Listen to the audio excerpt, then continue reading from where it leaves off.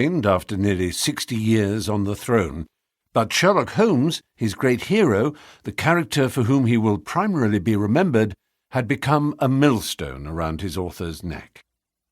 In the last story of that collection, called with what he had hoped was literal finality, The Final Problem, Conan Doyle had killed Sherlock Holmes off, and fervently hoped now to be able to devote himself to the historical novels that he loved, and which he felt better displayed his considerable and perhaps overlooked literary talents. "I must save my mind for better things," is how he had put it in a letter to his mother. But the public were not about to allow their favourite literary hero to disappear.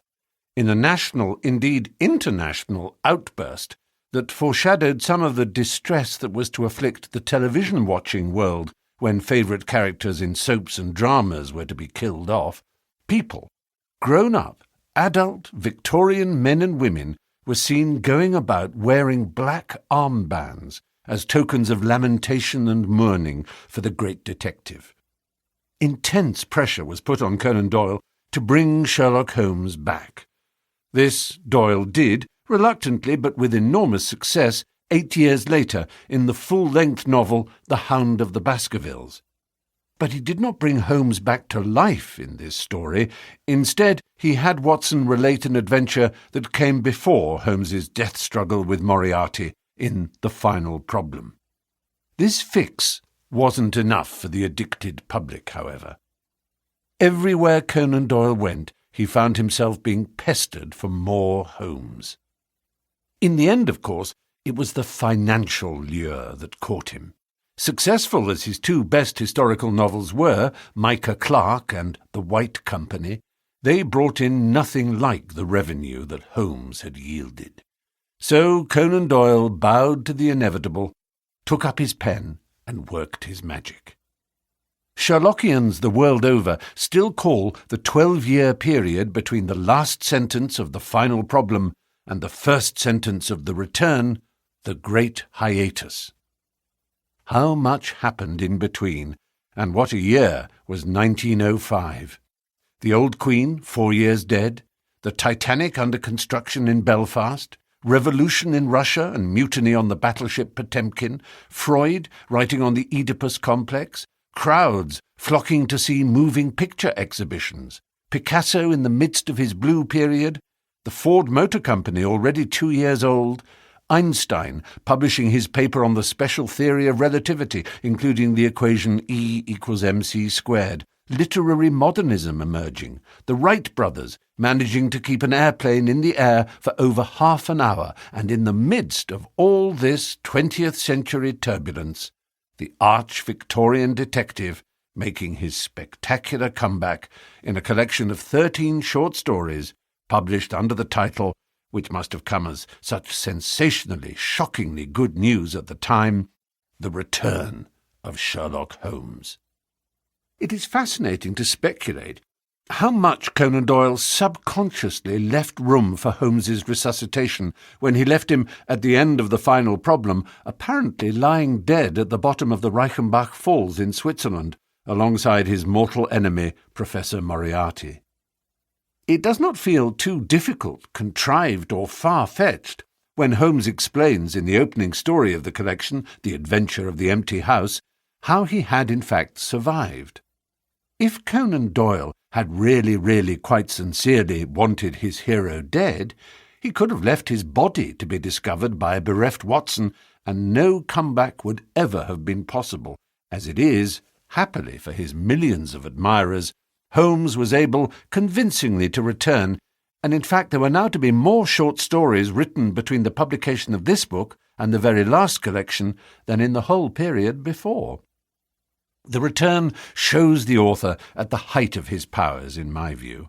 As well as the menacing figure of Colonel Sebastian Moran in the opening story, we meet other memorable villains, some of the nastiest in the canon, in fact. The odiously reptilian Charles Augustus Milverton, whom Holmes calls the worst man in London, the repulsively mean and vengeful Jonas Oldacre, builder of Norwood, and the loathsome, drunk and lecherous Mr. Woodley, from The Solitary Cyclist spring to mind.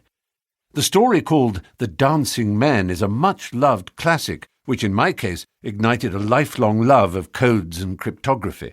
A school friend and I devised our own equivalent of the sinister Matchstick Men cipher in that story, with which we exchanged notes, much to the bafflement of our teachers. The Adventure of the Priory School has always been a firm favourite of mine too. I especially enjoy the closing moments in which Holmes names the criminal and receives his greatest ever fee. The final story in the collection, The Second Stain, was one which Conan Doyle himself most especially liked. He called it his 8th best story. It's rather endearing to think that he might have kept a top 10 list.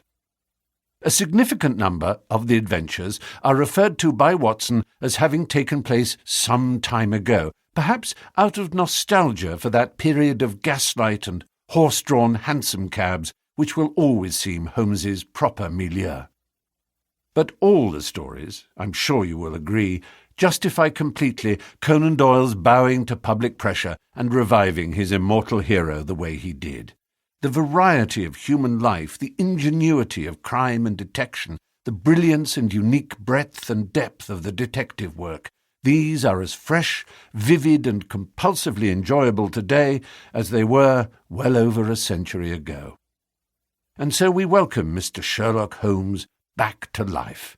How we wish he were with us still. The Adventure of the Empty House. It was in the spring of the year 1894 that all London was interested, and the fashionable world dismayed, by the murder of the Honourable Ronald Adair under most unusual and inexplicable circumstances. The public has already learned those particulars of the crime which came out in the police investigation, but a good deal was suppressed upon that occasion, since the case for the prosecution was so overwhelmingly strong that it was not necessary to bring forward all the facts. Only now, at the end of nearly 10 years, am I allowed to supply those missing links which make up the whole of that remarkable chain.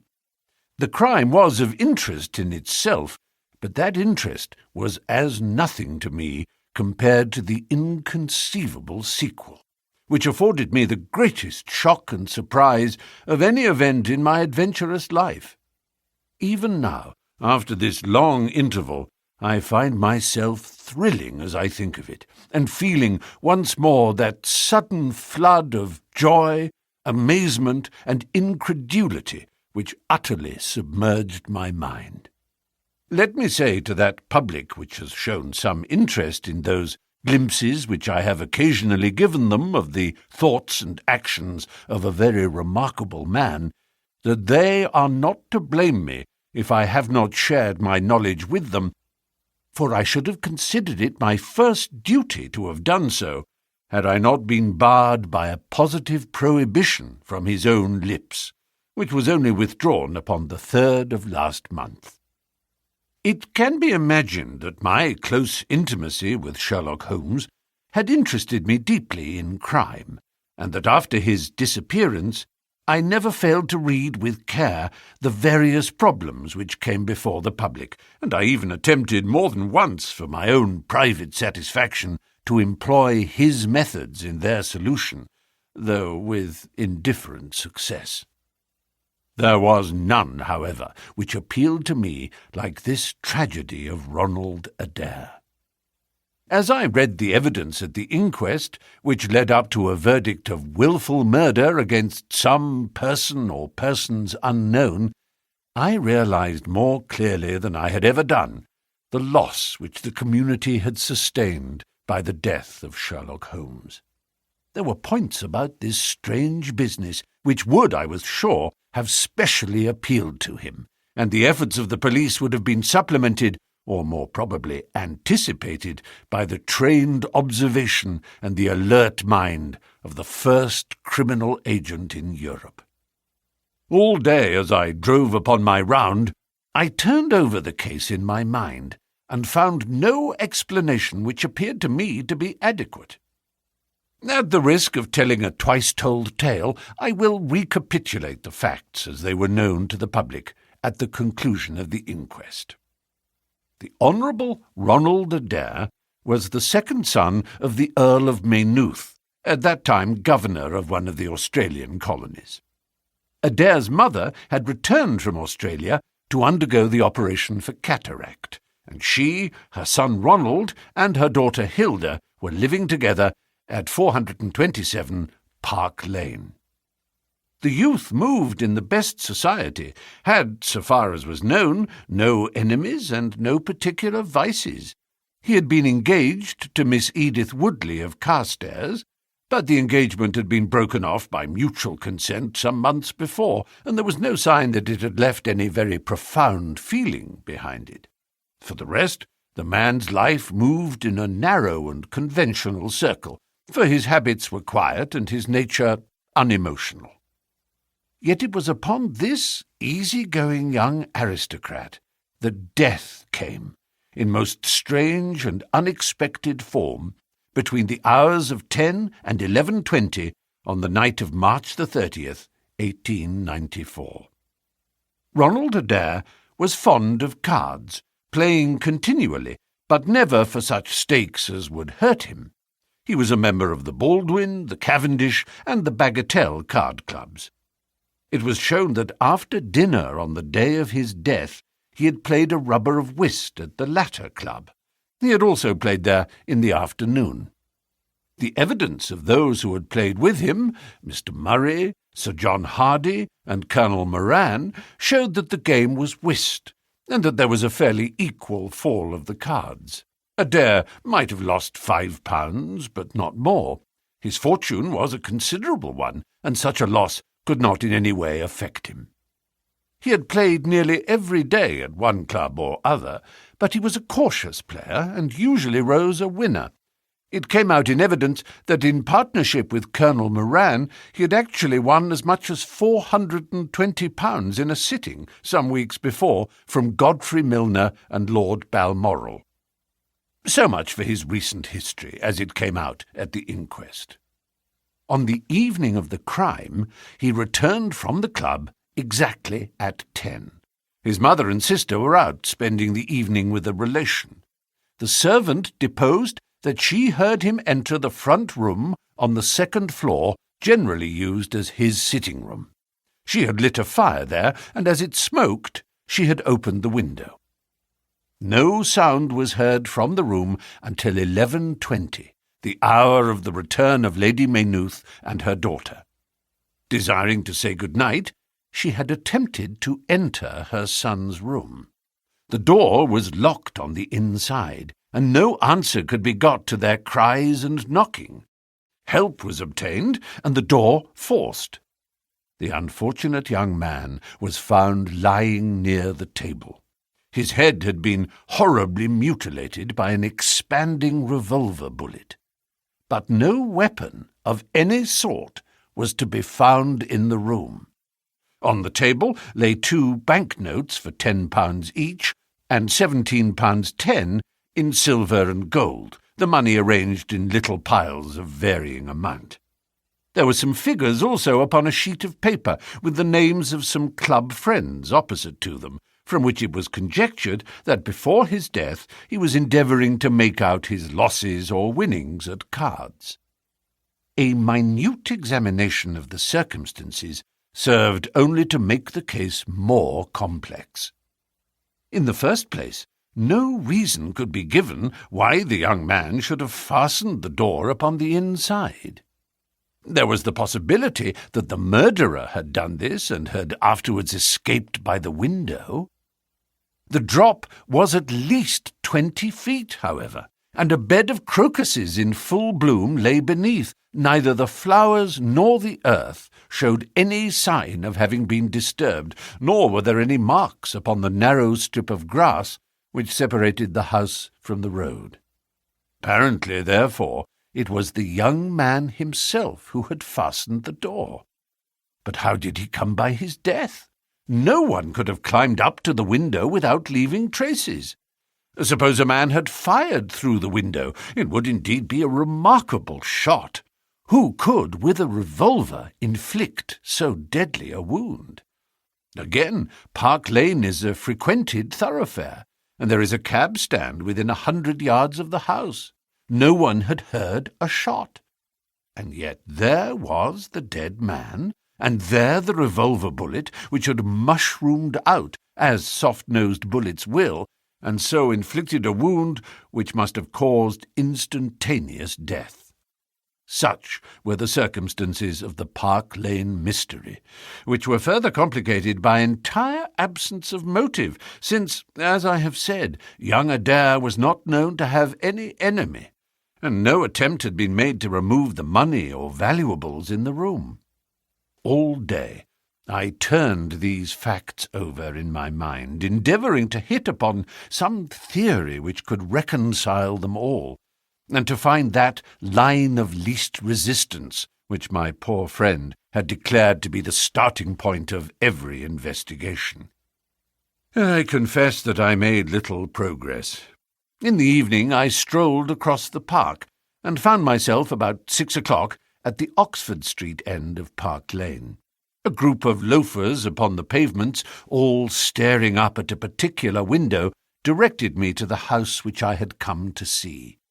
A tall, thin man with coloured glasses, whom I strongly suspected of being a plain-clothes detective, was pointing out some theory of his own, while the others crowded round to listen to what he said. I got as near him as I could, but his observations seemed to me to be absurd, so I withdrew again in some disgust. As I did so, I struck against an elderly, deformed man who had been behind me, and I knocked down several books which he was carrying. I remember that as I picked them up I observed the title of one of them, The Origin of Tree Worship, and it struck me that the fellow must be some poor bibliophile who, either as a trade or as a hobby, was a collector of obscure volumes.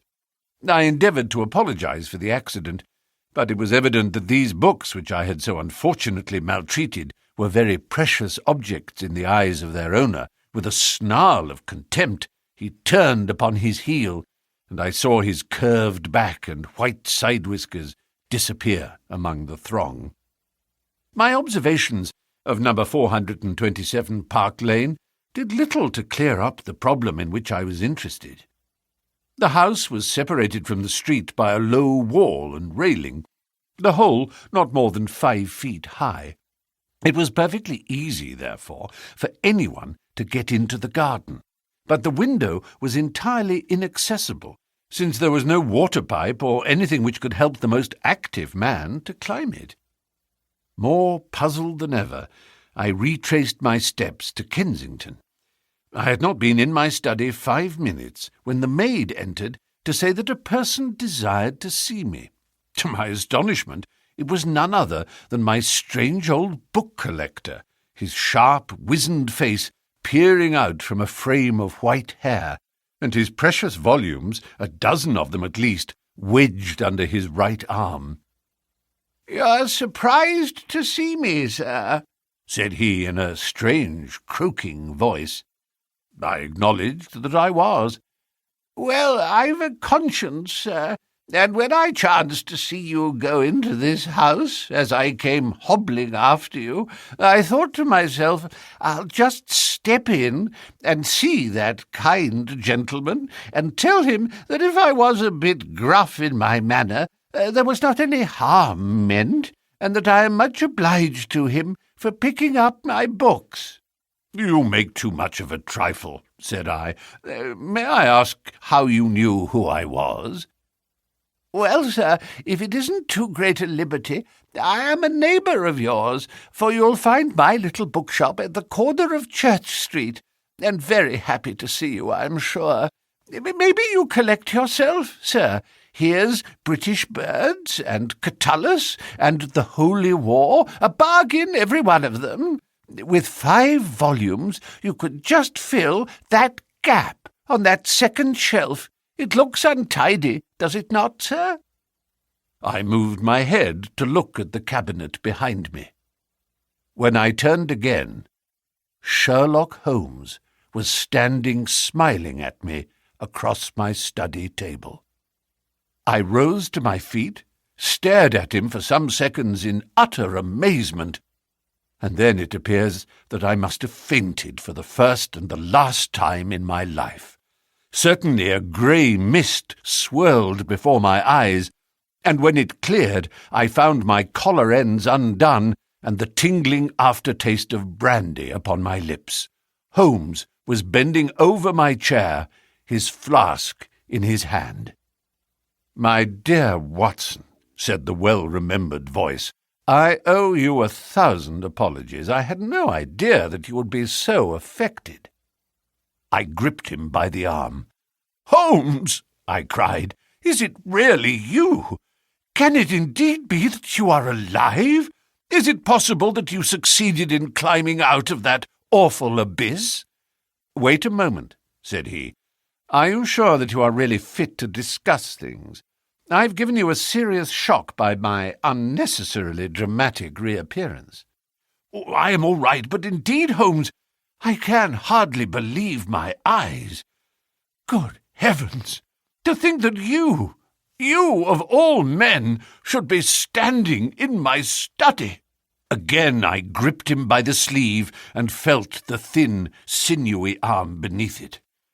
"Well, you're not a spirit anyhow," said I. "My dear chap, I am overjoyed to see you. Sit down and tell me how you came alive out of that dreadful chasm." He sat opposite to me and lit a cigarette in his old, nonchalant manner. He was dressed in the seedy frock-coat of the book merchant, but the rest of that individual lay in a pile of white hair and old books upon the table. Holmes looked even thinner and keener than of old, but there was a dead-white tinge in his aquiline face which told me that his life recently had not been a healthy one.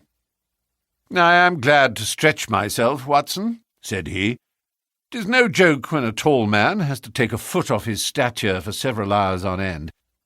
Now, my dear fellow, in the matter of these explanations, we have, if I may ask for your cooperation, a hard and dangerous night's work in front of us. Perhaps it would be better if I gave you an account of the whole situation when that work is finished."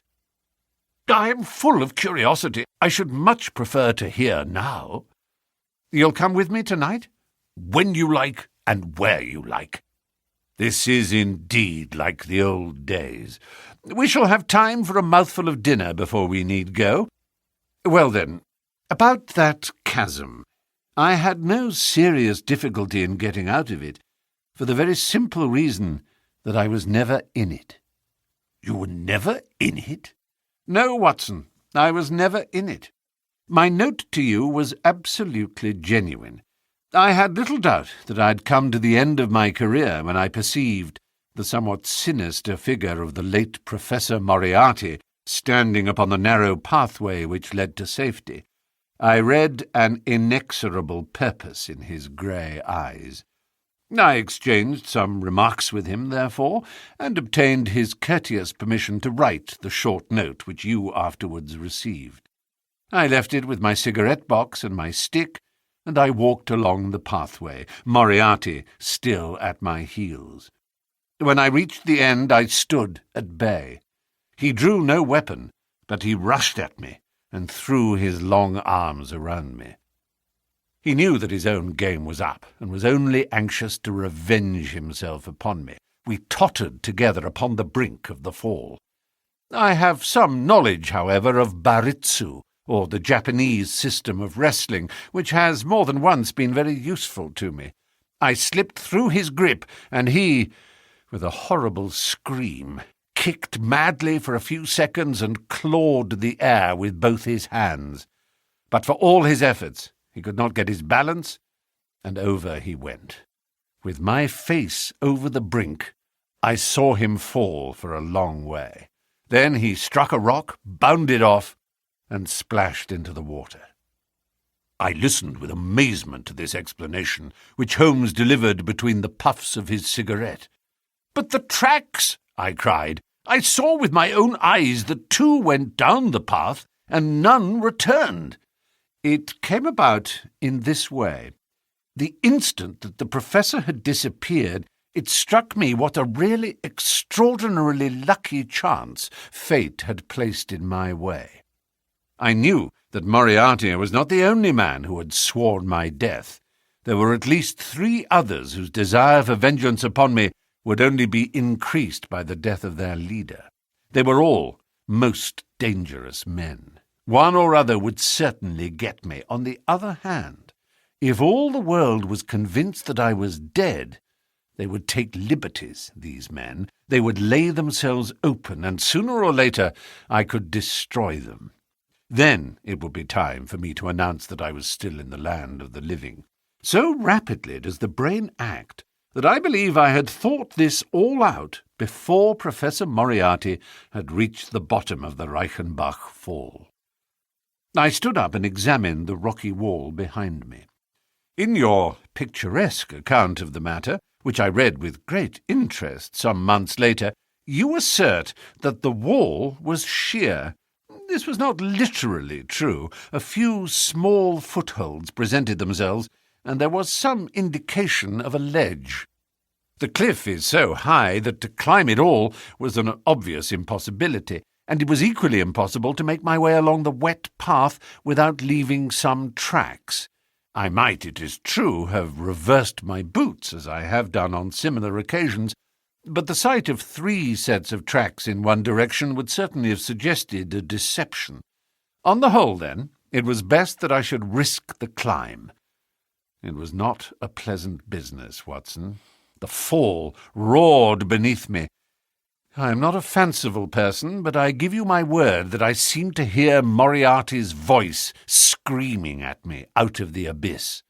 A mistake would have been fatal. More than once, as tufts of grass came out in my hand, or my foot slipped in the wet notches of the rock, I thought that I was gone. But I struggled upwards, and at last I reached a ledge several feet deep and covered with soft green moss, where I could lie unseen in the most perfect comfort. There I was stretched when you, my dear Watson, and all your following were investigating in the most sympathetic and inefficient manner the circumstances of my death. At last, when you had all formed your inevitable and totally erroneous conclusions, you departed for the hotel, and I was left alone. I had imagined that I had reached the end of my adventures, but a very unexpected occurrence showed me that there were surprises still in store for me. A huge rock, falling from above, boomed past me, struck the path, and bounded over into the chasm. For an instant I thought that it was an accident, but a moment later, looking up, I saw a man's head against the darkening sky, and another stone struck the very ledge upon which I was stretched within a foot of my head. Of course, the meaning of this was obvious. Moriarty had not been alone. A confederate, and even that one glance had told me how dangerous a man that confederate was, had kept guard while the professor had attacked me. From a distance, unseen by me, he had been a witness of his friend's death and of my escape. He had waited, and then, making his way round to the top of the cliff, he had endeavoured to succeed where his comrade had failed. Now, I did not take long to think about it, Watson.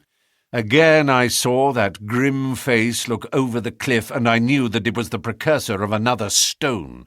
I scrambled down onto the path. I don't think I could have done it in cold blood.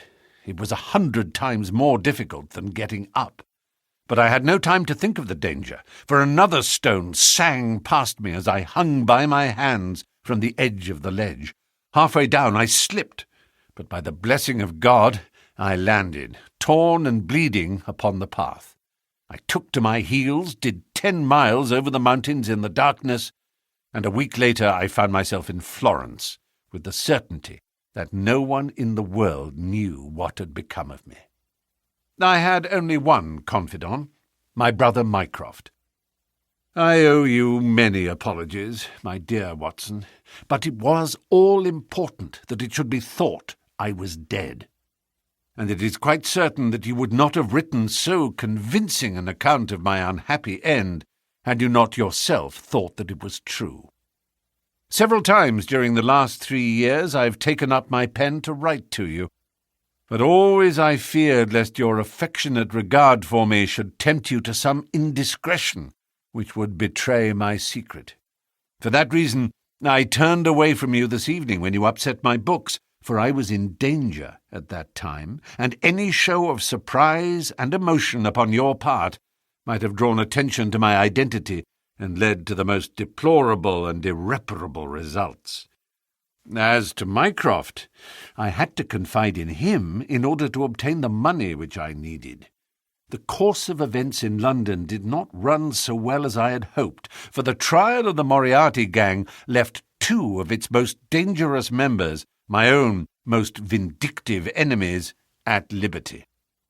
I travelled for 2 years in Tibet, therefore, and amused myself by visiting Lhasa and spending some days with the head lama.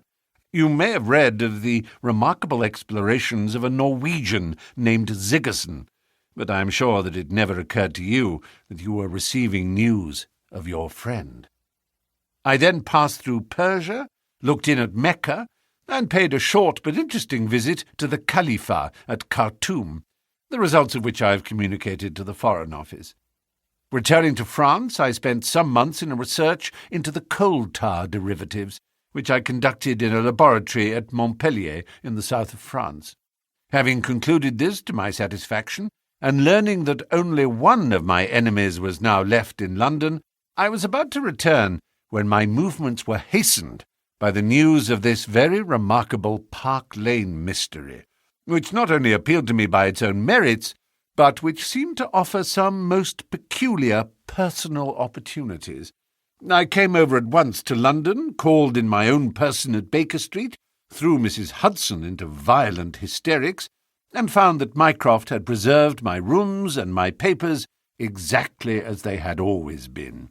So it was, my dear Watson, that at 2 o'clock today I found myself in my old armchair in my own old room, and only wishing that I could have seen my old friend Watson in the other chair which he has so often adorned. Such was the remarkable narrative to which I listened on that April evening, a narrative which would have been utterly incredible to me had it not been confirmed by the actual sight of the tall, spare figure and the keen, eager face, which I had never thought to see again. In some manner he had learned of my own sad bereavement, and his sympathy was shown in his manner rather than in his words. "Work is the best antidote to sorrow, my dear Watson," said he, "and I have a piece of work for us both tonight, which, if we can bring it to a successful conclusion, will in itself justify a man's life on this planet."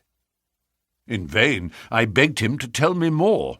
"You will hear and see enough before morning," he answered. "We have 3 years of the past to discuss. Let that suffice until 9:30, when we start upon the notable adventure of the empty house." It was indeed like old times when, at that hour, I found myself seated beside him in a hansom, my revolver in my pocket, and the thrill of adventure in my heart. Holmes was cold and stern and silent. As the gleam of the street lamps flashed upon his austere features, I saw that his brows were drawn down in thought, and his thin lips compressed. I knew not what wild beast we were about to hunt down in the dark jungle of criminal London, but I was well assured from the bearing of this master huntsman that the adventure was a most grave one, while the sardonic smile which occasionally broke through his ascetic gloom boded little good for the object of our quest.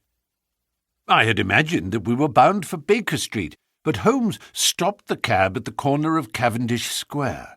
I observed that as he stepped out, he gave a most searching glance to right and left, and at every subsequent street corner he took the utmost pains to assure that he was not followed. Our route was certainly a singular one.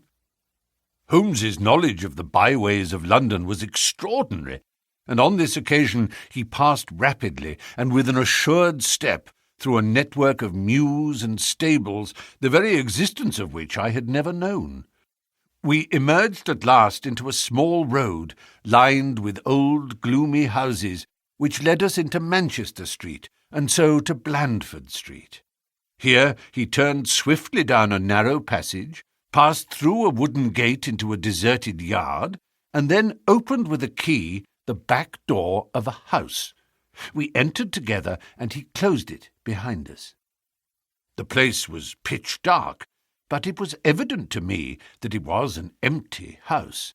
Our feet creaked and crackled over the bare planking, and my outstretched hand touched a wall from which the paper was hanging in ribbons. Holmes's cold, thin fingers closed round my wrist and led me forwards down a long hall until I dimly saw the murky fanlight over the door. Here Holmes turned suddenly to the right, and we found ourselves in a large, square, empty room, heavily shadowed in the corners, but faintly lit in the centre from the lights of the street beyond. There was no lamp near, and the window was thick with dust, so that we could only just discern each other's figures within. My companion put his hand upon my shoulder, and his lips close to my ear. "Do you know where we are?" he whispered. "Surely that is Baker Street," I answered, staring through the dim window. "Exactly. We are in Camden House, which stands opposite to our own old quarters." "But why are we here?" "Because it commands so excellent a view of that picturesque pile. Might I trouble you, my dear Watson, to draw a little nearer to the window, taking every precaution not to show yourself, and then to look up at our old rooms, the starting point of so many of our little adventures. We will see if my 3 years of absence have entirely taken away my power to surprise you." I crept forward and looked across the familiar window. As my eyes fell upon it, I gave a gasp and a cry of amazement. The blind was down, and a strong light was burning in the room. The shadow of a man who was seated in a chair within was thrown in hard black outline upon the luminous screen of the window. There was no mistaking the poise of the head, the squareness of the shoulders, the sharpness of the features. The face was turned half round, and the effect was that of one of those black silhouettes which our grandparents loved to frame. It was a perfect reproduction of Holmes. So amazed was I that I threw out my hand to make sure that the man himself was standing beside me. He was quivering with silent laughter. "Well," said he. "Good heavens!" I cried. "It's marvellous!" "I trust that age doth not wither, nor custom stale my infinite variety," said he, and I recognized in his voice the joy and pride which the artist takes in his own creation. "It really is rather like me, is it not? I should be prepared to swear that it was you." The credit of the execution is due to Monsieur Oscar Meunier of Grenoble, who spent some days in doing the moulding. It is a bust in wax. The rest I arranged myself during my visit to Baker Street this afternoon. "But why?" "Because, my dear Watson, I had the strongest possible reason for wishing certain people to think that I was there when I was really elsewhere." "And you thought the rooms were watched?" "I knew that they were watched." "By whom?" "By my old enemies, Watson. By the charming society whose leader lies in the Reichenbach fall.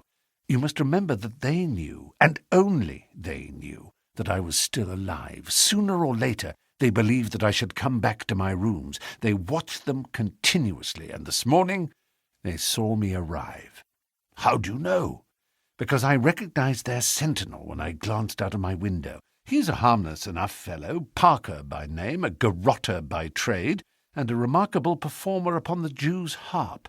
I cared nothing for him, but I cared a great deal for the much more formidable person who was behind him, the bosom friend of Moriarty, the man who dropped the rocks over the cliff, the most cunning and dangerous criminal in London, That is the man who is after me tonight, Watson, and that is the man who is quite unaware that we are after him."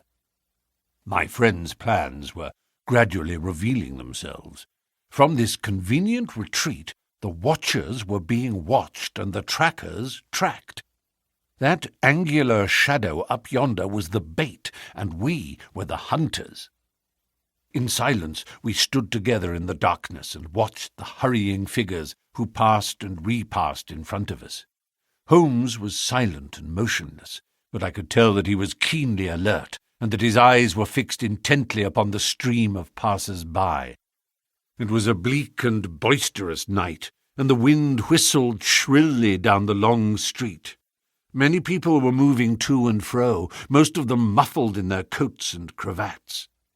Once or twice it seemed to me that I had seen the same figure before, and I especially noticed two men who appeared to be sheltering themselves from the wind in the doorway of a house some distance up the street. I tried to draw my companion's attention to them, but he gave a little ejaculation of impatience and continued to stare into the street. More than once he fidgeted with his feet and tapped rapidly with his fingers upon the wall. It was evident to me that he was becoming uneasy, and that his plans were not working out altogether as he had hoped. At last, as midnight approached and the street gradually cleared, he paced up and down the room in uncontrollable agitation. I was about to make some remark to him, when I raised my eyes to the lighted window and again experienced almost as great a surprise as before. I clutched Holmes's arm and pointed upwards. "The shadow has moved!" I cried. It was indeed no longer the profile, but the back which was turned towards us. 3 years had certainly not smoothed the asperities of his temper or his impatience with a less active intelligence than his own. "Of course it has moved," said he. "Am I such a farcical bungler, Watson, that I should erect an obvious dummy and expect that some of the sharpest men in Europe would be deceived by it? We have been in this room 2 hours, and Mrs. Hudson has made some change in that figure 8 times, or once in every quarter of an hour.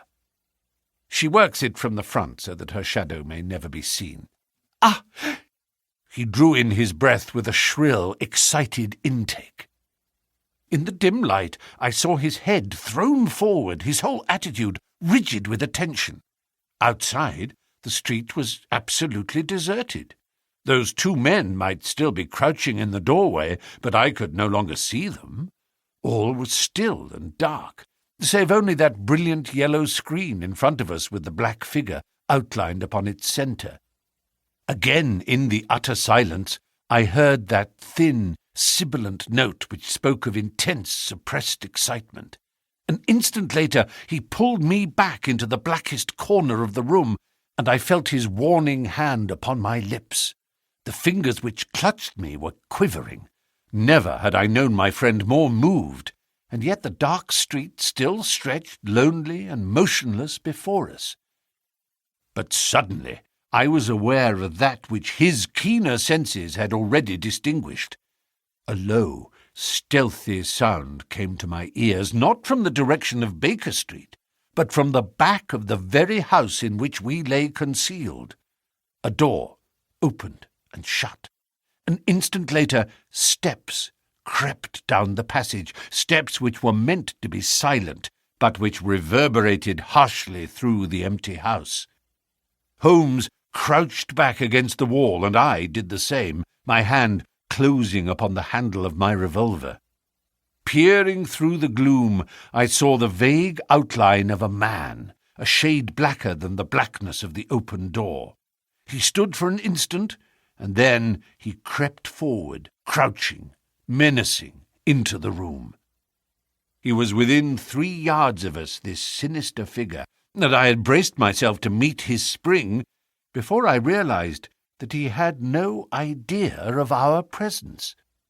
He passed close beside us, stole over to the window, and very softly and noiselessly raised it for half a foot.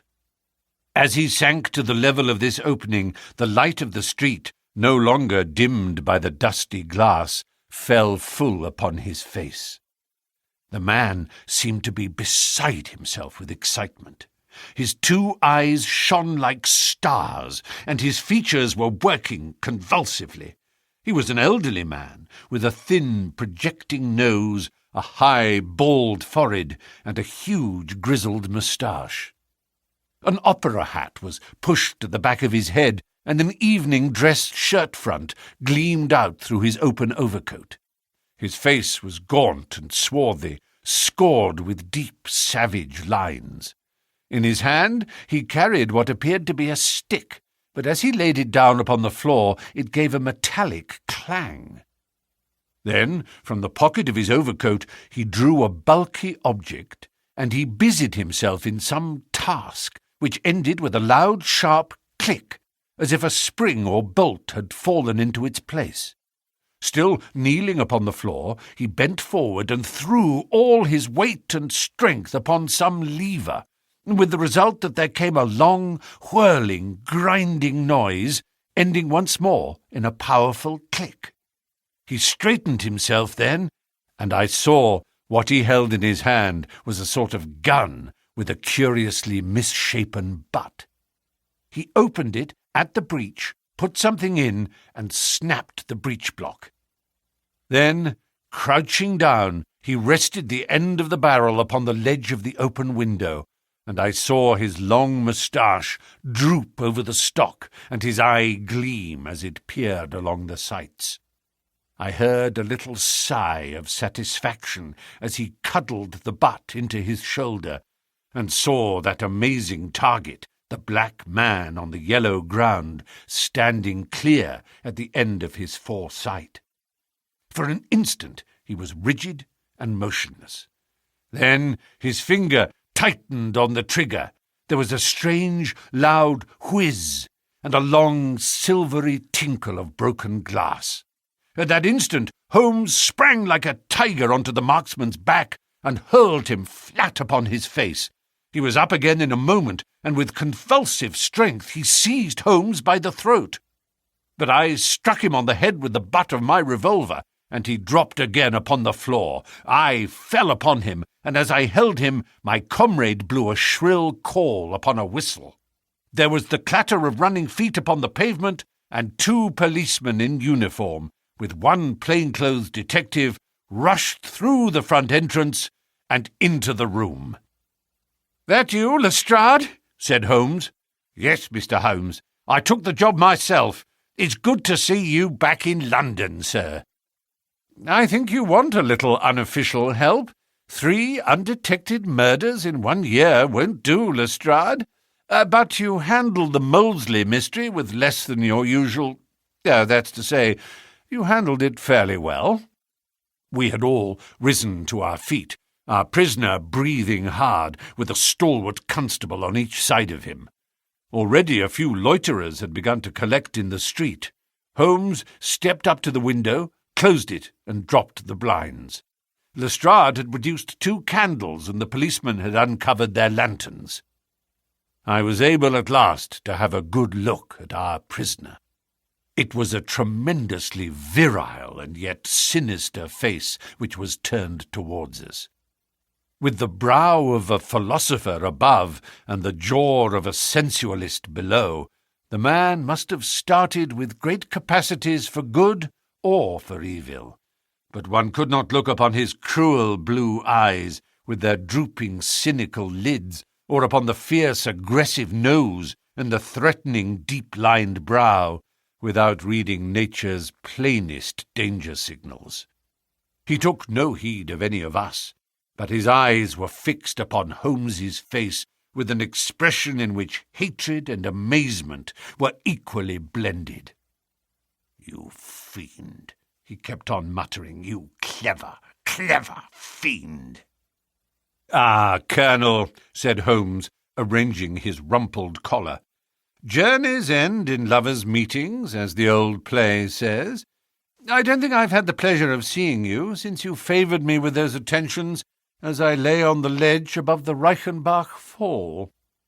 The Colonel still stared at my friend like a man in a trance. "You cunning, cunning fiend," was all that he could say. "I have not introduced you yet," said Holmes. "This, gentleman, is Colonel Sebastian Moran, once of Her Majesty's Indian Army, and the best heavy-game shot that our Eastern Empire has ever produced. I believe I am correct, Colonel, in saying that your bag of tigers still remains unrivalled?" The fierce old man said nothing, but still glared at my companion with his savage eyes and bristling moustache. He was wonderfully like a tiger himself. "I wonder that my very simple stratagem could deceive so old a shikari," said Holmes. "It must be very familiar to you. Have you not tethered a young kid under a tree, lain above it with your rifle, and waited for the bait to bring up your tiger? This empty house is my tree, and you are my tiger. You have possibly had other guns in reserve in case there should be several tigers, or in the unlikely supposition of your own aim failing you. These," he pointed around, "are my other guns. The parallel is exact." Colonel Moran sprang forward with a snarl of rage, but the constables dragged him back. The fury upon his face was terrible to look at. "I confess that you had one small surprise for me," said Holmes. "I did not anticipate that you would yourself make use of this empty house and this convenient front window. I had imagined you as operating from the street, where my friend Lestrade and his merry men were awaiting you. With that exception, all has gone as I expected." Colonel Moran turned to the official detective. "You may or may not have just cause for arresting me," said he, "but at least there can be no reason why I should submit to the gibes of this person. If I am in the hands of the law, let things be done in a legal way." "Well, that's reasonable enough," said Lestrade. "Nothing further you have to say, Mr. Holmes, before we go?" Holmes had picked up the powerful air gun from the floor and was examining its mechanism. "An admirable and unique weapon," said he, "noiseless and of tremendous power. I knew von Herder, the blind German mechanic who constructed it to the order of the late Professor Moriarty. For years I've been aware of its existence, though I have never before had the opportunity of handling it. I commend it very specially to your attention, Lestrade, and also the bullets which fit it." "You can trust us to look after that, Mr. Holmes," said Lestrade, as the whole party moved towards the door. "Anything further to say?" "Only to ask what charge you intend to prefer." "What charge, sir? Why, of course, the attempted murder of Mr. Sherlock Holmes." "Not so, Lestrade. I do not propose to appear in the matter at all. To you, and to you only, belongs the credit of the remarkable arrest which you have effected. Yes, Lestrade, I congratulate you. With your usual happy mixture of cunning and audacity, you have got him." "Got him? Got whom, Mr. Holmes?" "The man that the whole force has been seeking in vain, Colonel Sebastian Moran, who shot the Honourable Ronald Adair with an expanding bullet from an air gun through the open window of the second floor of number 427 Park Lane upon the 30th of last month. That's the charge, Lestrade. And now, Watson, if you can endure the draught from a broken window, I think that half an hour in my study over a cigar may afford you some profitable amusement." Our old chambers had been left unchanged through the supervision of Mycroft Holmes and the immediate care of Mrs. Hudson. As I entered, I saw, it is true, an unwonted tidiness, but the old landmarks were all in their place. There were the chemical corner and the acid-stained, deal-topped table. There upon a shelf was the row of formidable scrapbooks and books of reference, which many of our fellow citizens would have been so glad to burn. The diagrams, the violin case, and the pipe-rack, even the Persian slipper which contained the tobacco, all met my eyes as I glanced round me. There were two occupants of the room, one Mrs. Hudson, who beamed upon us both as we entered, The other, the strange dummy, which had played so important a part in the evening's adventures. It was a wax-coloured model of my friend, so admirably done that it was a perfect facsimile. It stood on a small pedestal table with an old dressing-gown of Holmes's so draped round it that the illusion from the street was absolutely perfect. "I hope you preserved all precautions, Mrs. Hudson," said Holmes. "I went to it on my knees, sir, just as you told me." "Excellent. You carried the thing out very well. Did you observe where the bullet went?" "Yes, sir. I'm afraid it has spoiled your beautiful bust, for it passed right through the head and flattened itself on the wall. I picked it up from the carpet. Here it is." Holmes held it out to me. "A soft revolver bullet, as you perceive, Watson. There's genius in that, for who would expect to find such a thing fired from an air gun? All right, Mrs. Hudson, I'm much obliged for your assistance. And now, Watson, let me see you in your old seat once more, for there are several points which I should like to discuss with you." He had thrown off the seedy frock-coat, and now he was the Holmes of old, in the mouse-coloured dressing-gown which he took from his effigy. "The old shikari's nerves have not lost their steadiness, nor his eyes their keenness," said he with a laugh, as he inspected the shattered forehead of his bust. "Plumb in the middle of the back of the head and smack through the brain. He was the best shot in India, and I expect that there are few better in London. Have you heard the name?" "No, I have not." Well, such is fame. But then, if I remember aright, you had not heard the name of Professor James Moriarty, who had one of the great brains of the century. Just give me down my index of biographies from the shelf." He turned over the pages lazily, leaning back in his chair and blowing great clouds from his cigar. "My collection of M's is a fine one," said he. "Moriarty himself is enough to make any letter illustrious, and here is Morgan, the poisoner, and Merridew, of abominable memory, and Matthews, who knocked out my left canine in the waiting-room at Charing Cross, and finally, here is our friend of tonight." He handed over the book, and I read, "Moran, Sebastian, Colonel, unemployed, formerly 1st Bangalore Pioneers, born London 1840, son of Sir Augustus Moran, C.B., once British Minister to Persia, educated Eton and Oxford, served in Jawaki campaign, Afghan campaign, Charasiab, dispatches, Sherpur, and Kabul, author of Heavy Game of the Western Malayas, 1881, 3 Months in the Jungle, 1884, Address Conduit Street, Clubs, the Anglo-Indian, the Tankerville, the Bagatelle Card Club. On the margin was written, in Holmes's precise hand, "The second most dangerous man in London." "This is astonishing," said I, as I handed back the volume. "The man's career is that of an honourable soldier." "It is true," Holmes answered. "Up to a certain point he did well.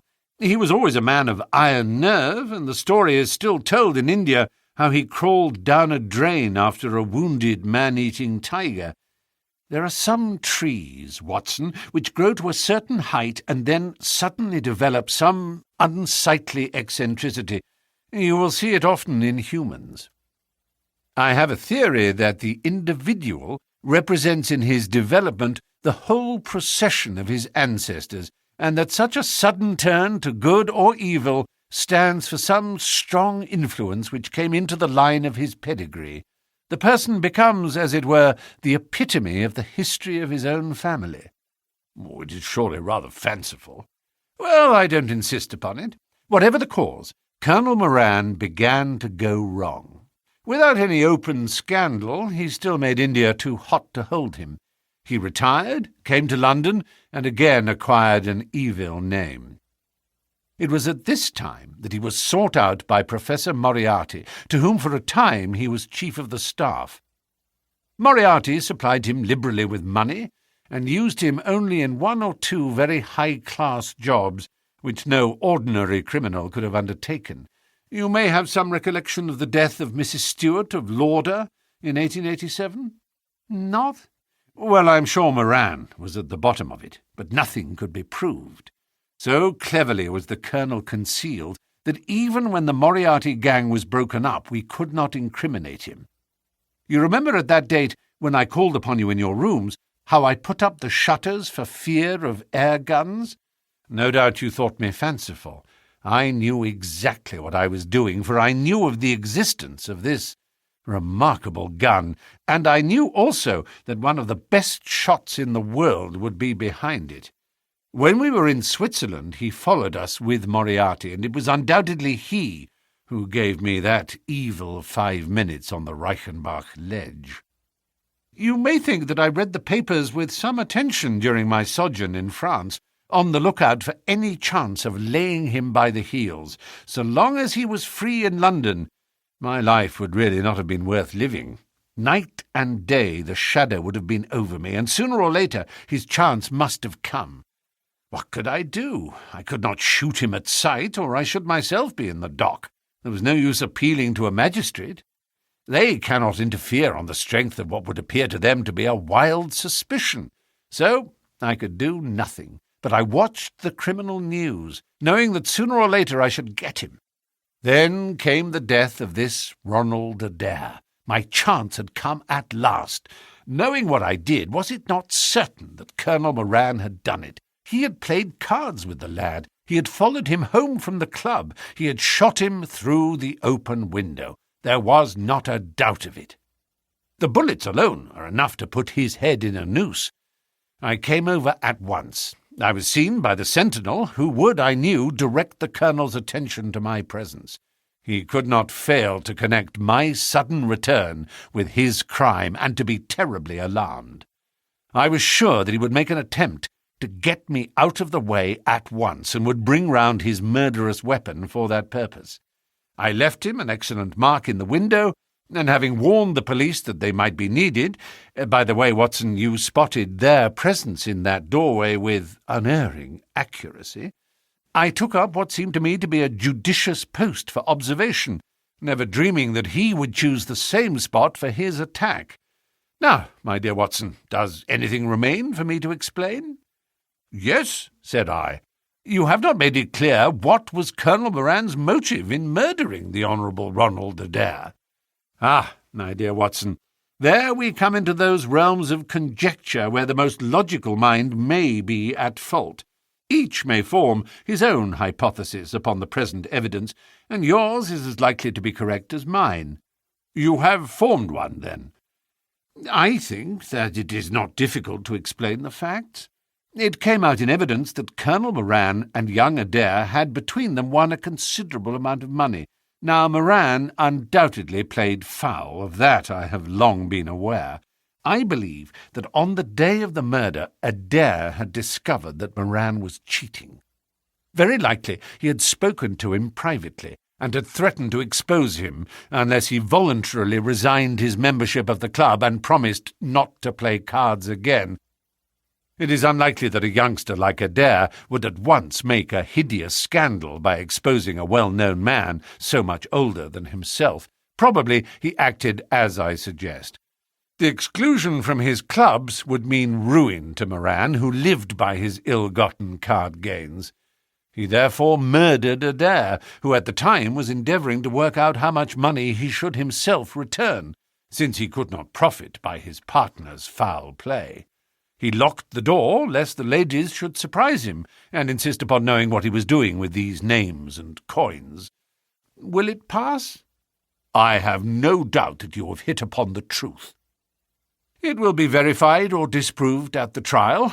Meanwhile, come what may, Colonel Moran will trouble us no more. The famous air gun of von Herder will embellish the Scotland Yard Museum, and once again, Mr. Sherlock Holmes is free to devote his life to examining those interesting little problems which the complex life of London so plentifully presents. The Adventure of the Norwood Builder. From the point of view of the criminal expert, said Mr. Sherlock Holmes, London has become a singularly uninteresting city since the death of the late lamented Professor Moriarty. I can hardly think that you would find many decent citizens to agree with you, I answered. Well, I must not be selfish, said he with a smile, as he pushed back his chair from the breakfast table. The community is certainly the gainer, and no one the loser, save the poor, out-of-work specialist whose occupation has gone. With that man in the field, one's morning paper presented infinite possibilities. Often it was only the smallest trace, Watson, the faintest indication, and yet it was enough to tell me that the great malignant brain was there, as the gentlest tremors of the edges of the web remind one of the foul spider which lurks in the centre. Petty thefts, wanton assaults, purposeless outrage, to the man who held the clue, all could be worked into one connected whole. To the scientific student of the higher criminal world, no capital in Europe offered the advantages which London then possessed. But now, he shrugged his shoulders in humorous deprecation of the state of things which he had himself done so much to produce. At the time of which I speak, Holmes had been back for some months, and I, at his request, had sold my practice and returned to share the old quarters in Baker Street.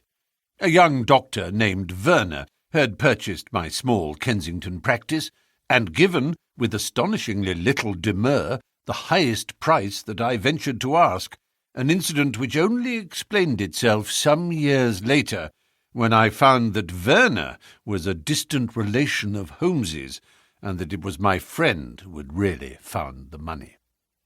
Our months of partnership had not been so uneventful as he had stated, for I find, on looking over my notes, that this period includes the case of the papers of ex-President Murillo, and also the shocking affair of the Dutch steamship Friesland, which so nearly cost us both our lives. His cold and proud nature was always averse, however, to anything in the shape of public applause, and he bound me in the most stringent terms to say no further word of himself, his methods, or his successes, a prohibition which, as I have explained, has only now been removed. Mr. Sherlock Holmes was leaning back in his chair after his whimsical protest, and was unfolding his morning paper in a leisurely fashion, when our attention was arrested by a tremendous ring at the bell, followed immediately by a hollow drumming sound as if someone were beating on the outer door with his fist. As it opened, there came a tumultuous rush into the hall, rapid feet clattered up the stair, and an instant later a wild-eyed and frantic young man, pale, dishevelled and palpitating, burst into the room. He looked from one to the other of us, and under our gaze of inquiry, he became conscious that some apology was needed for this unceremonious entry. "I'm sorry, Mr. Holmes," he cried. You mustn't blame me. I'm nearly mad.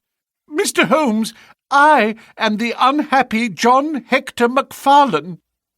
He made the announcement as if the name alone would explain both his visit and its manner, but I could see by my companion's unresponsive face that it meant no more to him than to me. "Have a cigarette, Mr. Macfarlane," said he, pushing his case across. "I am sure that with your symptoms, my friend Dr. Watson here would prescribe a sedative.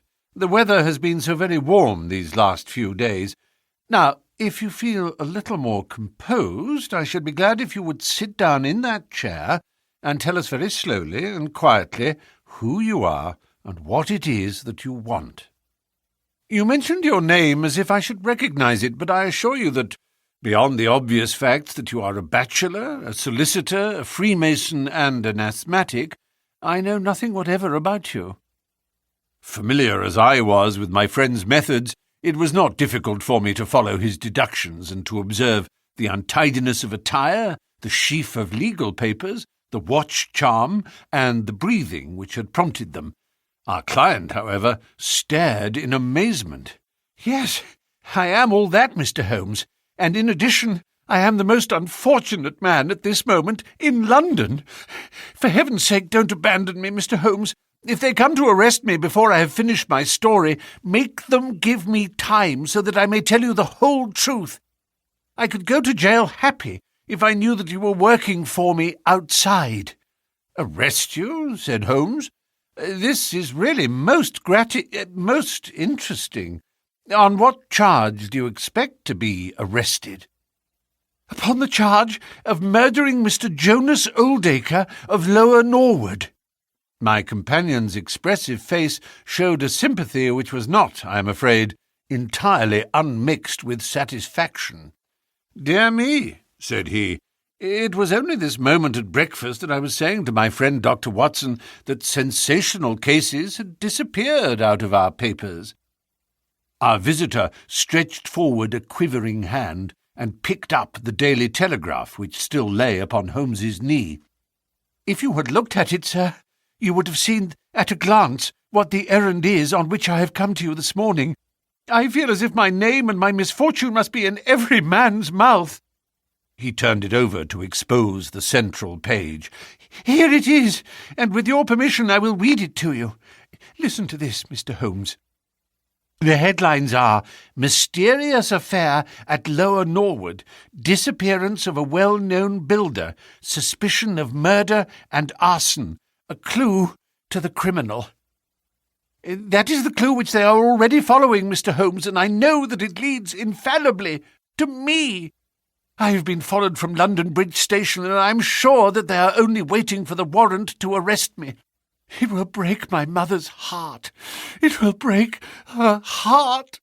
He wrung his hands in an agony of apprehension and swayed backwards and forwards in his chair. I looked with interest upon this man, who was accused of being the perpetrator of a crime of violence. He was flaxen-haired and handsome in a washed-out, negative fashion, with frightened blue eyes and a clean-shaven face with a weak, sensitive mouth. His age may have been about 27, his dress and bearing that of a gentleman. From the pocket of his light summer overcoat protruded the bundle of endorsed papers which proclaimed his profession. "We must use what time we have," said Holmes. "Watson, would you have the kindness to take the paper and to read me the paragraph in question?" Underneath the vigorous headlines which our client had quoted, I read the following suggestive narrative. "Late last night, or early this morning, an incident occurred at Lower Norwood, which points, it is feared, to a serious crime. Mr. Jonas Oldacre is a well-known resident of that suburb, where he has carried on his business as a builder for many years. Mr. Oldacre is a bachelor, 52 years of age, and lives in Deepdean House, at the Sydenham end of the road of that name. He has had the reputation of being a man of eccentric habits, secretive and retiring. For some years he has practically withdrawn from the business, in which he is said to have amassed considerable wealth. A small timber yard still exists, however, at the back of the house, and last night, about 12 o'clock, an alarm was given that one of the stacks was on fire. The engines were soon upon the spot, but the dry wood burned with great fury, and it was impossible to arrest the conflagration until the stack had been entirely consumed. Up to this point, the incident bore the appearance of an ordinary accident, but fresh indications seemed to point to serious crime. Surprise was expressed at the absence of the master of the establishment from the scene of the fire, and an inquiry followed which showed that he had disappeared from the house.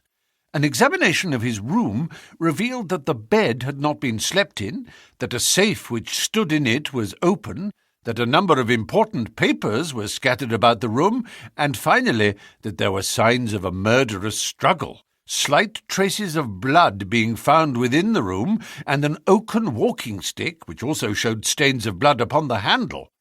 It is known that Mr. Jonas Oldacre had received a late visitor in his bedroom upon that night, and the stick found has been identified as the property of this person, who is a young London solicitor named John Hector Macfarlane, junior partner of Graham and Macfarlane of 426 Gresham Buildings, E.C.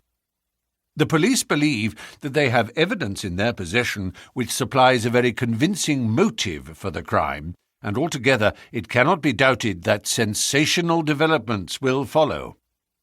Later, it is rumoured as we go to press that Mr. John Hector Macfarlane has actually been arrested on the charge of the murder of Mr. Jonas Oldacre. It is at least certain that a warrant has been issued. There have been further and sinister developments in the investigation at Norwood. Besides the signs of a struggle in the room of the unfortunate builder, it is now known that the French windows of his bedroom, which is on the ground floor, were found to be open, that there were marks as if some bulky object had been dragged across to the woodpile, and finally it is asserted that charred remains have been found among the charcoal ashes of the fire. The police theory is that a most sensational crime has been committed, that the victim was clubbed to death in his own bedroom, his papers rifled, and his dead body dragged across to the woodstack, which was then ignited so as to hide all traces of the crime. The conduct of the criminal investigation has been left in the experienced hands of Inspector Lestrade of Scotland Yard, who is following up the clues with his accustomed energy and sagacity. Sherlock Holmes listened with closed eyes and fingertips together to this remarkable account. "The case has certainly some points of interest," said he in his languid fashion. "May I ask, in the first place, Mr. Macfarlane, how it is that you are still at liberty, since there appears to be enough evidence to justify your arrest?" "I live at Torrington Lodge, Blackheath, with my parents, Mr. Holmes, but last night, having to do business very late with Mr. Jonas Oldacre, I stayed at an hotel in Norwood and came to my business from there. I knew nothing of this affair until I was in the train, when I read what you have just heard.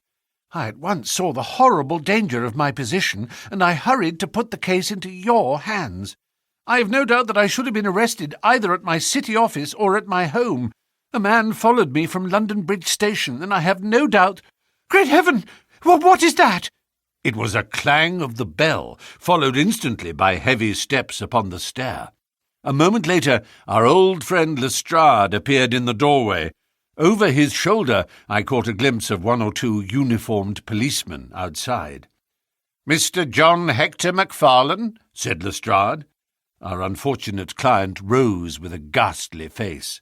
"I arrest you for the wilful murder of Mr. Jonas Oldacre of Lower Norwood." Macfarlane turned to us with a gesture of despair and sank into his chair once more like one who is crushed. "One moment, Lestrade," said Holmes. "Half an hour more or less can make no difference to you, and the gentleman was about to give us an account of this very interesting affair, which might aid us in clearing it up." "I think there will be no difficulty in clearing it up," said Lestrade grimly. "Nonetheless, with your permission, I should be much interested to hear his account." "Well, Mr. Holmes, it's difficult for me to refuse you anything, for you have been used to the force once or twice in the past, and we owe you a good turn at Scotland Yard," said Lestrade. "At the same time, I must remain with my prisoner, and I am bound to warn him that anything he may say will appear in evidence against him." "I wish nothing better," said our client. "All I ask is that you should hear and recognise the absolute truth." Lestrade looked at his watch. "I'll give you half an hour," said he. "I must explain first," said Macfarlane, "that I knew nothing of Mr. Jonas Oldacre. His name was familiar to me, for many years ago my parents were acquainted with him, but they drifted apart. I was very much surprised, therefore, when yesterday, about 3 o'clock in the afternoon, he walked into my office in the city, but I was still more astonished when he told me the object of his visit. He had in his hand several sheets of a notebook, covered with scribbled writing. Here they are, and he laid them on my table. "Here is my will," said he. "I want you, Mr. Macfarlane, to cast it into proper legal shape. I will sit here while you do so."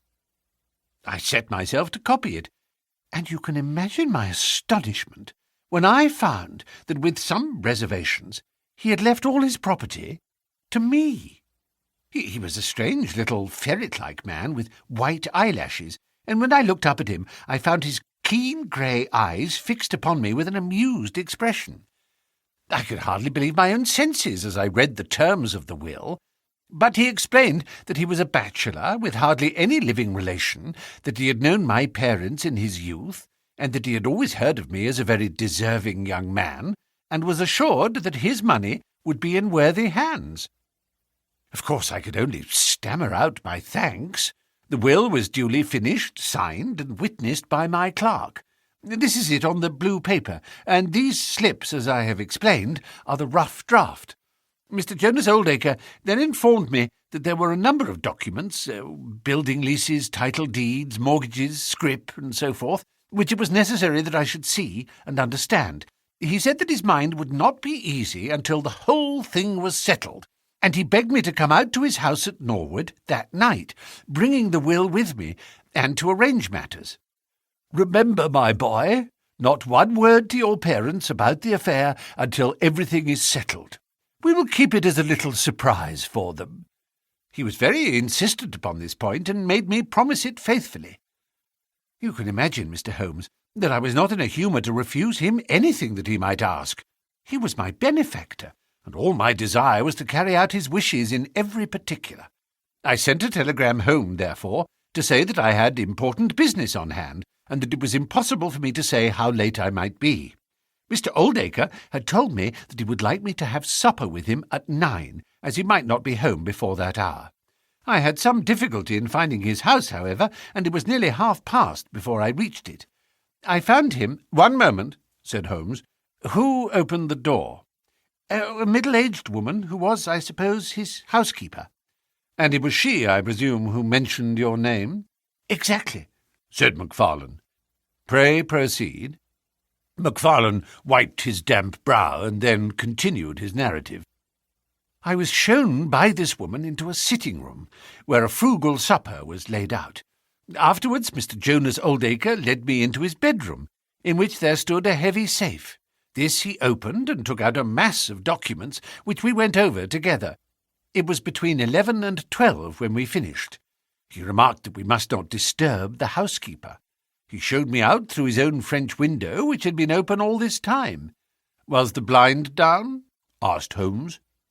"I will not be sure, but I believe that it was only half down. Yes, I remember how he pulled it up in order to swing open the window. I could not find my stick, and he said, 'Never mind, my boy, I shall see a good deal of you now, I hope, and I will keep your stick until you come back to claim it.' I left him there, the safe open, and the papers made up in packets upon the table, and it was so late that I could not get back to Blackheath, so I spent the night at the Annerley Arms, and I knew nothing more until I read of this horrible affair in the morning." "Anything more that you would like to ask, Mr. Holmes?" said Lestrade, whose eyebrows had gone up once or twice during this remarkable explanation. "Not until I have been to Blackheath." "You mean to Norwood?" said Lestrade. "Oh, yes, no doubt that is what I must have meant," said Holmes with his enigmatical smile.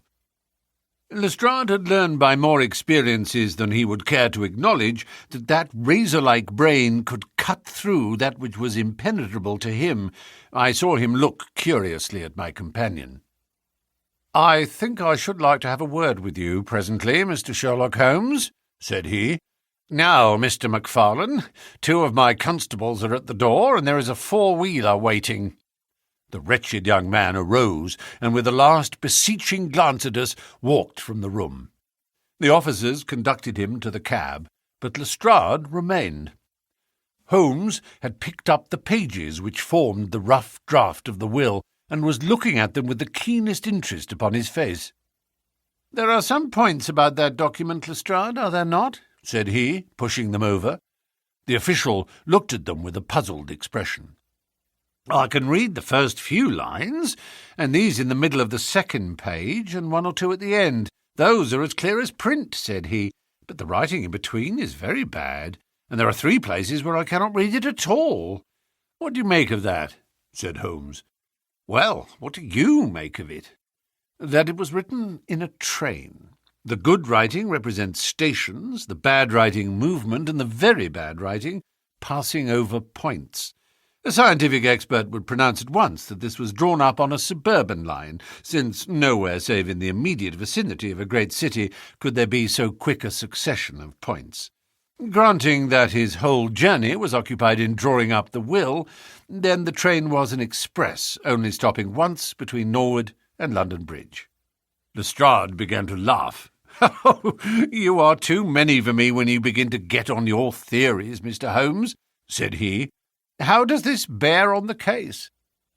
"Well, it corroborates the young man's story to the extent that the will was drawn up by Jonas Oldacre in his journey yesterday. It is curious, is it not, that a man should draw up so important a document in so haphazard a fashion. It suggests that he did not think it was going to be of much practical importance. If a man drew up a will which he did not intend ever to be effective, he might do it so." "Well, he drew up his own death warrant at the same time," said Lestrade. "Oh, you think so?" "Don't you?" "Well, it is quite possible, but the case is not clear to me yet." "Not clear? Well, if that isn't clear, what could be clear? Here is a young man who learns suddenly that if a certain older man dies, he will succeed to a fortune. What does he do? He says nothing to anyone, but he arranges that he shall go out on some pretext to see his client that night. He waits until the only other person in the house is in bed, and then in the solitude of a man's room he murders him, burns his body in the woodpile, and departs to a neighbouring hotel. The bloodstains in the room and also on the stick are very slight. It is probable that he imagined his crime to be a bloodless one, and hoped that if the body were consumed, it would hide all traces of the method of his death, traces which for some reason must have pointed to him. Is all this not obvious?" "It strikes me, my good Lestrade, as being just a trifle too obvious," said Holmes. "You do not add imagination to your other great qualities. But if you could for one moment put yourself in the place of this young man, would you choose the very night after the will had been made to commit your crime? Would it not seem dangerous to you to make so very close a relation between the two incidents? Again, would you choose an occasion when you are known to be in the house, when a servant has let you in? And finally, would you take the great pains to conceal the body, and yet leave your own stick as a sign that you were the criminal? Confess, Lestrade, that all this is very unlikely." "As to the stick, Mr. Holmes, you know as well as I do that a criminal is often flurried and does things which a cool man would avoid. He was very likely afraid to go back to the room. Give me another theory that would fit the facts." "I could very easily give you half a dozen," said Holmes. "Here, for example, is a very possible and even probable one. I make you a free present of it. The older man is showing documents which are of evident value. A passing tramp sees them through the window, the blind of which is only half down. Exit the solicitor. Enter the tramp. He seizes a stick which he observes there, kills Oldacre, and departs after burning the body. Why should the tramp burn the body? For that matter, why should Macfarlane? To hide some evidence. Possibly the tramp wanted to hide that any murder at all had been committed. And why did the tramp take nothing? Because they were papers that he could not negotiate." Lestrade shook his head, though it seemed to me that his manner was less absolutely assured than before. "Well, Mr. Sherlock Holmes, you may look for your tramp, and while you are finding him, we will hold on to our man. The future will show which is right. Just notice this point, Mr. Holmes, that so far as we know, none of the papers were removed, and that the prisoner is the one man in the world who had no reason for removing them, since he was heir at law and would come into them in any case." My friend seemed struck by this remark. "I don't mean to deny that the evidence is in some ways very strongly in favour of your theory," said he. "I only wish to point out that there are other theories possible. As you say, the future will decide. Good morning. I dare say that in the course of the day I shall drop in at Norwood and see how you are getting on." When the detective departed, My friend rose and made his preparations for the day's work with the alert air of a man who has a congenial task before him. "My first movement, Watson," said he as he bustled into his frock-coat, "must, as I said, be in the direction of Blackheath." "And why not Norwood?" "Because we have in this case one singular incident coming close to the heels of another singular incident. The police are making the mistake of concentrating their attention upon the second because it happens to be the one which is actually criminal. But it is evident to me that the logical way to approach the case is to begin by trying to throw some light upon the first incident. The curious will, so suddenly made and to so unexpected an heir. It may do something to simplify what followed. No, my dear fellow, I don't think you can help me. There is no prospect of danger, or I should not dream of stirring out without you. I trust that when I see you in the evening I will be able to report that I have been able to do something for this unfortunate youngster who has thrown himself upon my protection." It was late when my friend returned, and I could see by a glance at his haggard and anxious face that the high hopes with which he had started had not been fulfilled. For an hour he droned away upon his violin, endeavouring to soothe his own ruffled spirits. At last he flung down the instrument and plunged into a detailed account of his misadventures. "It's all going wrong, Watson, all as wrong as it can go. I kept a bold face before Lestrade, but upon my soul, I believe that for once the fellow is on the right track and we are on the wrong. All my instincts are one way and all the facts are the other, and I much fear that British juries have not yet attained that pitch of intelligence when they will give the preference to my theories over Lestrade's facts." "Did you go to Blackheath?" "Yes, Watson, I went there, and I found very quickly that the late-lamented Oldacre was a pretty considerable blackguard.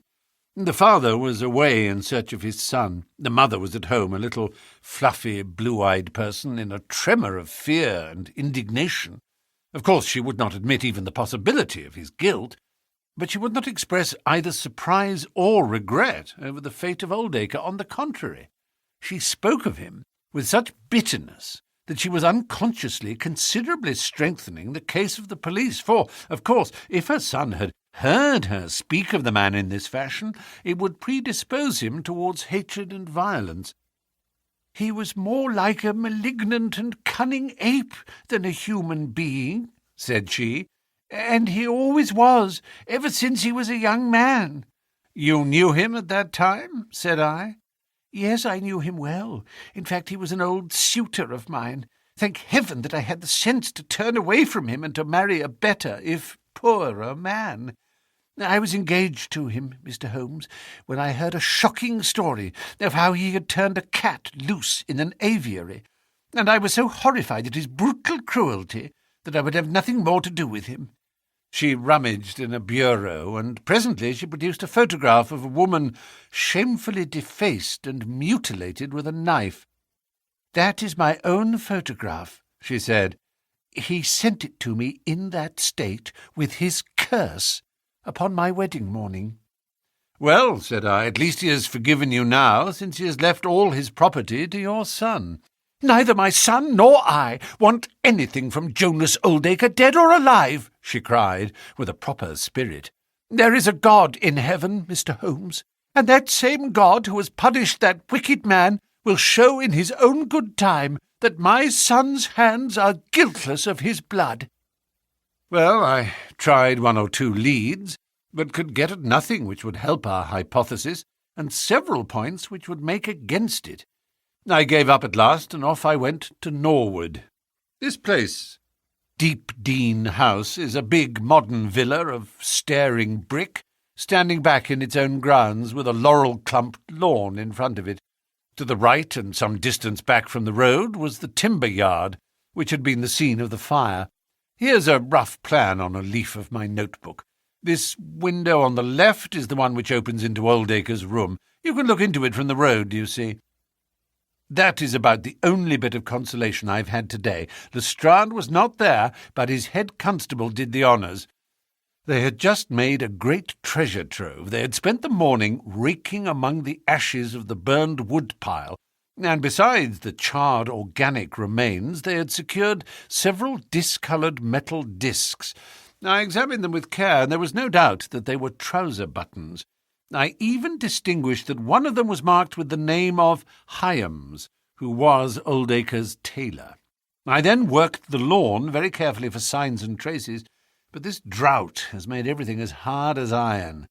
Nothing was to be seen save that some body or bundle had been dragged through a low privet hedge which is in a line with the woodpile. All that, of course, fits in with the official theory.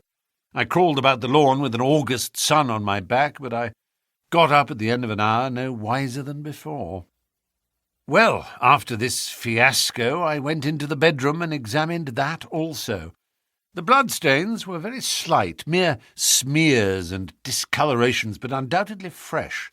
The stick had been removed, but there also the marks were slight. There is no doubt about the stick belonging to our client. He admits it. Footmarks of both men could be made out on the carpet, but none of any third person, which again is a trick for the other side. They were piling up their score all the time, and we were at a standstill. Only one little gleam of hope did I get, yet it amounted to nothing. I examined the contents of the safe, most of which had been taken out and left on the table. The papers had been made up into sealed envelopes, one or two of which had been opened by the police. They were not, so far as I could judge, of any great value, nor did the bank book show that Mr. Oldacre was in such very affluent circumstances, but it seemed to me that all the papers were not there. There were allusions to some deeds, possibly the more valuable, which I could not find. This, of course, if we could definitely prove it, would turn Lestrade's argument against himself, for who would steal a thing if he knew that he would shortly inherit it? Finally, having drawn every other cover and picked up no scent, I tried my luck with the housekeeper. Mrs. Lexington is her name, a little dark, silent person with suspicious and sidelong eyes. She could tell us something if she would, I am convinced of it, but she was as close as wax. Yes, she had let Mr. MacFarlane in at 9:30. She wished her hand had withered before she had done so. She had gone to bed at 10:30. Her room was at the other end of the house, and she could hear nothing of what passed. Mr. MacFarlane had left his hat and, to the best of her belief, his stick in the hall. She had been awakened by the alarm of fire. Her poor, dear master had certainly been murdered. Had he any enemies? Well, every man had enemies, but Mr. Oldacre kept himself very much to himself, and only met people in the way of business. She had seen the buttons, and was sure that they belonged to the clothes which he had worn last night. The woodpile was very dry, for it had not rained for a month. It burned like tinder, and by the time she reached the spot, nothing could be seen but flames. She and all the firemen smelled the burned flesh from inside it. She knew nothing of the papers, nor of Mr. Oldacre's private affairs. So, my dear Watson, there's my report of a failure. And yet, he clenched his thin hands in a paroxysm of conviction, I know it's all wrong. I feel it in my bones. There is something that has not come out, and that housekeeper knows it. There was a sort of sulky defiance in her eyes, which only goes with guilty knowledge. However, there's no good talking any more about it, Watson, but unless some lucky chance comes our way, I fear that the Norwood disappearance case will not figure in that chronicle of our successes, which I foresee that a patient public will sooner or later have to endure. Surely, said I, the man's appearance would go far with any jury. That is a dangerous argument, my dear Watson. You remember that terrible murderer, Bert Stevens, who wanted us to get him off in 87? Was there ever a more mild-mannered Sunday-school young man? Oh, it is true. Unless we succeed in establishing an alternative theory, this man is lost. You can hardly find a flaw in the case which can now be presented against him, and all further investigation has served to strengthen it. By the way, there is one curious little point about those papers which may serve us as the starting point for an inquiry.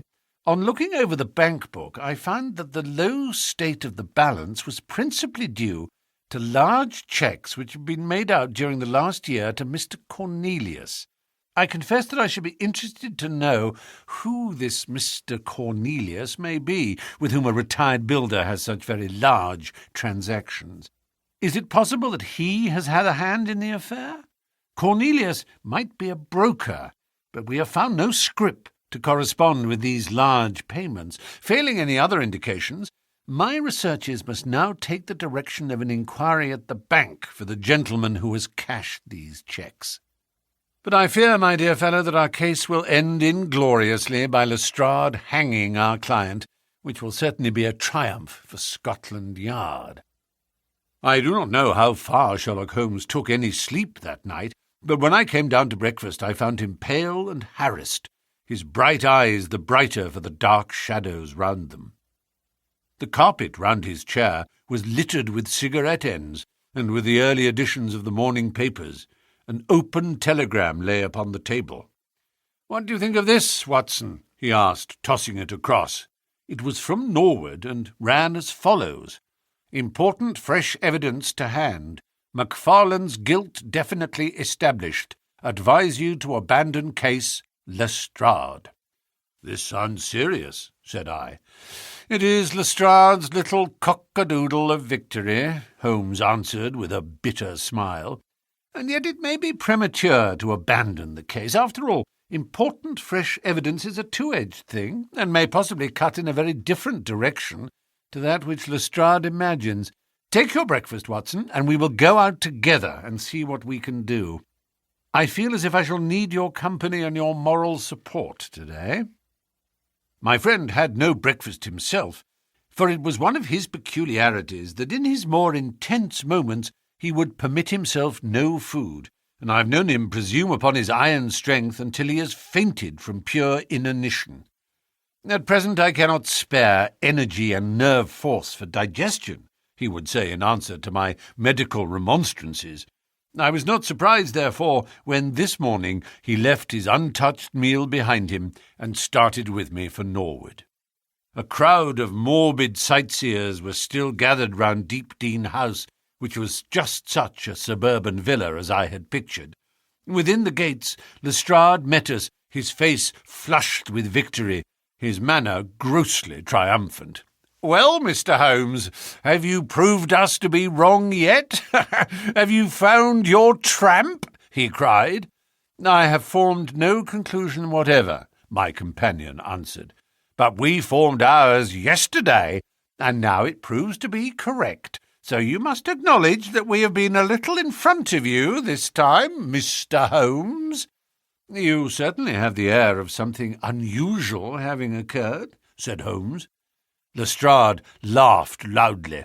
You don't like being beaten any more than the rest of us do," said he.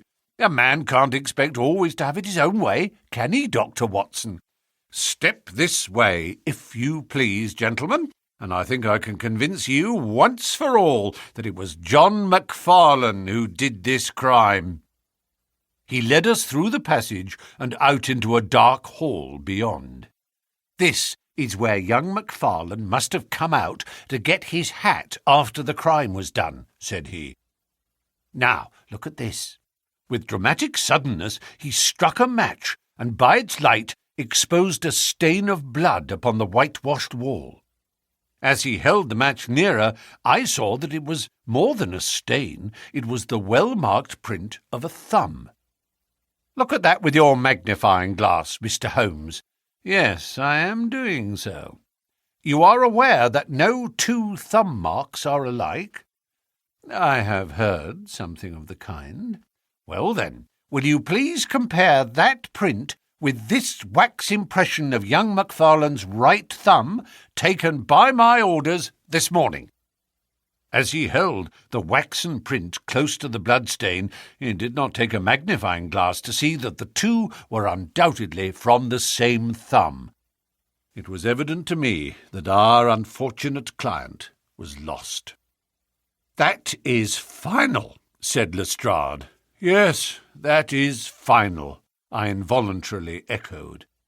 "It is final," said Holmes. Something in his tone caught my ear, and I turned to look at him. An extraordinary change had come over his face. It was writhing with inward merriment. His two eyes were shining like stars. It seemed to me that he was making desperate efforts to restrain a convulsive attack of laughter. "Dear me, he said at last. "Well, now, who would have thought it? And how deceptive appearances may be, to be sure. Such a nice young man to look at. It is a lesson to us not to trust our own judgment, is it not, Lestrade?" "Yes, some of us are a little too much inclined to be cocksure, Mr. Holmes," said Lestrade. The man's insolence was maddening, but we could not resent it. What a providential thing that this young man should press his right thumb against the wall in taking his hat from the peg. Such a very natural action, too, if you come to think of it. Holmes was outwardly calm, but his whole body gave a wriggle of suppressed excitement as he spoke. "By the way, Lestrade, who made this remarkable discovery?" "It was the housekeeper, Mrs. Lexington, who drew the night constable's attention to it." "Where was the night constable?" "He remained on guard in the bedroom where the crime was committed, so as to see that nothing was touched." "But why didn't the police see this mark yesterday?" "Well, we had no particular reason to make a careful examination of the hall. Besides, it's not in a very prominent place, as you see." No, of course not. I suppose there is no doubt that the mark was there yesterday." Lestrade looked at Holmes as if he thought he was going out of his mind. I confess that I was myself surprised both at his hilarious manner and at his rather wild observation. "I don't know whether you think that Mr. Macfarlane came out of jail in the dead of the night in order to strengthen the evidence against himself," said Lestrade. "I leave it to any expert in the world whether that is not the mark of his thumb." "It is unquestionably the mark of his thumb." "There, that's enough," said Lestrade. "I'm a practical man, Mr. Holmes, and when I've got my evidence, I come to my conclusions. If you have anything to say, you will find me writing my report in the sitting-room." Holmes had recovered his equanimity, though I still seemed to detect gleams of amusement in his expression. "Dear me, this is a very sad development, Watson, is it not?" said he. "And yet there are singular points about it which hold out some hopes for our client." "I'm delighted to hear it," said I, heartily. "I was afraid it was all up with him." "I would hardly go so far as to say that, my dear Watson. The fact is that there is one really serious flaw in this evidence to which our friend attaches so much importance." "Indeed, Holmes? What is it?" "Only this, that I know that mark was not there when I examined the hall yesterday. And now, Watson, let us have a little stroll round in the sunshine."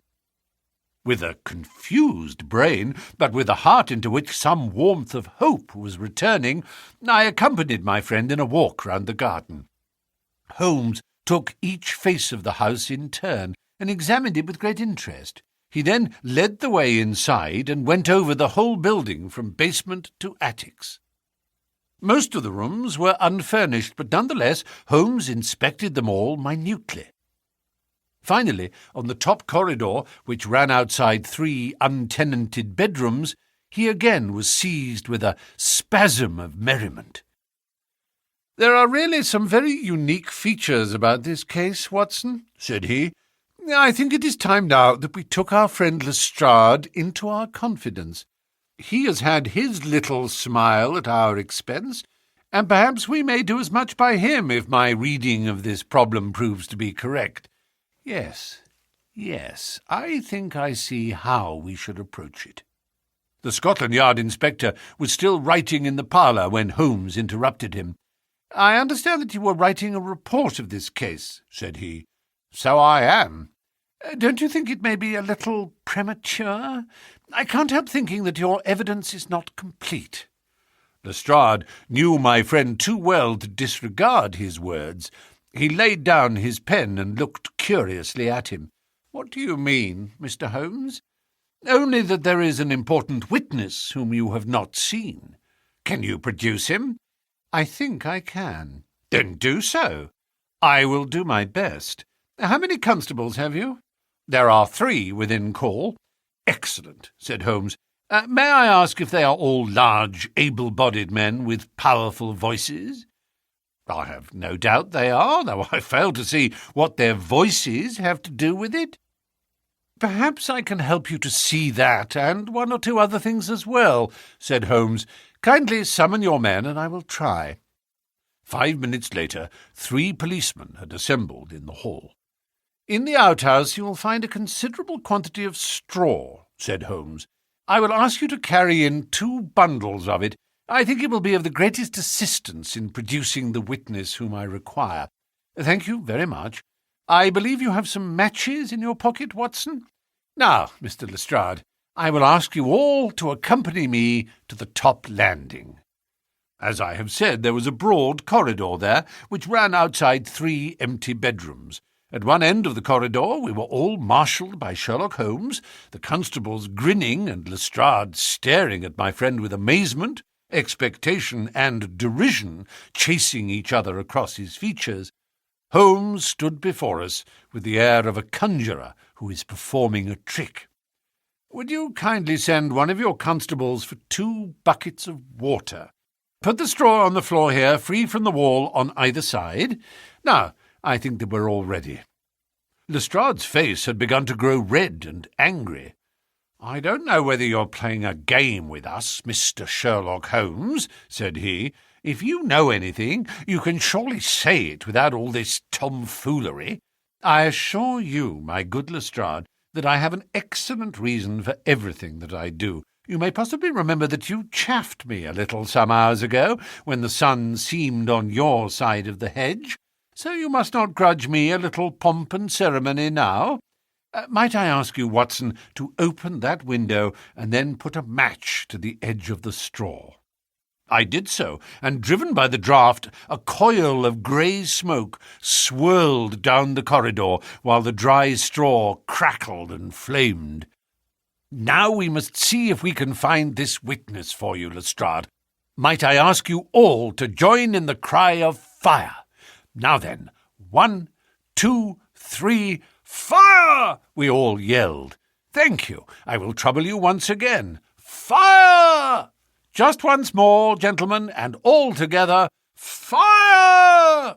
The shout must have rung over Norwood. It had hardly died away when an amazing thing happened. A door suddenly flew open out of what appeared to be solid wall at the end of the corridor, and a little wizened man darted out of it like a rabbit out of its burrow. "Capital," said Holmes calmly. "Watson, a bucket of water over the straw. That will do. Lestrade, allow me to present you with your principal missing witness, Mr. Jonas Oldacre." The detective stared at the newcomer with blank amazement. The latter was blinking in the bright light of the corridor and peering at us and at the smouldering fire. It was an odious face, crafty, vicious, malignant, with shifty light grey eyes and white eyelashes.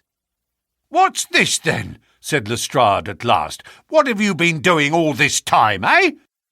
Oldacre gave an uneasy laugh, shrinking back from the furious red face of the angry detective. "I have done no harm." "No harm? You have done your best to get an innocent man hanged. If it wasn't for this gentleman here, I am not sure that you would not have succeeded." The wretched creature began to whimper. "I am sure, sir, it was only my practical joke." "Oh, a joke, was it? You won't find the laugh on your side, I promise you. Take him down and keep him in the sitting-room until I come. Mr. Holmes," he continued when they had gone, "I could not speak before the constables, but I don't mind saying, in the presence of Dr. Watson, that this is the brightest thing that you have done yet, though it is a mystery to me how you did it.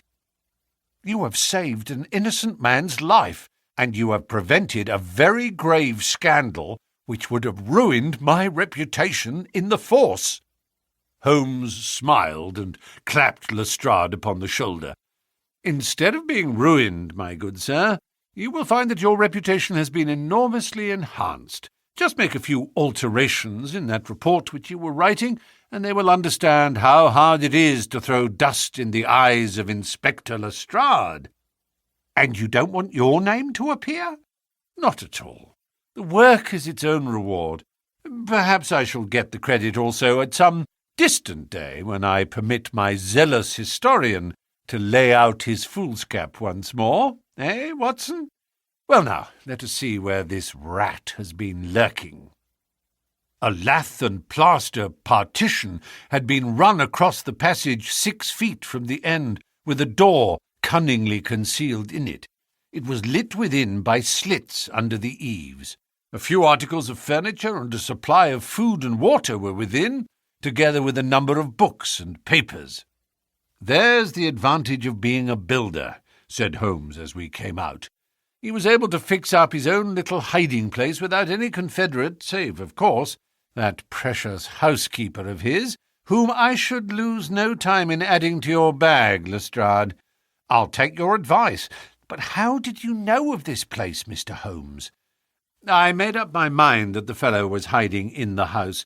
When I paced one corridor and found it 6 feet shorter than the corresponding one below, it was pretty clear where he was. I thought he had not the nerve to lie quiet before an alarm of fire. We could, of course, have gone in and taken him, but it amused me to make him reveal himself. Besides, I owed you a little mystification, Lestrade, for your chaff in the morning." "Well, sir, you certainly got equal with me on that. But how in the world did you know that he was in the house at all?" "The thumb mark, Lestrade.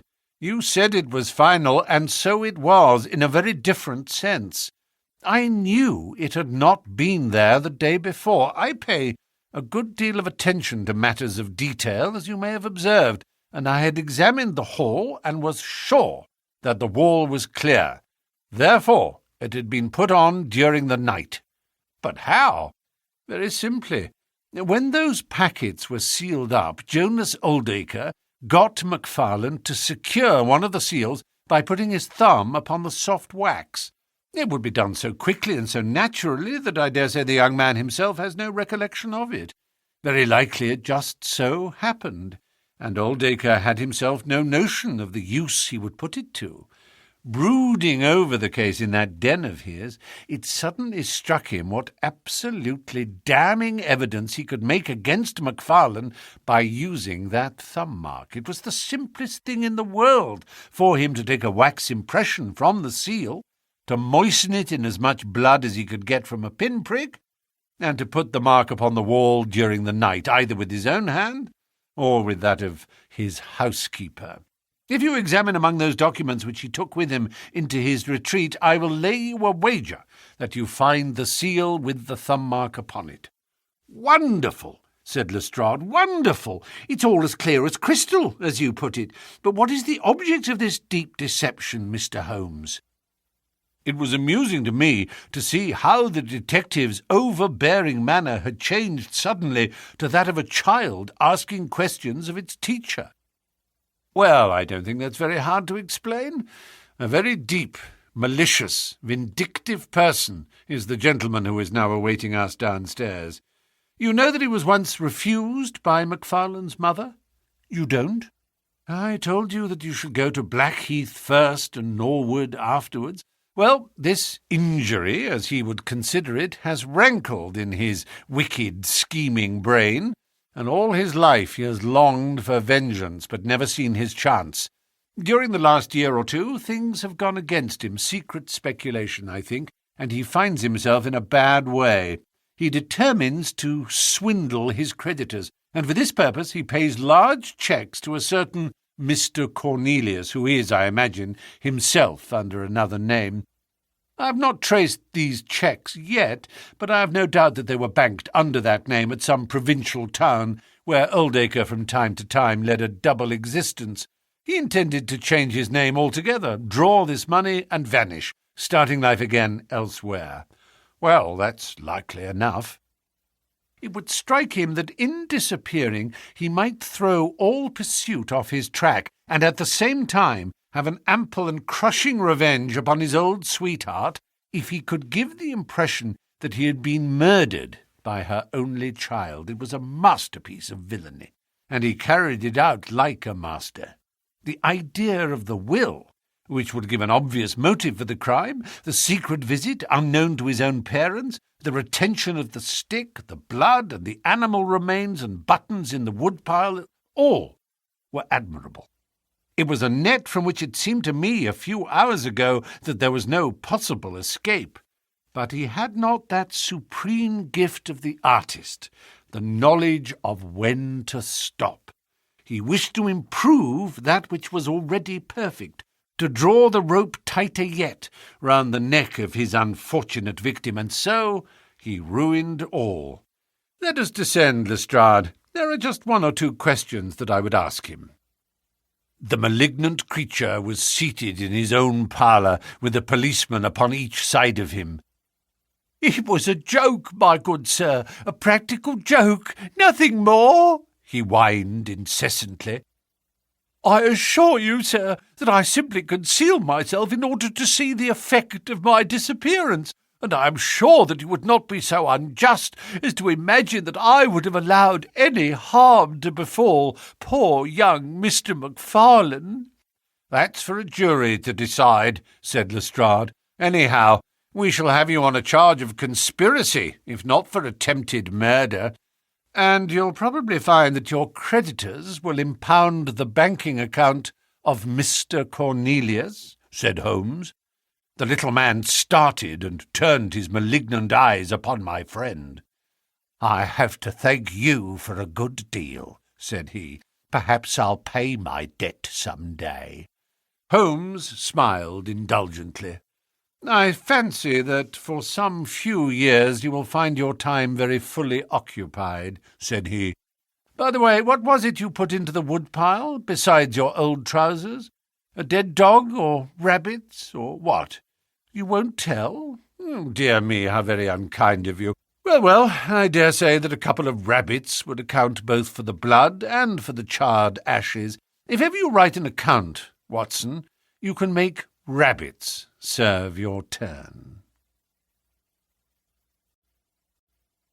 The Adventure of the Dancing Men. Holmes had been seated for some hours in silence, with his long, thin back curved over a chemical vessel in which he was brewing a particularly malodorous product. His head was sunk upon his breast, and he looked, from my point of view, like a strange, lank bird, with dull grey plumage and a black topknot. "So, Watson," said he, suddenly, "you do not propose to invest in South African securities?"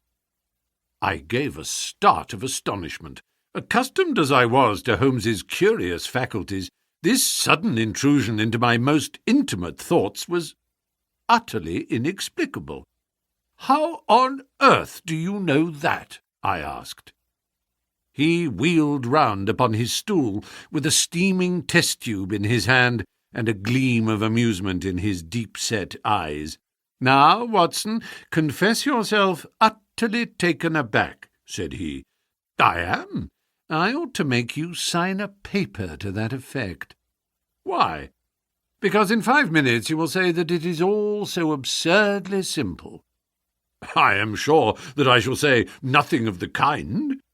"You see, my dear Watson," he propped his test-tube in the rack and began to lecture with the air of a professor addressing his class, "it is not really difficult to construct a series of inferences, each dependent upon its predecessor, and each simple in itself. If, after doing so, one simply knocks out all the central inferences and presents one's audience with the starting point and the conclusion, one may produce a startling, though possibly a meretricious, effect. Now, it was not really difficult, by an inspection of the groove between your left forefinger and thumb, to feel sure that you did not propose to invest your small capital in the goldfields." "I see no connection." Very likely not, but I can quickly show you a close connection. Here are the missing links of the very simple chain. 1. You had chalk between your left finger and thumb when you returned from the club last night. 2. You put chalk there when you play billiards to steady the cue. 3. You never play billiards except with Thurston. 4.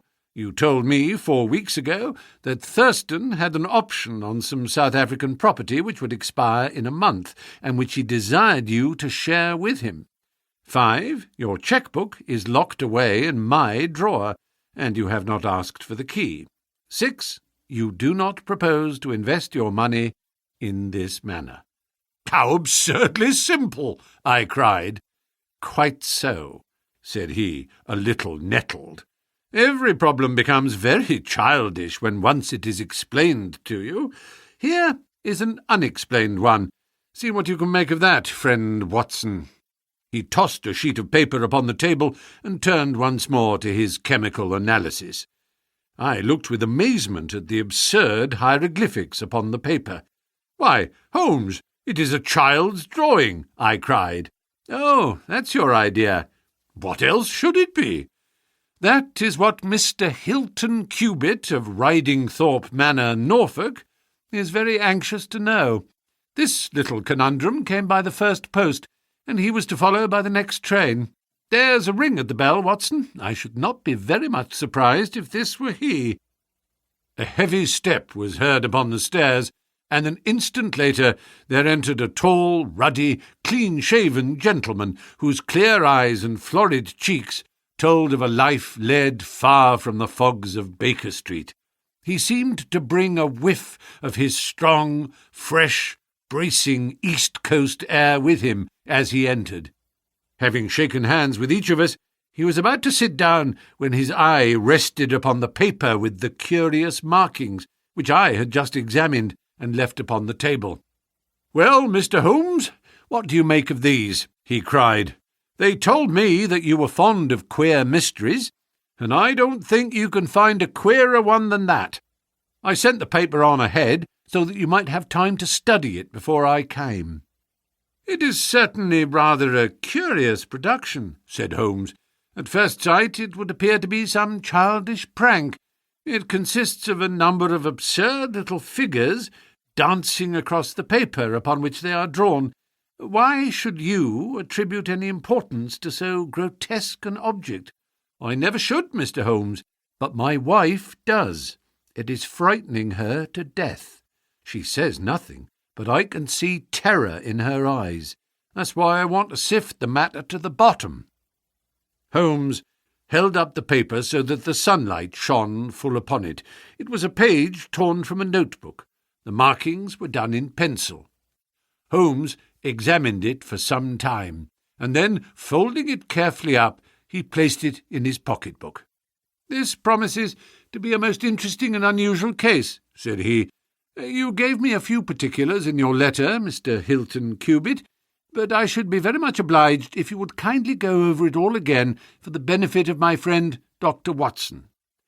"I'm not much of a story-teller," said our visitor, nervously clasping and unclasping his great strong hands. "You'll just ask me anything that I don't make clear.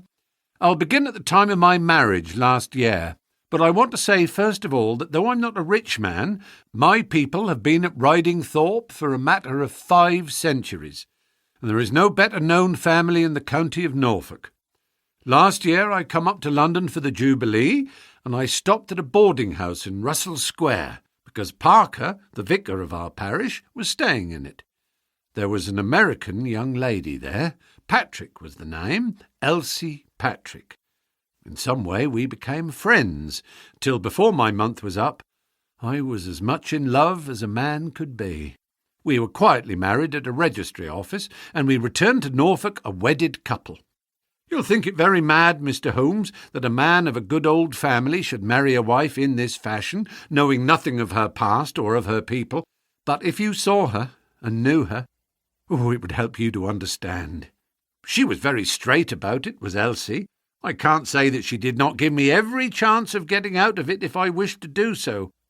"I have had some very disagreeable associations in my life," said she. "I wish to forget all about them. I would rather never allude to the past, for it is very painful to me. If you take me, Hilton, you will take a woman who has nothing that she need be personally ashamed of, but you will have to be content with my word for it, and to allow me to be silent as to all that passed up to the time when I became yours. If these conditions are too hard, then go back to Norfolk and leave me to the lonely life in which you found me." It was only the day before our wedding that she said those very words to me. I told her that I was content to take her on her own terms, and I've been as good as my word. Well, we have been married now for a year, and very happy we have been. But about a month ago, at the end of June, I saw for the first time signs of trouble. One day my wife received a letter from America. I saw the American stamp. She turned deadly white, read the letter, and threw it into the fire. She made no allusion to it afterwards, and I made none, for a promise is a promise. But she has never known an easy hour from that moment. There's always a look of fear upon her face, a look as if she were waiting and expecting. She would do better to trust me. She would find that I was her best friend. But until she speaks, I can say nothing. Mind you, she is a truthful woman, Mr. Holmes, and whatever trouble there may have been in her past life, it has been no fault of hers. I am only a simple Norfolk squire, but there is not a man in England who ranks his family honour more highly than I do. She knows it well, and she knew it well before she married me. She would never bring any stain upon it, of that I am sure. Well, now I come to the queer part of my story. About a week ago, it was the Tuesday of last week, I found on one of the window-sills a number of absurd little dancing figures like these upon the paper. They were scrawled with chalk. I thought that it was the stable boy who had drawn them, but the lad swore he knew nothing about it. Anyhow, they had come there during the night. I had them washed out, and I only mentioned the matter to my wife afterwards. To my surprise, she took it very seriously, and begged me, if any more came, to let her see them. None did come for a week, and then yesterday morning I found this paper lying on the sundial in the garden. I showed it to Elsie, and down she dropped in a dead faint. Since then she has looked like a woman in a dream, half dazed, and with terror always lurking in her eyes. It was then that I wrote and sent the paper to you, Mr. Holmes. It was not a thing that I could take to the police, for they would have laughed at me, but you will tell me what to do.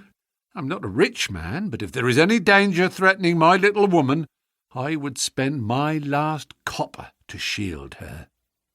He was a fine creature, this man of the old English soil, simple, straight, and gentle, with his great earnest blue eyes and broad comely face. His love for his wife and his trust in her shone in his features. Holmes had listened to his story with the utmost attention, and now he sat for some time in silent thought. "Don't you think, Mr. Cubitt," said he at last, "that your best plan would be to make a direct appeal to your wife, and to ask her to share her secret with you?" Hilton Cubitt shook his massive head. "Promise is a promise, Mr. Holmes. If Elsie wished to tell me, she would. If not, it is not for me to force her confidence. But I am justified in taking my own line, and I will." "Then I will help you with all my heart. In the first place, have you heard of any strangers being seen in your neighbourhood?" "No." "I presume that it is a very quiet place. Any fresh face would cause comment?" "In the immediate neighbourhood, yes, but we have several small watering places not very far away, and the farmers take in lodgers." "These hieroglyphics have evidently a meaning. If it is a purely arbitrary one, it may be impossible for us to solve it. If, on the other hand, it is systematic, I have no doubt that we shall get to the bottom of it. But this particular sample is so short that I can do nothing, and the facts which you have brought me are so indefinite that we have no basis for an investigation. I would suggest that you return to Norfolk, that you keep a keen lookout, and that you take an exact copy of any fresh dancing men which may appear. 'Tis a thousand pities that we do not have a reproduction of those which were done in chalk upon the window-sill. Make a discreet inquiry also as to any strangers in the neighbourhood. When you have collected some fresh evidence, come to me again. That is the best advice which I can give you, Mr. Hilton Cubitt. If there are any pressing fresh developments, I shall always be ready to run down and see you in your Norfolk home. The interview left Sherlock Holmes very thoughtful, and several times in the next few days I saw him take his slip of paper from his notebook and look long and earnestly at the curious figures inscribed upon it. He made no allusion to the affair, however, until one afternoon a fortnight or so later. I was going out when he called me back. "You had better stay here, Watson." "Why?" "Because I had a wire from Hilton Cubitt this morning. You remember Hilton Cubitt, of the dancing men? He was to reach Liverpool Street at 1:20. He may be here at any moment. I gather from his wire that there have been some new incidents of importance." We had not long to wait, for our Norfolk squire came straight from the station as fast as a hansom could bring him. He was looking worried and depressed, with tired eyes and a lined forehead. "It's getting on my nerves, this business, Mr. Holmes," said he, as he sank like a wearied man into an arm-chair. "It's bad enough to feel that you're surrounded by unseen, unknown folk who have some kind of design upon you, but when, in addition to that, you know that it is just killing your wife by inches, then it becomes as much as flesh and blood can endure. She's wearing away under it, just wearing away before my eyes." "Has she said anything yet?" "No, Mr. Holmes, she has not. And yet there have been times when the poor girl has wanted to speak, and yet could not quite bring herself to take the plunge. I've tried to help her, but I dare say I did it clumsily and scared her off from it.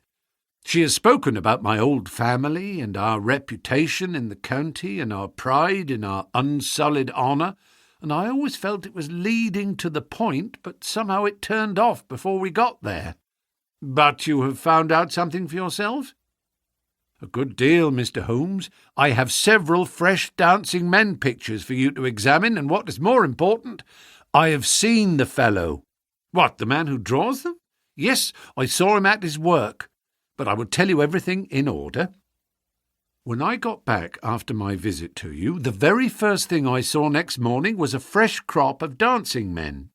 They had been drawn in chalk upon the black wooden door of the tool house, which stands beside the lawn in full view of the front windows. I took an exact copy, and here it is." He unfolded a paper and laid it upon the table. "Excellent," said Holmes. "Excellent. Pray continue." "When I had taken the copy, I rubbed out the marks, but 2 mornings later a fresh inscription had appeared. I have a copy of it here." Holmes rubbed his hands and chuckled with delight. "Our material is rapidly accumulating," said he. 3 days later a message was left scrawled upon paper and placed under a pebble upon the sundial. Here it is. The characters are, as you see, exactly the same as the last one. After that I determined to lie in wait, so I got out my revolver and I sat up in my study, which overlooks the lawn and garden. About 2 in the morning I was seated by the window, all being dark save for the moonlight outside, when I heard steps behind me, and there was my wife in her dressing gown. She implored me to come to bed. I told her frankly that I wished to see who it was who played such absurd tricks upon us. She answered that it was some senseless practical joke, and that I should not take any notice of it. If it really annoys you, Hilton, we might go and travel, you and I, and so avoid this nuisance." "What, be driven out of our own house by a practical joker?" said I. "Why, we should have the whole county laughing at us." "Well, come to bed," said she, "and we can discuss it in the morning." Suddenly, as she spoke, I saw her white face grow whiter yet in the moonlight, and her hand tightened upon my shoulder. Something was moving in the shadow of the tool house. I saw a dark, creeping figure which crawled round the corner and squatted in front of the door. Seizing my pistol, I was rushing out, when my wife threw her arms round me and held me with convulsive strength. I tried to throw her off, but she clung to me most desperately. At last I got clear, but by the time I had opened the door and reached the house, the creature was gone. He had left a trace of his presence, however, for there on the door was the very same arrangement of dancing men which had already twice appeared, and which I have copied on that paper. There was no other sign of the fellow anywhere, though I ran all over the grounds. And yet the amazing thing is that he must have been there all the time, for when I examined the door again in the morning, he had scrawled some more of his pictures under the line which I had already seen. Have you that fresh drawing? Yes, it is very short, but I made a copy of it, and here it is.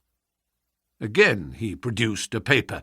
Tell me, said Holmes, and I could see by his eyes that he was much excited, was this a mere addition to the first, or did it appear to be entirely separate?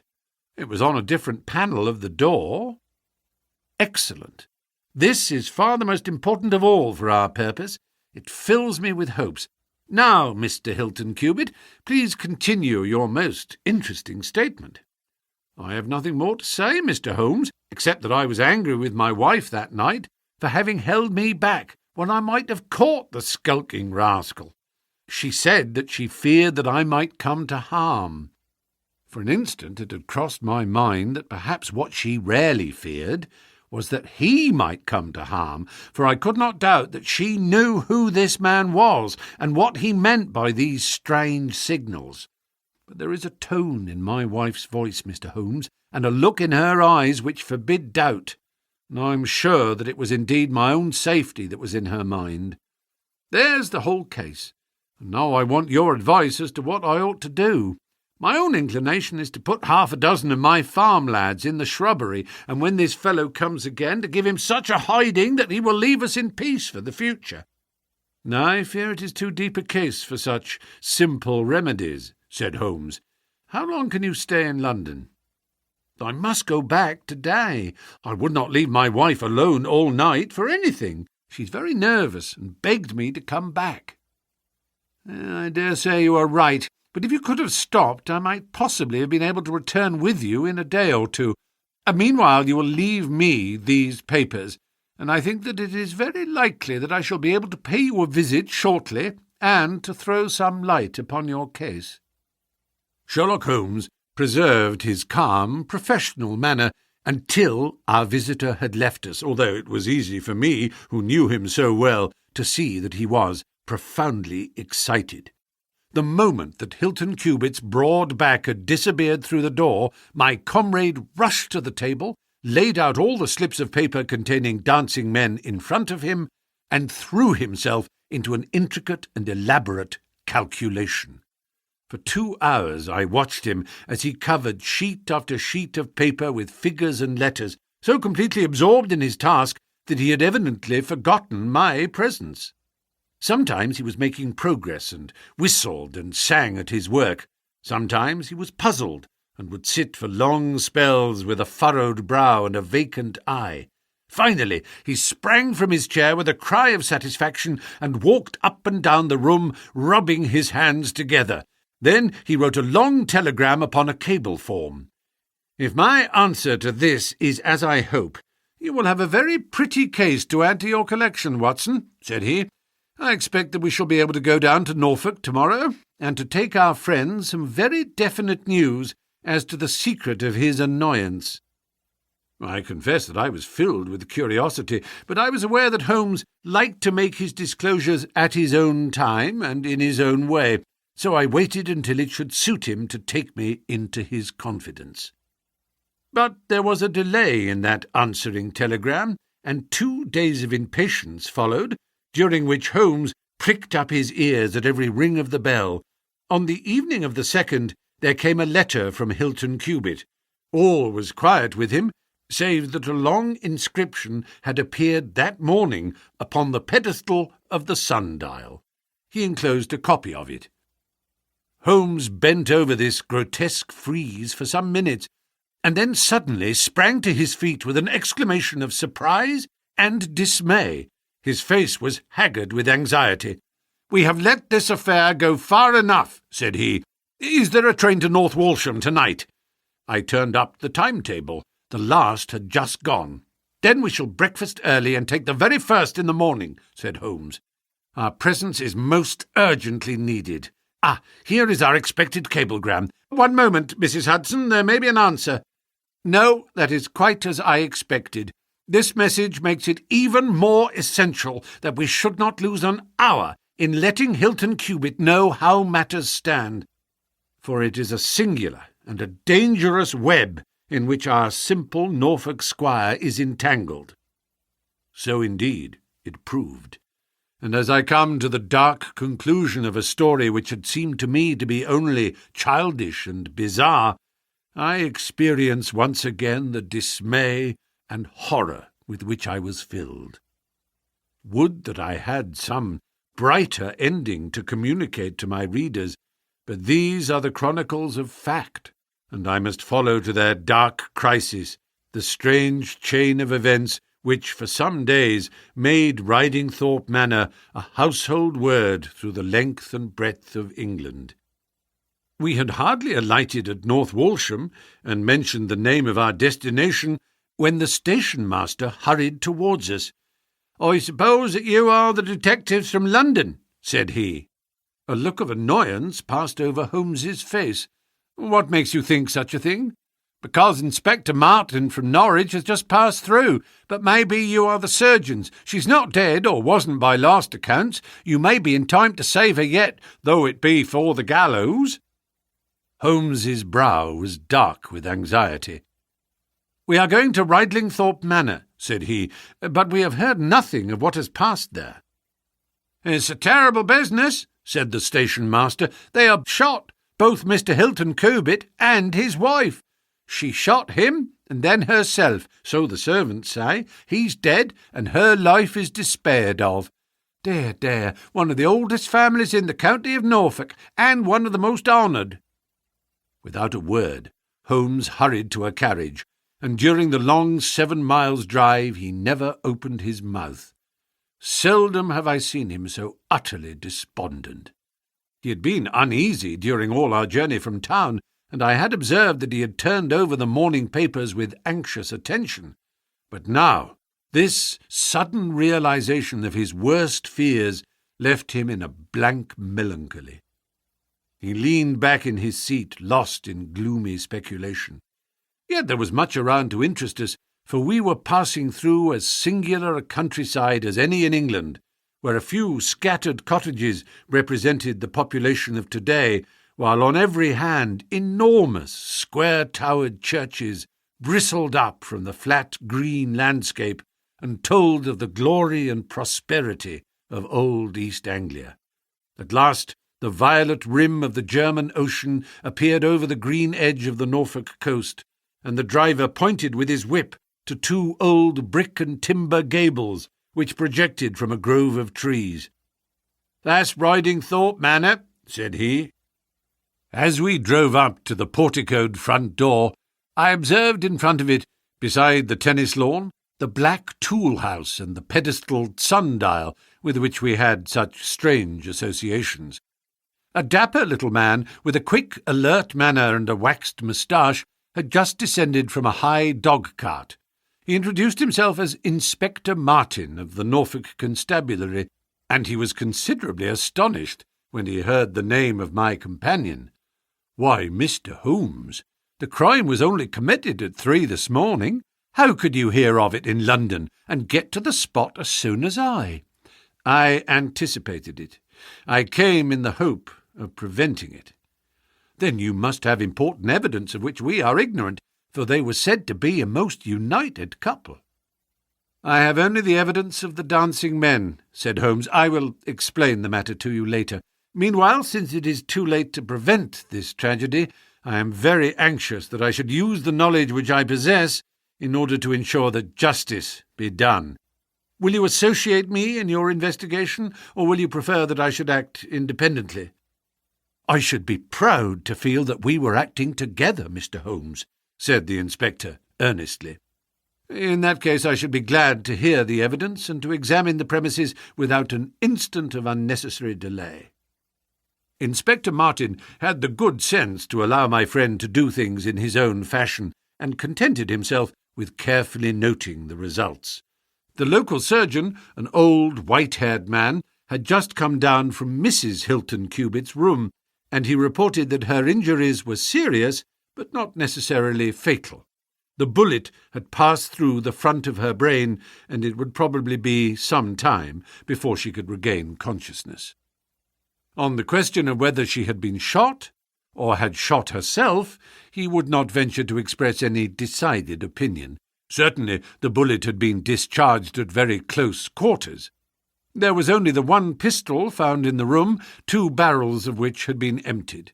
Mr. Hilton Cubit had been shot through the heart. It was equally conceivable that he had shot her, and then himself, or that she had been the criminal, for the revolver lay upon the floor midway between them.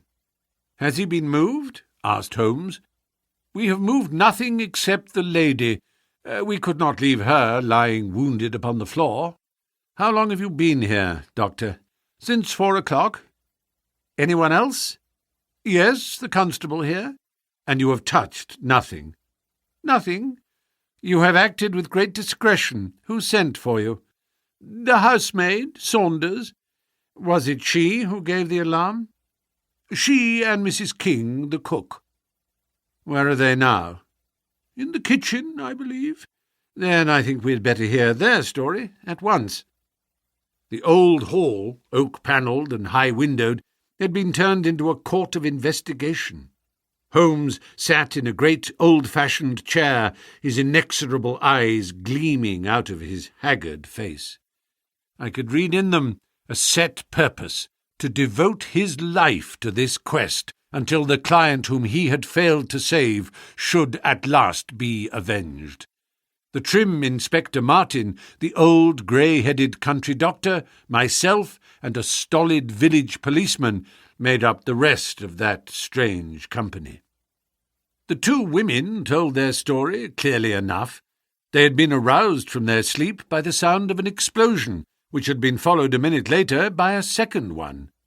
They slept in adjoining rooms, and Mrs. King had rushed in to Saunders.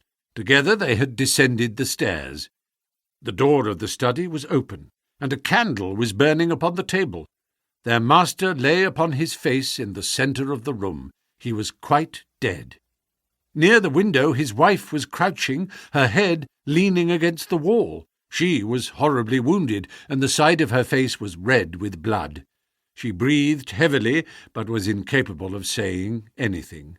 The passage, as well as the room, was full of smoke and the smell of powder. The window was certainly shut and fastened upon the inside. Both women were positive upon the point. They had at once sent for the doctor and for the constable. Then, with the aid of the groom and the stable boy, they had conveyed their injured mistress to her room. Both she and her husband had occupied the bed. She was clad in her dress, he in his dressing-gown over his night-clothes. Nothing had been moved in the study.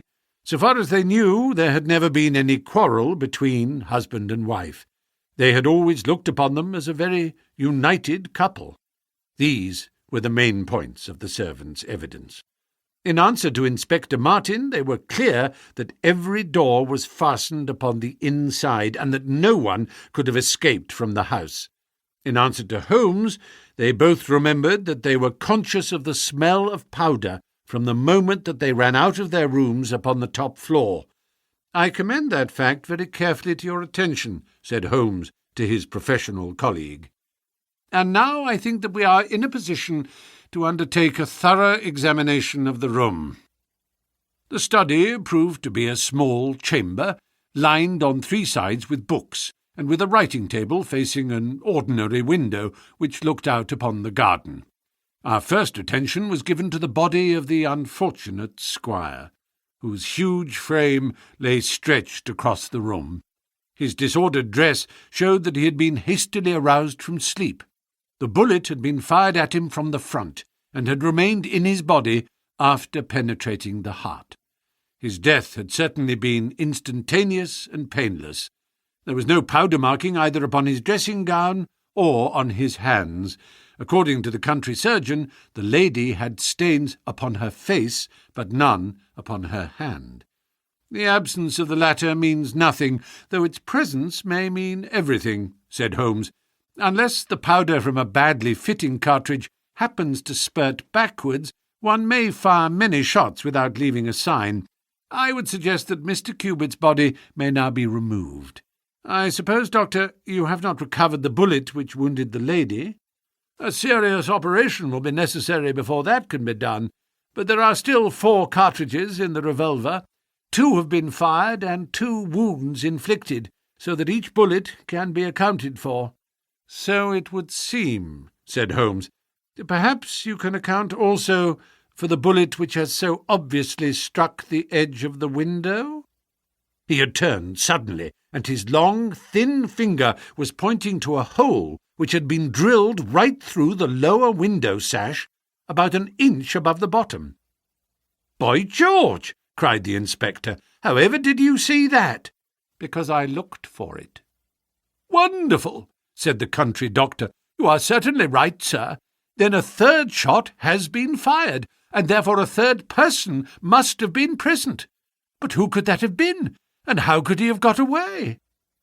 "That is the problem which we are now about to solve," said Sherlock Holmes. "You remember, Inspector Martin, when the servants said that on leaving their room they were at once conscious of a smell of powder, I remarked that the point was an extremely important one?" "Yes, sir, but I confess I did not quite follow you." "It suggested that at the time of the firing the window as well as the door of the room had been open. Otherwise the fumes of powder could not have been blown so rapidly through the house. A draught in the room was necessary for that. Both door and window were only open for a very short time, however."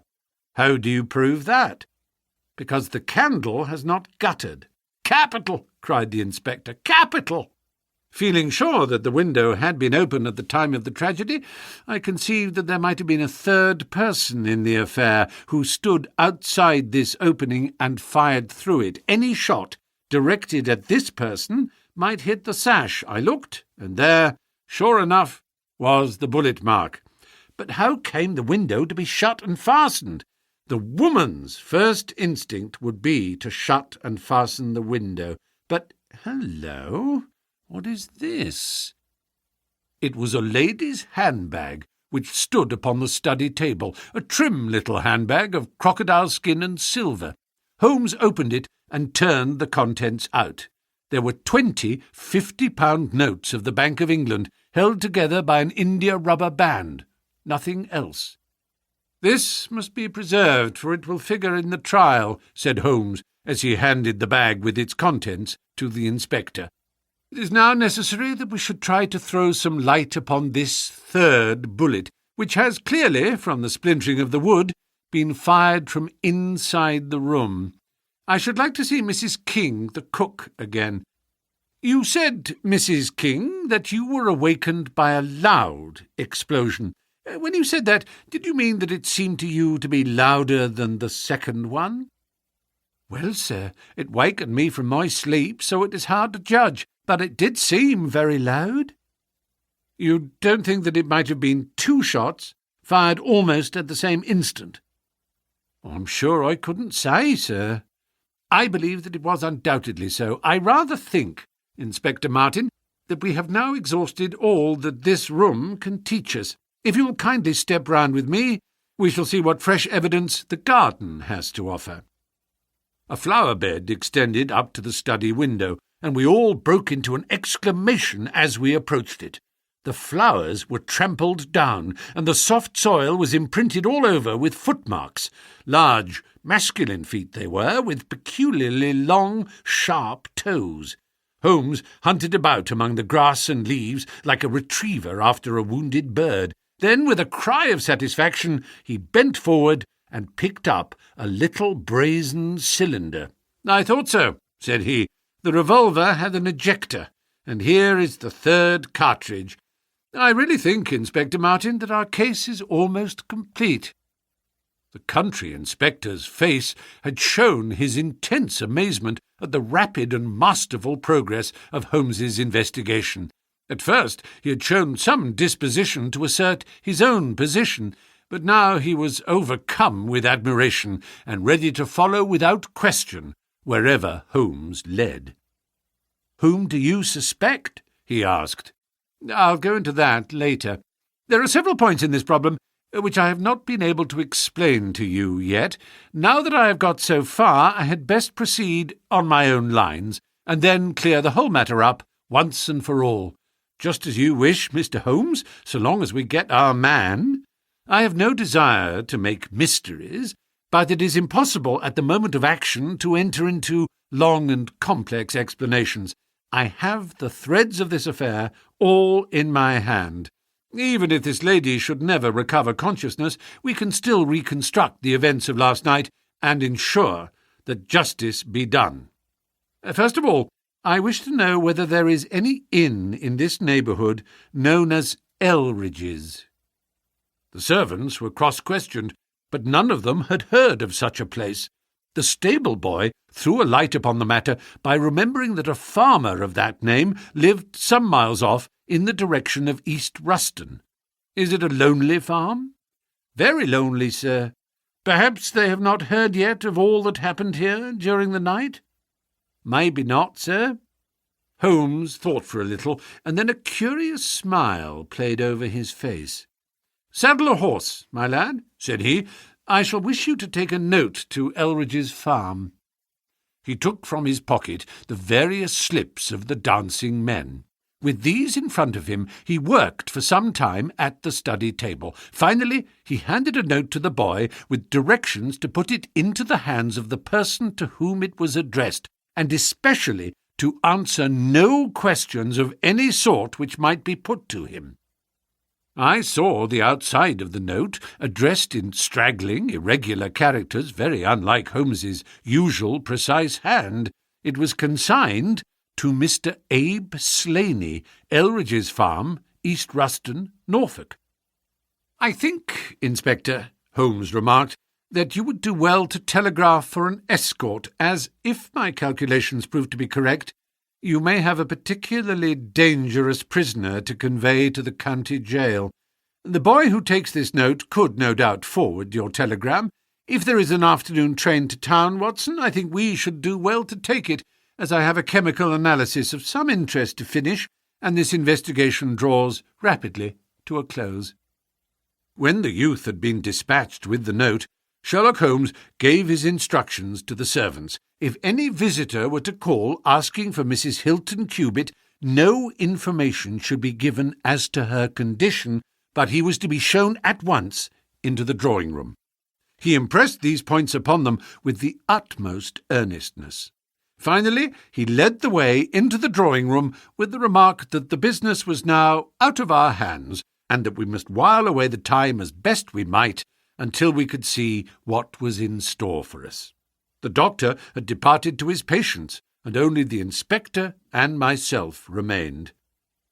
"I think that I can help you to pass an hour in an interesting and profitable manner," said Holmes, drawing his chair up to the table and spreading out in front of him the various papers upon which were recorded the antics of the dancing men. "As to you, friend Watson, I owe you every atonement for having allowed your natural curiosity to remain so long unsatisfied. To you, Inspector, the whole incident may appeal as a remarkable professional study. I must tell you, first of all, the interesting circumstances connected with the previous consultations which Mr. Hilton Cubitt has had with me in Baker Street." He then shortly recapitulated the facts which have already been recorded. "I have here in front of me these singular productions, at which one might smile had they not proved themselves to be the forerunners of so terrible a tragedy. I am fairly familiar with all forms of secret writings, and am myself the author of a trifling monograph upon the subject, in which I analyse 160 separate ciphers. But I confess that this is entirely new to me. The object of those who invented the system has apparently been to conceal that these characters convey a message, and to give the idea that they are the mere random sketches of children. Having once recognized, however, that the symbols stood for letters, and having applied the rules which guide us in all forms of secret writings, The solution was easy enough. The first message submitted to me was so short that it was impossible for me to do more than to say with some confidence that the symbol with the man with his arms upraised stood for E. As you are aware, E is the most common letter in the English alphabet, and it predominates to so marked an extent that even in a short sentence one would expect to find it most often. Out of 15 symbols in the first message, 4 were the same, so it was reasonable to set this down as E. It is true that in some cases the figure was bearing a flag and in some cases not, but it was possible from the way in which the flags were distributed that they were used to break the sentence up into words. I accepted this as a hypothesis and noted that E was represented by that symbol. But now came the real difficulty of the inquiry. The order of the English letters after E is by no means well marked, and any preponderance which may be shown in an average of a printed sheet may be reversed in a single short sentence. Speaking roughly, T, A, O, I, N, S, H, R, D, and L are the numerical order in which letters occur, but T, A, O, and I are very nearly abreast of each other, and it would be an endless task to try each combination until a meaning was arrived at. I therefore waited for fresh material. In my second interview with Mr. Hilton Cubitt, he was able to give me 2 other short sentences, and one message, which appeared, since there was no flag, to be a single word. Here are the symbols. Now, in the single word, I have already got the 2 E's coming second and fourth in a word of 5 letters. It might be sever or lever or never. There can be no question that the latter, as a reply to an appeal, is far the most probable, and the circumstances pointed to its being a reply written by the lady. Accepting it as correct, we were now able to interpret symbols that stood respectively for N, V, and R. Even now I was in considerable difficulty, but a happy thought put me in possession of several other letters.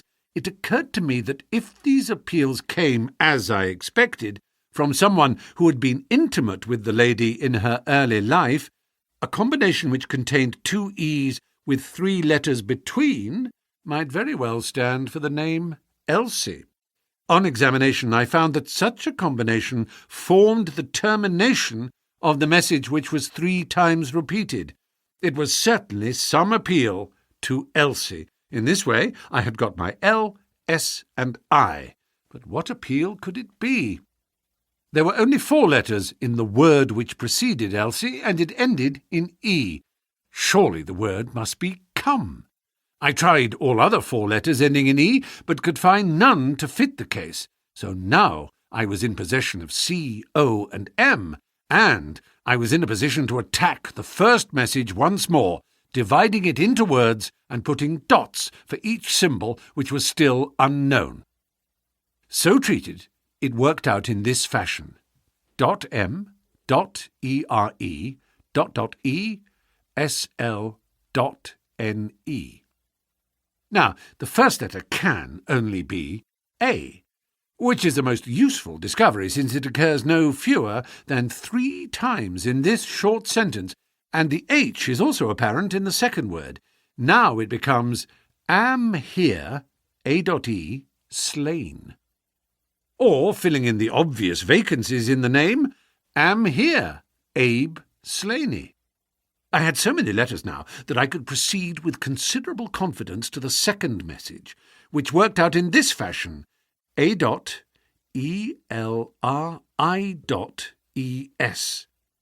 Here I could only make sense by putting T and G for the missing letters, and supposing that the name was that of some house or inn at which the writer was staying. Inspector Martin and I had listened with the utmost interest to the full and clear account of how my friend had produced results which had led to so complete a command over our difficulties. "What did you do then, sir?" asked the inspector.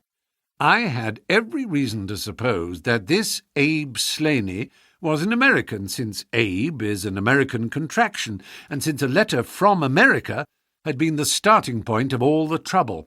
I had also every cause to think that there was some criminal secret in the matter. The lady's allusions to her past and her refusal to take her husband into her confidence both pointed in that direction. I therefore cabled to my friend Wilson Hargreave of the New York Police Bureau, who has more than once made use of my knowledge of London crime. I asked him whether the name of Abe Slaney was known to him. Here is his reply: "The most dangerous crook in Chicago." On the very evening upon which I had his answer, Hilton Cubitt sent me the last message from Slaney. Working with known letters, it took this form: Elsie.re.are to meet thy Geo. The addition of a P and a D. Elsie, prepare to meet thy God. Completed a message which showed me that the rascal was proceeding from persuasion to threats, and my knowledge of the crooks of Chicago prepared me to find that he might very rapidly put his words into action. I at once came to Norfolk with my friend and colleague, Dr. Watson, but, unhappily, only in time to find that the worst had already occurred. "It is a privilege to be associated with you in the handling of a case," said the inspector warmly. "You will excuse me, however, if I speak frankly to you. You are only answerable to yourself, but I have to answer to my superiors. If this Abe Slaney, living at Elridge's, is indeed the murderer, and if he has made his escape while I am seated here, I should certainly get into serious trouble. You need not be uneasy. He will not try to escape. How do you know? To fly would be a confession of guilt. Then let us go to arrest him. I expect him here every instant. But why should he come? Because I have written and asked him." "But this is incredible, Mr. Holmes. Why should he come because you have asked him?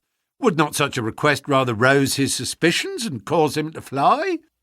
"I think I have known how to frame the letter," said Sherlock Holmes. "In fact, if I am not very much mistaken, here is the gentleman himself, coming up the drive." A man was striding up the path which led to the door. He was a tall, handsome, swarthy fellow, clad in a suit of grey flannel with a Panama hat, a bristling black beard, and a great aggressive hooked nose, and flourishing a cane as he walked. He swaggered up the path as if the place belonged to him, and we heard his loud, confident peal at the bell. "I think, gentlemen," said Holmes quietly, "that we had best take up our position behind the door. Every precaution is necessary when dealing with such a fellow. You will need your handcuffs, Inspector. You can leave the talking to me." We waited in silence for a minute, one of those minutes which one can never forget. Then the door opened, and the man stepped in. In an instant, Holmes clapped a pistol to his head, and Martin slipped the handcuffs over his wrists. It was all done so swiftly and deftly that the fellow was helpless before he knew that he was attacked. He glared from one to the other of us with a pair of blazing black eyes. Then he burst into a bitter laugh. "Well, gentlemen, you have the drop on me this time. I seem to have knocked up against something hard, but I came here in answer to a letter from Mrs. Hilton Cubitt. Don't tell me that she is in this. Don't tell me that she helped to set a trap for me." Mrs. Hilton Cubitt was seriously injured and is at death's door. The man gave a hoarse cry of grief which rang through the house. "You're crazy!" he cried fiercely. "It was he that was hurt, not she. Who would have hurt little Elsie? I may have threatened her, God forgive me, but I would not have touched a hair of her pretty head. Take it back, you! Say she is not hurt!" She was found badly wounded by the side of her dead husband. He sank with a deep groan onto the settee and buried his face in his manacled hands. For 5 minutes he was silent. Then he raised his face once more and spoke with the cold composure of despair.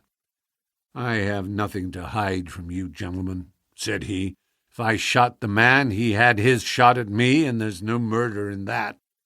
But if you think I could have hurt that woman, then you don't know either me or her. I tell you, there was never a man in this world loved a woman more than I loved her. I had a right to her. She was pledged to me years ago. Who was this Englishman that he should come between us? I tell you that I had the first right to her, and that I was only claiming my own. She broke away from your influence when she found the man that you are, said Holmes sternly. She fled from America to avoid you, and she married an honourable gentleman in England. You dogged her and followed her and made her life a misery to her in order to induce her to abandon the husband whom she loved and respected, in order to fly with you, whom she feared and hated. You have ended by bringing about the death of a noble man and driving his wife to suicide. That is your record in this business, Mr. Abe Slaney, and you will answer for it to the law. If Elsie dies, I care nothing what becomes of me, said the American. He opened one of his hands and looked at a note crumpled up in his palm. See here, mister, he cried with a gleam of suspicion in his eyes. You're not trying to scare me over this, are you? If the lady is hurt as bad as you say, who was it that wrote this note? He tossed it forwards onto the table. I wrote it to bring you here. You wrote it? There was no one on earth outside the joint who knew the secret of the dancing men. How came you to write it? What one man can invent, another man can discover, said Holmes. There is a cab coming to convey you to Norwich, Mr. Slaney. But meanwhile you have time to make some small reparation for the injury you have wrought. Are you aware that Mrs. Hilton Cubitt has herself lain under grave suspicion of the murder of her husband, and that it was only my presence here and the knowledge which I happened to possess which has saved her from the accusation?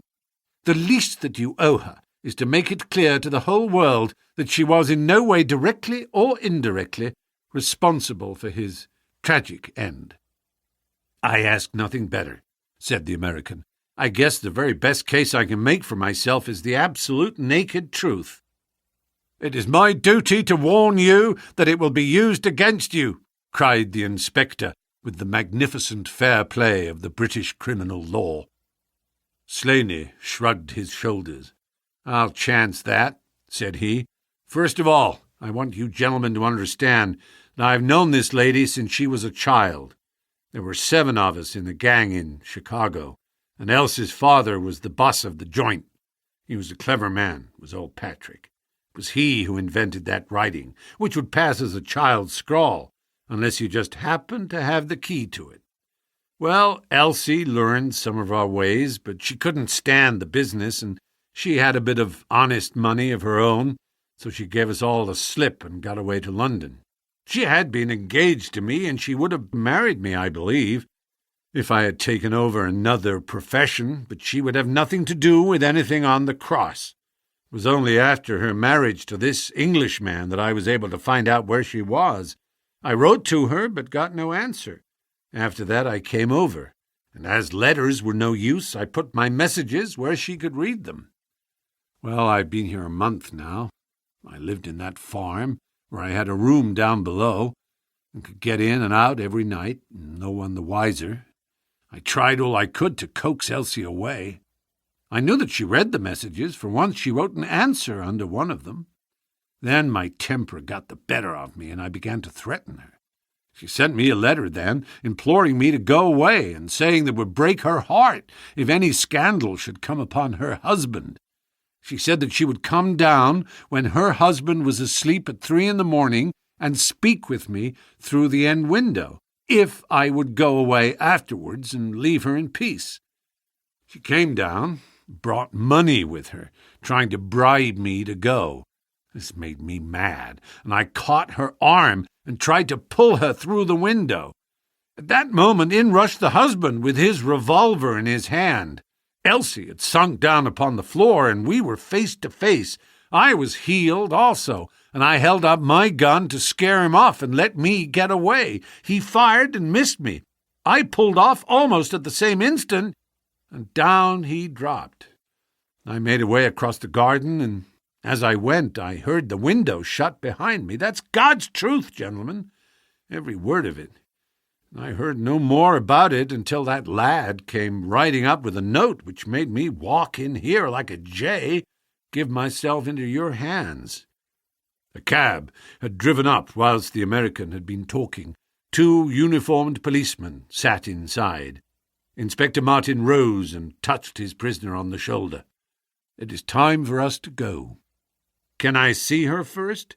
"No, she is not conscious. Mr. Sherlock Holmes, I only hope that if ever again I have an important case, I shall have the good fortune to have you by my side." We stood at the window and watched the cab drive away. As I turned back, my eye caught the pellet of paper which the prisoner had tossed upon the table. It was the note with which Holmes had decoyed him. "See if you can read it, Watson," said he, with a smile. It contained no word, but a little line of dancing men. "If you use the code which I have explained," said Holmes, "you will find that it simply means, 'Come here at once.'" I was convinced that it was an invitation which he would not refuse, since he could never imagine that it could come from anyone but the lady. And so, my dear Watson, we have ended by turning the dancing men to good, when they have so often been the agents of evil, and I think that I have fulfilled my promise of giving you something unusual for your notebook. 3:40 is our train, and I fancy we shall be back in Baker Street for dinner. Only one word of epilogue. The American, Abe Slaney, was condemned to death at the Winter Assizes at Norwich, but his penalty was changed to penal servitude in consideration of mitigating circumstances and the certainty that Hilton Cubitt had fired the first shot.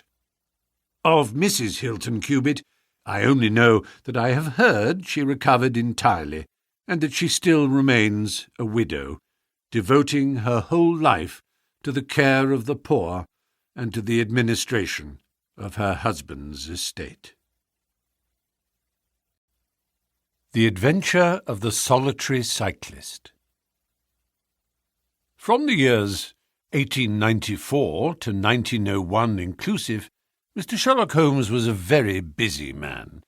It is safe to say that there was no public case of any difficulty in which he was not consulted during those 8 years, and there were hundreds of private cases, some of them of the most intricate and extraordinary character, in which he played a prominent part.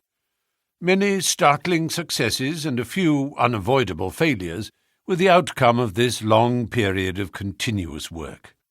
As I have preserved very full notes of all these cases, and was myself personally engaged in many of them, it may be imagined that it is no easy task to know which I should select to lay before the public. I shall, however, preserve my former rule, and give the preference to those cases which derive their interest not so much from the brutality of the crime as from the ingenuity and dramatic quality of the solution. For this reason, I will now lay before the reader the facts connected with Miss Violet Smith, the solitary cyclist of Charlington, and the curious sequel of our investigation which culminated in unexpected tragedy. It is true that the circumstances did not admit of any striking illustration of those powers for which my friend was famous, but there were some points about the case which made it stand out in those long records of crime from which I gather the material for these little narratives. On referring to my notebook for the year 1895, I find that it was upon Saturday the 23rd of April that we first heard of Miss Violet Smith. Her visit was, I remember, extremely unwelcome to Holmes, for he was immersed at the moment in a very abstruse and complicated problem concerning the peculiar persecution to which John Vincent Harden, the well-known tobacco millionaire, had been subjected. My friend, who loved above all things precision and concentration of thought, resented anything which distracted his attention from the matter in hand. And yet, without a harshness which was foreign to his nature, It was impossible to refuse to listen to the story of the young and beautiful woman, tall, graceful and queenly, who presented herself at Baker Street late in the evening and implored his assistance and advice. It was vain to urge that his time was already fully occupied, for the young lady had come with the determination to tell her story, and it was evident that nothing short of force could get her out of the room until she had done so. With a resigned air and a somewhat weary smile, Holmes begged the beautiful intruder to take a seat and to inform us what it was that was troubling her. "At least it cannot be your health," said he, as his keen eyes darted over her. "So ardent a bicyclist must be full of energy." She glanced down in surprise at her own feet, and I observed the slight roughening of the side of the sole caused by the friction of the edge of the pedal. "Yes, I bicycle a good deal, Mr. Holmes, and that has something to do with my visit to you today." My friend took the lady's ungloved hand and examined it with as close an attention and as little sentiment as a scientist would show to a specimen. "You will excuse me, I'm sure. It is my business," said he, as he dropped it. "I nearly fell into the error of supposing that you were typewriting. Of course, it is obvious that it is music. You observe the spatulate finger end, Watson, which is common to both professions.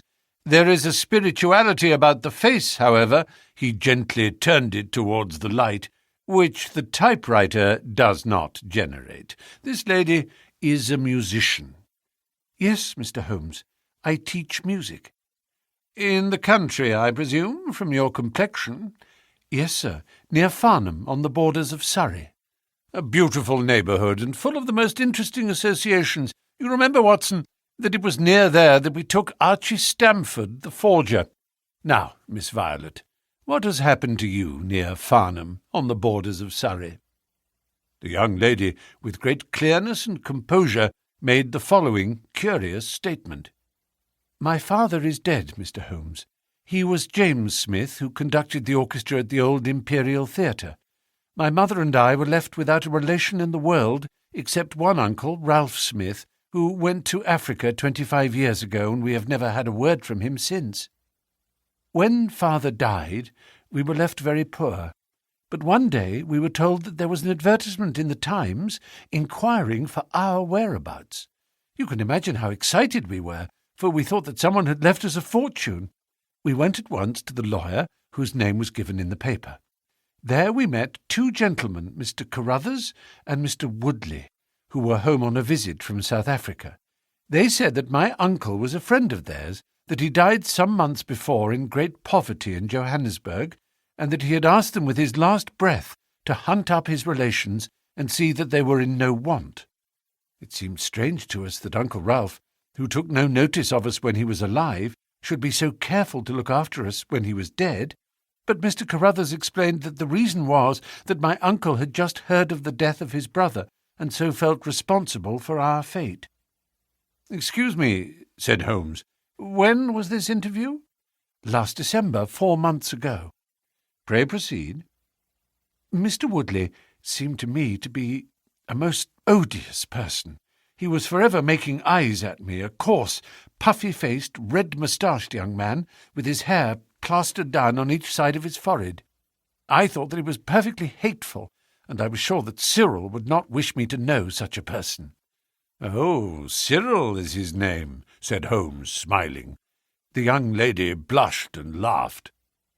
"Yes, Mr. Holmes, Cyril Morton, an electrical engineer, and we hope to be married at the end of the summer. Dear me, how did I get talking about him? What I wished to say was that Mr. Woodley was perfectly odious, but that Mr. Carruthers, who was a much older man, was more agreeable. He was a dark, sallow, clean-shaven, silent person, but he had polite manners and a pleasant smile. He inquired how we were left, and on finding that we were very poor, he suggested that I should come and teach music to his only daughter, aged 10.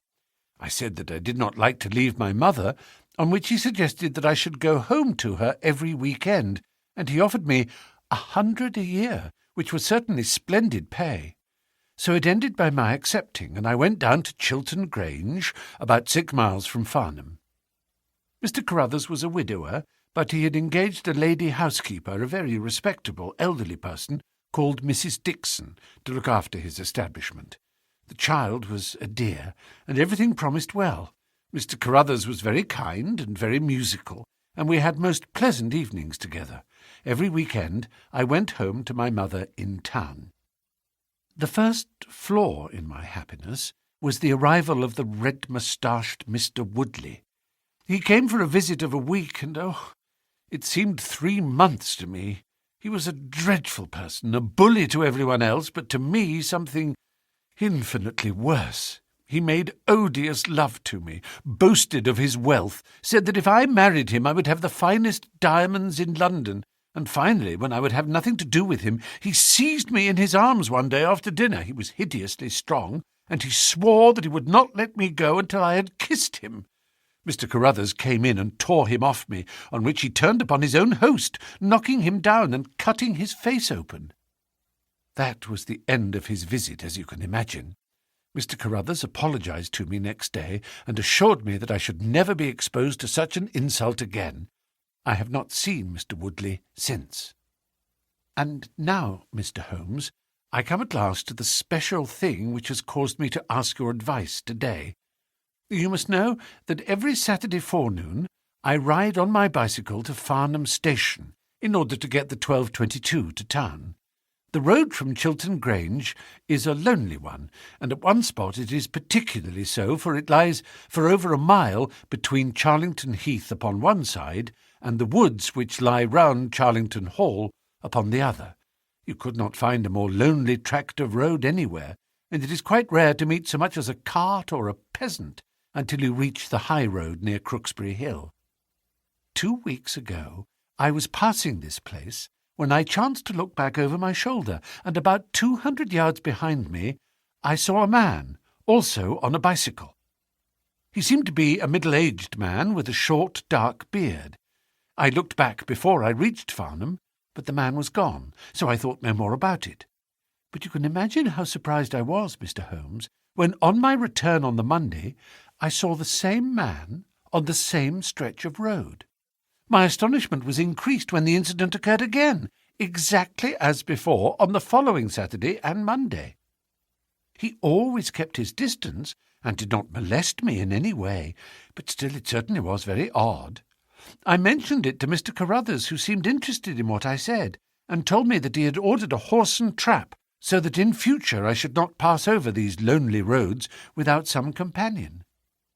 The horse and trap were to have come this week, but for some reason they were not delivered, and again I had to cycle to the station. That was this morning. You can think that I looked out when I came to Charlington Heath, and there, sure enough, was the man, exactly as he had been the 2 weeks before. He always kept so far from me that I could not clearly see his face, but it was certainly someone whom I did not know. He was dressed in a dark suit with a cloth cap. The only thing about his face that I could clearly see was his dark beard. Today I was not alarmed, but I was filled with curiosity, and I determined to find out who he was and what he wanted. I slowed down my machine, but he slowed down his. Then I stopped altogether, but he stopped also. Then I laid a trap for him. There is a sharp turning of the road, and I pedalled very quickly round this, and then I stopped and waited. I expected him to shoot round and pass me before he could stop, but he never appeared. Then I went back and looked round the corner. I could still see a mile of road, but he was not on it. To make it the more extraordinary, there was no side road at this point down which he could have gone. Holmes chuckled and rubbed his hands. "This case certainly presents some features of its own," said he. "How much time elapsed between your turning the corner and your discovery that the road was clear?" 2 or 3 minutes. "Then he could not have retreated down the road, and you say that there are no side roads?" "None." "Then he certainly took a footpath on one side or the other." "It could not have been on that side of the heath, or I should have seen him." So, by the process of exclusion, we arrive at the fact that he made his way towards Charlington Hall, which, as I understand, is situated in its own grounds on one side of the road. Anything else? Nothing, Mr. Holmes, save that I was so perplexed that I felt I should not be happy until I had seen you and had your advice. Holmes sat in silence for some little time. "Where is the gentleman to whom you are engaged?" he asked at last. "He is in the Midland Electrical Company at Coventry." "He would not pay you a surprise visit?" "Oh, Mr. Holmes, as if I should not know him." "Have you had any other admirers?" "Several before I knew Cyril." "And since?" "There was this dreadful man, Woodley, if you can call him an admirer." "No one else?" Our fair client seemed a little confused. "Who was he?" asked Holmes. "Oh, it may be a mere fancy of mine, but it has seemed to me sometimes that my employer, Mr. Carruthers, takes a great deal of interest in me. We are thrown rather together. I play his accompaniments in the evening. He has never said anything. He is a perfect gentleman, but a girl always knows." "Ha!" Holmes looked grave. "What does he do for a living?" "He is a rich man." "No carriages or horses?" "Well, at least he is fairly well-to-do. But he goes into the city 2 or 3 times a week. He is deeply interested in South African gold shares." "You will let me know any fresh development, Miss Smith. I am very busy just now, but I will find time to make some inquiries into your case. In the meantime, take no step without letting me know. Goodbye, and I trust that we shall have nothing but good news from you." "It is part of the settled order of nature that such a girl should have followers," said Holmes as he pulled at his meditative pipe. "But for choice not on bicycles in lonely country roads. Some secretive lover, beyond all doubt. There are curious and suggestive details about the case, Watson." "That he should appear only at that point?" "Exactly. Our first effort must be to find who are the tenants of Charlington Hall. Then again, how about the connection between Carruthers and Woodley, since they appear to be men of such a different type? How came they both to be so keen upon looking up Ralph Smith's relations?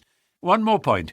What sort of a ménage is it which pays double the market price for a governess, but does not keep a horse, although 6 miles from the station? Odd, Watson, very odd." "You will go down?" "No, my dear fellow, you will go down. This may be some trifling intrigue, and I cannot break my other important research for the sake of it. On Monday you will arrive early at Farnham. You will conceal yourself near Charlington Heath. You will observe these facts for yourself, and act as your own judgment advises. Then, having inquired as to the occupants of the hall, you will come back to me and report. And now, Watson, not another word of the matter, until we have a few solid stepping stones on which we may hope to get across to our solution." We had ascertained from the lady that she went down upon the Monday by the train which leaves Waterloo at 9:50, so I started early and caught the 9:13. At Farnham Station I had no difficulty in being directed to Charlington Heath. It was impossible to mistake the scene of the young lady's adventure, for the road runs between the open heath on one side and an old yew hedge upon the other, surrounding a park which is studded with magnificent trees. There was a main gateway of lichen-studded stone, each side pillar surmounted by mouldering heraldic emblems, but besides this central carriage drive, I observed several points where there were gaps in the hedge and paths leading through them. The house was invisible from the road, but the surroundings all spoke of gloom and decay. The heath was covered with golden patches of flowering gorse, gleaming magnificently in the light of the bright spring sunshine. Behind one of these clumps I took up my position, so as to command both the gateway of the hall and a long stretch of the road upon either side. It had been deserted when I left it, but now I saw a cyclist riding down it from the opposite direction to that in which I had come. He was clad in a dark suit, and I saw that he had a black beard. On reaching the end of the Charlington grounds, he sprang from his machine and led it through a gap in the hedge disappearing from my view. A quarter of an hour passed, and then a second cyclist appeared. This time it was the young lady coming from the station. I saw her look about her as she came to the Charlington hedge.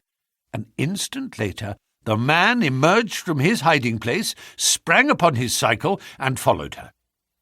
In all the broad landscape, those were the only moving figures, the graceful girl, sitting very straight upon her machine, and the man behind her, bending low over his handlebar, with a curiously furtive suggestion in every movement. She looked back at him and slowed her pace. He slowed also. She stopped. He at once stopped too, keeping 200 yards behind her. Her next movement was as unexpected as it was spirited. She suddenly whisked her wheels round and dashed straight at him. He was as quick as she, however, and darted off in desperate flight. Presently she came back up the road again, her head haughtily in the air, not deigning to take any further notice of her silent attendant. He had turned also and still kept his distance until the curve of the road hid them from my sight. I remained in my hiding place, and it was well that I did so, for presently the man reappeared, cycling slowly back. He turned in at the hall gates and dismounted from his machine. For some few minutes I could see him standing among the trees. His hands were raised, and he seemed to be settling his necktie. Then he mounted his cycle and rode away from me down the drive towards the hall. I ran across the heath and peered through the trees. Far away I could catch glimpses of the old grey building with its bristling Tudor chimneys, but the drive ran through a dense shrubbery, and I saw no more of my man. However, it seemed to me that I had done a fairly good morning's work, and I walked back in high spirits to Farnham. The local house-agent could tell me nothing about Charlington Hall, and referred me to a well-known firm in Pall Mall. There I halted on my way home, and met with courtesy from the representative. No, I could not have Charlington Hall for the summer. I was just too late. It had been let about a month ago. Mr. Williamson was the name of the tenant. He was a respectable elderly gentleman. The polite agent was afraid he could say no more, as the affairs of his clients were not matters which he could discuss. Mr. Sherlock Holmes listened with attention to the long report which I was able to present to him that evening, but it did not elicit that word of curt praise which I had hoped for and should have valued. On the contrary, his austere face was even more severe than usual, as he commented upon the things that I had done and the things that I had not. "Your hiding-place, my dear Watson, was very faulty.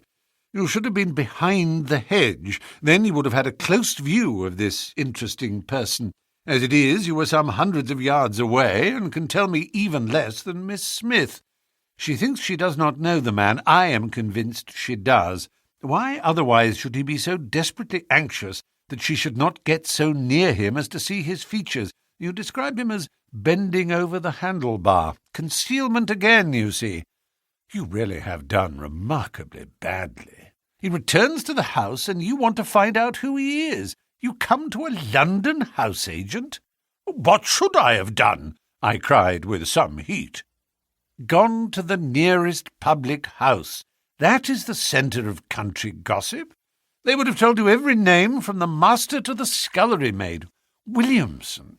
It conveys nothing to my mind. If he is an elderly man, he is not this active cyclist who sprints away from that athletic young lady's pursuit.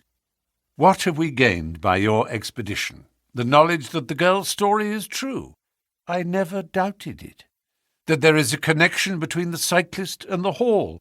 I never doubted that either. That the hall is tenanted by Williamson. Who's the better for that? Well, well, my dear sir, don't look so depressed. We can do little more until next Saturday, and in the meantime I may make one or two inquiries myself. Next morning we had a note from Miss Smith, recounting shortly and accurately the very incidents which I had seen, but the pith of the letter lay in the postscript. I am sure that you will respect my confidence, Mr. Holmes, when I tell you that my place here has become difficult owing to the fact that my employer has proposed marriage to me. I am convinced that his feelings are most deep and most honourable. At the same time, my promise is, of course, given. He took my refusal very seriously, but also very gently. You can understand, however, that the situation is a little strained. "Our young friend seems to be getting into deep waters," said Holmes thoughtfully as he finished the letter. "The case certainly presents more features of interest and more possibility of development than I had originally thought. I should be none the worse for a quiet, peaceful day in the country, and I am inclined to run down this afternoon and test one or two theories which I have formed." Holmes's quiet day in the country had a singular termination, for he arrived at Baker Street late in the evening with a cut lip and a discoloured lump upon his forehead, besides a general air of dissipation which would have made his own person the fitting object of a Scotland Yard investigation. He was immensely tickled by his own adventures, and laughed heartily as he recounted them. I get so little active exercise that it is always a treat," said he. "You are aware that I have some proficiency in the good old British sport of boxing. Occasionally it is of service. Today, for example, I should have come to very ignominious grief without it." I begged him to tell me what had occurred. "I found that country pub which I had already recommended to your notice, and there I made my discreet inquiries. I was in the bar, and a garrulous landlord was giving me all that I wanted. Williamson is a white-bearded man, and he lives alone with a small staff of servants at the Hall. There is some rumour that he is or has been a clergyman, but one or two incidents of his short residence at the Hall struck me as peculiarly unecclesiastical. I have already made some inquiries at a clerical agency, and they tell me that there was a man of that name in orders, whose career has been a singularly dark one. The landlord further informed me that there are usually weekend visitors, a warm lot, sir, at the Hall, and especially one gentleman with a red moustache, Mr. Woodley by name, who was always there. We had got as far as this, when who should walk in but the gentleman himself, who had been drinking his beer in the tap-room and had heard the whole conversation. Who was I? What did I want? What did I mean by asking questions? He had a fine flow of language, and his adjectives were very vigorous. He ended a string of abuse by a vicious backhander which I failed to entirely avoid. The next few minutes were delicious. It was a straight left against a slogging ruffian. I emerged, as you see me. Mr. Woodley went home in a cart. So ended my country trip, and it must be confessed that, however enjoyable, my day on the Surrey border has not been much more profitable than your own. The Thursday brought us another letter from our client. "You will not be surprised, Mr. Holmes," said she, "to hear that I am leaving Mr. Carruthers's employment. Even the high pay cannot reconcile me to the discomforts of my situation. On Saturday I come up to town, and I do not intend to return. Mr. Carruthers has got a trap, and so the dangers of the lonely road, if there ever were any dangers, are now over. As to the special cause of my leaving, it is not merely the strained situation with Mr. Carruthers, but it is the reappearance of that odious man, Mr. Woodley. He was always hideous, but he looks more awful than ever now, for he appears to have had an accident, and he is much disfigured. I saw him out of the window, but I am glad to say I did not meet him. He had a long talk with Mr. Carruthers, who seemed much excited afterwards. Woodley must be staying in the neighbourhood, for he did not sleep here, and yet I caught a glimpse of him again this morning, slinking about in the shrubbery. I would sooner have a savage wild animal loose about the place. I loathe and fear him more than I can say. How can Mr. Carruthers endure such a creature for a moment? However, all my troubles will be over on Saturday." "So I trust, Watson, so I trust," said Holmes gravely. "There is some deep intrigue going on round that little woman, and it is our duty to see that no one molests her upon that last journey. I think, Watson, that we must spare time to run down together on Saturday morning, and make sure that this curious and inconclusive investigation has no untoward ending. I confess that I had not, up to now, taken a very serious view of the case, which had seemed to me rather grotesque and bizarre than dangerous. That a man should lie in wait for and follow a very handsome woman is no unheard-of thing, and if he had so little audacity that he not only dared not address her, but even fled from her approach, he was not a very formidable assailant. The ruffian Woodley was a very different person, but except on one occasion he had not molested our client, and now he visited the house of Carruthers without intruding upon her presence. The man on the bicycle was doubtless a member of those week-end parties at the Hall, of which the publican had spoken, but who he was, or what he wanted, was as obscure as ever.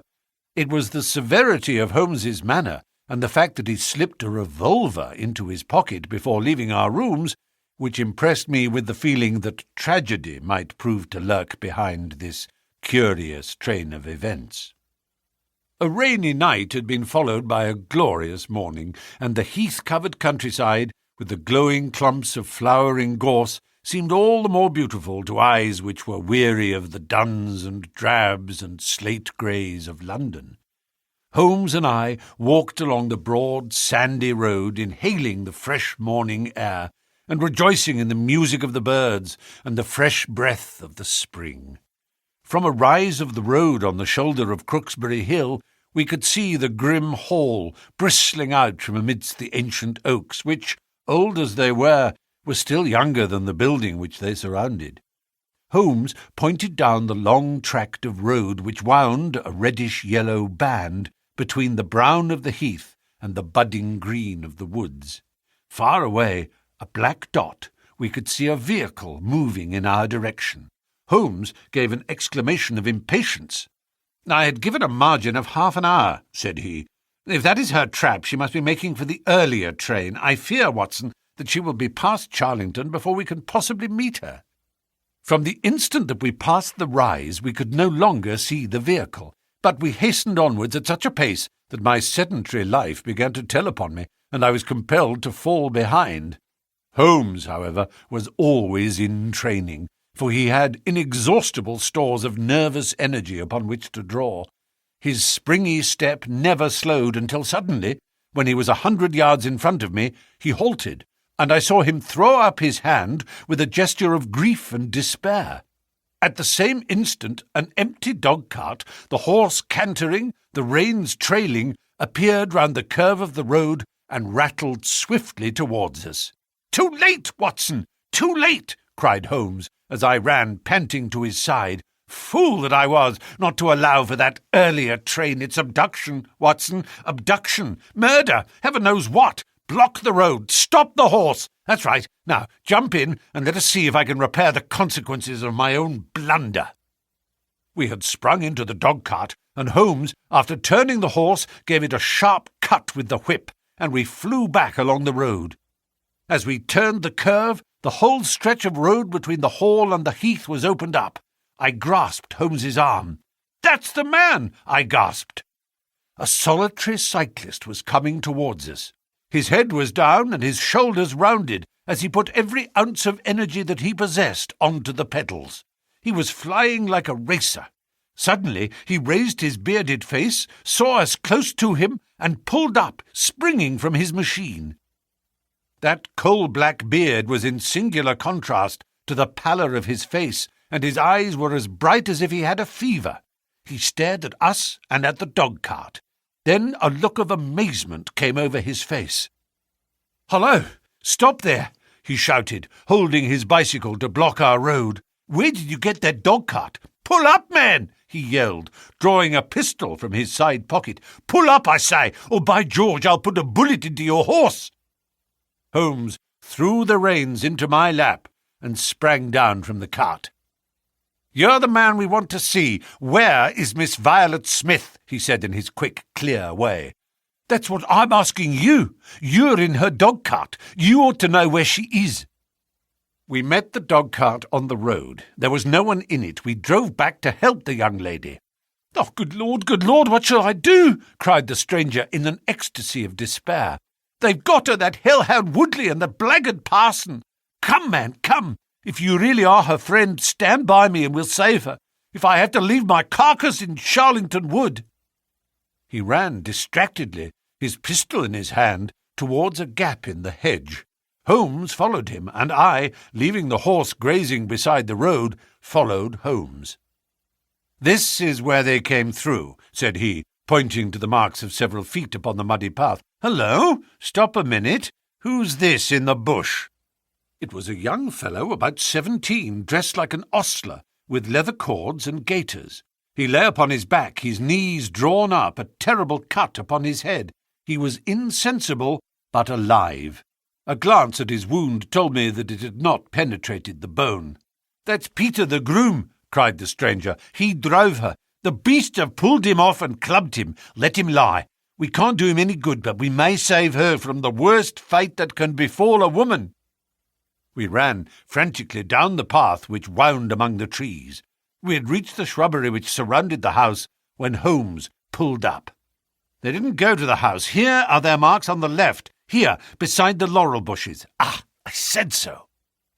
As he spoke, a woman's shrill scream, a scream which vibrated with a frenzy of horror, burst from the thick green clump of bushes in front of us. It ended suddenly on its highest note with a choke and a gurgle. This way! They're in the bowling alley!" cried the stranger, darting through the bushes. "Oh, the cowardly dogs! Follow me, gentlemen! Too late, by the living jingo!" We had broken suddenly into a lovely glade of greensward, surrounded by ancient trees. On the farther side of it, under the shadow of a mighty oak, there stood a singular group of 3 people. One was a woman, our client, drooping and faint, a handkerchief round her mouth. Opposite her stood a brutal, heavy-faced, red-moustached young man, his gaitered legs parted wide, one arm akimbo, the other waving a riding crop, his whole attitude suggestive of triumphant bravado.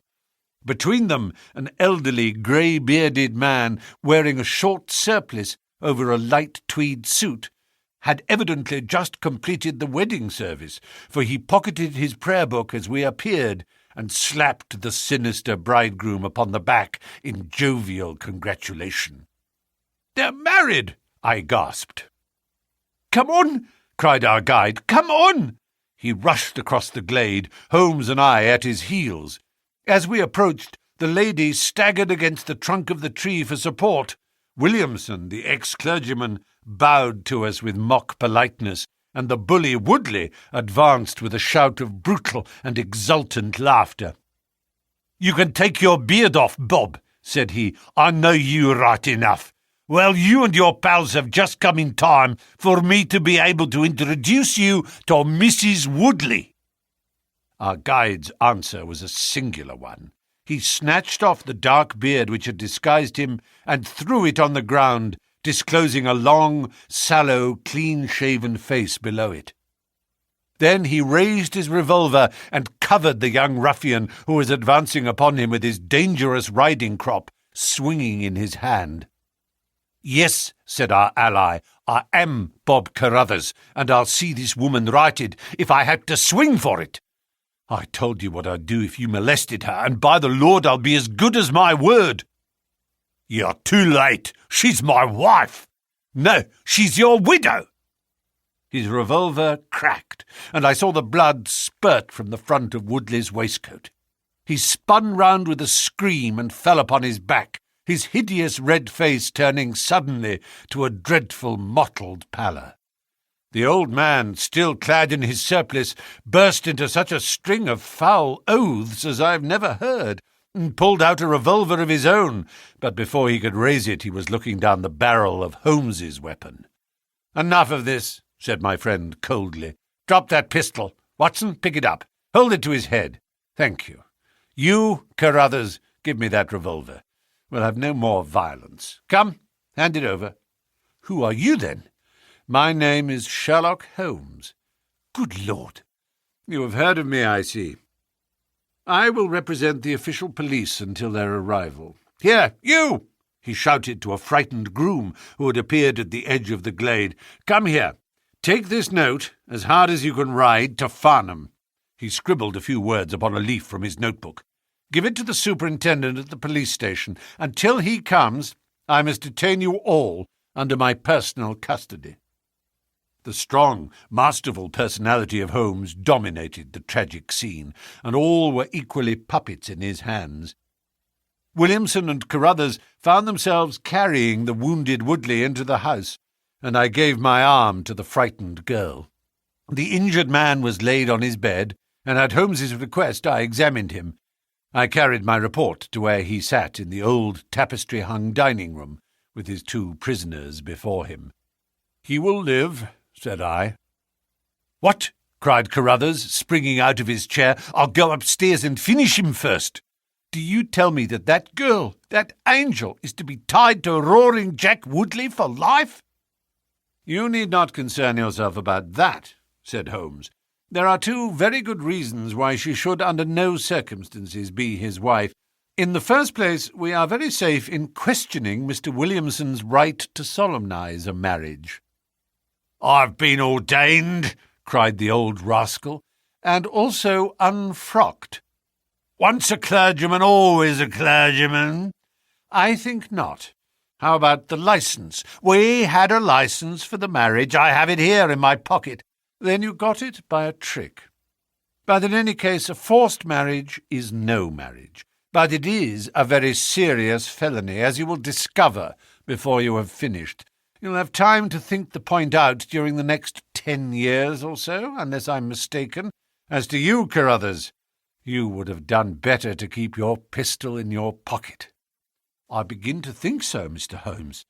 But when I thought of all the precaution I had taken to shield this girl, for I loved her, Mr. Holmes, and it is the only time that ever I knew what love was, it fairly drove me mad to think that she was in the power of the greatest brute and bully in South Africa, a man whose name is a holy terror from Kimberley to Johannesburg.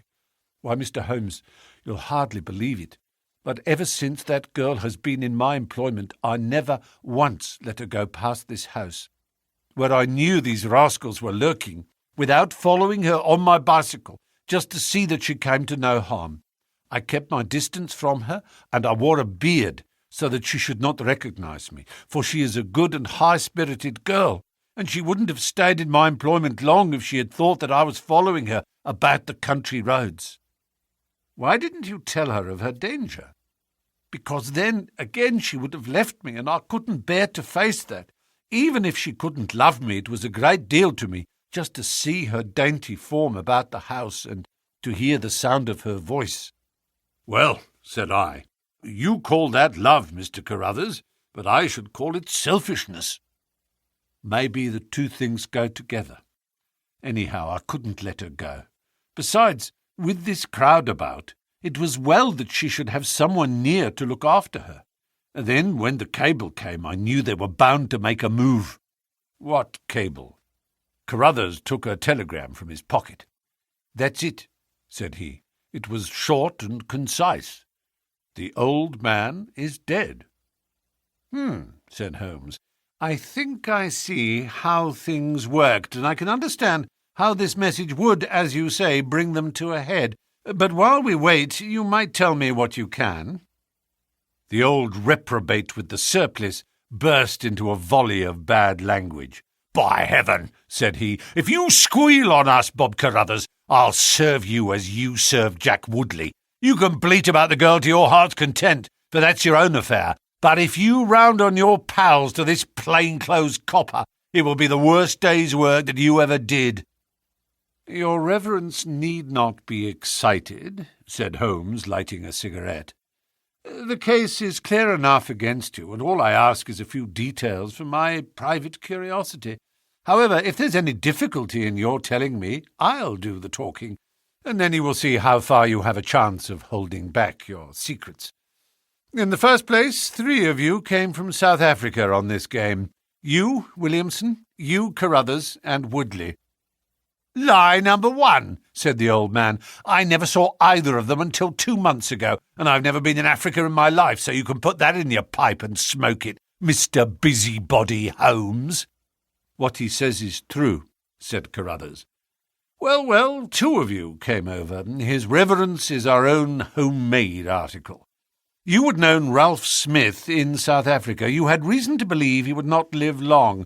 You found out that his niece would inherit his fortune. How's that, eh?" Carruthers nodded and Williamson swore. "She was next of kin, no doubt, and you were aware that the old fellow would make no will." "Couldn't read or write," said Carruthers. "So you came over, the two of you, and hunted up the girl. The idea was that one of you was to marry her and the other have a share of the plunder. For some reason, Woodley was chosen as the husband. Why was that?" "We played cards for her on the voyage. He won." "I see. You got the young lady into your service, and there Woodley was to do the courting. She recognized the drunken brute that he was, and would have nothing to do with him. Meanwhile, your arrangement was rather upset by the fact that you had yourself fallen in love with the lady. You could no longer bear the idea of this ruffian owning her." "No, by George, I couldn't." "There was a quarrel between you. He left you in a rage and began to make his own plans independently of you." "It strikes me, Williamson, there isn't very much we can't tell this gentleman," cried Carruthers with a bitter laugh. "Yes, we quarrelled, and he knocked me down. I'm level with him on that anyhow. Then I lost sight of him. That was when he picked up with this cast padre here. I found that they had set up housekeeping together at this place on the line that she had to pass for the station. I kept my eye on her after that, for I knew there was some devilry in the wind. I saw them from time to time, for I was anxious to know what they were after. 2 days ago, Woodley came up to my house with this cable, which showed that Ralph Smith was dead. He asked me if I would stand by the bargain. I said I would not. He asked me if I would marry the girl myself and give him a share. I said I would willingly do so, but that she would not have me. He said, let us get her married first, and after a week or two she may see things a bit different. I said I would have nothing to do with violence. So he went off cursing like the foul-mouthed blackguard that he was, and swearing that he would have her yet. She was leaving me this weekend, and I had got a trap to take her to the station, but I was so uneasy in my mind that I followed her on my bicycle. She had got a start, however, and before I could catch her the mischief was done. The first thing I knew about it was when I saw you two gentlemen driving back in her dog-cart." Holmes rose and tossed the end of his cigarette into the grate. "I've been very obtuse, Watson," said he. "When in your report you said that you had seen the cyclist, as you thought, arrange his necktie in the shrubbery, that alone should have told me all. However, we may congratulate ourselves upon a curious and in some respects a unique case. I perceive 3 of the county constabulary in the drive, and I am glad to see that the little ostler is able to keep pace with them. So it is likely that neither he nor the interesting bridegroom will be permanently damaged by their morning's adventures. I think, Watson, that in your medical capacity you might wait upon Miss Smith, and tell her that if she is sufficiently recovered, we shall be happy to escort her to her mother's home. If she is not quite convalescent, you will find that a hint that we were about to telegraph to a young electrician in the Midlands would probably complete the cure. As to you, Mr. Carruthers, I think that you have done what you could to make amends for your share in an evil plot. There is my card, sir, and if my evidence can be of help to you in your trial, it shall be at your disposal. In the whirl of our incessant activity, it has often been difficult for me, as the reader has probably observed, to round off my narratives and to give those final details which the curious might expect. Each case has been the prelude to another, and the crisis once over, the actors have passed forever out of our busy lives. I find, however, a short note at the end of my manuscripts dealing with this case, in which I have put it upon record that Miss Violet Smith did indeed inherit a large fortune, and that she is now the wife of Cyril Morton, the senior partner of Morton and Kennedy, the famous Westminster electricians. Williamson and Woodley were both tried for abduction and assault, the former getting 7 years and the latter 10.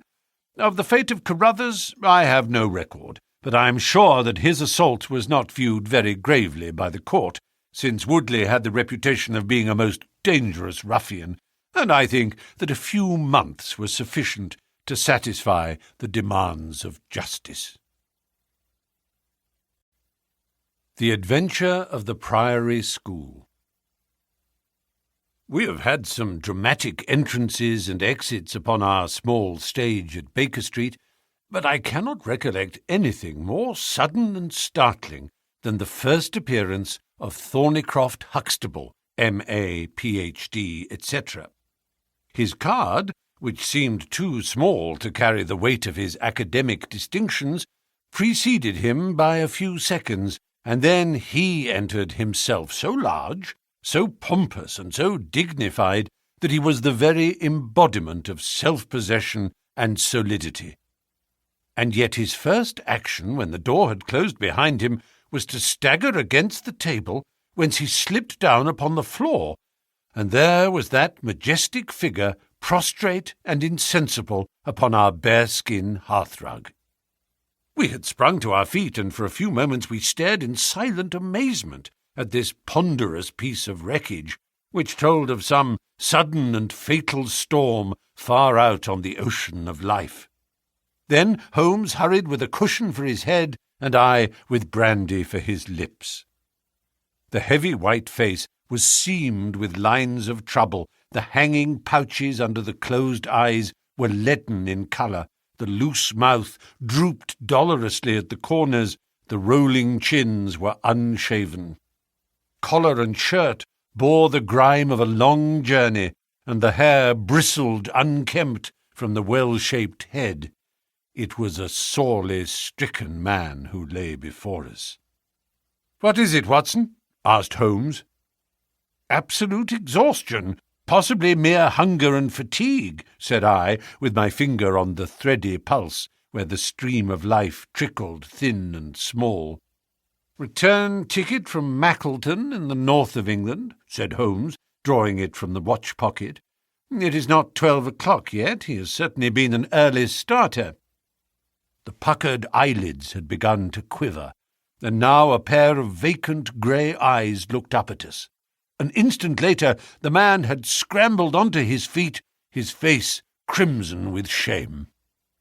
"Forgive this weakness, Mr. Holmes. I have been a little overwrought. Thank you. If I might have a glass of milk and a biscuit, I have no doubt that I should be better. I came personally, Mr. Holmes, in order to ensure that you would return with me. I fear that no telegram would convince you of the absolute urgency of the case." "When you are quite restored—" "I am quite well again. I cannot imagine how I came to be so weak. I wish you, Mr. Holmes, to come to Mackleton with me by the next train." My friend shook his head. "My colleague, Dr. Watson, could tell you that we are very busy at present. I am retained in this case of the Ferrers documents, and the Abergavenny murder is coming up for trial. Only a very important issue could call me from London at present." "Important!" Our visitor threw up his hands. "Have you heard nothing of the abduction of the only son of the Duke of Holderness?" "What? The late cabinet minister?" "Exactly! We had tried to keep it out of the papers, but there was some rumour in the Globe last night. I thought it might have reached your ears." Holmes shot out his long, thin arm and picked out volume H in his Encyclopedia of Reference. "Holderness, 6th Duke, Knight of the Garter, Privy Councillor, half the alphabet, Baron Beverley, Earl of Carston, dear me, what a list, Lord Lieutenant of Hallamshire since 1900, married Edith, daughter of Sir Charles Appledore, 1888, heir and only child Lord Saltire, owns about 250,000 acres, minerals in Lancashire and Wales, address Carlton House Terrace, Holderness Hall, Hallamshire, Carston Castle, Bangor, Wales, Lord of the Admiralty, 1872, Chief Secretary of State for... Well, this man is certainly one of the greatest subjects of the Crown." "The greatest and perhaps the wealthiest. I am aware, Mr. Holmes, that you take a very high line in professional matters, and that you are prepared to work for the work's sake. I may tell you, however, that His Grace has already intimated that a cheque for £5,000 will be handed over to the person who can tell him where his son is, and another 1,000 to him who can name the man or men who have taken him." "It is a princely offer," said Holmes. "Watson, I think that we shall accompany Dr. Huxtable back to the north of England. And now, Dr. Huxtable, when you have consumed that milk, you will kindly tell me what has happened, when it happened, how it happened, and finally what Dr. Thornycroft Huxtable of the Priory School near Mackleton has to do with the matter, and why he comes 3 days after an event, the state of your chin gives the date, to ask for my humble services." Our visitor had consumed his milk and biscuits. The light had come back to his eyes and the colour to his cheeks, as he set himself with great vigour and lucidity to explain the situation. "I must inform you, gentlemen, that the Priory is a preparatory school of which I am the founder and principal. Huxtable's Sidelights on Horace may possibly recall my name to your memories. The Priory is, without exception, the best and most select preparatory school in England. Lord Leverstoke, the Earl of Blackwater, Sir Cathcart Soames, they have all entrusted their sons to me. But I felt that my school had reached its zenith when, 3 weeks ago, the Duke of Holderness sent Mr. James Wilder, his secretary, with the intimation that young Lord Saltire, 10 years old, his only son and heir, was about to be committed to my charge. Little did I think that this would be the prelude to the most crushing misfortune of my life. On May the 1st the boy arrived, that being the beginning of the summer term. He was a charming youth, and he soon fell into our ways. I may tell you, I trust that I am not indiscreet, but half-confidences are absurd in such a case, that he was not entirely happy at home. It is an open secret that the Duke's married life had not been a peaceful one, and the matter had ended in a separation by mutual consent, the Duchess taking up her residence in the south of France. This had occurred very shortly before, and the boy's sympathies are known to have been strongly with his mother. He moped after her departure from Holderness Hall, and it was for this reason that the Duke desired to send him to my establishment. In a fortnight the boy was quite at home with us, and was apparently absolutely happy. He was last seen on the night of May the 13th, that is, the night of last Monday. His room was on the 2nd floor, and was approached through another larger room in which 2 boys were sleeping. These boys saw and heard nothing, so that it is certain that young Saltire did not pass out that way. His window was open, and there is a stout ivy plant leading to the ground. We could trace no footmarks below, but it is sure that this is the only possible exit. His absence was discovered at 7 o'clock on Tuesday morning. His bed had been slept in. He had dressed himself fully before going off in his usual school suit of black Eton jacket and dark grey trousers. There were no signs that anyone had entered the room, and it is quite certain that anything in the nature of cries or a struggle would have been heard, since Caunter, the elder boy in the inner room, is a very light sleeper. When Lord Saltire's disappearance was discovered, I at once called a roll of the whole establishment, boys, masters, and servants. It was then that we ascertained that Lord Saltire had not been alone in his flight. Heidegger, the German master, was missing. His room was on the 2nd floor at the farther end of the building, facing the same way as Lord Saltire's. His bed had also been slept in, but he had apparently gone away partly dressed, since his shirt and socks were lying on the floor. He had undoubtedly let himself down by the ivy, for we could see the marks of his feet where he had landed on the lawn. His bicycle was kept in a small shed beside this lawn, and it also was gone. He had been with me for 2 years, and came with the best references, but he was a silent, morose man, not very popular either with masters or boys. No trace could be found of the fugitives, and now, on Thursday morning, we are as ignorant as we were on Tuesday. Inquiry was, of course, made at once at Holderness Hall. It is only a few miles away, and we imagined that in some sudden attack of homesickness he had gone back to his father, but nothing had been heard of him.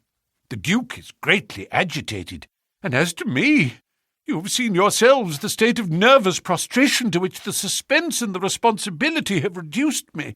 Mr. Holmes, if ever you put forward your full powers, I implore you to do so now, for never in your life could you have a case which is more worthy of them." Sherlock Holmes had listened with the utmost intentness to the statement of the unhappy schoolmaster. His drawn brows and the deep furrow between them showed that he needed no exhortation to concentrate all his attention upon a problem which, apart from the tremendous interests involved, must appeal so directly to his love of the complex and the unusual. He now drew out his notebook and jotted down one or two memoranda. "You have been very remiss in not coming to me sooner," said he severely. "You start me on my investigation with a very serious handicap. It is inconceivable, for example, that this ivy and this lawn would have yielded nothing to an expert observer. I am not to blame, Mr. Holmes. His Grace was extremely desirous to avoid all public scandal. He was afraid of his family unhappiness being dragged before the world. He has a deep horror of anything of the kind. But there has been some official investigation." "Yes, sir, and it has proved most disappointing. An apparent clue was at once obtained, since a boy and a young man were reported to have been seen leaving a neighbouring station by an early train. Only last night we had news that the couple had been hunted down in Liverpool, and they proved to have no connection whatever with the matter in hand.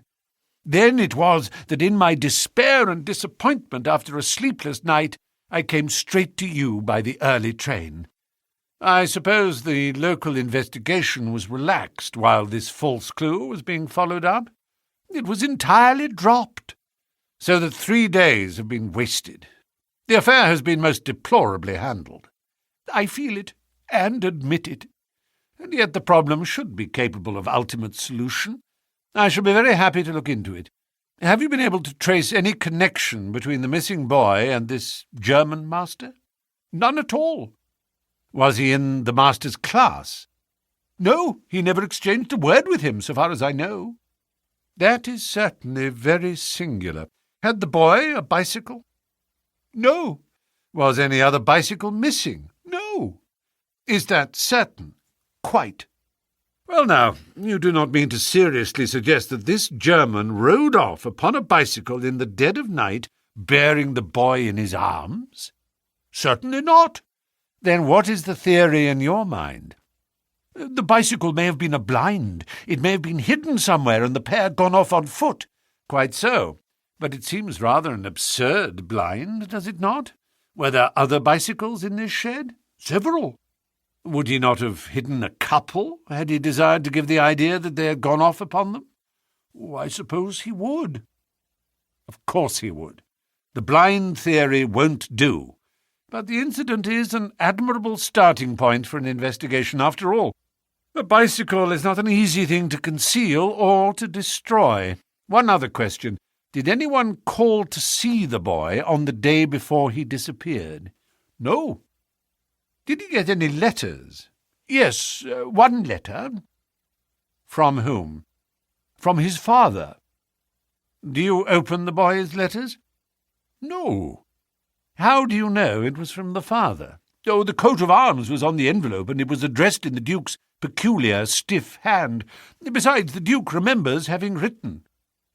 "When had he a letter before that?" "Not for several days." "Had he ever one from France?" "No, never." "You see the point of my questions, of course. Either the boy was carried off by force, or he went of his own free will. In the latter case, you would expect that some prompting from outside would be needed to make so young a lad do such a thing. If he has had no visitors, that prompting must have come in letters. Hence I tried to find out who were his correspondents.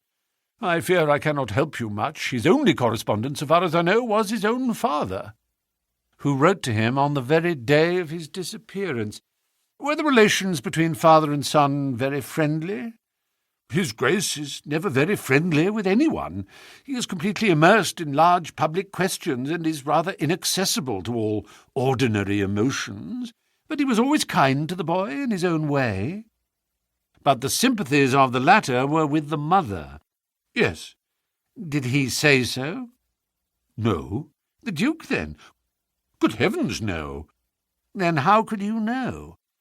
I have had some confidential talks with Mr. James Wilder, his Grace's secretary. It was he who gave me the information about Lord Saltire's feelings. I see. By the way, that last letter of the Duke's, was it found in the boy's room after he was gone? No, he had taken it with him. I think, Mr. Holmes, it is time we were leaving for Euston. I will order a four-wheeler. In a quarter of an hour we shall be at your service. If you are telegraphing home, Mr. Huxtable, it would be well to allow the people in your neighbourhood to imagine that the inquiry is still going on in Liverpool, or wherever else that red herring led your pack. In the meantime, I will do a little quiet work at your own doors, and perhaps the scent is not so cold, but the two old hounds, like Watson and myself, may get a sniff of it. That evening found us in the cold, bracing atmosphere of the Peak country, in which Dr. Huxtable's famous school is situated. It was already dark when we reached it. A card was lying on the hall table, and the butler whispered something to his master, who turned to us with agitation in every heavy feature. "The Duke is here," said he. "The Duke and Mr. Wilder are in the study. Come, gentlemen, and I will introduce you." I was, of course, familiar with the pictures of the famous statesman, but the man himself was very different from his representation. He was a tall and stately person, scrupulously dressed, with a drawn, thin face and a nose which was grotesquely curved and long. His complexion was of a dead pallor, which was more startling by contrast with a long, dwindling beard of vivid red, which flowed down over his white waistcoat, with his watch-chain gleaming through its fringe. Such was the stately presence who looked stonily at us from the centre of Dr. Huxtable's hearthrug. Beside him stood a very young man, whom I understood to be Wilder, the private secretary. He was small, nervous, alert, with intelligent light blue eyes and mobile features. It was he who at once, in an incisive and positive tone, opened the conversation. "I called this morning, Dr. Huxtable, too late to prevent you from starting for London. I learned that your object was to invite Mr. Sherlock Holmes to undertake the conduct of this case. His Grace is surprised, Dr. Huxtable, that you should have taken such a step without consulting him." "When I learned that the police had failed—" "His Grace is by no means convinced that the police have failed." "But surely, Mr. Wilder—" "You are well aware, Dr. Huxtable, that His Grace is particularly anxious to avoid all public scandal. He prefers to take as few people as possible into his confidence." "The matter can be easily remedied," said the browbeaten doctor. "Mr. Sherlock Holmes can return to London by the morning train." "Hardly that, Doctor, hardly that," said Holmes in his blandest voice. "This northern air is invigorating and pleasant, so I propose to spend a few days upon your moors, and to occupy my mind as best I may. Whether I have the shelter of your roof or of the village inn is, of course, for you to decide." I could see that the unfortunate doctor was in the last stage of indecision, from which he was rescued by the deep, sonorous voice of the red-bearded Duke, which boomed out like a dinner gong. "I agree with Mr. Wilder, Dr. Huxtable, that you would have done wisely to consult me. But since Mr. Holmes has already been taken into your confidence, it would indeed be absurd that we should not avail ourselves of his services. Far from going to the inn, Mr. Holmes, I should be pleased if you would come and stay with me at Holderness Hall." "I thank your Grace. For the purposes of my investigation, I think that it would be wiser for me to remain at the scene of the mystery." "Just as you like, Mr. Holmes. Any information which Mr. Wilder or I can give you is, of course, at your disposal." "It will probably be necessary for me to see you at the Hall," said Holmes, I would only ask you now, sir, whether you have formed any explanation in your own mind as to the mysterious disappearance of your son. No, sir, I have not. Excuse me if I allude to that which is painful to you, but I have no alternative. Do you think that the Duchess had anything to do with the matter? The great minister showed perceptible hesitation. I do not think so, he said at last. The other most obvious explanation is that the child has been kidnapped for the purpose of levying ransom.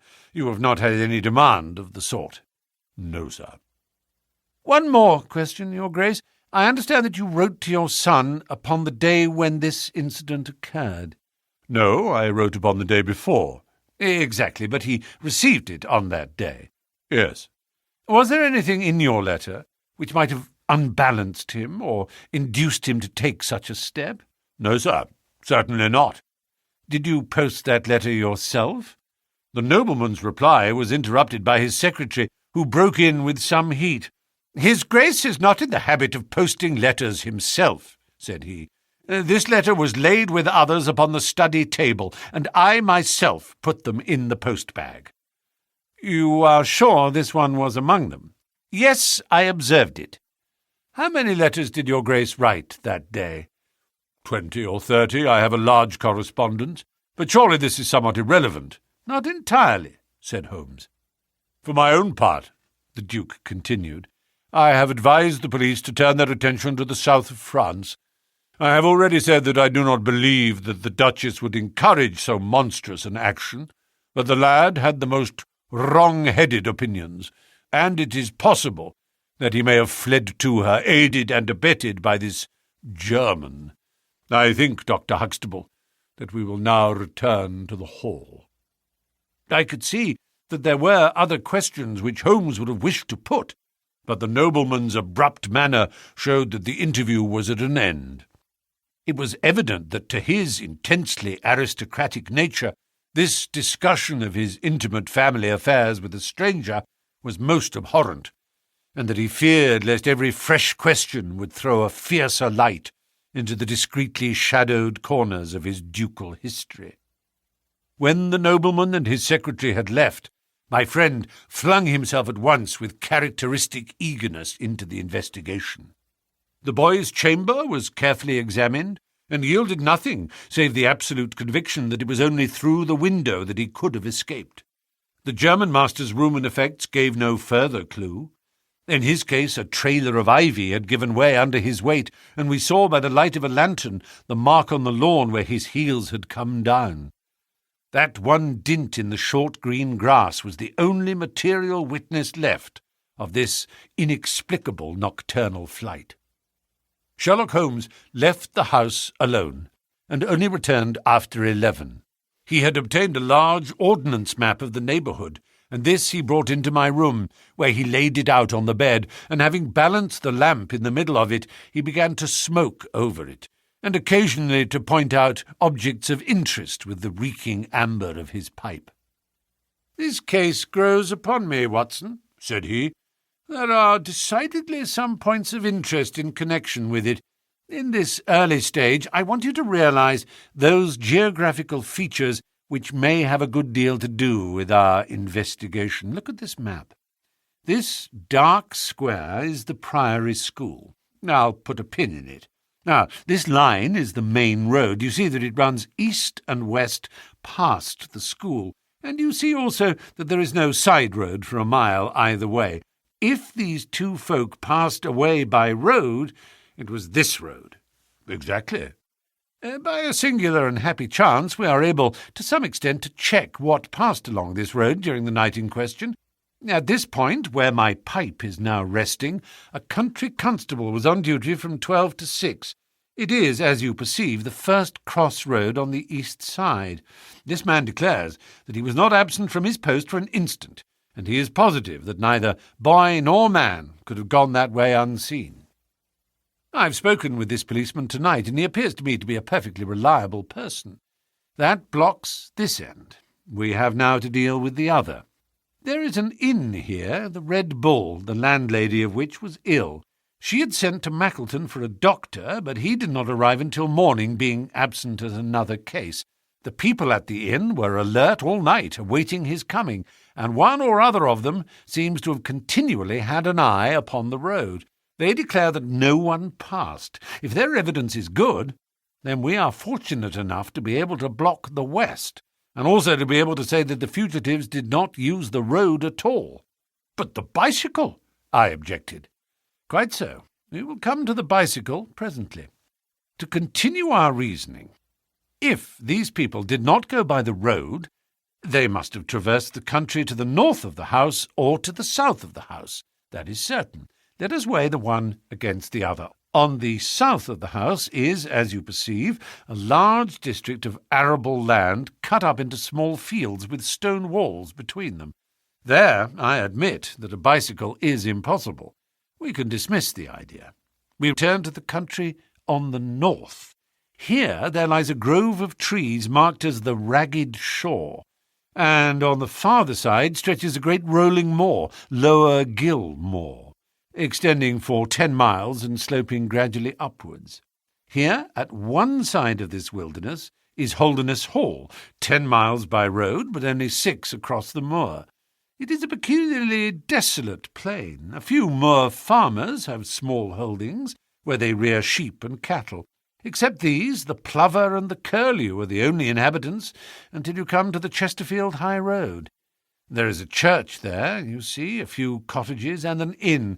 Beyond that, the hills become precipitous. Surely it is here to the north that our quest must lie. But the bicycle, I persisted. Well, well, said Holmes impatiently.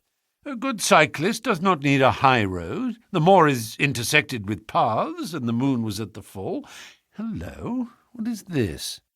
There was an agitated knock at the door, and an instant afterwards Dr. Huxtable was in the room. In his hand he held a blue cricket cap with a white chevron on the peak.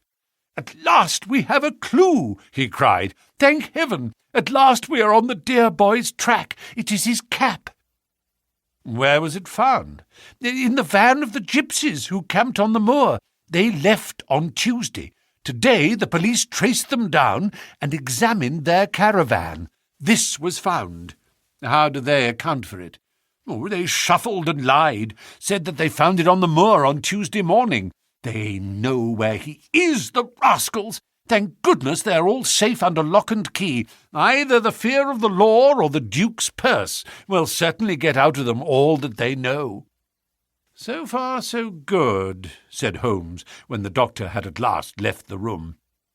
"It at least bears out the theory that it is on the side of the Lower Gill Moor that we must hope for results. The police have really done nothing locally save the arrest of these gypsies. Look here, Watson. There's a watercourse across the moor. You see it marked here in the map. In some parts it widens into a morass. This is particularly so in the region between Holderness Hall and the school. It is vain to look elsewhere for tracks in this dry weather, but at that point there is certainly a chance of some record being left. I will call you early tomorrow morning, and you and I will try if we can throw some little light upon the mystery." The day was just breaking when I woke to find the long, thin form of Holmes by my bedside. He was fully dressed and had apparently already been out. "I have done the lawn and the bicycle shed," said he. "I have also had a ramble through the Ragged Shore. Now, Watson, there is cocoa ready in the next room. I must beg you to hurry, for we have a great day before us." His eyes shone, and his cheek was flushed with the exhilaration of the master workman who sees his work lie ready before him. A very different Holmes, this active, alert man, from the introspective and pallid dreamer of Baker Street.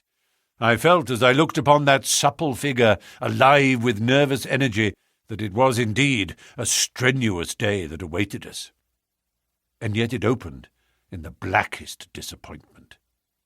With high hopes, we struck across the peaty russet moor, intersected with 1,000 sheep paths, until we came to the broad, light green belt which marked the morass between us and Holderness.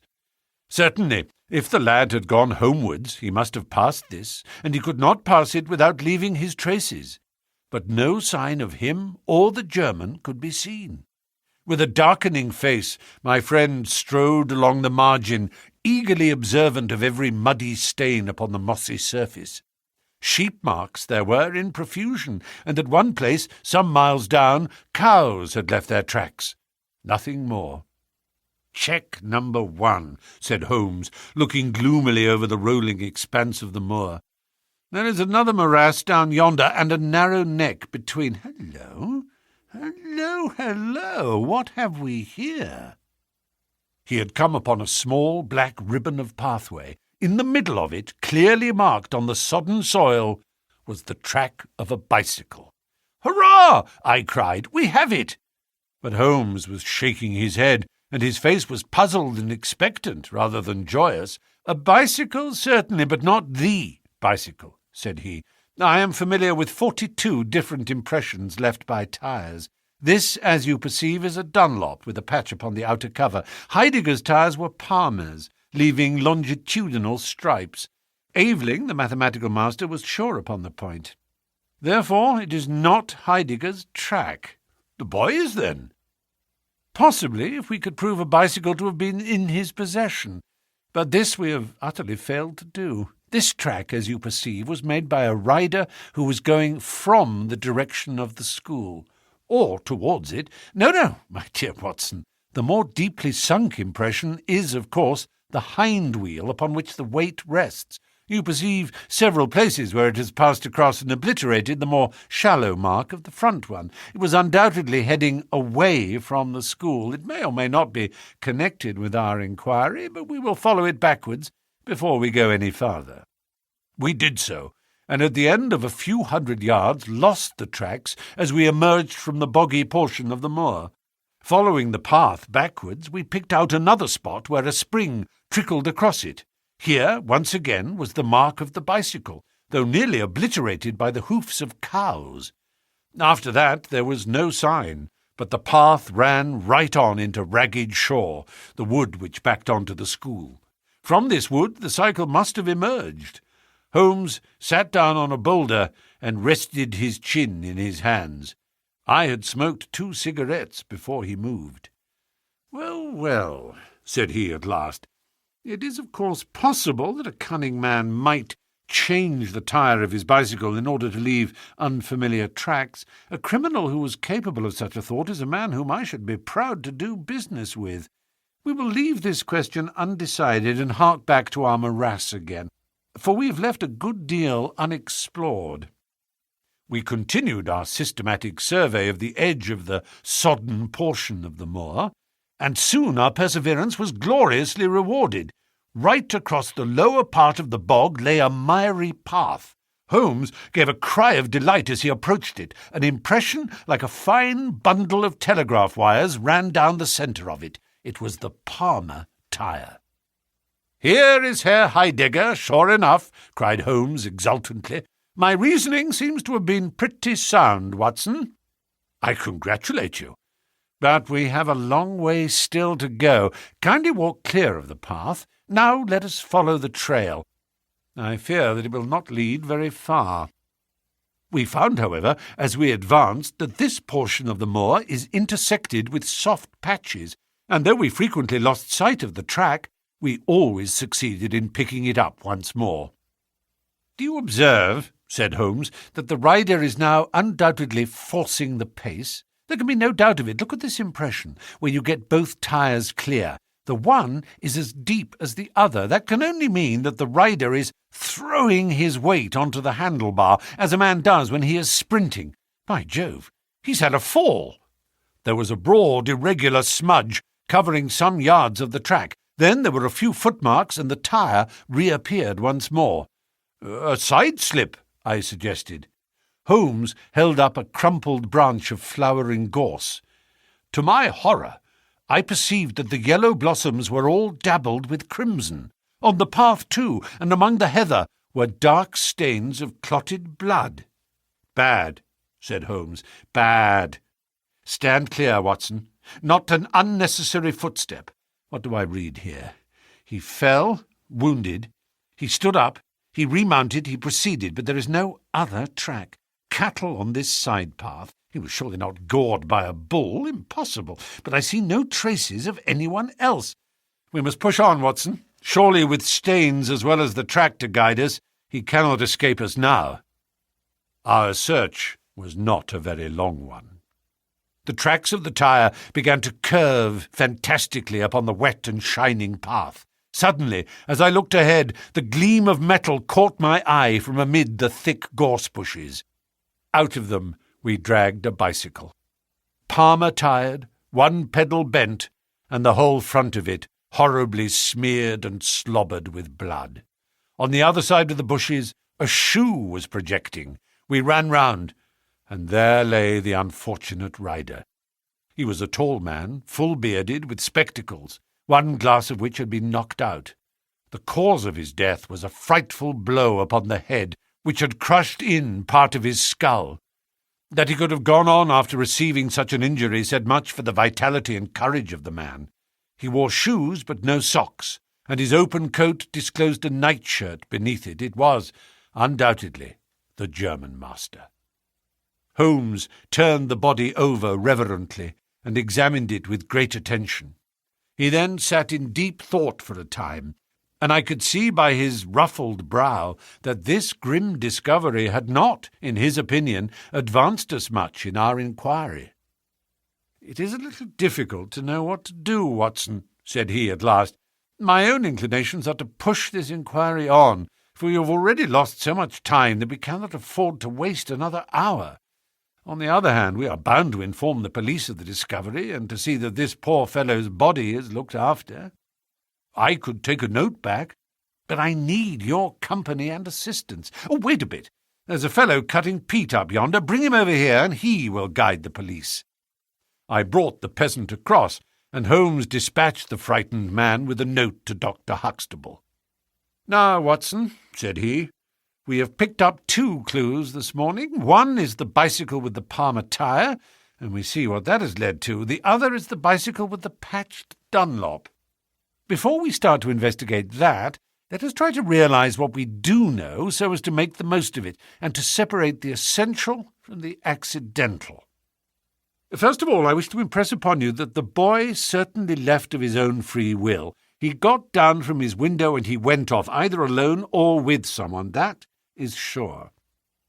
I assented. "Well, now, let us turn to this unfortunate German master. The boy was fully dressed when he fled.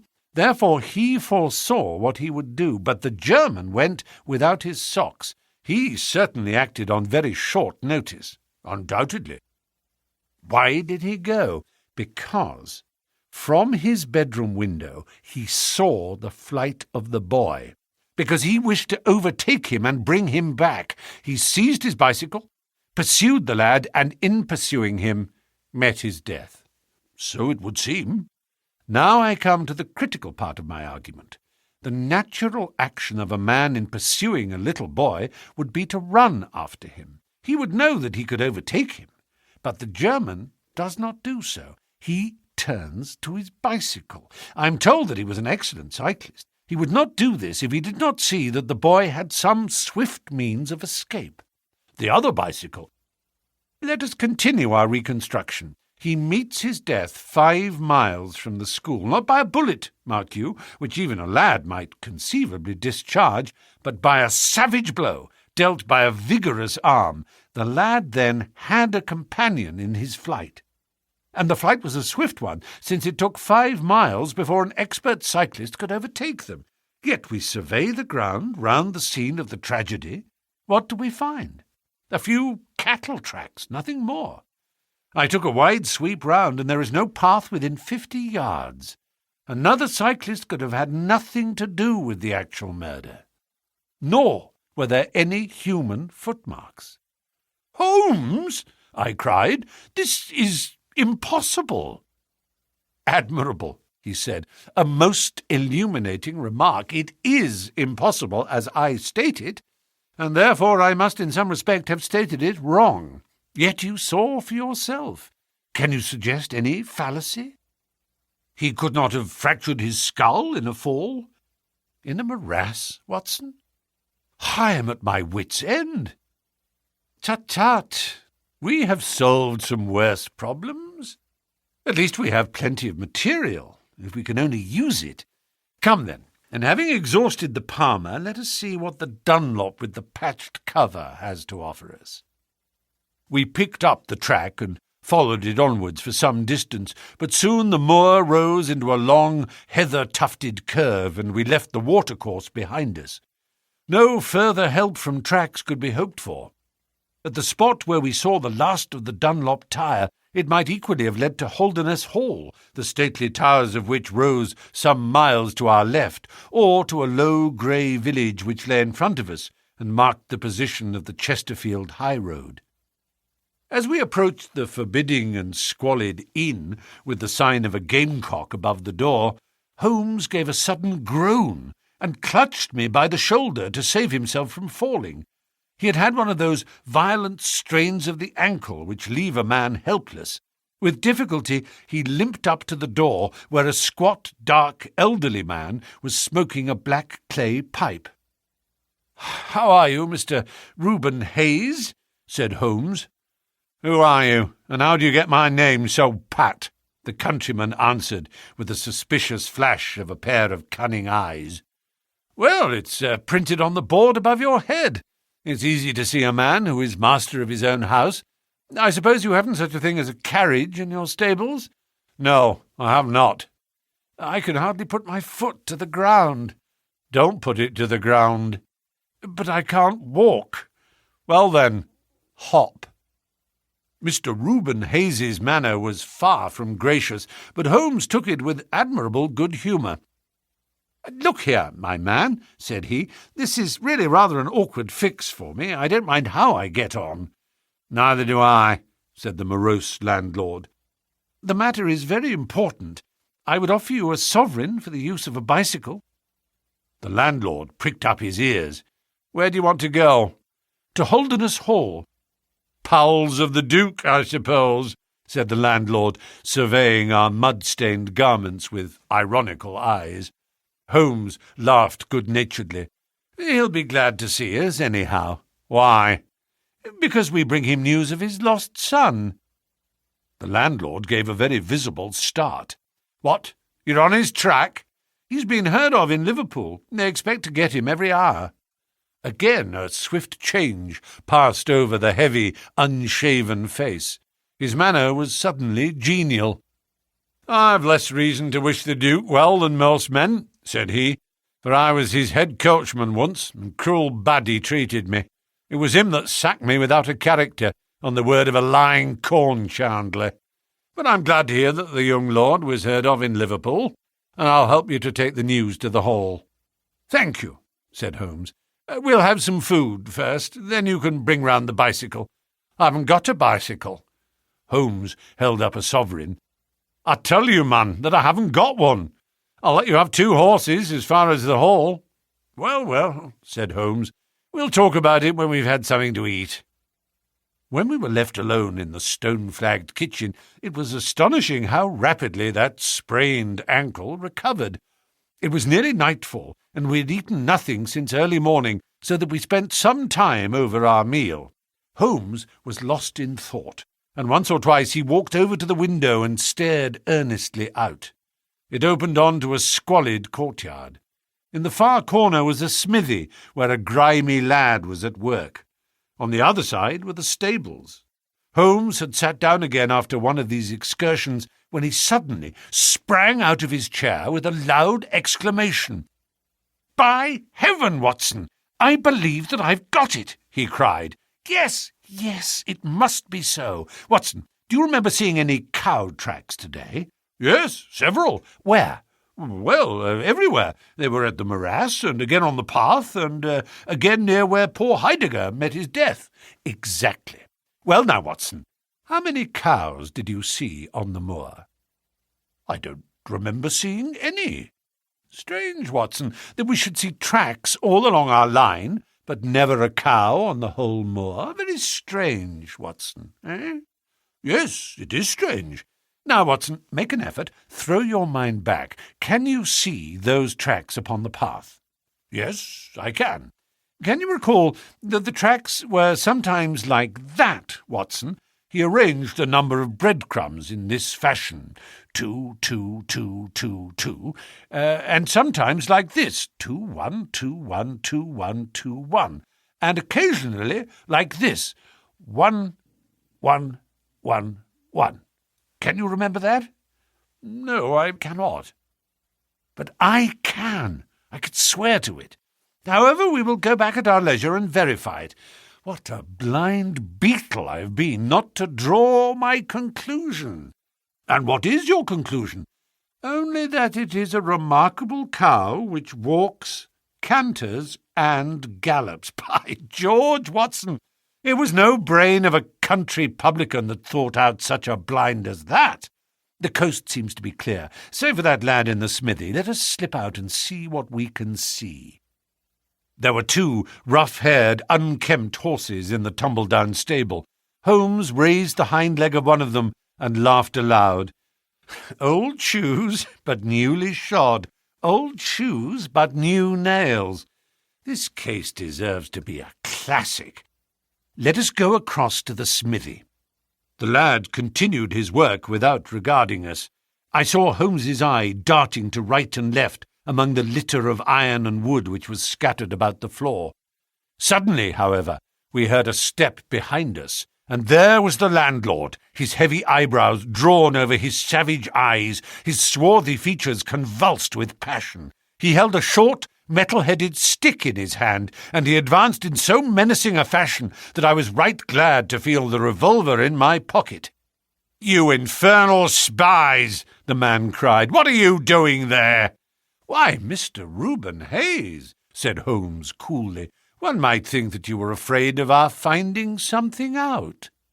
The man mastered himself with a violent effort, and his grim mouth loosened into a false laugh, which was more menacing than his frown.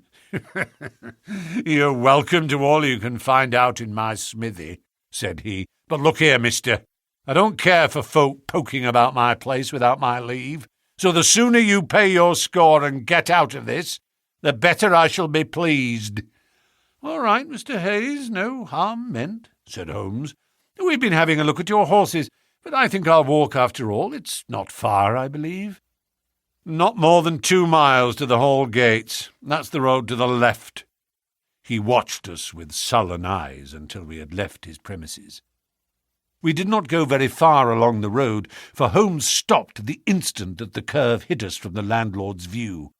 "We were warm, as the children say, at that inn," said he. "I seem to grow colder every step that I take away from it. No, I can't possibly leave it."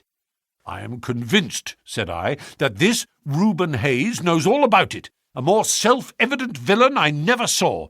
"Oh, he impressed you in that way, did he?" "There are the horses. There is the smithy. Yes, it is an interesting place, this Fighting Cock. I think we shall have another look at it in an unobtrusive way." A long, sloping hillside, dotted with grey limestone boulders, stretched behind us.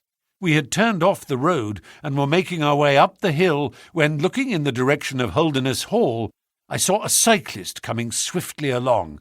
"Get down, Watson!" cried Holmes, with a heavy hand upon my shoulder. We had hardly sunk from view when the man flew past us on the road.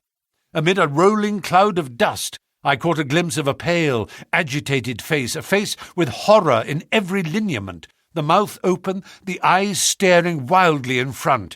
It was like some strange caricature of the dapper James Wilder whom we had seen the night before. "The Duke's secretary!" cried Holmes. "Come, Watson, let us see what he does." We scrambled from rock to rock until in a few moments we had made our way to a point from which we could see the front door of the inn.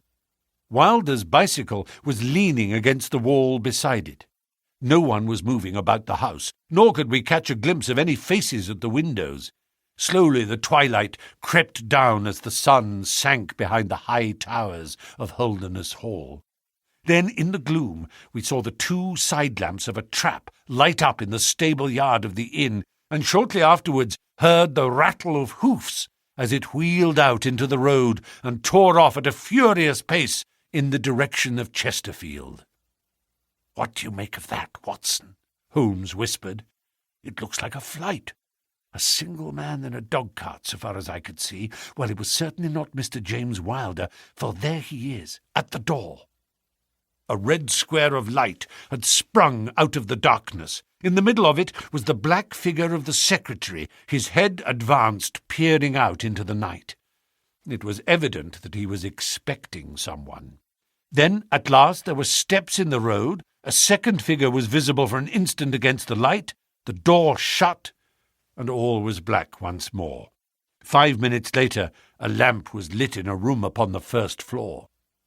"It seems to be a curious class of custom that is done by the fighting cock," said Holmes. "The bar is on the other side." "Quite so. These are what one may call the private guests.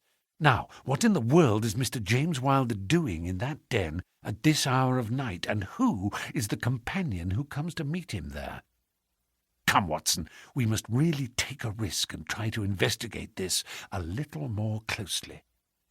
Together we stole down to the road and crept across to the door of the inn. The bicycle still leaned against the wall. Holmes struck a match and held it to the back wheel, and I heard him chuckle as the light fell upon a patched Dunlop tire. Up above us was the lighted window. "I must have a peep through that, Watson. If you bend your back and support yourself upon the wall, I think that I can manage." An instant later his feet were on my shoulders, but he was hardly up before he was down again. "Come, my friend," said he, "our day's work has been quite long enough. I think that we have gathered all that we can. It's a long walk to the school, and the sooner we get started, the better." He hardly opened his lips during that weary trudge across the moor, nor would he enter the school when he reached it, but went on to Mackleton Station, whence he could send some telegrams. Late at night I heard him consoling Dr. Huxtable, prostrated by the tragedy of his master's death, and later still he entered my room as alert and vigorous as he had been when he started in the morning. "All goes well, my friend," said he. "I promise that before tomorrow evening we shall have reached the solution of the mystery." At 11 o'clock next morning, my friend and I were walking up the famous yew avenue of Holderness Hall. We were ushered through the magnificent Elizabethan doorway and into his Grace's study. There we found Mr. James Wilder, demure and courtly, but with some trace of that wild terror of the night before still lurking in his furtive eyes and in his twitching features. "You have come to see his Grace? I'm sorry, but the fact is that the Duke is far from well. He has been very much upset by the tragic news. We received a telegram from Dr. Huxtable yesterday afternoon, which told us of your discovery." "I must see the Duke, Mr. Wilder." "But he is in his room." "Then I must go to his room." "I believe he is in his bed." "I will see him there." Holmes's cold and inexorable manner showed the secretary that it was useless to argue with him. "Very good, Mr. Holmes. I will tell him that you are here." After half an hour's delay, the great nobleman appeared. His face was more cadaverous than ever, his shoulders had rounded, and he seemed to me to be an altogether older man than he had been the morning before. He greeted us with a stately courtesy, and seated himself at his desk, his red beard streaming down onto the table. "Well, Mr. Holmes," said he, but my friend's eyes were fixed upon the secretary, who stood by his master's chair. "I think, Your Grace, that I could speak more freely in Mr. Wilder's absence." The man turned a shade paler and cast a malignant glance at Holmes. "If Your Grace wishes—" Yes, you had better go. Now, Mr. Holmes, what have you to say?" My friend waited until the door had closed behind the retreating secretary.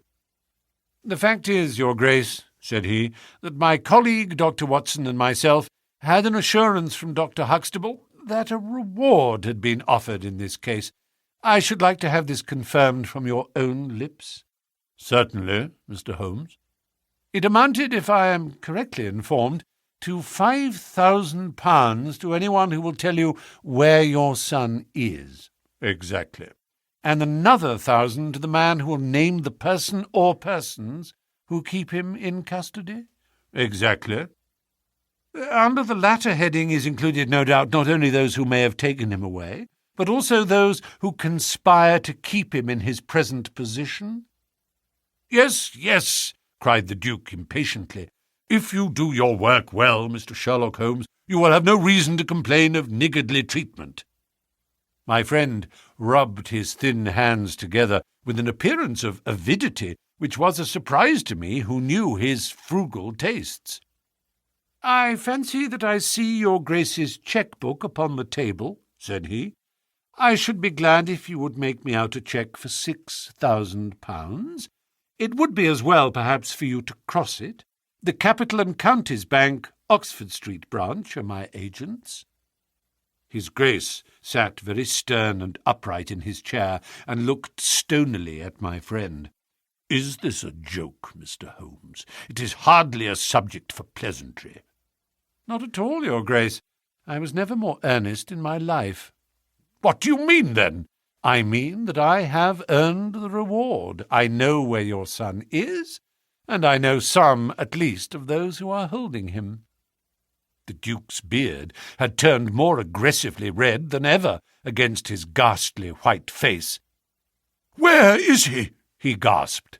"He is, or was last night, at the Fighting Cock Inn, about 2 miles from your park gate." The Duke fell back in his chair. "And whom do you accuse?" Sherlock Holmes's answer was an astounding one. He stepped swiftly forward and touched the Duke upon the shoulder. "I accuse you," said he. "And now, your Grace, I'll trouble you for that cheque." Never shall I forget the Duke's appearance as he sprang up and clawed with his hands like one who is sinking into an abyss. Then, with an extraordinary effort of aristocratic self-command, he sat down and sank his face in his hands. It was some minutes before he spoke. "How much do you know?" he asked at last, without raising his head. "I saw you together last night." "Does anyone else besides your friend know?" "I have spoken to no one." The Duke took a pen in his quivering fingers and opened his cheque-book. "I shall be as good as my word, Mr. Holmes. I am about to write your cheque, however unwelcome the information which you have gained may be to me. When the offer was first made, I little thought the turn which events might take. But you and your friend are men of discretion, Mr. Holmes." "I hardly understand, your Grace." "I must put it plainly, Mr. Holmes. If only you too know of this incident, there is no reason why it should go any farther. I think £12,000 is the sum that I owe you, is it not?" But Holmes smiled and shook his head. "I fear, your Grace, that matters can hardly be arranged so easily. There is the death of the schoolmaster to be accounted for." "But James knew nothing of that. You cannot hold him responsible for that. It was the work of this brutal ruffian whom he had the misfortune to employ." "I must take the view, your Grace, that when a man embarks upon a crime, he is morally guilty of any other crime which may spring from it." "Morally, Mr. Holmes, no doubt you are right, but surely not in the eyes of the law. A man cannot be condemned for a murder at which he was not present, and which he loathes and abhors as much as you do. The instant that he heard of it, he made a complete confession to me, so filled was he with horror and remorse. He lost not an hour in breaking entirely with the murderer. Oh, Mr. Holmes, you must save him, you must save him. I tell you that you must save him." The Duke had dropped the last attempt at self-command and was pacing the room with a convulsed face and with his clenched hands raving in the air. At last he mastered himself and sat down once more at his desk. "I appreciate your conduct in coming here before you spoke to anyone else," said he. "At least we may take counsel how far we can minimize this hideous scandal." "Exactly," said Holmes. "I think, your Grace, that this can only be done by absolute and complete frankness between us. I am disposed to help your Grace to the best of my ability, but in order to do so, I must understand to the last detail how the matter stands. I realize that your words applied to Mr. James Wilder, and that he is not the murderer." "No, the murderer has escaped." Sherlock Holmes smiled demurely. "Your Grace can hardly have heard of any small reputation which I possess, or you would not imagine that it is so easy to escape me. Mr. Reuben Hayes was arrested at Chesterfield on my information at 11 o'clock last night. I had a telegram from the head of the local police before I left the school this morning." The Duke leaned back in his chair and stared with amazement at my friend. "You seem to have powers that are hardly human," said he. "So Reuben Hayes is taken. I'm right glad to hear of it, if it will not react upon the fate of James, your secretary." "No, sir. My son." It was Holmes's turn to look astonished. "I confess that this is entirely new to me, your Grace. I must beg you to be more explicit." "I will conceal nothing from you. I agree with you that complete frankness, however painful it may be to me, is the best policy in this desperate situation to which James's folly and jealousy have reduced us. When I was a very young man, Mr. Holmes, I loved with such a love as comes only once in a lifetime. I offered the lady marriage, but she refused it on the grounds that such a match might mar my career. Had she lived, I would certainly never have married anyone else. She died, and left this one child, whom for her sake I have cherished and cared for. I could not acknowledge the paternity to the world, but I gave him the best of educations, and since he came to manhood, I have kept him near my person. He surprised my secret, and has presumed ever since upon the claim which he has upon me, and upon his power of provoking a scandal, which would be abhorrent to me. His presence had something to do with the unhappy issue of my marriage. Above all, he hated my young legitimate heir from the first with a persistent hatred. You may well ask me why, under these circumstances, I still kept James under my roof. I answer that it was because I could see his mother's face in his, and that for her dear sake there was no end to my long suffering. All her pretty ways, too.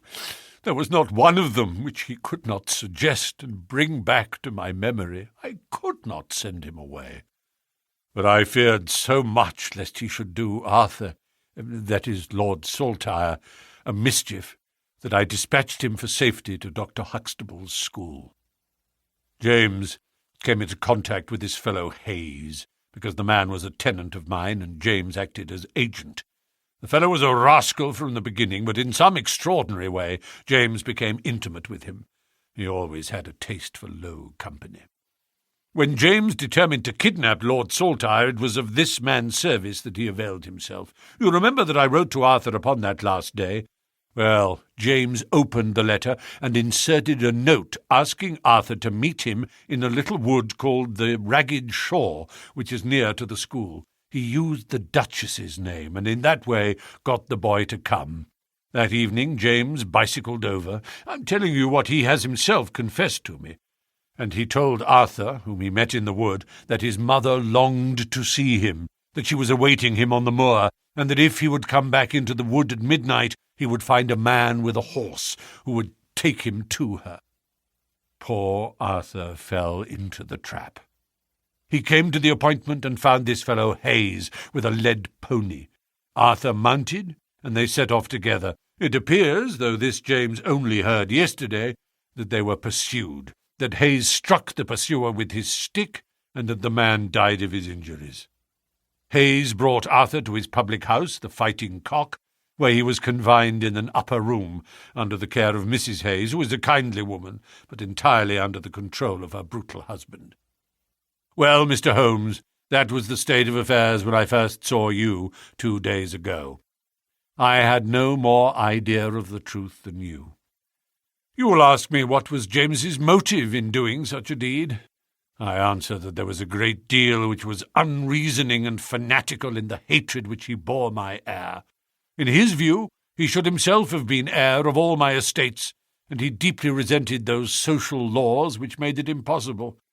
At the same time, he had a definite motive also. He was eager that I should break the entail, and he was of opinion that it lay in my power to do so.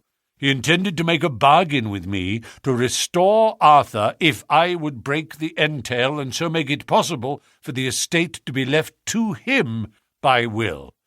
He knew well that I should never willingly invoke the aid of the police against him.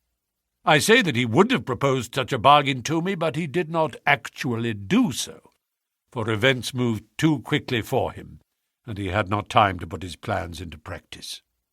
What brought all his wicked scheme to wreck was your discovery of this man Heidegger's dead body. James was seized with horror at the news. It came to us yesterday as we sat together in this study. Dr. Huxtable had sent a telegram. James was so overwhelmed with grief and agitation that my suspicions, which had never been entirely absent, rose instantly to a certainty, and I taxed him with the deed.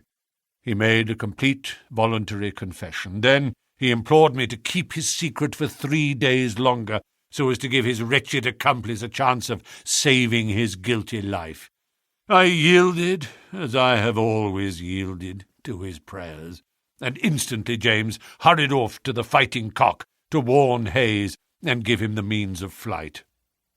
I could not go there by daylight without provoking comment, but as soon as night fell I hurried off to see my dear Arthur. I found him safe and well, but horrified beyond expression by the dreadful deed he had witnessed. In deference to my promise and much against my will, I consented to leave him there for 3 days under the charge of Mrs. Hayes, since it was evident that it was impossible to inform the police where he was without telling them also who was the murderer, and I could not see how that murderer could be punished without ruin to my unfortunate James. You asked for frankness, Mr. Holmes, and I have taken you at your word, for I have now told you everything without an attempt at circumlocution or concealment. Do you in turn be as frank with me? I will, said Holmes. In the first place, Your Grace, I am bound to tell you that you have placed yourself in a most serious position in the eyes of the law. You have condoned a felony, and you have aided the escape of a murderer. For I cannot doubt that any money which was taken by James Wilder to aid his accomplice in his flight came from your Grace's purse. The Duke bowed his assent. This is indeed a most serious matter. Even more culpable, in my opinion, Your Grace, is your attitude towards your younger son. You leave him in this den for 3 days? Under solemn promises. What are promises to such people as these? You have no guarantee that he will not be spirited away again. To humour your guilty elder son, you have exposed your innocent younger son to imminent and unnecessary danger. It was a most unjustifiable action. The proud Lord of Holderness was not accustomed to be so rated in his own ducal hall. The blood flushed into his high forehead, but his conscience held him dumb. I will help you, but on one condition only. It is that you ring for the footman and let me give such orders as I like. Without a word, the Duke pressed the electric bell. A servant entered. You will be glad to hear, said Holmes, that your young master is found. It is the Duke's desire that the carriage shall go at once to the Fighting Cock Inn to bring Lord Saltire home. Now, said Holmes, when the rejoicing lackey had disappeared, having secured the future, we can afford to be more lenient with the past. I am not in an official position, and there is no reason, so long as the ends of justice are served, why I should disclose all that I know.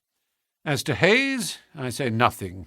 The gallows awaits him, and I would do nothing to save him from it. What he will divulge I cannot tell, but I have no doubt that your Grace could make him understand that it is to his interest to be silent. From the police point of view, he will have kidnapped the boy for the purpose of ransom. If they do not themselves find it out, I see no reason why I should prompt them to take a broader point of view. I would warn your Grace, however, that the continued presence of Mr. James Wilder in your household can only lead to misfortune. I understand that, Mr. Holmes, and it is already settled that he shall leave me forever and go to seek his fortune in Australia. In that case, your Grace, since you have yourself stated that any unhappiness in your married life was caused by his presence, I would suggest that you make such amends as you can to the Duchess, and that you try to resume those relations which have been so unhappily interrupted. That also I have arranged, Mr. Holmes. I wrote to the Duchess this morning. In that case, said Holmes, rising, I think that my friend and I can congratulate ourselves upon several most happy results from our little visit to the north. There is one other small point upon which I desire some light. This fellow Hayes had shod his horses with shoes which counterfeited the tracks of cows. Was it from Mr. Wilder that he learned so extraordinary a device? The Duke stood in thought for a moment, with a look of intense surprise on his face. Then he opened a door and showed us into a large room furnished as a museum. He led the way to a glass case in a corner and pointed to the inscription. These shoes, it ran, were dug up in the moat of Holderness Hall. They are for the use of horses, but they are shaped below with a cloven foot of iron, so as to throw pursuers off the track. They are supposed to have belonged to some of the marauding barons of Holderness in the Middle Ages. Holmes opened the case, and moistening his finger, he passed it along the shoe. A thin film of recent mud was left upon his skin. "Thank you," said he, as he replaced the glass. "It is the second most interesting object that I have seen in the north."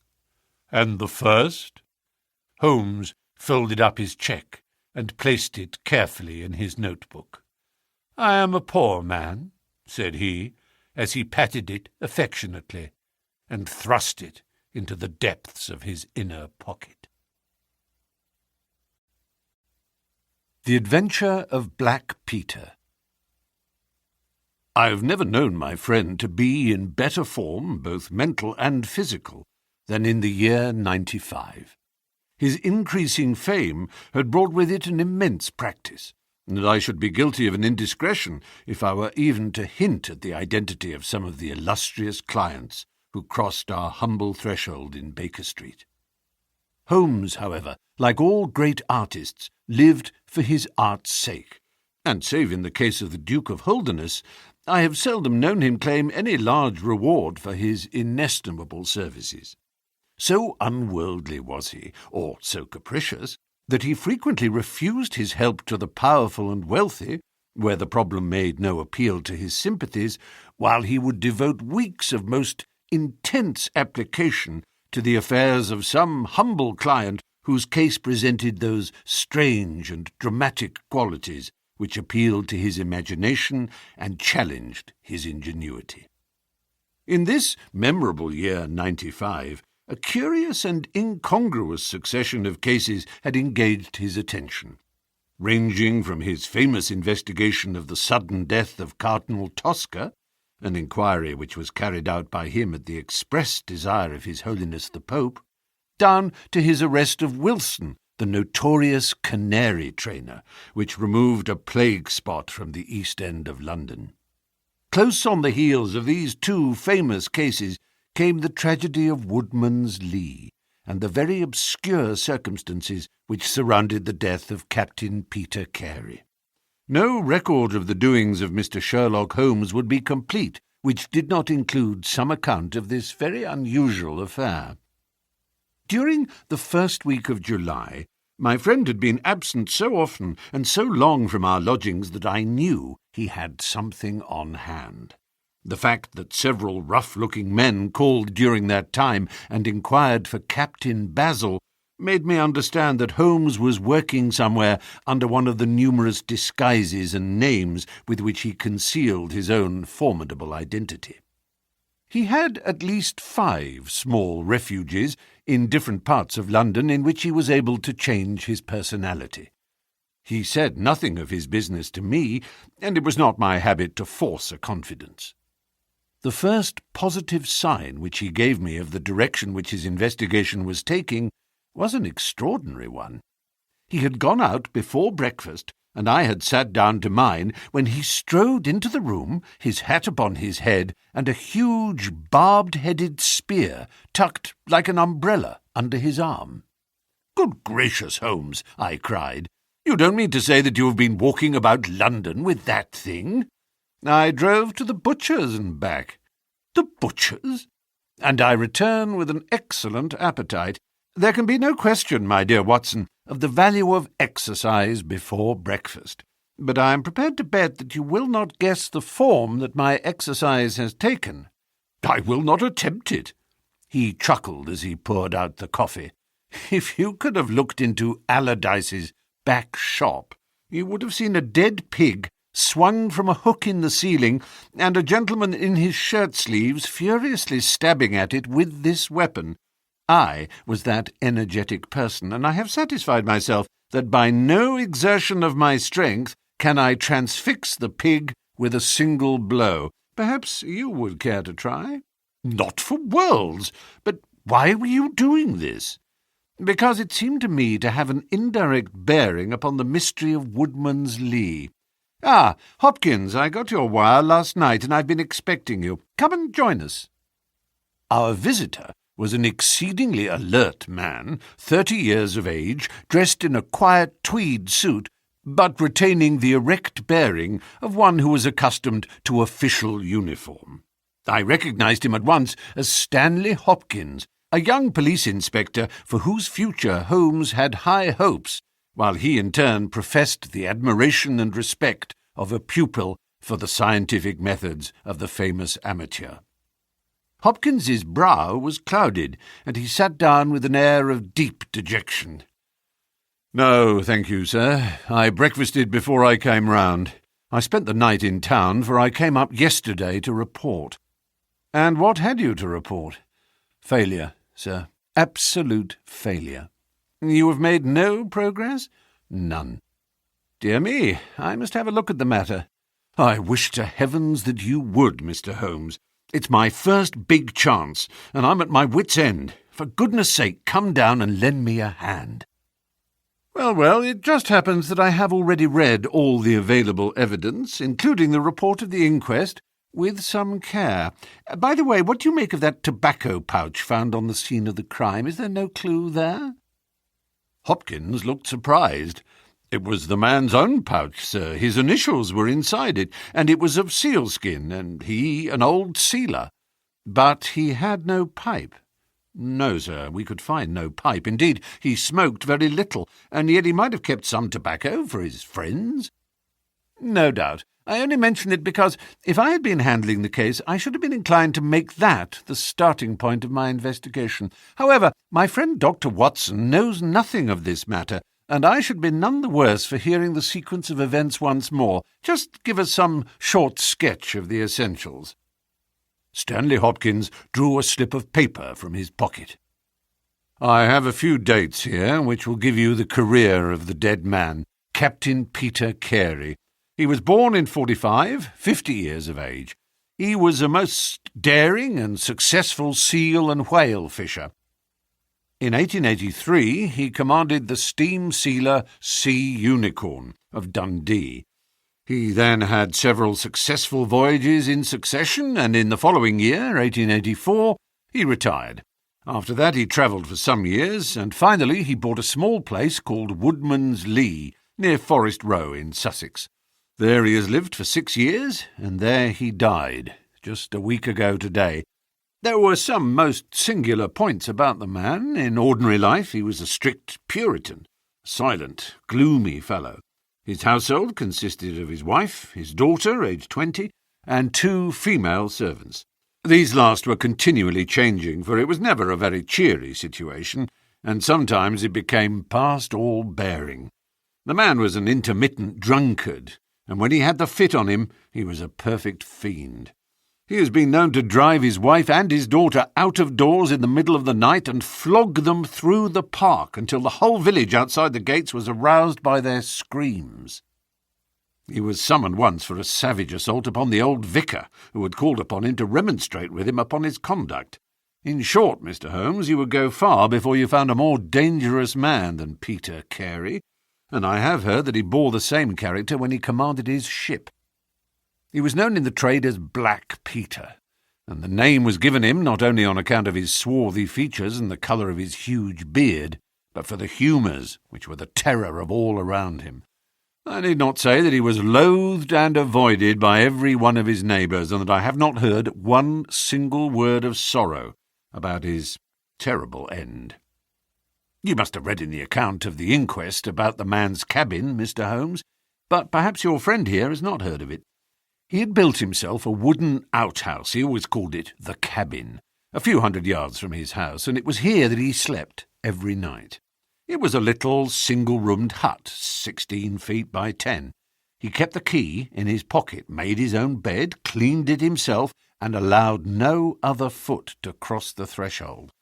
There are small windows on each side, which were covered by curtains and never opened. One of these windows was turned towards the high road, and when the light burned in it at night, the folk used to point it out to each other and wonder what Black Peter was doing in there.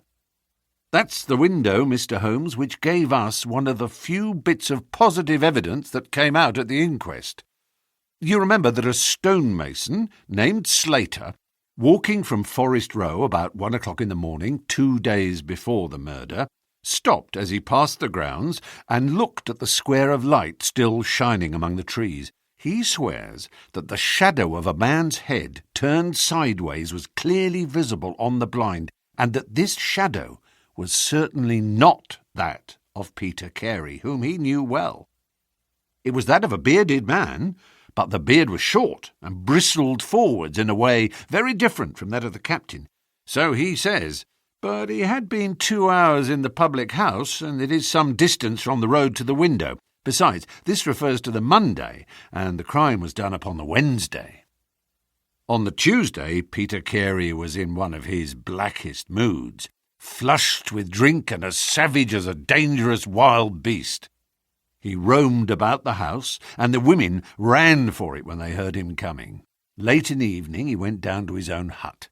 About 2 o'clock the following morning, his daughter, who slept with her window open, heard a most fearful yell from that direction.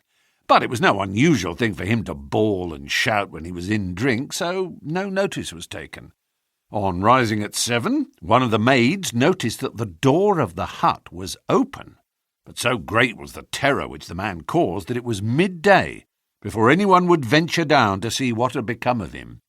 Peeping into the open door, they saw a sight which sent them flying with white faces into the village. Within an hour, I was on the spot and had taken over the case. Well, I have fairly steady nerves, as you know, Mr. Holmes, but I give you my word that I got a shake when I put my head into that little house. It was droning like a harmonium with the flies and bluebottles, and the floor and walls were like a slaughterhouse. He had called it a cabin, and a cabin it was, sure enough, for you would have thought that you were in a ship. There was a bunk at one end, a sea chest, maps and charts, a picture of the sea unicorn, a line of logbooks on a shelf, all exactly as one would expect to find it in a captain's room. And there, in the middle of it, was the man himself, his face twisted like a lost soul in torment, and his great brindled beard stuck upwards in his agony. Right through his broad breast a steel harpoon had been driven, and it had sunk deep into the wood of the wall behind him. He was pinned, like a beetle on a card. Of course he was quite dead, and had been so from the instant that he had uttered that last yell of agony. I know your methods, sir, and I applied them. Before I permitted anything to be moved, I examined most carefully the ground outside and also the floor of the room. There were no footmarks, meaning that you saw none. I assure you, sir, that there were none. My good Hopkins, I have investigated many crimes, but I have never yet seen one which was committed by a flying creature. As long as the criminal remains upon 2 legs, so long must there be some indentation, some abrasion, some trifling displacement which can be detected by the scientific searcher. It is incredible that this blood-bespattered room contained no trace which could have aided us. I understand, however, from the inquest that there were some objects which you failed to overlook." The young inspector winced at my companion's ironical comments. "I was a fool not to call you in at the time, Mr. Holmes. However, that's past praying for now. Yes, there were several objects in the room which called for special attention. One was the harpoon with which the deed was committed. It had been snatched down from a rack on the wall. 2 others remained there, and there was a vacant place for the third. On the stock was engraved SSC Unicorn Dundee. This seemed to establish that the crime had been done in a moment of fury, and that the murderer had seized the first weapon which came in his way. The fact that the crime was committed at 2 a.m, and yet Peter Carey was fully dressed, suggested that he had an appointment with the murderer, which is borne out by the fact that a bottle of rum and 2 dirty glasses stood upon the table. "Yes," said Holmes. "I think that both inferences are permissible. Was there any other spirit but rum in the room?" "Yes, there was a tantalus containing brandy and whisky on the sea chest. It's of no importance to us, however, since the decanters were full, and it had therefore not been used." "For all that, its presence has some significance," said Holmes. "However, let us hear some more about the objects which do seem to you to bear upon the case." "There was this tobacco pouch upon the table." "What part of the table?" "It lay in the middle. It was, of course, sealskin, the straight-haired skin with a leather thong to bind it. Inside was PC on the flap. There was half an ounce of strong ship's tobacco in it." "Excellent. What more?" Stanley Hopkins drew from his pocket a drab-covered notebook. The outside was rough and worn, the leaves discoloured. On the first page were written the initials JHN and the date 1883. Holmes laid it on the table and examined it in his minute way, while Hopkins and I gazed over each shoulder. On the second page were the printed letters CPR, and then came several sheets of numbers. Another heading was Argentine, another Costa Rica, and another San Paulo, each with pages of signs and figures after it. "What do you make of these?" asked Holmes. "They appear to be lists of stock exchange securities. I thought that JHN were the initials of a broker, and that CPR may have been his client." "Try Canadian Pacific Railway," said Holmes. Stanley Hopkins swore between his teeth and struck his thigh with his clenched hand.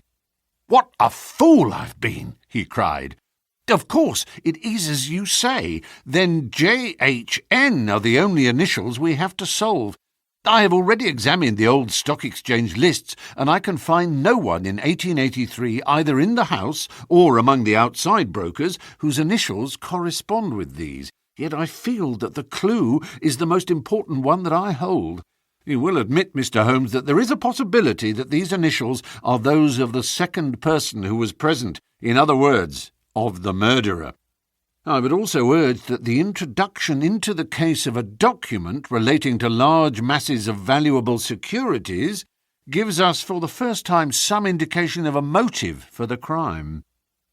Sherlock Holmes's face showed that he was thoroughly taken aback by this new development.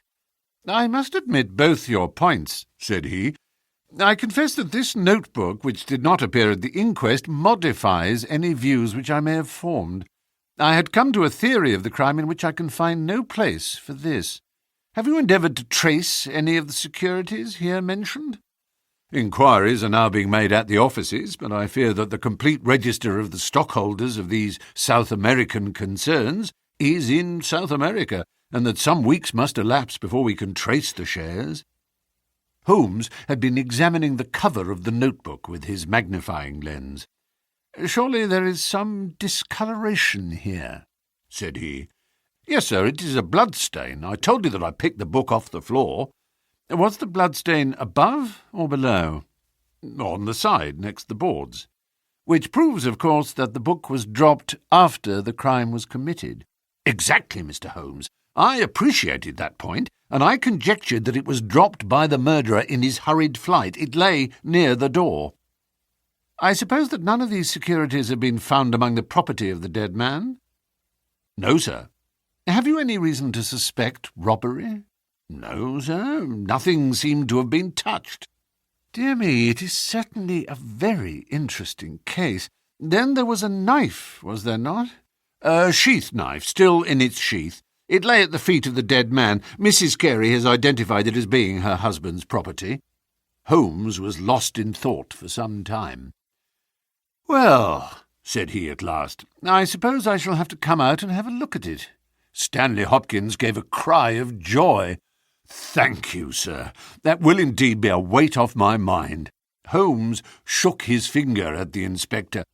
"It would have been an easier task a week ago," said he, "but even now my visit may not be entirely fruitless. Watson, if you can spare the time, I should be very glad of your company. If you will call a four-wheeler, Hopkins, we shall be ready to start for Forest Row in a quarter of an hour."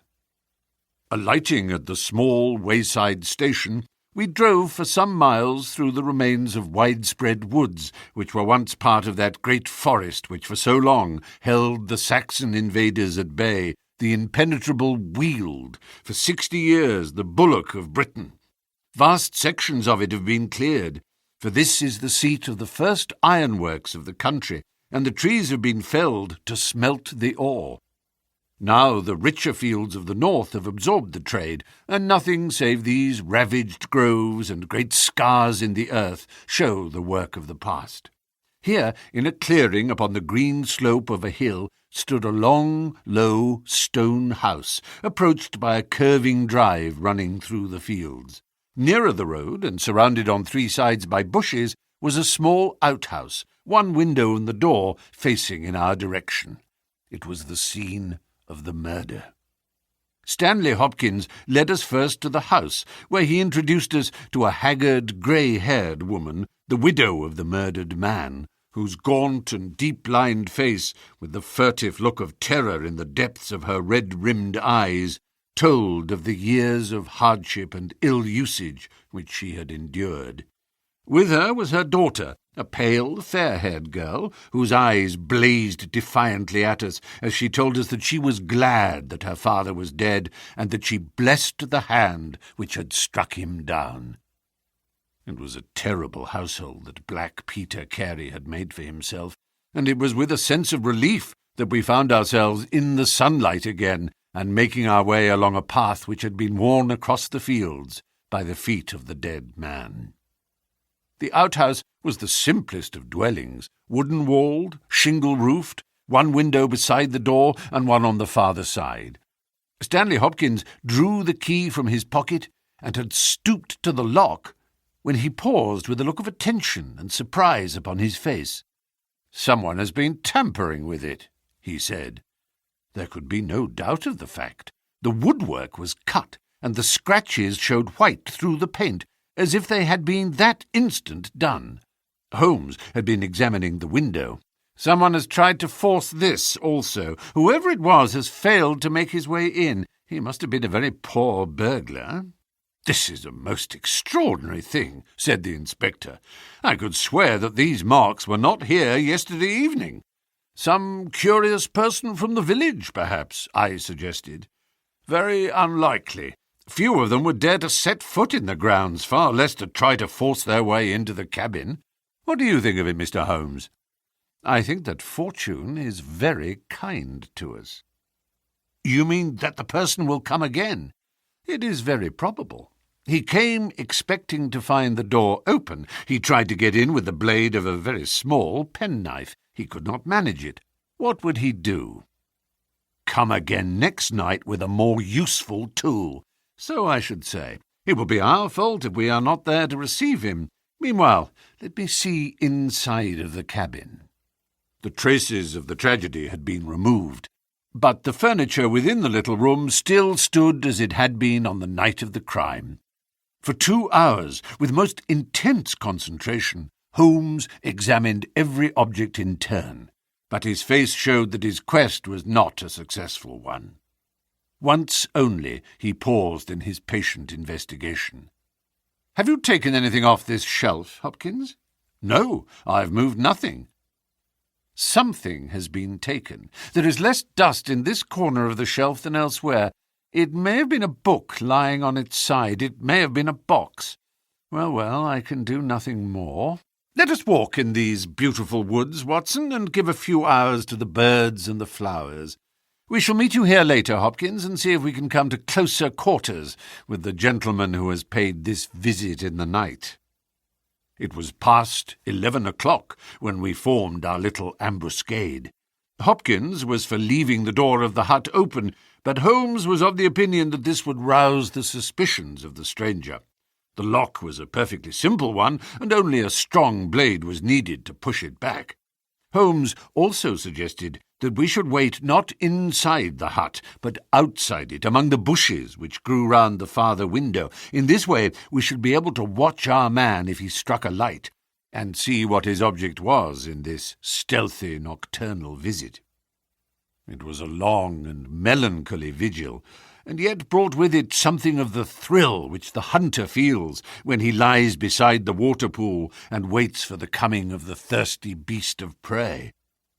What savage creature was it which might steal upon us out of the darkness?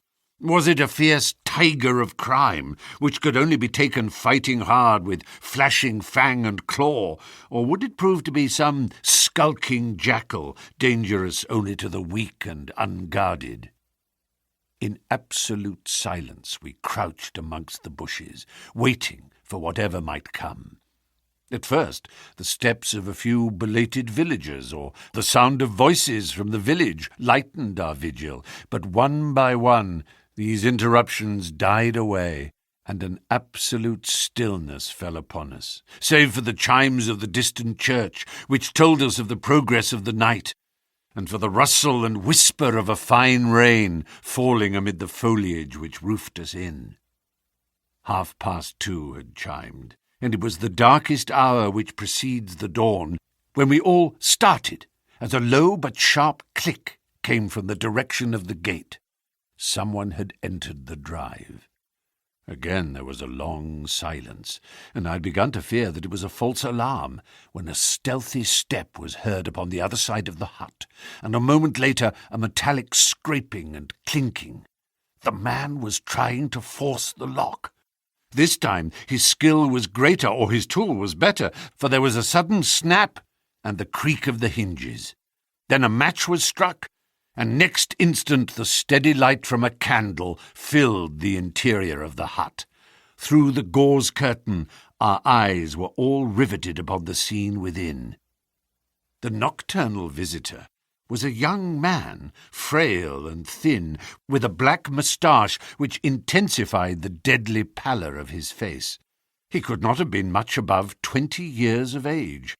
I have never seen any human being who appeared to be in such a pitiable fright, for his teeth were visibly chattering, and he was shaking in every limb. He was dressed like a gentleman in Norfolk jacket and knickerbockers, with a cloth cap upon his head. We watched him staring round with frightened eyes. Then he laid the candle end upon the table and disappeared from our view into one of the corners. He returned with a large book, one of the logbooks which formed a line upon the shelves. Leaning on the table, he rapidly turned over the leaves of this volume until he came to the entry which he sought. Then, with an angry gesture of his clenched hand, he closed the book, replaced it in the corner, and put out the light. He had hardly turned to leave the hut when Hopkins's hand was on the fellow's collar, and I heard his loud gasp of terror as he understood that he was taken. The candle was relit, and there was our wretched captive, shivering and cowering in the grasp of the detective. He sank down upon the sea-chest and looked helplessly from one of us to the other. "Now, my fine fellow," said Stanley Hopkins, "who are you, and what do you want here?" The man pulled himself together and faced us with an effort at self-composure. "You are detectives, I suppose?" said he. "You imagine I am connected with the death of Captain Peter Carey.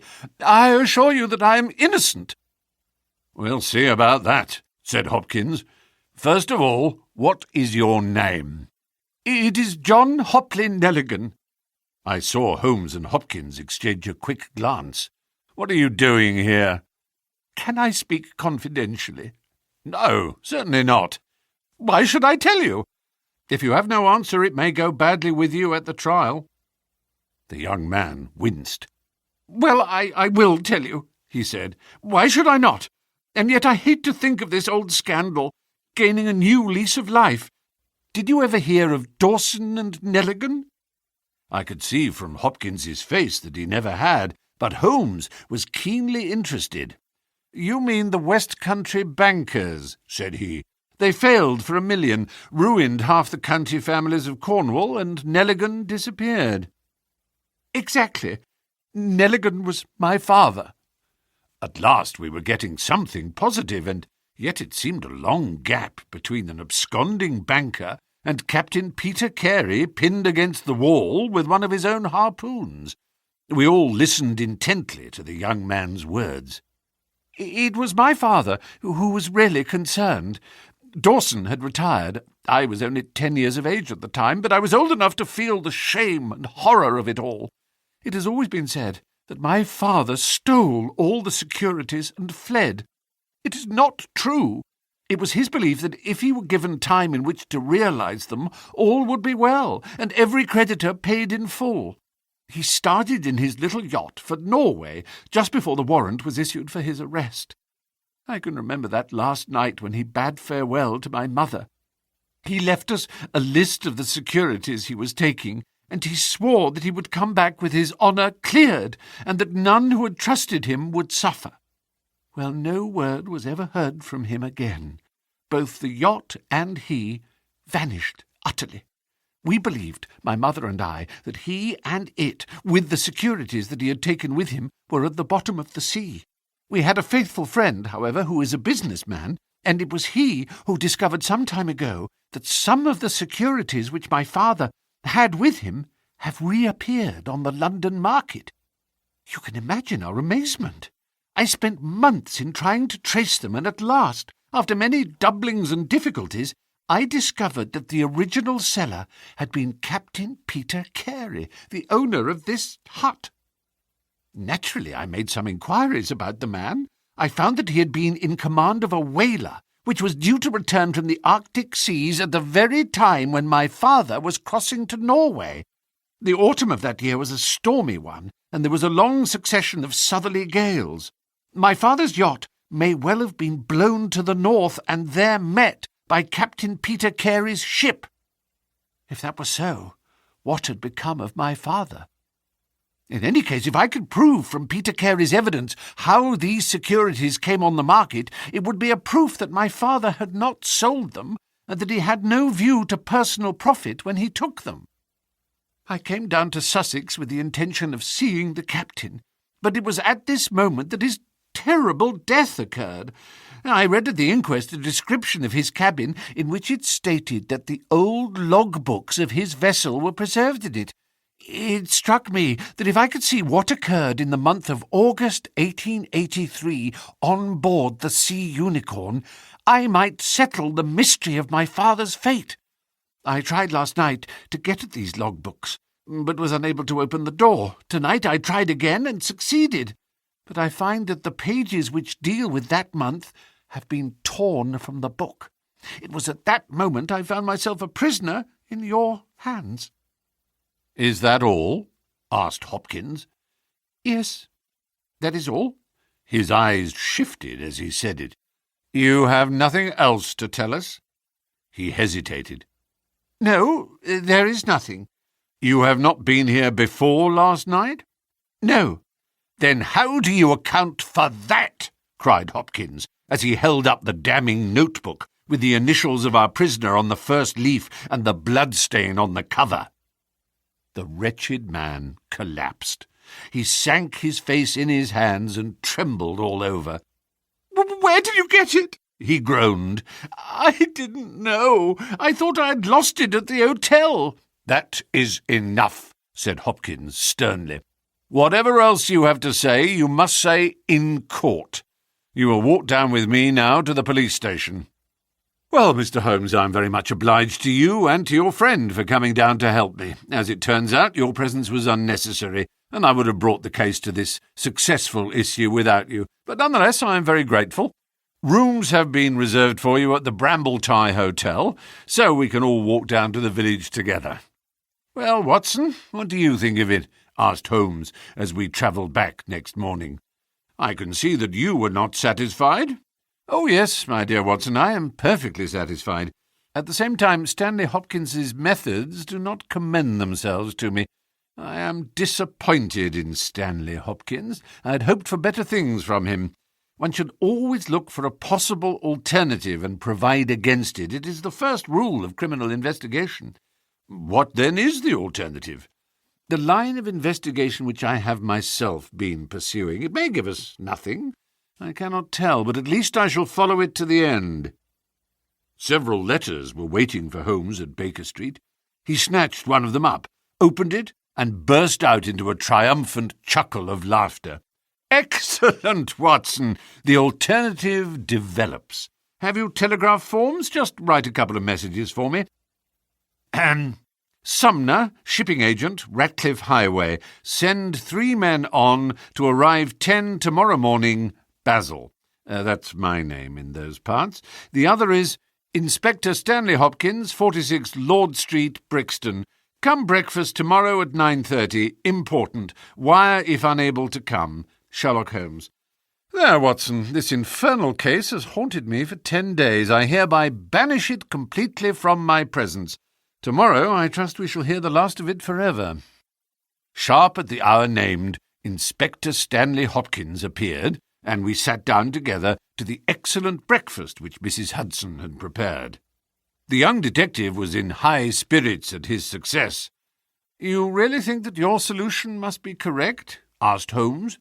"I could not imagine a more complete case. It did not seem to me conclusive." "You astonish me, Mr. Holmes. What more could one ask for?" "Does your explanation cover every point?" "Undoubtedly. I find that young Nelligan arrived at the Brambletie Hotel on the very day of the crime. He came on the pretence of playing golf. His room was on the ground floor, and he could get out when he liked. That very night he went down to Woodman's Lee, saw Peter Carey at the hut, quarrelled with him, and killed him with a harpoon. Then, horrified by what he had done, he fled out of the hut, dropping the notebook which he had brought with him in order to question Peter Carey about these different securities. You may have observed that some of them were marked with ticks, and the others, the great majority, were not. Those which are ticked have been traced on the London market, but the others, presumably, were still in the possession of Carey, and young Nelligan, according to his own account, was anxious to recover them in order to do the right thing by his father's creditors. After his flight, he did not dare to approach the hut again for some time, but at last he forced himself to do so in order to obtain the information which he needed. Surely that is all simple and obvious." Holmes smiled and shook his head. "It seems to me to have only one drawback, Hopkins, and that is that it is intrinsically impossible. Have you tried to drive a harpoon through a body? No? Tut, my dear sir, you must really pay attention to these details. My friend Watson could tell you that I spent a whole morning in that exercise. It is no easy matter and requires a strong and practised arm. But this blow was delivered with such violence that the head of the weapon sank deep into the wall. Do you imagine that this anemic youth was capable of so frightful an assault? Is he the man who hobnobbed in rum and water with Black Peter in the dead of the night? Was it his profile that was seen on the blind 2 nights before? No, Hopkins. It is another and more formidable person for whom we must seek." The detective's face had grown longer and longer during Holmes's speech. His hopes and his ambitions were all crumbling about him, but he would not abandon his position without a struggle. "You can't deny that Nelligan was present that night, Mr. Holmes. The book will prove that. I fancy that I have evidence enough to satisfy a jury, even if you are able to pick a hole in it. Besides, Mr. Holmes, I've laid my hand upon my man. As to this terrible person of yours, where is he?" "I rather fancy that he is on the stair," said Holmes serenely. "I think, Watson, that you would do well to put that revolver where you can reach it." He rose and laid a written paper upon a side table. "Now we are ready," said he. There had been some talking in gruff voices outside, and now Mrs. Hudson opened the door to say that there were 3 men inquiring for Captain Basil. "Show them in one by one," said Holmes.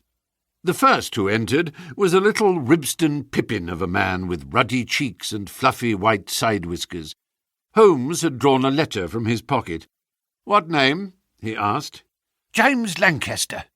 "I'm sorry, Lancaster, but the berth is full. Here is half a sovereign for your trouble. Just step into this room and wait there for a few minutes." The second man was a long, dried-up creature with lank hair and sallow cheeks. His name was Hugh Pattins. He also received his dismissal, his half-sovereign, and the order to wait.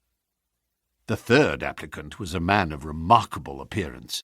A fierce bulldog face was framed in a tangle of hair and beard, and 2 bold dark eyes gleamed behind the cover of thick, tufted, overhung eyebrows. He saluted and stood sailor fashion, turning his cap round in his hands. "Your name?" asked Holmes. "Patrick Cairns." "Harpooner?" "Yes, sir. 26 voyages." "Dundee, I suppose?" "Yes, sir." "And ready to start with an exploring ship?" "Yes, sir." "What wages?" £8 a month. "Could you start at once?" "As soon as I get my kit." "Have you your papers?" "Yes, sir." He took a sheaf of worn and greasy forms from his pocket. Holmes glanced over them and returned them. "You are just the man I want," said he. "Here's the agreement on the side table. If you sign it, the whole matter will be settled." The seaman lurched across the room and took up the pen. "Shall I sign here?" he asked, stooping over the table. Holmes leaned over his shoulder and passed both hands over his neck. "This will do," said he. I heard a click of steel and a bellow like an enraged bull. The next instant, Holmes and the seaman were rolling on the ground together. He was a man of such gigantic strength that even with the handcuffs which Holmes had so deftly fastened upon his wrists, he would have very quickly overpowered my friend had Hopkins and I not rushed to his rescue.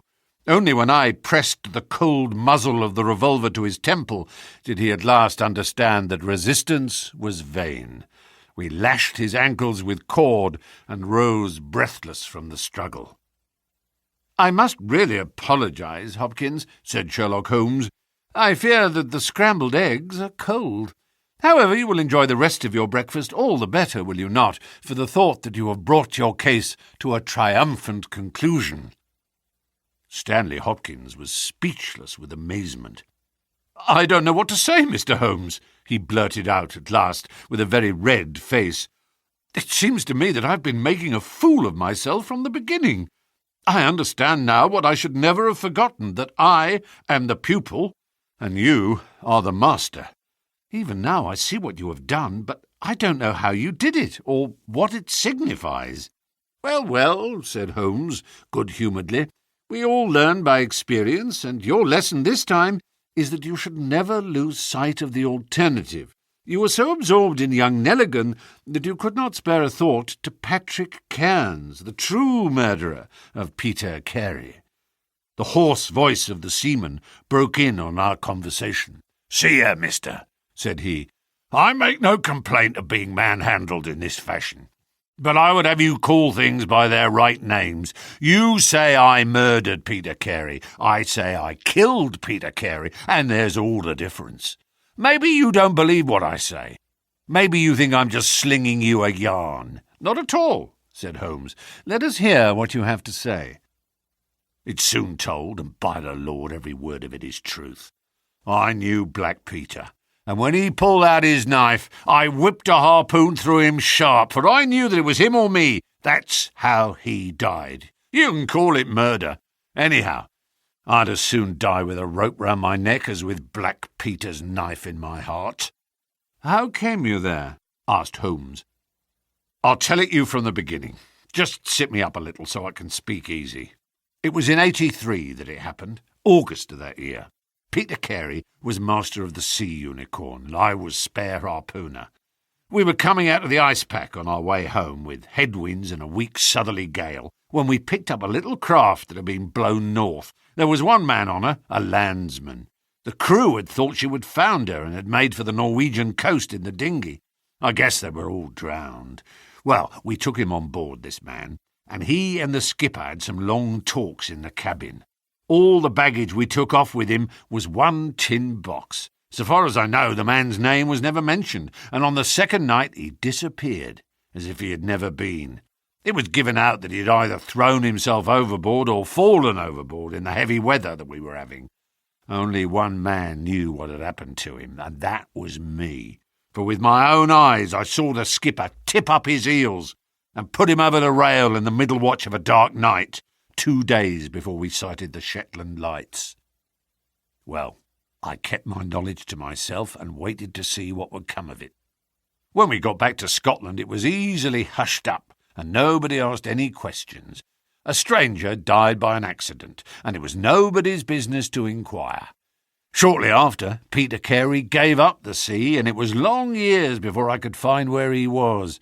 I guessed that he had done the deed for the sake of what was in that tin box, and that he could afford now to pay me well for keeping my mouth shut.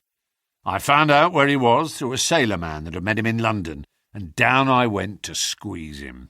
The first night he was reasonable enough, and was ready to give me what would make me free of the sea for life. We were to fix it all 2 nights later. When I came, I found him 3 parts drunk and in a vile temper. We sat down and we drank and we yarned about old times, but the more he drank, the less I liked the look on his face. I spotted that harpoon upon the wall, and I thought I might need it before I was through.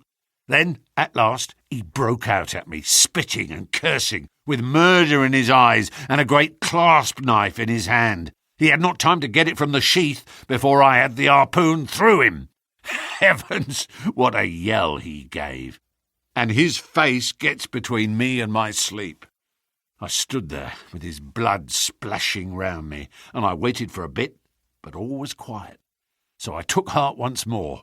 I looked round, and there was the tin box on a shelf. I had as much right to it as Peter Carey anyhow, so I took it with me and left the hut. Like a fool, I left my baccy pouch upon the table. Now I'll tell you the queerest part of the whole story.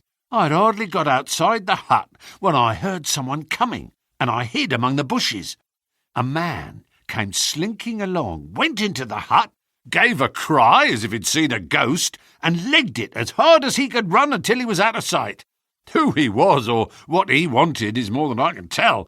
For my part, I walked 10 miles, got a train at Tunbridge Wells, and so reached London, and no one the wiser. Well, when I came to examine the box, I found there was no money in it, and nothing but papers that I would not dare to sell. I'd lost my hold on Black Peter and was stranded in London without a shilling. There was only my trade left. I saw these advertisements about harpooners and high wages, so I went to the shipping agents and they sent me here. That's all I know, and I say again that if I kill Black Peter, the law should give me thanks, for I saved them the price of a hempen rope. A very clear statement, said Holmes, rising and lighting his pipe. I think, Hopkins, that you should lose no time in conveying your prisoner to a place of safety. This room is not well adapted for a cell, and Mr. Patrick Cairns occupies too large a proportion of our carpet. Mr. Holmes, said Hopkins, I do not know how to express my gratitude. Even now I do not understand how you attained this result. Simply by having the good fortune to get the right clue from the beginning. It is very possible if I had known about this notebook it might have led away my thoughts as it did yours. But all I heard pointed in the one direction. The amazing strength, the skill in the use of the harpoon, the rum and water, the sealskin tobacco pouch with the coarse tobacco, all these pointed to a seaman and one who had been a whaler. I was convinced that the initials P.C. upon the pouch were a coincidence, and not those of Peter Carey, since he seldom smoked and no pipe was found in his cabin. You remember that I asked whether whisky and brandy were in the cabin? You said they were. How many landsmen are there who would drink rum when they could get these other spirits? Yes, I was certain it was a seaman. And how did you find him? My dear sir, the problem had become a very simple one. If it were a seaman, it could only be a seaman who had been with him on the Sea Unicorn. So far as I could learn, he had sailed in no other ship. I spent 3 days in wiring to Dundee, and at the end of that time I had ascertained the names of the crew of the Sea Unicorn in 1883. When I found Patrick Cairns among the harpooners, my research was nearing its end. I argued that the man was probably in London and that he would desire to leave the country for a time. I therefore spent some days in the East End, devised an Arctic expedition, put forth tempting terms for harpooners who would serve under Captain Basil, and behold the result. "Wonderful!" cried Hopkins. "Wonderful!" "You must obtain the release of young Nelligan as soon as possible," said Holmes.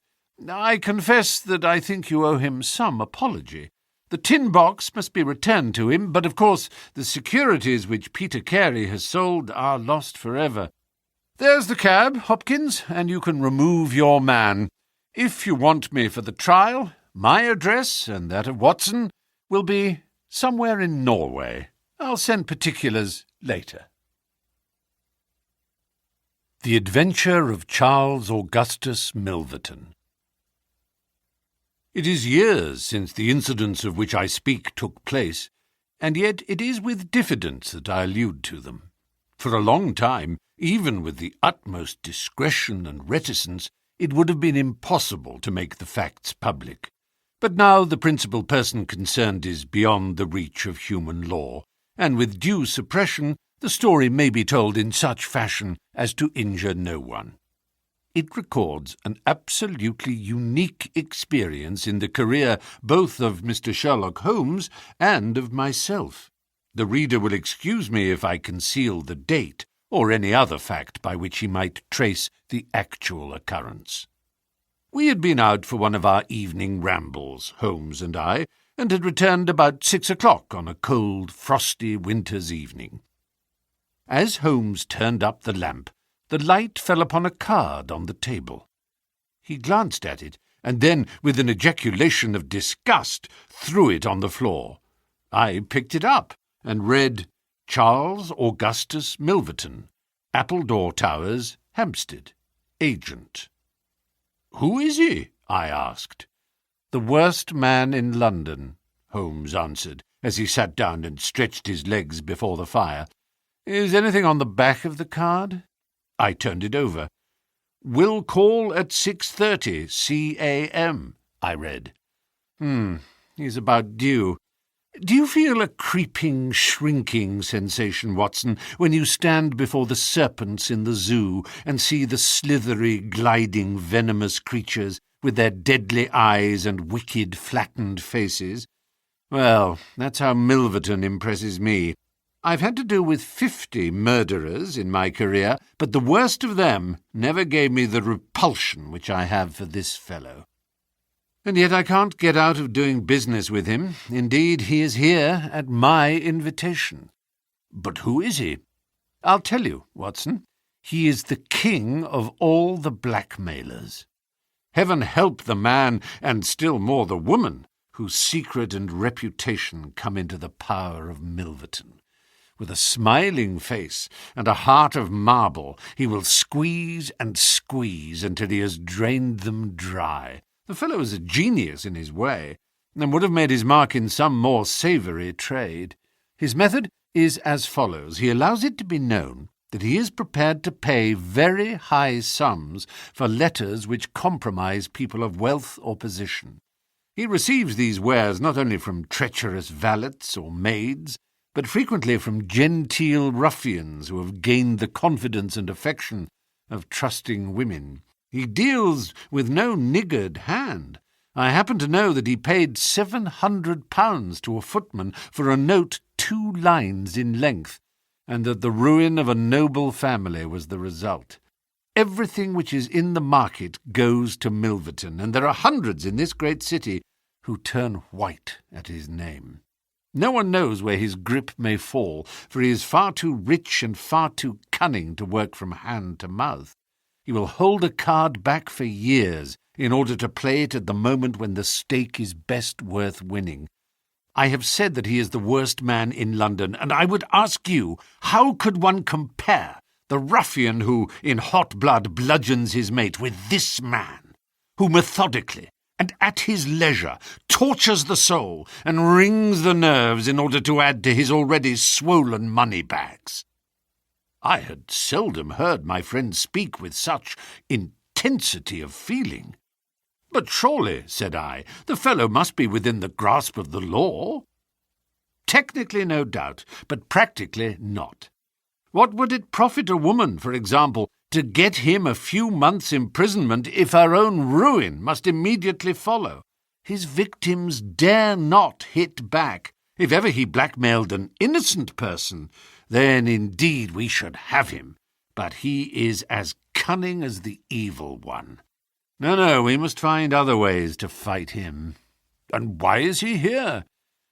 "Because an illustrious client has placed her piteous case in my hands. It is the Lady Eva Brackwell, the most beautiful debutante of last season.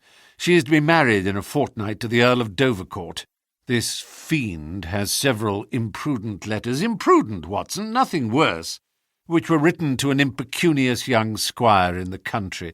They would suffice to break off the match. Milverton will send letters to the Earl unless a large sum of money is paid him. I have been commissioned to meet him and to make the best terms I can." At that instant there was a clatter and a rattle in the street below. Looking down, I saw a stately carriage and pair, the brilliant lamps gleaming on the glossy haunches of the noble chestnuts.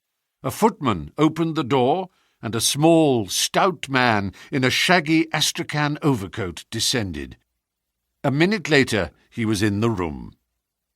Charles Augustus Milverton was a man of 50, with a large, intellectual head, a round, plump, hairless face, a perpetual frozen smile, and two keen grey eyes which gleamed brightly from behind broad, golden-rimmed glasses. There was something of Mr. Pickwick's benevolence in his appearance, marred only by the insincerity of the fixed smile and by the hard glitter of those restless and penetrating eyes. His voice was as smooth and suave as his countenance, as he advanced with a plump little hand extended, murmuring his regret for having missed us at his first visit. Holmes disregarded the outstretched hand, and looked at him with a face of granite. Milverton's smile broadened. He shrugged his shoulders, removed his overcoat, folded it with great deliberation over the back of a chair, and then took a seat. "This gentleman," said he, with a wave in my direction, "is it discreet? Is it right?" "Dr. Watson is my friend and partner." "Very good, Mr. Holmes. It is only in your client's interests that I protested. The matter is so very delicate." "Dr. Watson has already heard of it." "Then we can proceed to business. You say that you are acting for Lady Eva. Has she empowered you to accept my terms?" "What are your terms?" £7,000. "And the alternative?" "My dear sir, it is painful for me to discuss it, but if the money is not paid on the 14th, there certainly will be no marriage on the 18th. His insufferable smile was more complacent than ever. Holmes thought for a little. "You appear to me," he said at last, "to be taking matters too much for granted. I am, of course, familiar with the contents of these letters. My client will certainly do what I may advise. I shall counsel her to tell her future husband the whole story, and to trust to his generosity." Milverton chuckled. "You evidently do not know the Earl," said he. From the baffled look upon Holmes's face, I could see clearly that he did. "What harm is there in the letters?" he asked. "They are sprightly, very sprightly," Milverton answered. "The lady was a charming correspondent, but I can assure you that the Earl of Dovercourt would fail to appreciate them. However, since you think otherwise, we will let it rest at that. 'Tis purely a matter of business. If you think that it is in the best interests of your client that these letters should be placed in the hands of the Earl, then you would indeed be foolish to pay so large a sum of money to regain them." He rose and seized his astrakhan coat. Holmes was grey with anger and mortification. "Wait a little," he said. "You go too fast. We would certainly make every effort to avoid scandal in so delicate a matter." Milverton relapsed into his chair. "I was sure that you would see it in that light," he purred. "At the same time," Holmes continued, "Lady Eva is not a wealthy woman. I assure you that £2,000 would be a drain upon her resources, and that the sum you name is utterly beyond her power. I beg, therefore, that you will moderate your demands, and that you will return the letters at the price I indicate, which is, I assure you, the highest that you can get." Milverton's smile broadened, and his eyes twinkled humorously. "I am aware that what you say is true about the lady's resources," said he. "At the same time, you must admit that the occasion of a lady's marriage is a very suitable time for her friends and relatives to make some little effort upon her behalf. They may hesitate as to an acceptable wedding present. Let me assure them that this little bundle of letters would give more joy than all the candelabra and butter dishes in London." "It is impossible," said Holmes. "Dear me, dear me, how unfortunate!" cried Milverton, taking out a bulky pocket-book. "I cannot help thinking that ladies are ill-advised in not making an effort. Look at this." He held up a little note with a coat of arms upon the envelope. "That belongs to— well, perhaps it is hardly fair to tell the name until tomorrow morning, but at that time it will be in the hands of the lady's husband, and all because she will not find a beggarly sum which she should get by turning her diamonds into paste. It is such a pity. Now, you remember the sudden end of the engagement between the Honourable Miss Miles and Colonel Dorking? Only 2 days before the wedding there was a paragraph in the Morning Post to say that it was all off. And why? It is almost incredible, but the absurd sum of £1,200 would have settled the whole question. Is it not pitiful? And here I find you, a man of sense, boggling about terms when your client's future and honour are at stake. You surprise me, Mr. Holmes." "What I say is true," Holmes answered. "The money cannot be found. Surely it is better for you to take the substantial sum which I offer than to ruin this woman's career, which can profit you in no way." "There you make a mistake, Mr. Holmes. An exposure would profit me indirectly to a considerable extent. I have 8 or 10 similar cases maturing. If it was circulated among them that I had made a severe example of the Lady Eva, I should find all of them much more open to reason. You see my point?" Holmes sprang from his chair. "Get behind him, Watson. Don't let him out. Now, sir, let us see the contents of that notebook." Milverton had glided as quick as a rat to the side of the room and stood with his back against the wall.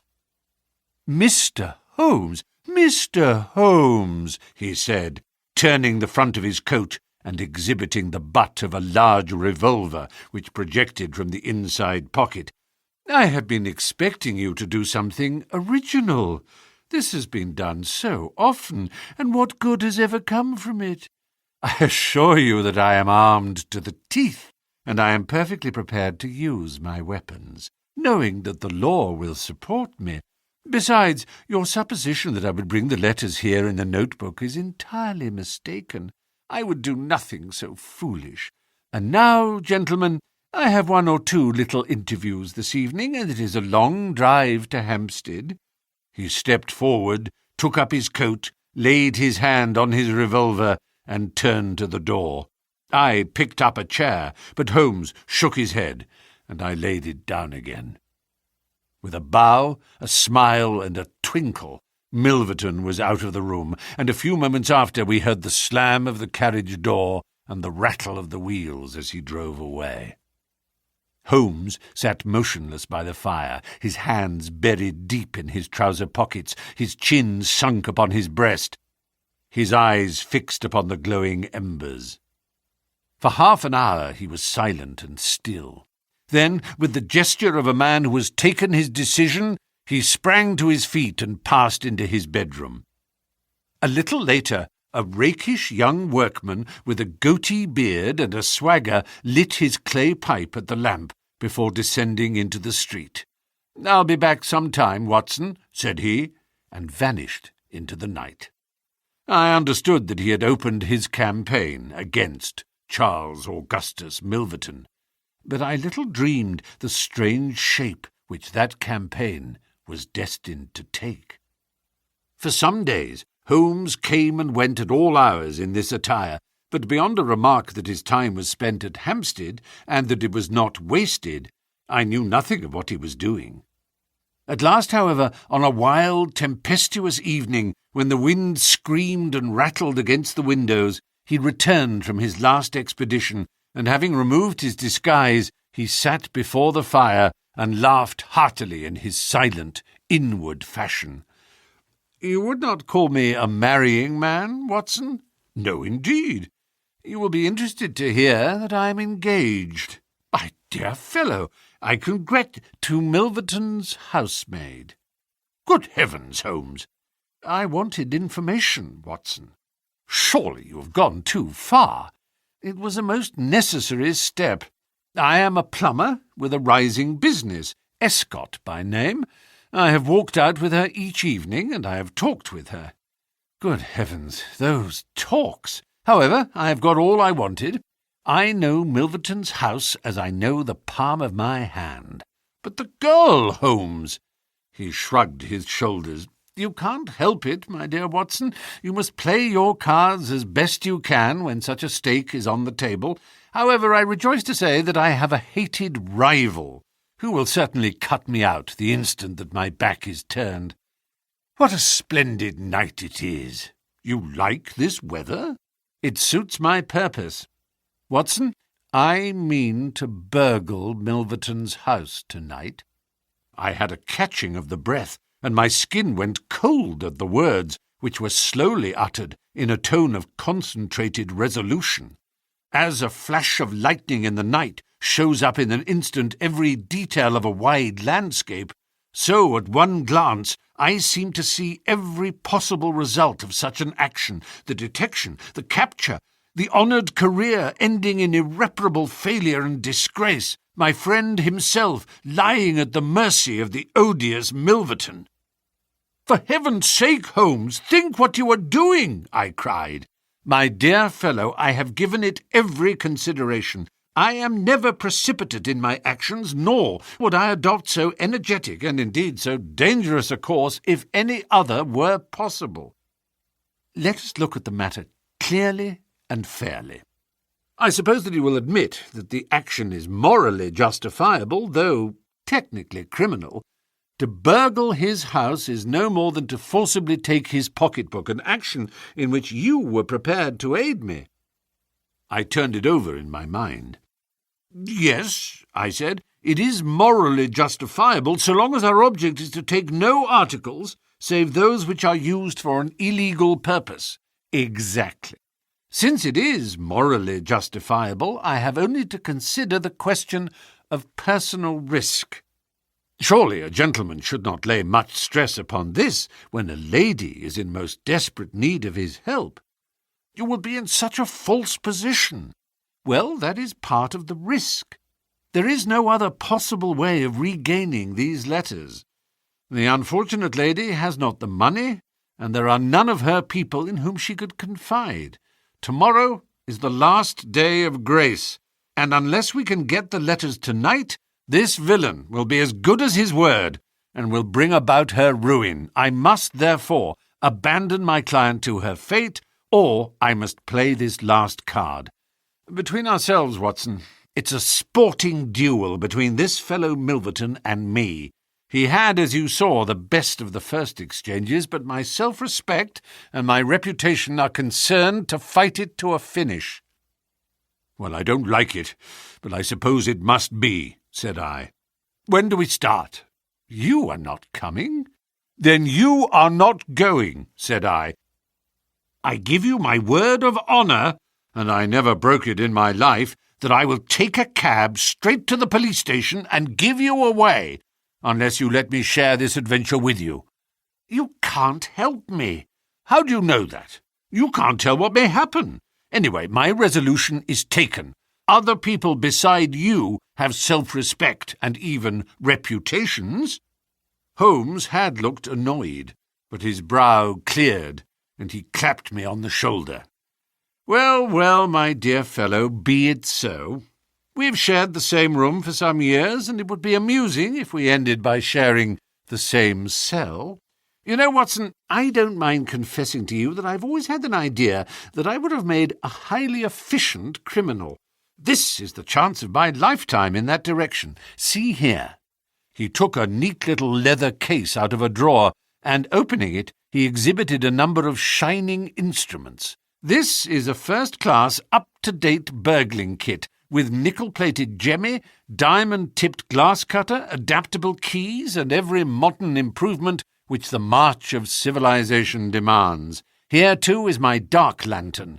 Everything is in order. Have you a pair of silent shoes?" "I have rubber-soled tennis shoes." "Excellent. And a mask?" "I can make a couple out of black silk." "I can see that you have a strong natural turn for this sort of thing. Very good. Do you make the masks? We shall have some cold supper before we start. It's now 9:30. At 11 we shall drive as far as Church Row. It's a quarter of an hour's walk from there to Appledore Towers. We shall be at work before midnight. Milverton is a heavy sleeper and retires punctually at 10:30. With any luck, we should be back here by 2, with the Lady Eva's letters in my pocket." Holmes and I put on our dress clothes so that we might appear to be two theatre-goers, homeward bound. In Oxford Street, we picked up a hansom and drove to an address in Hampstead. Here we paid off our cab, and with our greatcoats buttoned up, for it was bitterly cold and the wind seemed to blow through us, we walked along the edge of the heath. "It's a business that needs delicate treatment," said Holmes. "These documents are contained in a safe in the fellow's study, and the study is the anteroom of his bedchamber. On the other hand, like all these stout little men who do themselves well, he is a plethoric sleeper. Agatha, that's my fiancée, says it is a joke in the servants' hall that it's impossible to wake the master. He has a secretary who is devoted to his interests and never budges from the study all day. That's why we're going at night. Then he has a beast of a dog which roams the garden.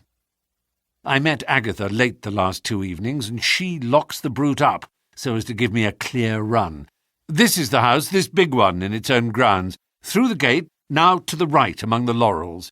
We might put on our masks here, I think. You see, there is not a glimmer of light in any of the windows, and everything is working splendidly." With our black silk face coverings, which turned us into two of the most truculent figures in London, we stole up to the silent, gloomy house, a sort of tiled veranda extended along one side of it, lined by several windows and 2 doors. "That's his bedroom," Holmes whispered. "This door opens straight into the study. It would suit us best, but it is bolted as well as locked, and we should make too much noise getting in. Come round here. There's a greenhouse which opens into the drawing-room." The place was locked, but Holmes removed a circle of glass and turned the key from the inside. An instant afterwards he had closed the door behind us, and we had become felons in the eyes of the law. The thick, warm air of the conservatory and the rich, choking fragrance of exotic plants took us by the throat. He seized my hand in the darkness and led me swiftly past banks of shrubs which brushed against our faces.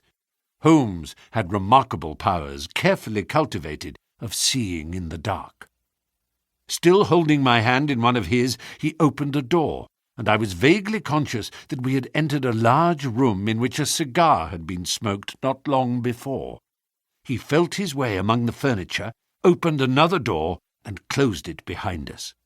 Putting out my hand, I felt several coats hanging from the wall, and I understood that I was in a passage. We passed along it, and Holmes very gently opened a door upon the right-hand side. Something rushed out at us, and my heart sprang into my mouth, but I could have laughed when I realized that it was the cat. A fire was burning in this new room, and again the air was heavy with tobacco smoke. Holmes entered on tiptoe, waited for me to follow, and then very gently closed the door.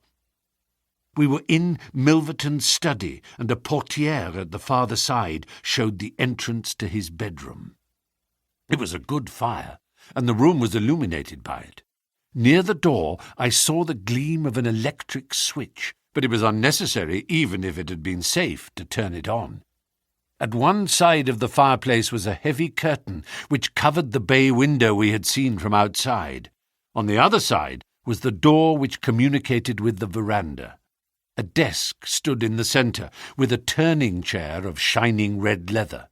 Opposite was a large bookcase with a marble bust of Athene on the top. In the corner between the bookcase and the wall there stood a tall green safe, the firelight flashing back from the polished brass knobs upon its face. Holmes stole across and looked at it. Then he crept to the door of the bedroom and stood with slanting head, listening intently. No sound came from within. Meanwhile, it had struck me that it would be wise to secure our retreat through the outer door, so I examined it. To my amazement, it was neither locked nor bolted. I touched Holmes on the arm, and he turned his masked face in that direction. I saw him start, and he was evidently as surprised as I. "I don't like it," he whispered, putting his lips to my very ear. "I can't quite make it out. Anyway, we have no time to lose." "Can I do anything?" "Yes, stand by the door. If you hear anyone come, bolt it on the inside, and we can get away as we came. If they come the other way, we can get through the door if our job is done, or hide behind these window curtains if it is not. Do you understand?" I nodded and stood by the door. My first feeling of fear had passed away, and I thrilled now with a keener zest than I had ever enjoyed when we were the defenders of the law instead of its defiers. The high object of our mission, the consciousness that it was unselfish and chivalrous, the villainous character of our opponent, all added to the sporting interest of the adventure. Far from feeling guilty, I rejoiced and exulted in our dangers. With a glow of admiration, I watched Holmes unrolling his case of instruments and choosing his tool with the calm, scientific accuracy of a surgeon who performs a delicate operation.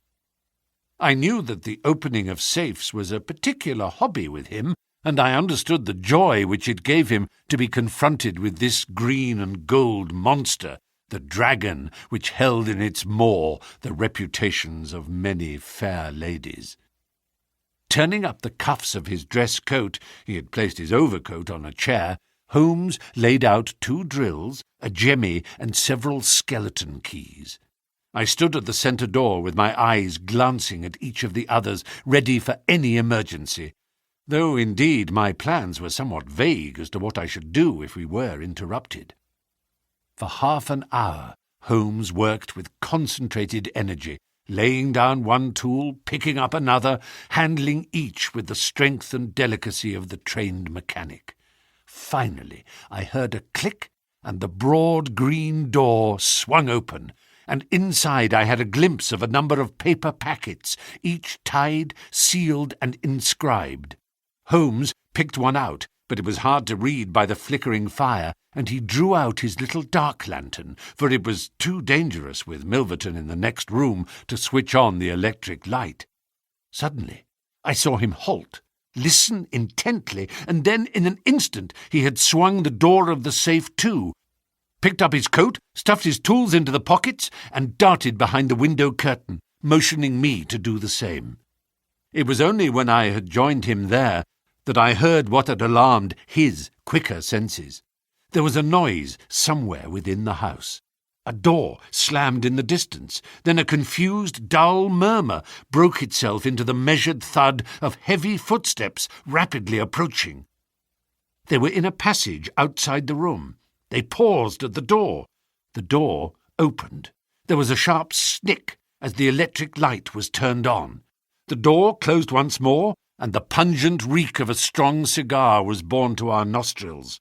Then the footsteps continued backwards and forwards, within a few yards of us. Finally, there was a creak from a chair, and the footsteps ceased. Then a key clicked in a lock, and I heard the rustle of papers.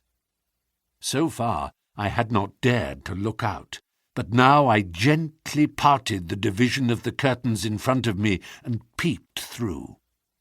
From the pressure of Holmes's shoulder against mine, I knew that he was sharing my observations. Right in front of us, and almost within our reach, was the broad, rounded back of Milverton. It was evident that we had entirely miscalculated his movements, that he had never been to his bedroom, but that he had been sitting up in some smoking or billiard room in the farther wing of the house, the windows of which we had not seen. His broad, grizzled head, with its shining patch of baldness, was in the immediate foreground of our vision. He was leaning far back in the red leather chair, his legs outstretched, a long black cigar projecting at an angle from his mouth. He wore a semi-military smoking jacket, claret-coloured, with a black velvet collar. In his hand he held a long legal document, which he was reading in an indolent fashion, blowing rings of tobacco smoke from his lips as he did so. There was no promise of a speedy departure in his composed bearing and his comfortable attitude. I felt Holmes's hand steal into mine and give me a reassuring shake, as if to say that the situation was within his powers and that he was easy in his mind. I was not sure whether he had seen what was only too obvious from my position, that the door of the safe was imperfectly closed and that Milverton might at any moment observe it. In my own mind I had determined that if I were sure, from the rigidity of his gaze, that it had caught his eye, I would at once spring out, throw my greatcoat over his head, pinion him, and leave the rest to Holmes. But Milverton never looked up. He was languidly interested by the papers in his hand, and page after page was turned as he followed the argument of the lawyer. At least, I thought, when he has finished the document and the cigar, he will go to his room.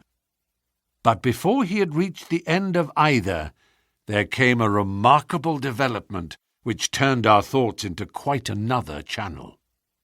Several times I had observed that Milverton looked at his watch, and once he had risen and sat down again with a gesture of impatience. The idea, however, that he might have an appointment at so strange an hour never occurred to me, until a faint sound reached my ears from the veranda outside. Milverton dropped his papers and sat rigid in his chair. The sound was repeated, and then there came a gentle tap at the door. Milverton rose and opened it. "Well," said he curtly, "you are nearly half an hour late." So this was the explanation of the unlocked door and of the nocturnal vigil of Milverton. There was the gentle rustle of a woman's dress. I had closed the slit between the curtains as Milverton's face had turned in our direction, but now I ventured very carefully to open it once more. He had resumed his seat, the cigar still projecting at an insolent angle from the corner of his mouth. In front of him, in the full glare of the electric light, there stood a tall, slim, dark woman, a veil over her face, a mantle drawn round her chin. Her breath came quick and fast, and every inch of the lithe figure was quivering with strong emotion. "Well," said Milverton, "you've made me lose a good night's rest, my dear. I hope you'll prove worth it. You couldn't come any other time, eh?" The woman shook her head. "Well, if you couldn't, you couldn't. If the Countess is a hard mistress, you have your chance to get level with her now. Bless the girl, what are you shivering about? That's right. Pull yourself together. Now, let us get down to business." He took a note from the drawer of his desk. You say that you have 5 letters which compromise the Countess d'Albert. You want to sell them. I want to buy them. So far, so good. It only remains to fix a price. I should want to inspect the letters, of course, if they are really good specimens. Great heavens! Is it you?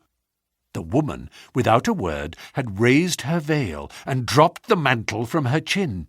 It was a dark, handsome, clear-cut face which confronted Milverton, a face with a curved nose, strong, dark eyebrows, shading hard, glittering eyes, and a straight, thin-lipped mouth set in a dangerous smile. "It is I," she said, "the woman whose life you have ruined." Milverton laughed, but fear vibrated in his voice. "You were so very obstinate," said he. "Why did you drive me to such extremities? I assure you I wouldn't hurt a fly of my own accord. But every man has his business. And what was I to do? I put the price well within your means. You would not pay. So you sent the letters to my husband, and he, the noblest gentleman that ever lived, a man whose boots I was never worthy to lace, he broke his gallant heart and died. You remember that last night when I came through that door, I begged and prayed you for mercy, and you laughed in my face as you are trying to laugh now, only your coward heart cannot keep your lips from twitching. Yes, you never thought to see me here again, but it was that night which taught me how I could meet you face to face and alone. Well, Charles Milverton, what have you to say?" "Don't imagine that you can bully me," said he, rising to his feet. "I have only to raise my voice, and I could call my servants and have you arrested. But I will make allowance for your natural anger. Leave the room at once as you came, and I will say no more." The woman stood with her hand buried in her bosom, and the same deadly smile on her thin lips. "You will ruin no more lives as you ruined mine. You will wring no more hearts as you wrung mine. I will free the world of a poisonous thing. Take that, you hound, and that, and that, and that!" She had drawn a little gleaming revolver and emptied barrel after barrel into Milverton's body, the muzzle within 2 feet of his shirt front. He shrank away and then fell forward upon the table, coughing furiously and clawing among the papers. Then he staggered to his feet, received another shot, and rolled upon the floor. "You've done me!" he cried, and lay still. The woman looked at him intently and ground her heel into his upturned face. She looked again, but there was no sound or movement. I heard a sharp rustle. The night air blew into the heated room, and the avenger was gone. No interference upon our part could have saved the man from his fate.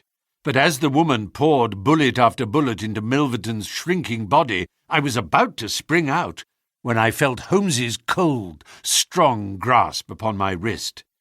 I understood the whole argument of that firm, restraining grip, that it was no affair of ours, that justice had overtaken a villain, that we had our own duties and our own objects which were not to be lost sight of. But hardly had the woman rushed from the room when Holmes, with swift, silent steps, was over at the other door. He turned the key in the lock. At the same instant we heard voices in the house and the sound of hurrying feet. The revolver shots had roused the household. With perfect coolness, Holmes slipped across to the safe, filled his 2 arms with bundles of letters, and poured them all into the fire. Again and again he did it until the safe was empty. Someone turned the handle and beat upon the outside of the door. Holmes looked swiftly round.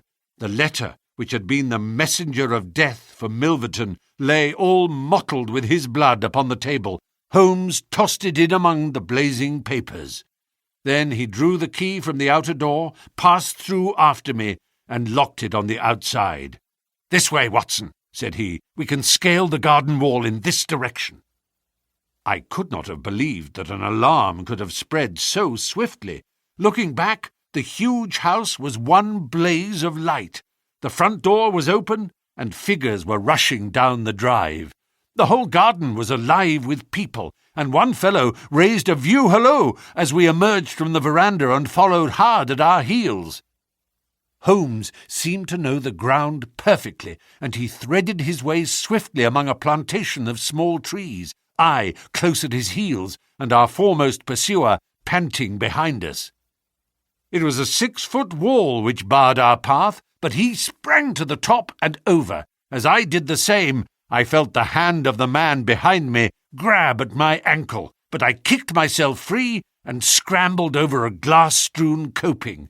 I fell upon my face among some bushes, but Holmes had me on my feet in an instant, and together we dashed away across the huge expanse of Hampstead Heath. We had run 2 miles, I suppose, before Holmes at last halted and listened intently. All was absolute silence behind us. We had shaken off our pursuers and were safe. We had breakfasted and were smoking our morning pipe on the day after the remarkable experience which I have recorded, when Mr. Lestrade of Scotland Yard, very solemn and impressive, was ushered into our modest sitting-room. "Good morning, Mr. Holmes," said he. "Good morning. May I ask if you are very busy just now?" "Not too busy to listen to you." "I thought that perhaps if you had nothing particular on hand, you might care to assist us in a most remarkable case which occurred only last night at Hampstead." "Dear me," said Holmes. "What was that?" "A murder. A most dramatic and remarkable murder. I know how keen you are upon these things, and I would take it as a great favour if you would step down to Appledore Towers and give us the benefit of your advice. It is no ordinary crime. We have had our eyes upon this Mr. Milverton for some time, and between ourselves, he was a bit of a villain. He is known to have held papers which he used for blackmailing purposes. These papers have all been burned by the murderers. No article of value was taken, as it is probable that the criminals were men of good position, whose sole object was to prevent social exposure." "Criminals," said Holmes. "Plural." "Yes, there were 2 of them. They were, as nearly as possible, captured red-handed. We have their footmarks, we have their description. It's 10 to 1 that we trace them. The first fellow was a bit too active, but the second was caught by the under-gardener and only got away after a struggle.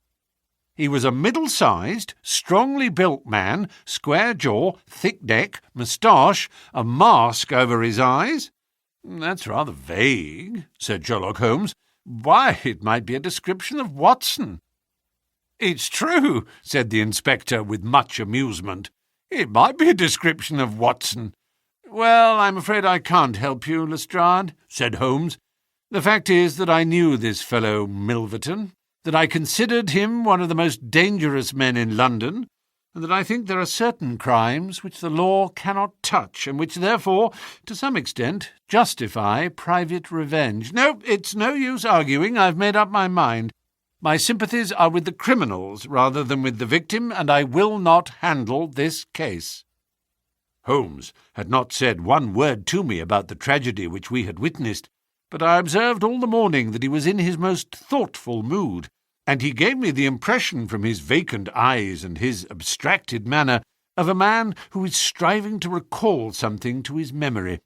We were in the middle of our lunch when he suddenly sprang to his feet. "By Jove, Watson, I've got it!" he cried. "Take your hat, come with me." He hurried at his top speed down Baker Street and along Oxford Street until we had almost reached Regent Circus.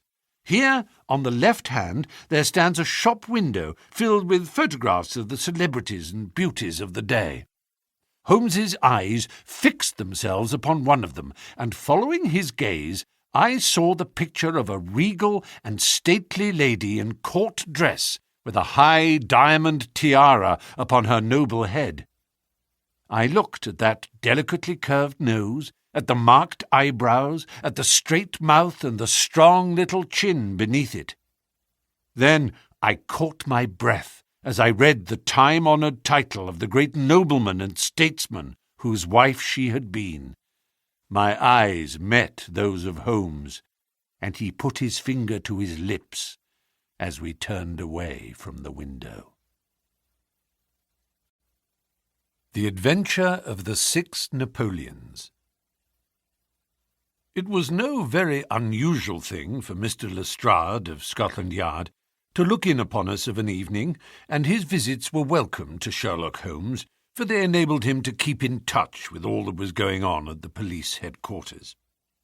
In return for the news which Lestrade would bring, Holmes was always ready to listen with attention to the details of any case upon which the detective was engaged, and was able occasionally, without any active interference, to give some hint or suggestion drawn from his own vast knowledge and experience.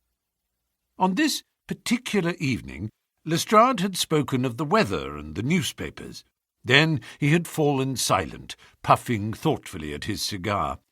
Holmes looked keenly at him. "Anything remarkable on hand?" he asked.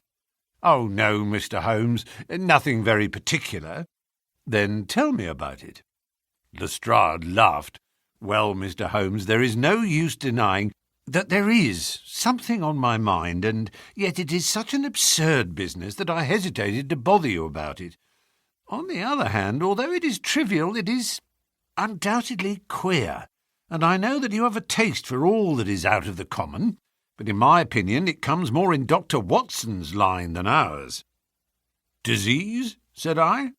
"Madness, anyhow, and a queer madness, too. You wouldn't think there was anyone living at this time of day who had such a hatred of Napoleon I that he would break any image of him that he could see."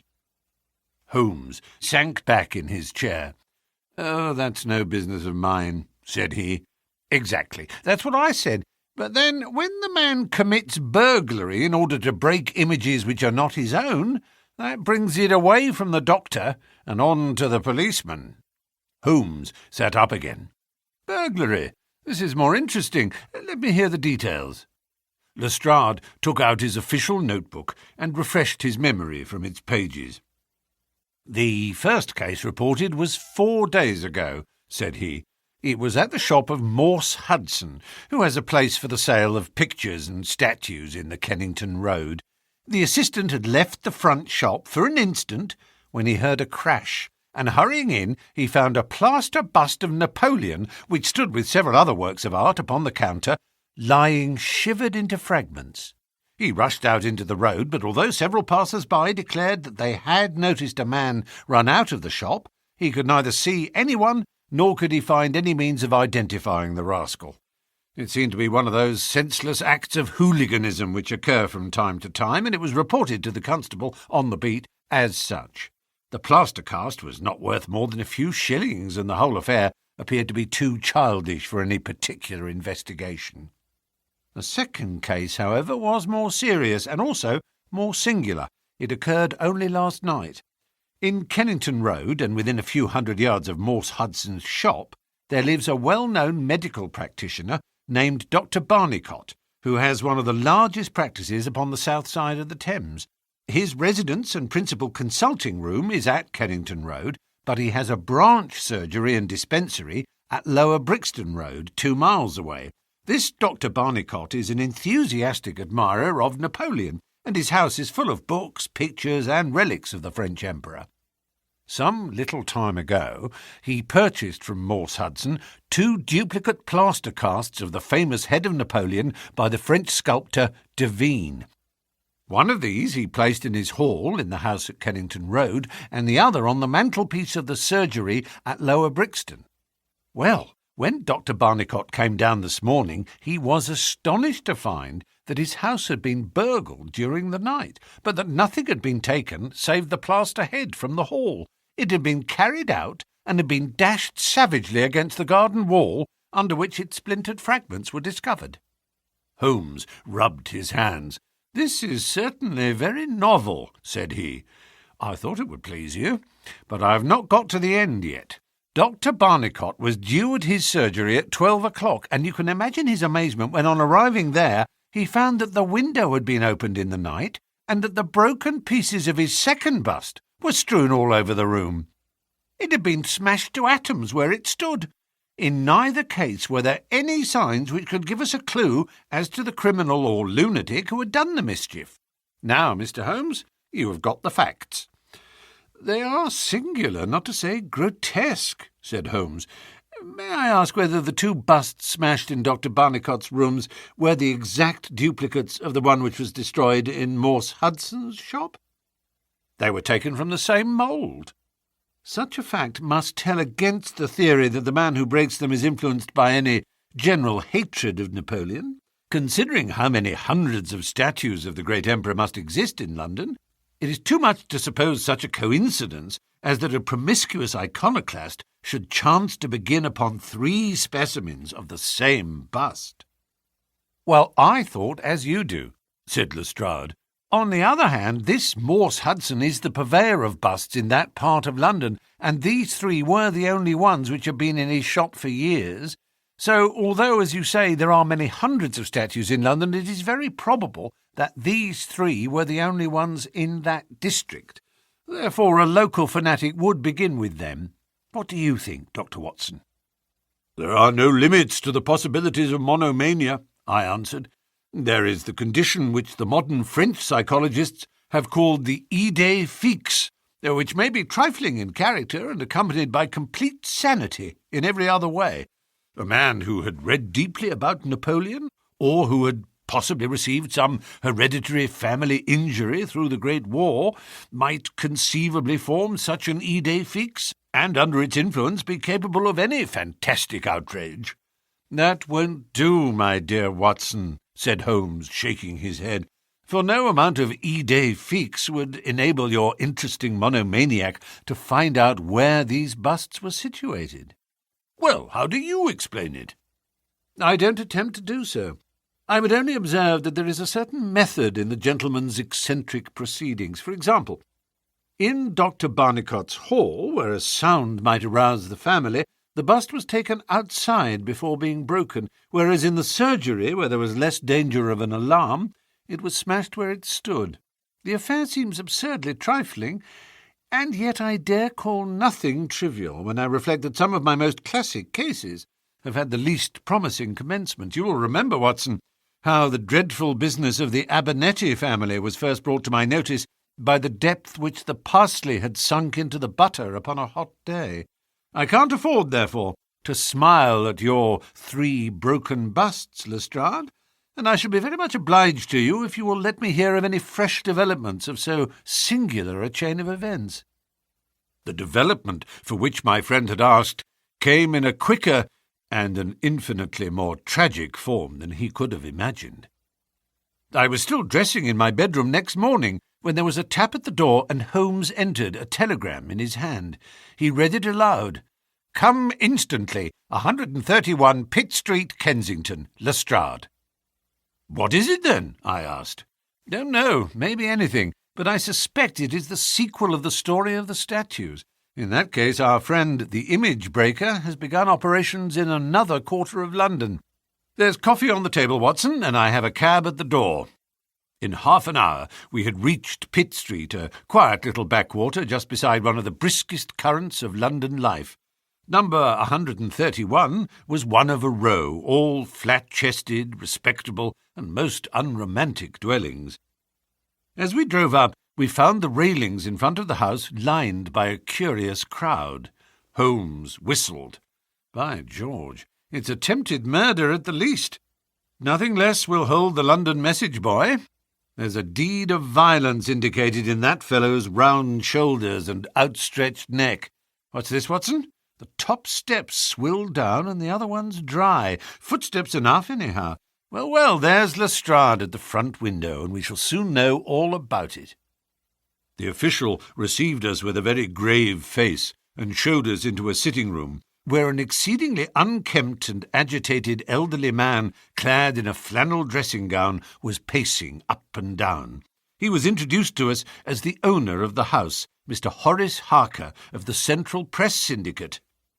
"It's the Napoleon bust business again," said Lestrade. "You seemed interested last night, Mr. Holmes, so I thought perhaps you would be glad to be present now that the affair has taken a very much graver turn." What has it turned to, then? To murder. Mr. Harker, will you tell these gentlemen exactly what has occurred? The man in the dressing-gown turned upon us with a most melancholy face. It's an extraordinary thing, said he, that all my life I have been collecting other people's news, and now that a real piece of news has come my own way, I'm so confused and bothered that I can't put two words together. If I'd come in here as a journalist, I should have interviewed myself and had 2 columns in every evening paper. As it is, I'm giving away valuable copy by telling my story over and over to a string of different people, and I can make no use of it myself. However, I've heard your name, Mr. Sherlock Holmes, and if you'll only explain this queer business, I shall be paid for my trouble in telling you the story. Holmes sat down and listened. It all seems to centre round that bust of Napoleon, which I bought for this very room about 4 months ago. I picked it up cheap from Harding Brothers, 2 doors down from the High Street station. A great deal of my journalistic work is done at night, and I often write until the early morning. So it was today. I was sitting in my den, which is at the back of the top of the house, about 3 o'clock, when I was convinced that I heard some sounds downstairs. I listened, but they were not repeated, and I concluded that they came from outside. And suddenly, about 5 minutes later, there came a most horrible yell, the most dreadful sound, Mr. Holmes, that ever I heard. It will ring in my ears as long as I live. I sat frozen with horror for a minute or two. Then I seized the poker and went downstairs. When I entered this room, I found the window wide open, and I at once observed that the bust was gone from the mantelpiece. Why any burglar should take such a thing passes my understanding, for it was only a plaster cast and of no real value whatever. You can see for yourself that anyone going out through that open window could reach the front doorstep by taking a long stride. This was clearly what the burglar had done, so I went round and opened the door. Stepping out into the dark, I nearly fell over a dead man who was lying there. I ran back for a light, and there was the poor fellow, a great gash in his throat and the whole place swimming in blood. He lay on his back, his knees drawn up and his mouth horribly open. I shall see him in my dreams. I had just time to blow on my police whistle, and then I must have fainted, for I knew nothing more until I found the policeman standing over me in the hall. Well, who was the murdered man? Asked Holmes. There's nothing to show who he was, said Lestrade. You shall see the body at the mortuary, but we've made nothing of it up to now. He is a tall man, sunburned, very powerful, not more than 30. He is poorly dressed, and yet does not appear to be a labourer. A horn-handled clasp knife was lying in a pool of blood beside him. Whether it was the weapon which did the deed, or whether it belonged to the dead man, I do not know. There was no name on his clothing, and nothing in his pocket save an apple, some string, a shilling map of London, and a photograph. Here it is. It was evidently taken by a snapshot from a small camera. It represented an alert, sharp-featured, simian man with thick eyebrows and a very peculiar projection of the lower part of the face, like the muzzle of a baboon. "And what became of the bust?" asked Holmes, after a careful study of this picture. "We had news of it just before you came. It has been found in the front garden of an empty house in Campden House Road. It was broken into fragments. I'm going round now to see it. Will you come?" "Certainly. I must just take one look round." He examined the carpet and the window. "The fellow had either very long legs or was a most active man," said he. "With an area beneath, it was no mean feat to reach that window ledge and open that window. Getting back was comparatively simple. Are you coming with us to see the remains of your bust, Mr. Harker?" The disconsolate journalist had seated himself at a writing table. "I must try and make something of it," said he, "though I have no doubt that the first editions of the evening papers are out already with full details. It's like my luck. You remember when the Stand fell at Doncaster? Well, I was the only journalist in the Stand, and my journal the only one that had no account of it, for I was too shaken to write it. And now I'll be too late with a murder done on my own doorstep." As we left the room, we heard his pen travelling shrilly over the foolscap. The spot where the fragment of the bust had been found was only a few hundred yards away. For the first time, our eyes rested upon this presentment of the great emperor, which seemed to raise such frantic and destructive hatred in the mind of the unknown. It lay scattered in splintered shards upon the grass. Holmes picked up several of them and examined them carefully. I was convinced from his intent face and his purposeful manner that at last he was upon a clue. "Well?" asked Lestrade. Holmes shrugged his shoulders. "We have a long way to go yet," said he, and yet. Well, we have some suggestive facts to act upon. The possession of this trifling bust was worth more in the eyes of this strange criminal than a human life. That is one point. Then there is the singular fact that he did not break it in the house or immediately outside the house, if to break it was his sole object. He was rattled and bustled by meeting this other fellow. He hardly knew what he was doing. Well, that's likely enough, but I wish to call your attention very particularly to the position of this house in the garden of which the bust was destroyed. Lestrade looked about him. It was an empty house, and so he knew that he would not be disturbed in the garden. Yes, but there is another empty house farther up the street which he must have passed before he came to this one. Why did he not break it there, since it is evident that every yard that he carried it increased the risk of someone meeting him? "I give it up," said Lestrade. Holmes pointed to the street lamp above our heads. He could see what he was doing here, and he could not there. That was his reason. "By Jove, that's true," said the detective. "Now that I come to think of it, Dr. Barnicot's bust was broken not far from his red lamp." "Well, Mr. Holmes, what are we to do with that fact?" "To remember it, to docket it. We may come on something later which will bear upon it. What steps do you propose to take now, Lestrade?" "The most practical way of getting at it, in my opinion, is to identify the dead man. There should be no difficulty about that. When we have found who he is and who his associates are, we should have a good start in learning what he was doing in Pitt Street last night, and who it was who met him and killed him on the doorstep of Mr. Horace Harker. Don't you think so?" "No doubt, and yet it is not quite the way in which I should approach the case." "What would you do, then?" "Oh, you must not let me influence you in any way. I suggest that you go on your line and I on mine. We can compare notes afterwards, and each will supplement the other." "Very good," said Lestrade. "If you are going back to Pitt Street, you might see Mr. Horace Harker.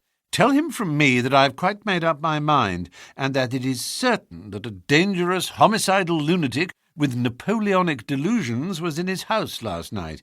It will be useful for his article." Lestrade stared. "You don't seriously believe that?"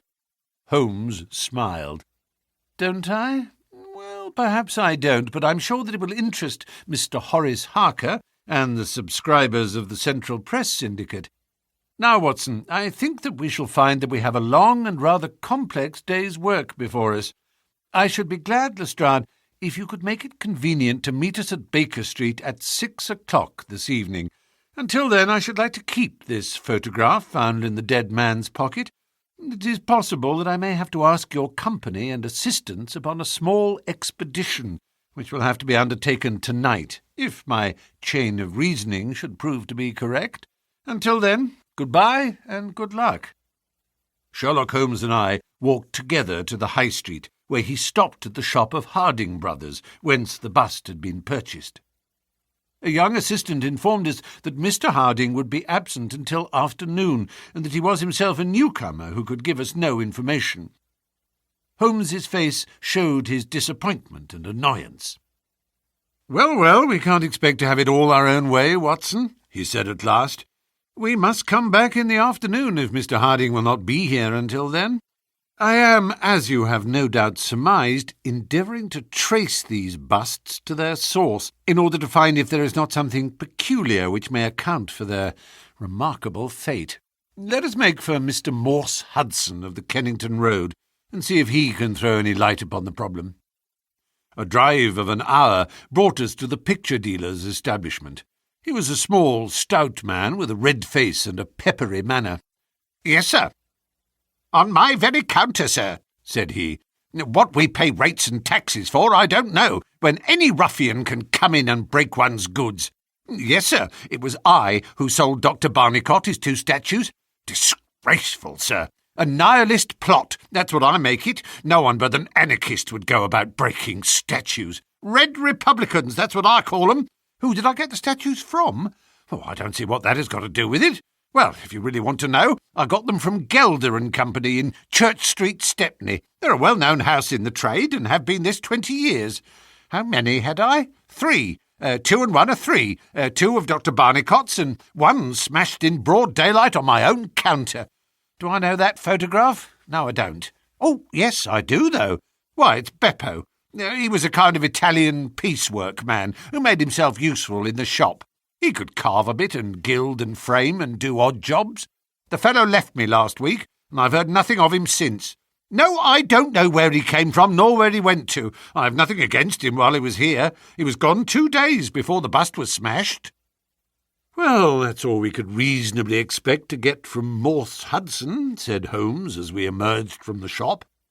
We have this Beppo as a common factor, both in Kennington and in Kensington, so that is worth a 10-mile drive. Now, Watson, let us make for Gelder and Company of Stepney, the source and origin of busts.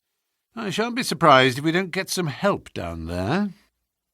In rapid succession, we passed through the fringe of fashionable London, hotel London, theatrical London, literary London, commercial London, and finally maritime London, till we came to a riverside city of 100,000 souls, where the tenement houses swelter and reek with the outcasts of Europe. Here, in a broad thoroughfare, once the abode of wealthy city merchants, we found the sculpture works for which we searched. Outside was a considerable yard full of monumental masonry. Inside was a large room in which 50 workers were carving or moulding. The manager, a big blonde German, received us civilly and gave a clear answer to all Holmes's questions. A reference to his books showed that hundreds of casts had been taken from a marble copy of Devine's Head of Napoleon, but that the 3 which had been sent to Morse Hudson a year or so before had been half of a batch of 6, the other 3 being sent to Harding Brothers of Kensington.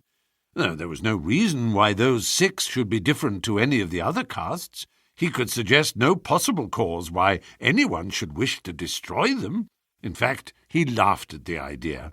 Their wholesale price was 6 shillings, but the retailer would get 12 or more. The cast was taken in 2 moulds from each side of the face, and then these 2 profiles of plaster of Paris were joined together to make the complete bust. The work was usually done by Italians in the room we were in. When finished, the busts were put on a table in the passage to dry and afterwards stored. That was all he could tell us. But the production of the photograph had a remarkable effect upon the manager. His face flushed with anger, and his brows knotted over his blue Teutonic eyes.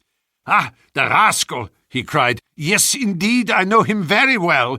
This has always been a respectable establishment, and the only time that we have ever had the police in it was over this very fellow. It was more than a year ago now. He knifed another Italian in the street, and then he came to the works with the police on his heels, and he was taken here. Beppo was his name. His second name I never knew. Serve me right for engaging a man with such a face. But he was a good workman, one of the best." "What did he get?" "The man lived, and he got off with a year. I've no doubt he is out now, but he has not dared to show his nose here. We have a cousin of his here, and I dare say he could tell you where he is." "No, no," cried Holmes. "Not a word to the cousin, not a word, I beg you.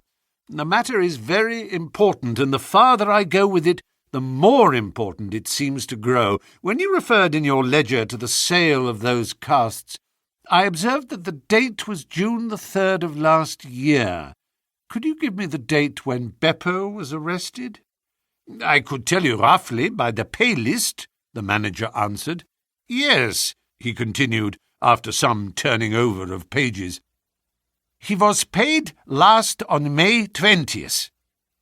"Thank you," said Holmes. I don't think that I need intrude upon your time and patience any more." With a last word of caution that he should say nothing as to our researches, we turned our faces westward once more. The afternoon was far advanced before we were able to snatch a hasty luncheon at a restaurant. A newsbill at the entrance announced Kensington outrage, murder by a madman, and the contents of the paper showed that Mr. Horace Harker had got his account into print after all. 2 columns were occupied with a highly sensational and flowery rendering of the whole incident. Holmes propped it against the cruet stand and read it while he ate. Once or twice he chuckled. "This is all right, Watson," said he. "Listen to this.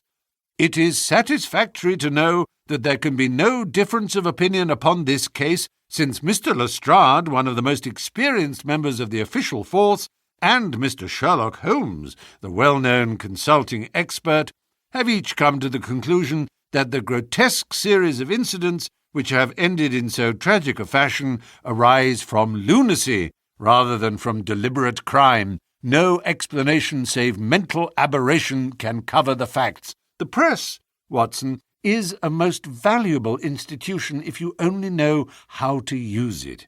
And now, if you have quite finished, we will hark back to Kensington and see what the manager of Harding Brothers has to say to the matter." The founder of that great emporium proved to be a brisk, crisp little person, very dapper and quick, with a clear head and a ready tongue. "Yes, sir. I have already read the account in the evening papers. Mr. Horace Harker is a customer of ours. We supplied him with the bust some months ago. We ordered 3 busts of that sort from Gelder and Company of Stepney. They're all sold now." "To whom?" "Oh, I dare say by consulting our sales book we could very easily tell you. Yes, we have the entries here.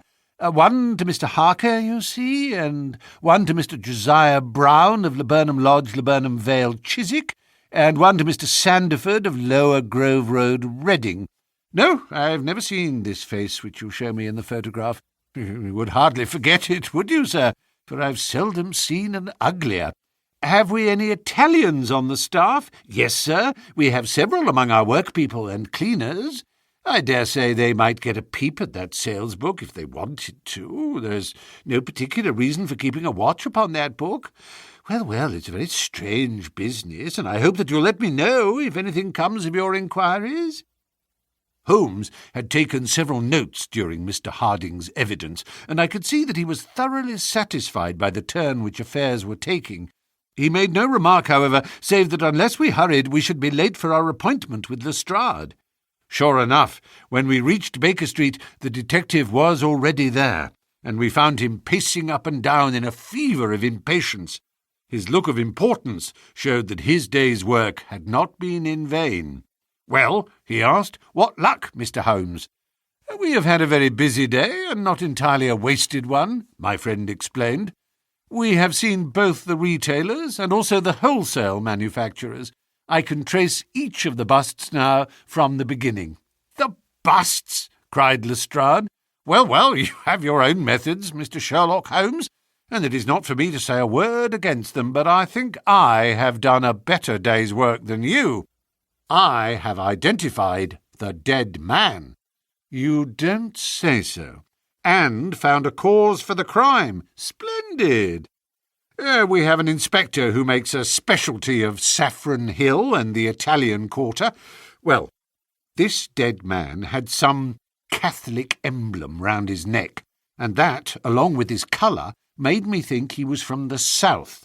Inspector Hill knew him the moment he caught sight of him. His name is Pietro Venucci, from Naples, and he is one of the greatest cutthroats in London.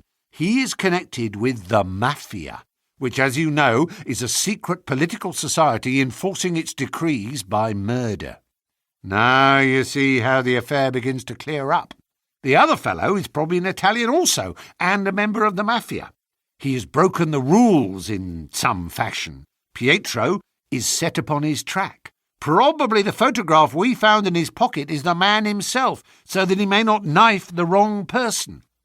He dogs the fellow, he sees him enter a house, He waits outside for him, and in the scuffle he receives his own death wound. How is that, Mr. Sherlock Holmes?" Holmes clapped his hands approvingly. "Excellent, Lestrade, excellent," he cried. "But I didn't quite follow your explanation of the destruction of the busts."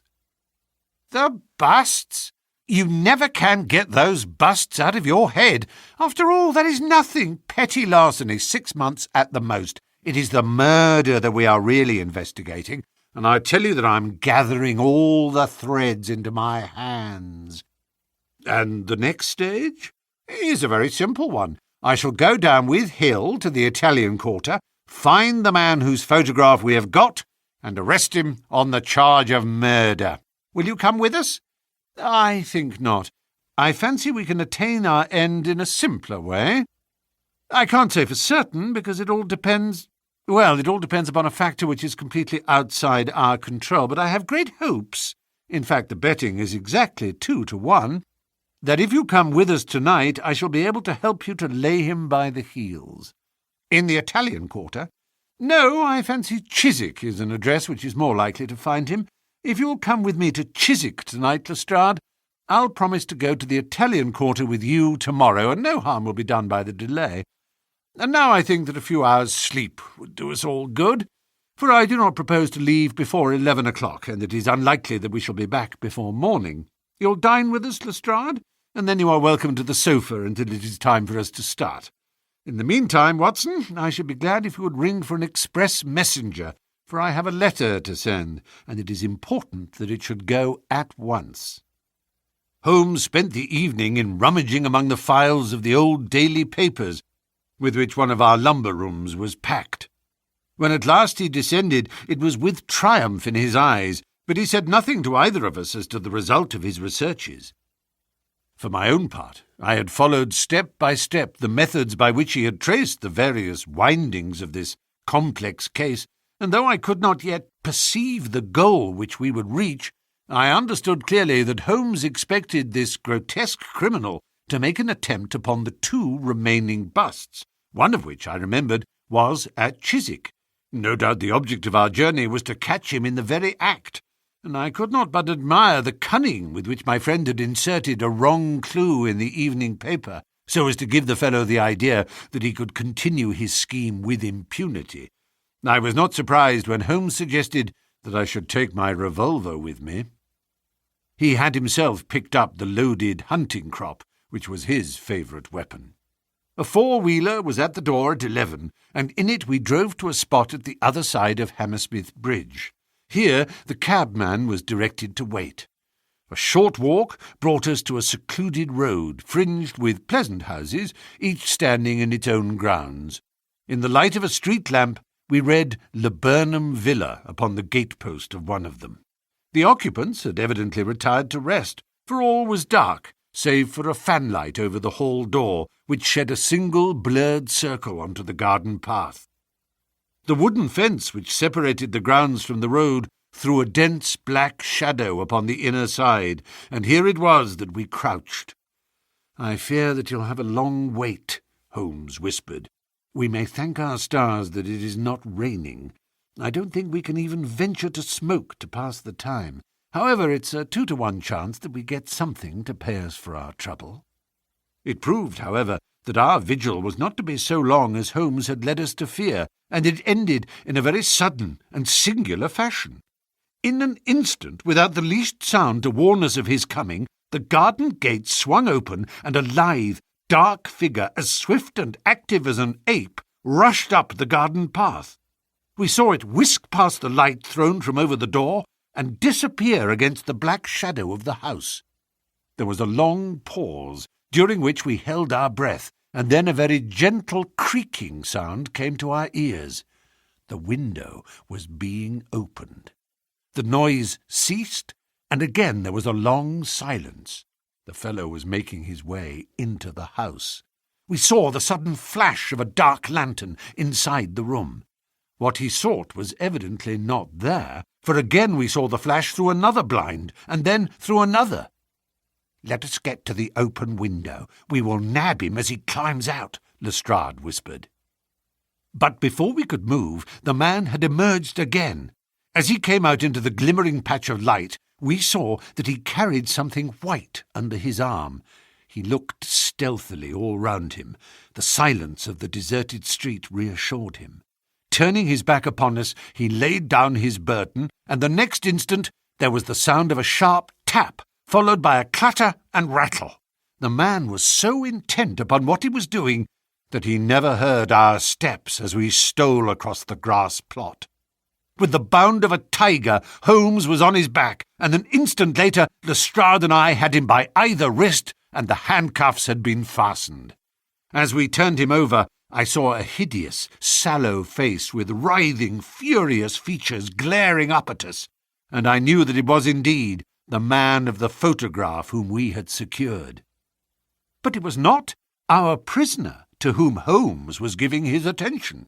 Squatted on the doorstep, he was engaged in most carefully examining that which the man had brought from the house. It was a bust of Napoleon, like the one which we had seen that morning, and it had been broken into similar fragments.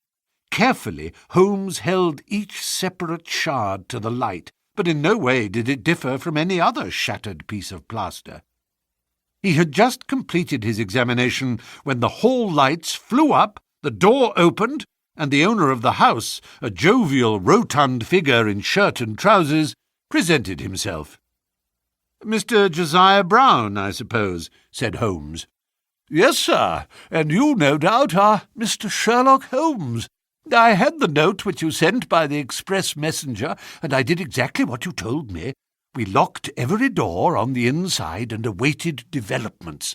Well, I'm very glad to see that you have got the rascal. I hope, gentlemen, that you will come in and have some refreshment." However, Lestrade was anxious to get his man into safe quarters, so within a few minutes our cab had been summoned, and we were all four upon our way to London. Not a word would our captive say, but he glared at us from the shadow of his matted hair, and once, when my hand seemed within his reach, he snapped at it like a hungry wolf.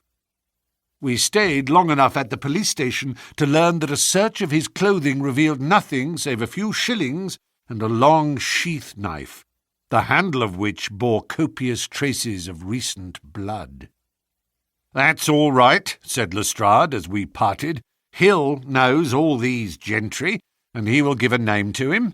You will find that my theory of the mafia will work out all right, but I'm sure I am exceedingly obliged to you, Mr. Holmes, for the workmanlike way in which you laid hands upon him. I don't quite understand it all yet." "I fear it is rather too late an hour for explanations," said Holmes. "Besides, there are one or two details which are not finished off, and it is one of those cases which are worth working out to the very end. If you will come round once more to my rooms at 6 o'clock tomorrow, I think I shall be able to show you that even now you have not grasped the entire meaning of this business, which presents some features which make it absolutely original in the history of crime. If ever I permit you to chronicle any more of my little problems, Watson, I foresee that you will enliven your pages by an account of the singular adventure of the Napoleonic busts." When we met again next evening, Lestrade was furnished with much information concerning our prisoner. His name, it appeared, was Beppo, second name unknown. He was a well-known ne'er-do-well among the Italian colony. He had once been a skilful sculptor, and had earned an honest living, but he had taken to evil courses, and had twice already been in jail, once for a petty theft, and once, as we had already heard, for stabbing a fellow countryman.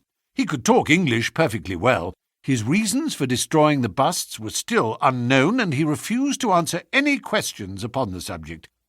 But the police had discovered that these same busts might very well have been made by his own hands, since he was engaged in this class of work at the establishment of Gelder and Company.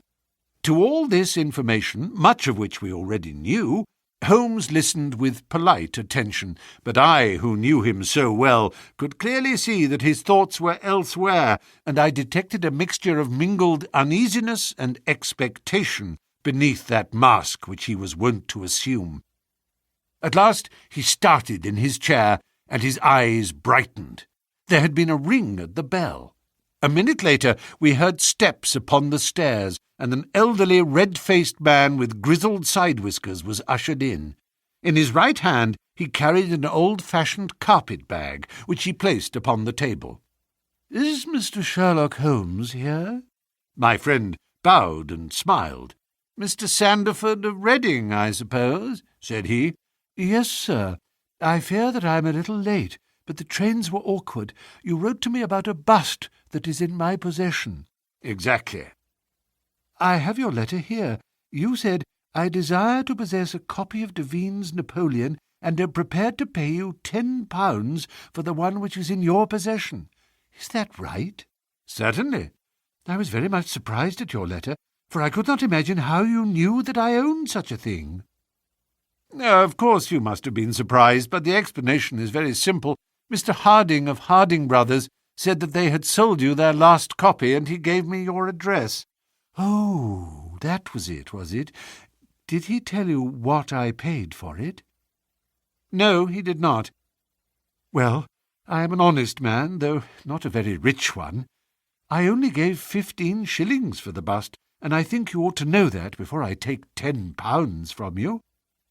"I am sure the scruple does you honour, Mr. Sandford, but I have named that price, so I intend to stick to it." "Well, it is very handsome of you, Mr. Holmes. I brought the bust up with me, as you asked me to do. Here it is." He opened his bag, and at last we saw placed upon our table a complete specimen of that bust, which we had already seen more than once in fragments. Holmes took a paper from his pocket and laid a £10 note upon the table. "You will kindly sign that paper, Mr. Sandford, in the presence of these witnesses. It is simply to say that you transfer every possible right that you ever had in the bust to me. I am a methodical man, you see, and you never know what turn events might take afterwards. Thank you, Mr. Sandford. Here is your money, and I wish you a very good evening." When our visitor had disappeared, Sherlock Holmes's movements were such as to rivet our attention. He began by taking a clean white cloth from a drawer and laying it over the table. Then he placed his newly acquired bust in the centre of the cloth. Finally, he picked up his hunting crop and struck Napoleon a sharp blow on the top of the head. The figure broke into fragments, and Holmes bent eagerly over the shattered remains. Next instant, with a loud shout of triumph, he held up one splinter, in which a round, dark object was fixed like a plum in a pudding. "Gentlemen," he cried, "let me introduce you to the famous Black Pearl of the Borgias."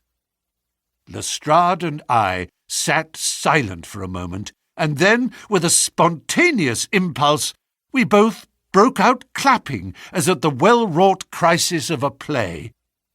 A flush of colour sprang to Holmes's pale cheeks, and he bowed to us like the master dramatist who receives the homage of his audience.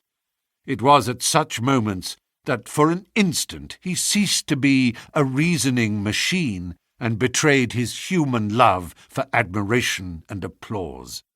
The same singularly proud and reserved nature which turned away with disdain from popular notoriety was capable of being moved to its depths by spontaneous wonder and praise from a friend. "Yes, gentlemen," said he, "it is the most famous pearl now existing in the world, and it has been my good fortune, by a connected chain of inductive reasoning, to trace it from the Prince of Colonna's bedroom at the Dacre Hotel, where it was lost, to the interior of this, the last of the 6 busts of Napoleon which were manufactured by Gelder and Company of Stepney. You will remember, Lestrade, the sensation caused by the disappearance of this valuable jewel, and the vain efforts of the London police to recover it. I was myself consulted upon the case, but I was unable to throw any light upon it. Suspicion fell upon the maid of the princess, who was an Italian, and it was proved that she had a brother in London, but we failed to trace any connection between them. The maid's name was Lucrezia Vernucci, and there is no doubt in my mind that this Pietro, who was murdered 2 nights ago, was the brother. I've been looking up the dates in the old files of the paper, and I find that the disappearance of the pearl was exactly 2 days before the arrest of Beppo for some crime of violence, an event which took place in the factory of Gelder and Company at the very moment when these busts were being made. Now you clearly see the sequence of events, though you see them, of course, in the inverse order to the way in which they presented themselves to me. Beppo had the pearl in his possession. He may have stolen it from Pietro, he may have been Pietro's confederate, he may have been the go-between of Pietro and his sister. It's of no consequence to us which is the correct solution. The main fact is that he had the pearl, and at that moment, when it was on his person, he was pursued by the police. He made for the factory in which he worked, and he knew that he had only a few minutes in which to conceal this enormously valuable prize, which would otherwise be found on him when he was searched. 6 plaster casts of Napoleon were drying in the passage. One of them was still soft. In an instant, Beppo, a skilful workman, made a small hole in the wet plaster, dropped in the pearl, and with a few touches covered over the aperture once more. It was an admirable hiding-place. No one could possibly find it. But Beppo was condemned to a year's imprisonment, and in the meanwhile his 6 busts were scattered over London. He could not tell which contained his treasure.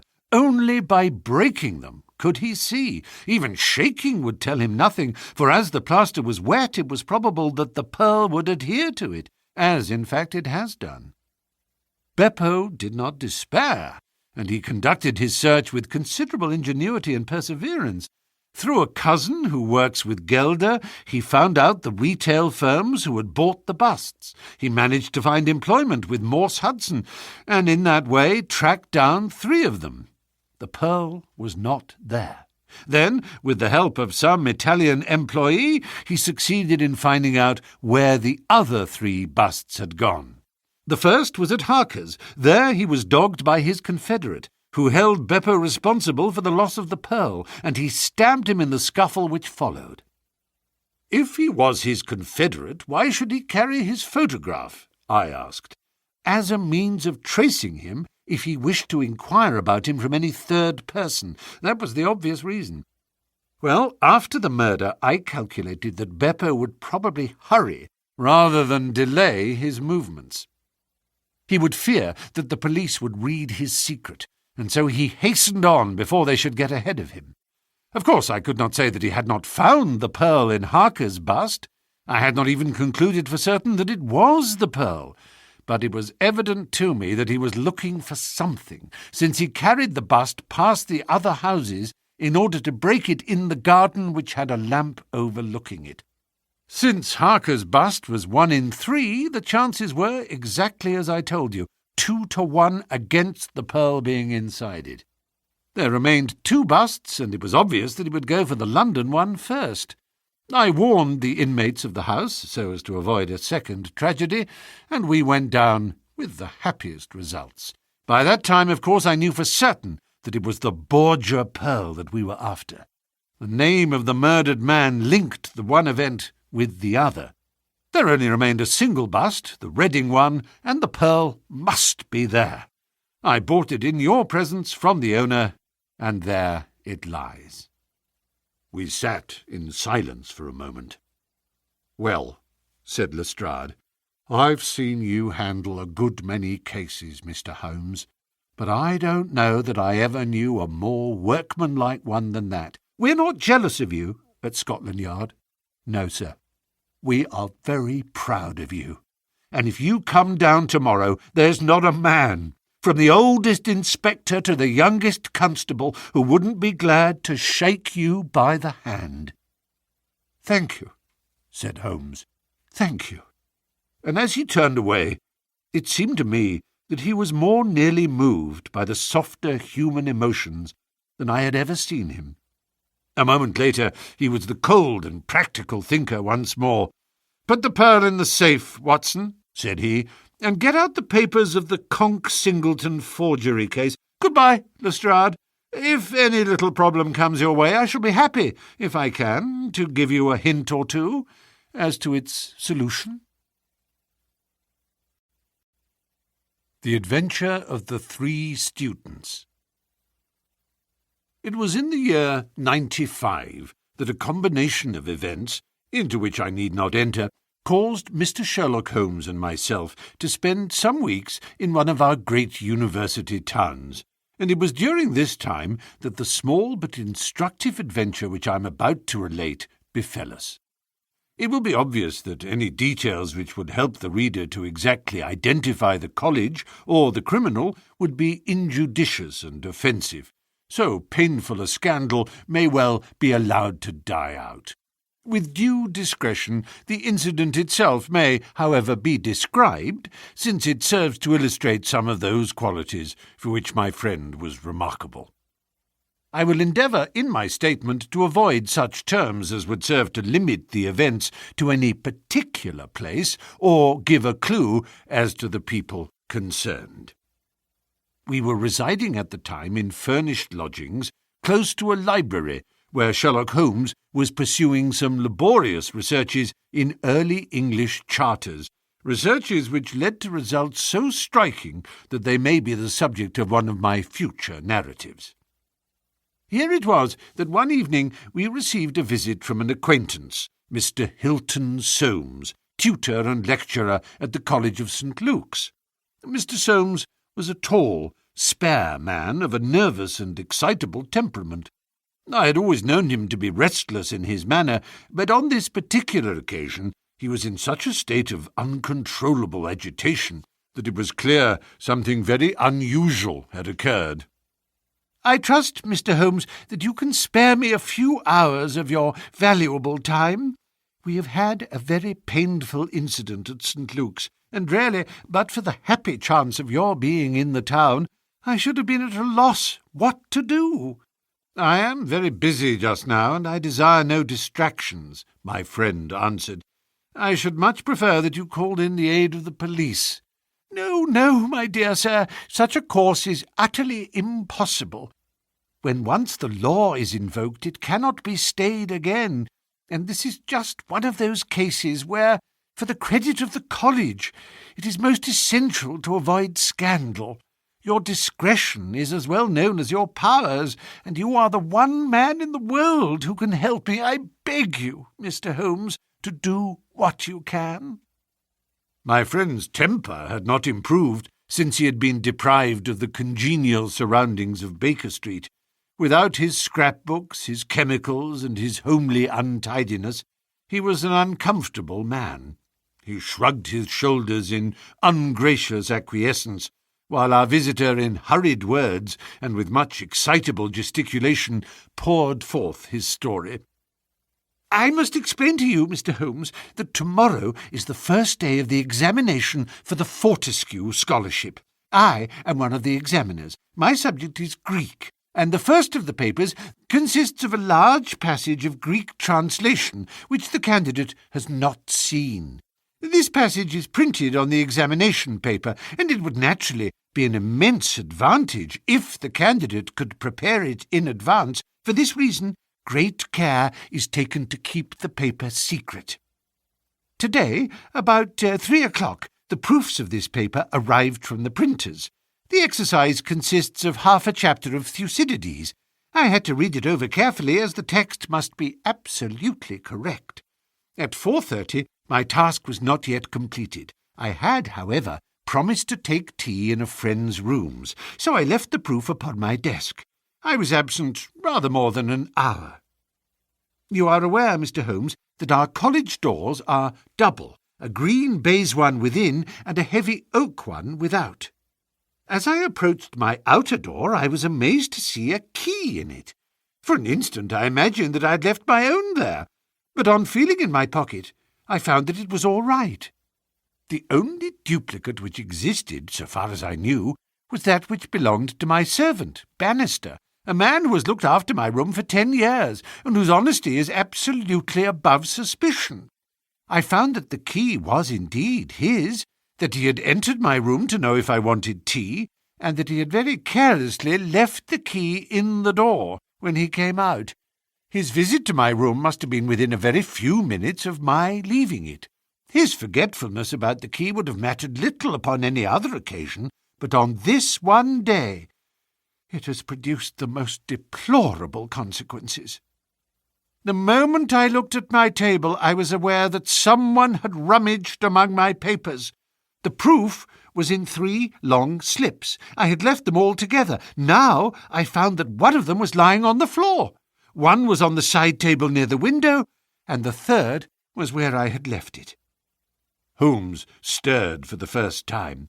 The first page on the floor, the second in the window, the third where you left it, said he. Exactly, Mr. Holmes. You amaze me.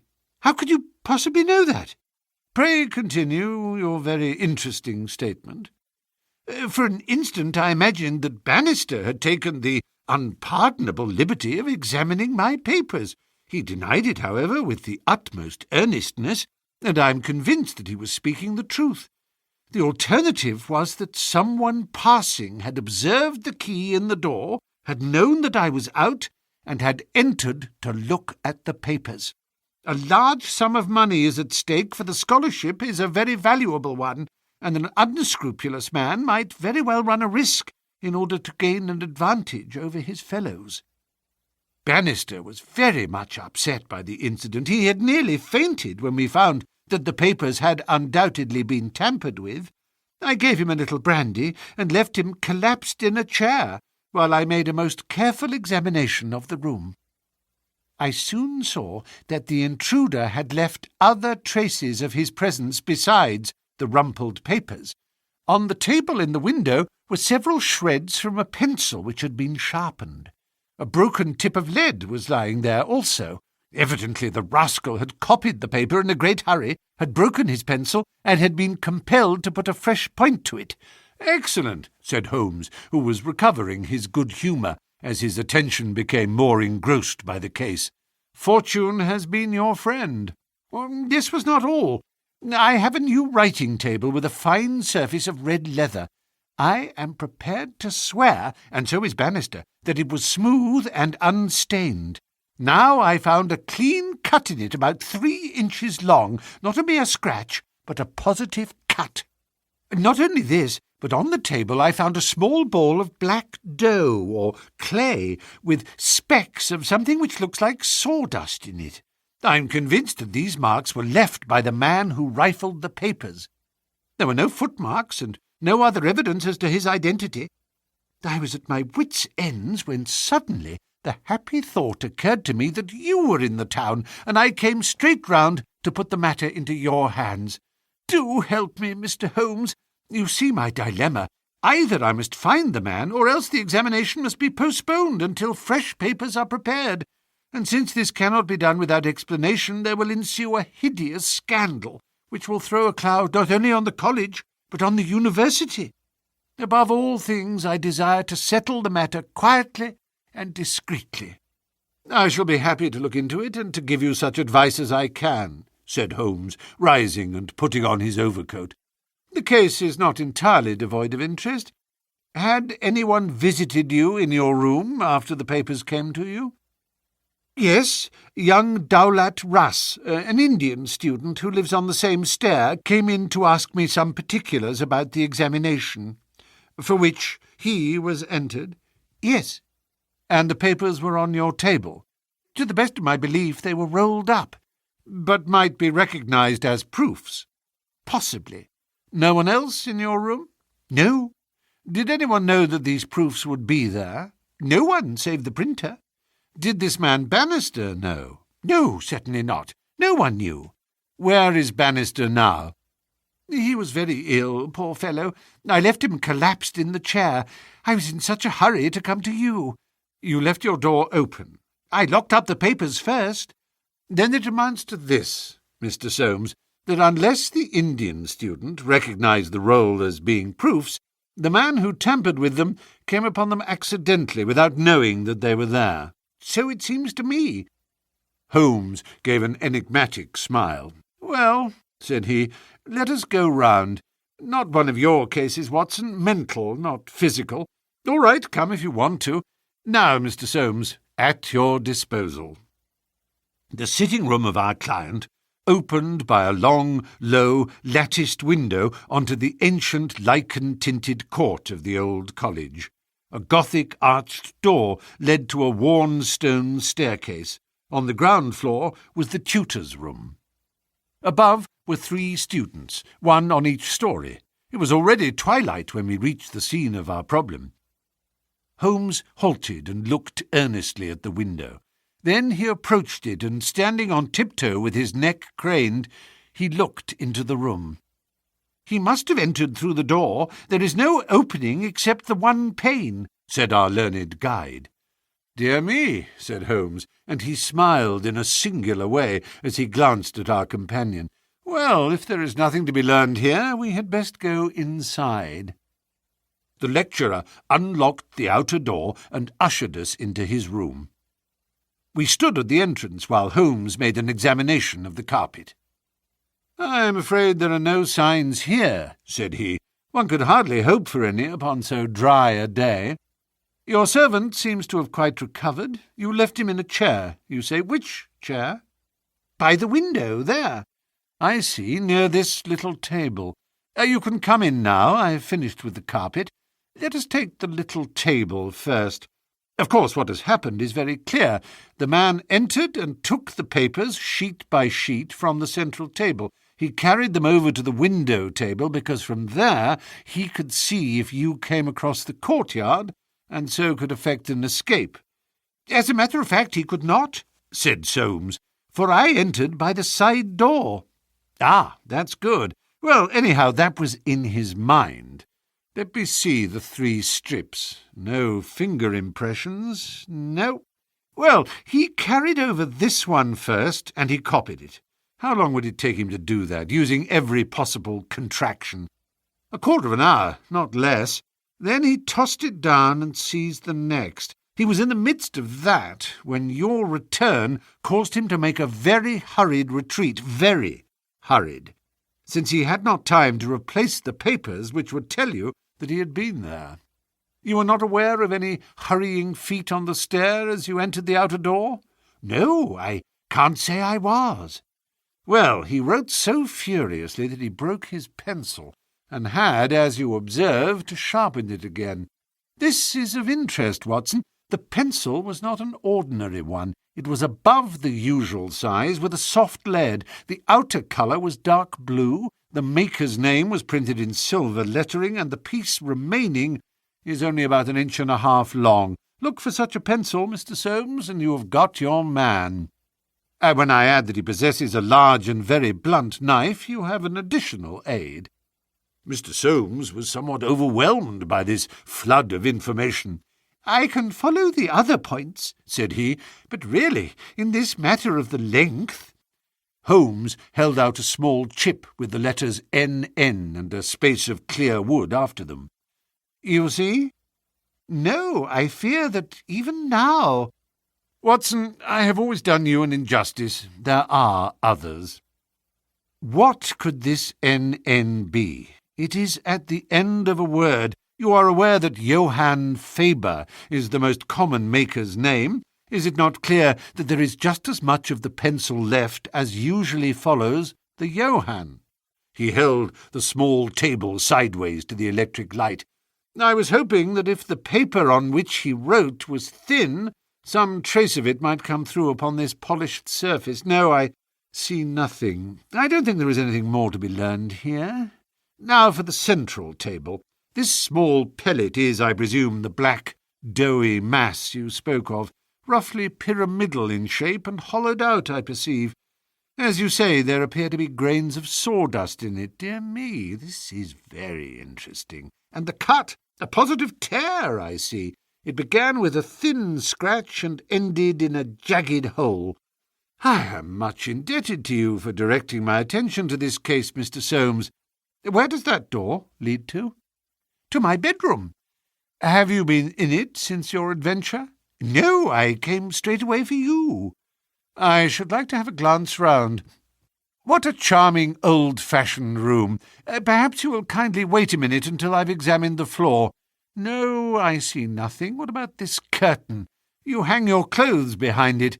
If anyone were forced to conceal himself in this room, he must do it there, since the bed is too low and the wardrobe too shallow. No one there, I suppose?" As Holmes drew the curtain, I was aware, from some little rigidity and alertness of his attitude, that he was prepared for an emergency. As a matter of fact, the drawn curtain disclosed nothing but 3 or 4 suits of clothes hanging from a line of pegs. Holmes turned away and stooped suddenly to the floor. "Hello, what's this?" said he. It was a small pyramid of black putty-like stuff, exactly like the one upon the table of the study. Holmes held it out on his open palm in the glare of the electric light. "Your visitor seems to have left traces in your bedroom as well as in your sitting-room, Mr. Soames. What could he have wanted there?" "I think it is clear enough. You came back by an unexpected way, and so he had no warning until you were at the very door. What could he do? He caught up everything which would betray him, and he rushed into your bedroom to conceal himself." "Good gracious, Mr. Holmes! Do you mean to tell me that all the time I was talking to Bannister in this room, we had the man prisoner, if we had only known it?" "So I read it." "Surely there is another alternative, Mr. Holmes. I don't know whether you observed my bedroom window. Lattice-paned, lead framework, 3 separate windows, one swinging on hinge and large enough to admit a man." "Exactly. And it looks out on an angle of the courtyard so as to be partly invisible. The man might have effected his entrance there, left traces as he passed through the bedroom, and finally, finding the door open, have escaped that way." Holmes shook his head impatiently. "Let us be practical," said he. "I understand you to say that there are 3 students who use this stair and are in the habit of passing your door?" "Yes, there are." "And they are all in for this examination?" "Yes." "Have you any reason to suspect any one of them more than the others?" Soames hesitated. "It is a very delicate question," said he. "One hardly likes to throw suspicion where there are no proofs." "Let us hear the suspicions. I will look after the proofs." "I will tell you, then, in a few words, the character of the 3 men who inhabit these rooms.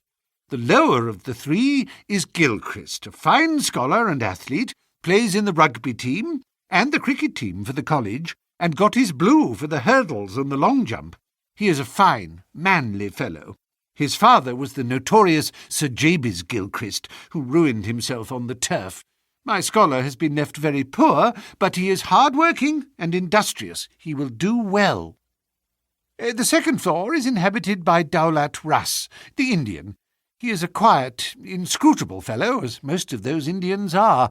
He is well up in his work, though his Greek is his weak subject. He is steady and methodical. The top floor belongs to Miles Maclaren. He is a brilliant fellow when he chooses to work, one of the brightest intellects of the university, but he is wayward, dissipated, and unprincipled.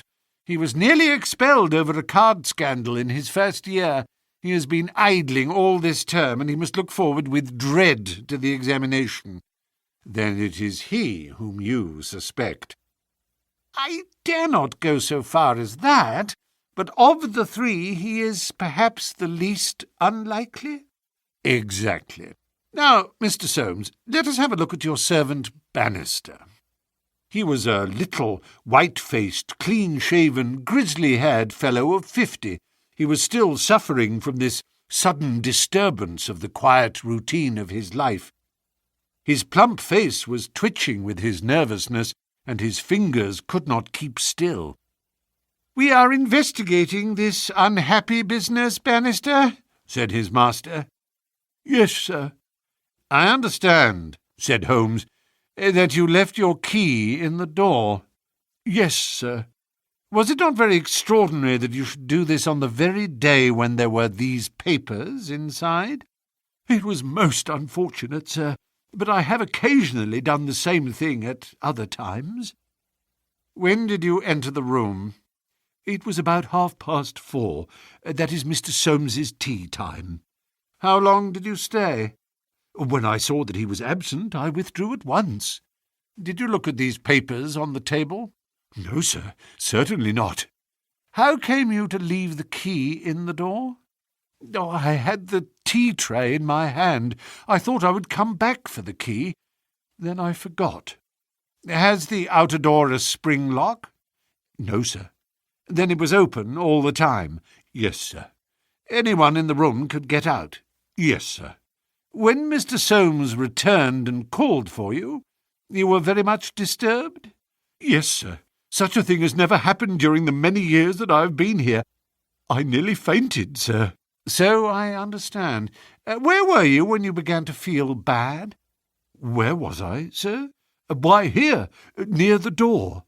That is singular, because you sat down in that chair over yonder near the corner. Why did you pass these other chairs? I don't know, sir. It didn't matter to me where I sat. I really don't think he knew much about it, Mr. Holmes. He was looking very bad, quite ghastly. You stayed here when your master left? Only for a minute or so. Then I locked the door and went to my room. Whom do you suspect? Oh, I would not venture to say, sir. I don't believe there is any gentleman in this university who is capable of profiting by such an action. No, sir, I'll not believe it. Thank you. That will do, said Holmes. Oh, one more word. You have not mentioned to any of the three gentlemen whom you attend that anything is amiss? No, sir, not a word. You haven't seen any of them? No, sir. Very good. Now, Mr. Soames, we will take a walk in the quadrangle, if you please.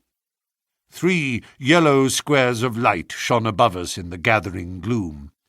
Your 3 birds are all in their nests, said Holmes, looking up. Hullo! What's that? One of them seems restless enough. It was the Indian, whose dark silhouette appeared suddenly upon his blind. He was pacing swiftly up and down his room. I should like to have a peep at each of them, said Holmes. Is it possible? No difficulty in the world, Soames answered. This set of rooms is quite the oldest in the college, and it is not unusual for visitors to go over them. Come along, and I will personally conduct you. No names, please, said Holmes, as we knocked at Gilchrist's door. A tall, flaxen-haired, slim young fellow opened it and made us welcome when he understood our errand. There were some really curious pieces of medieval domestic architecture within. Holmes was so charmed with one of them that he insisted on drawing it on his notebook, broke his pencil, had to borrow one from our host, and finally borrowed a knife to sharpen his own. The same curious accident happened to him in the rooms of the Indian, a silent little hook-nosed fellow who eyed us askance and was obviously glad when Holmes's architectural studies had come to an end. I could not see that in either case Holmes had come upon the clue for which he was searching. Only at the third did our visit prove abortive. The outer door would not open to our knock, and nothing more substantial than a torrent of bad language came from behind it. "I don't care who you are. You can go to blazes," roared the angry voice. "Tomorrow's the exam, and I won't be drawn by anyone." "A rude fellow," said our guide, flushing with anger as we withdrew down the stair. "Of course, he did not realize that it was I who was knocking, but nonetheless his conduct was very uncourteous, and indeed, under the circumstances, rather suspicious." Holmes's response was a curious one. "Can you tell me his exact height?" he asked. "Mr. Holmes, I cannot undertake to say. He is taller than the Indian, not so tall as Gilchrist. I suppose 5'6" would be about it." "That is very important," said Holmes. "And now, Mr. Soames, I wish you good night." Our guide cried aloud in his astonishment and dismay. "Good gracious, Mr. Holmes, you are surely not going to leave me in this abrupt fashion? You don't seem to realize the position. Tomorrow is the examination. I must take some definite action tonight. I cannot allow the examination to be held if one of the papers has been tampered with. The situation must be faced." "You must leave it as it is. I shall drop round early tomorrow morning and chat the matter over. It is possible that I may be in a position then to indicate some course of action. Meanwhile, you change nothing. Nothing at all." "Very good, Mr. Holmes. You can be perfectly easy in your mind. We shall certainly find some way out of your difficulties. I will take the black clay with me, also the pencil cuttings. Goodbye." When we were out in the darkness of the quadrangle, we again looked up at the windows. The Indian still paced his room. The others were invisible. "Well, Watson, what do you think of it?" Holmes asked as we came out into the main street. "Quite a little parlour game, sort of 3-card trick, is it not? There are your 3 men. It must be one of them. You take your choice. Which is yours? The foul-mouthed fellow at the top.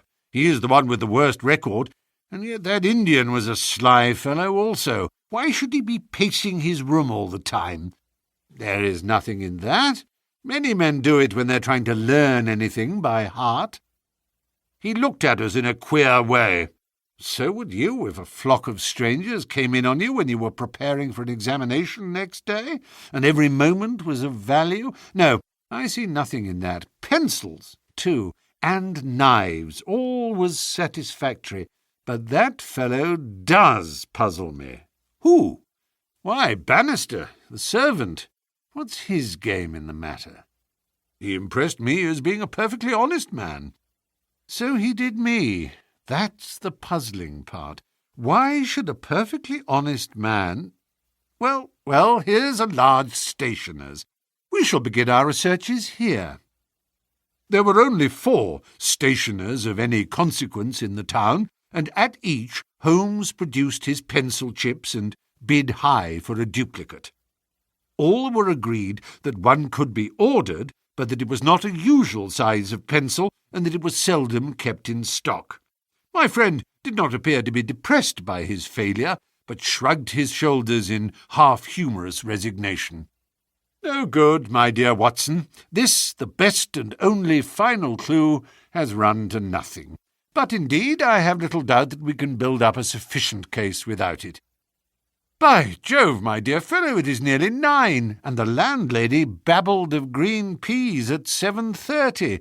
What with your eternal tobacco, Watson, and your irregularity at meals, I expect that you will get notice to quit, and that I shall share your downfall. Not, however, before we have solved the problem of the nervous tutor, the careless servant, and the 3 enterprising students." Holmes made no further allusion to the matter that day, though he sat lost in thought for a long time after our belated dinner. At 8 in the morning he came into my room just as I finished my toilet. "Well, Watson," said he, "it is time we went down to St. Luke's. Can you do without breakfast?" "Certainly. Soames will be in a dreadful fidget until we're able to tell him something positive." "Have you anything positive to tell him?" "I think so." "You have formed a conclusion?" "Yes, my dear Watson, I have solved the mystery." "But what fresh evidence could you have got?" "Aha! It is not for nothing that I have turned myself out of bed at the untimely hour of 6. I have put in 2 hours' hard work and covered at least 5 miles, with something to show for it. Look at that." He held out his hand. On the palm were 3 little pyramids of black, doughy clay. "Why, Holmes, you had only 2 yesterday." "And 1 more this morning. It is a fair argument that wherever number 3 came from is also the source of numbers 1 and 2, eh, Watson? Well, come along and put friend Soames out of his pain."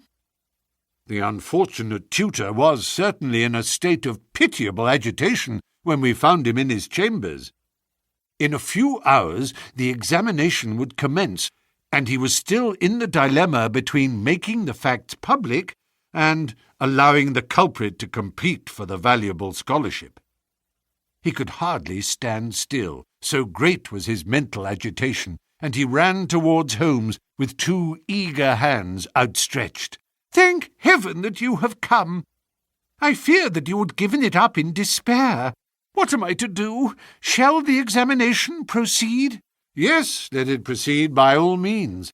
But this rascal, he shall not compete. You know him? I think so.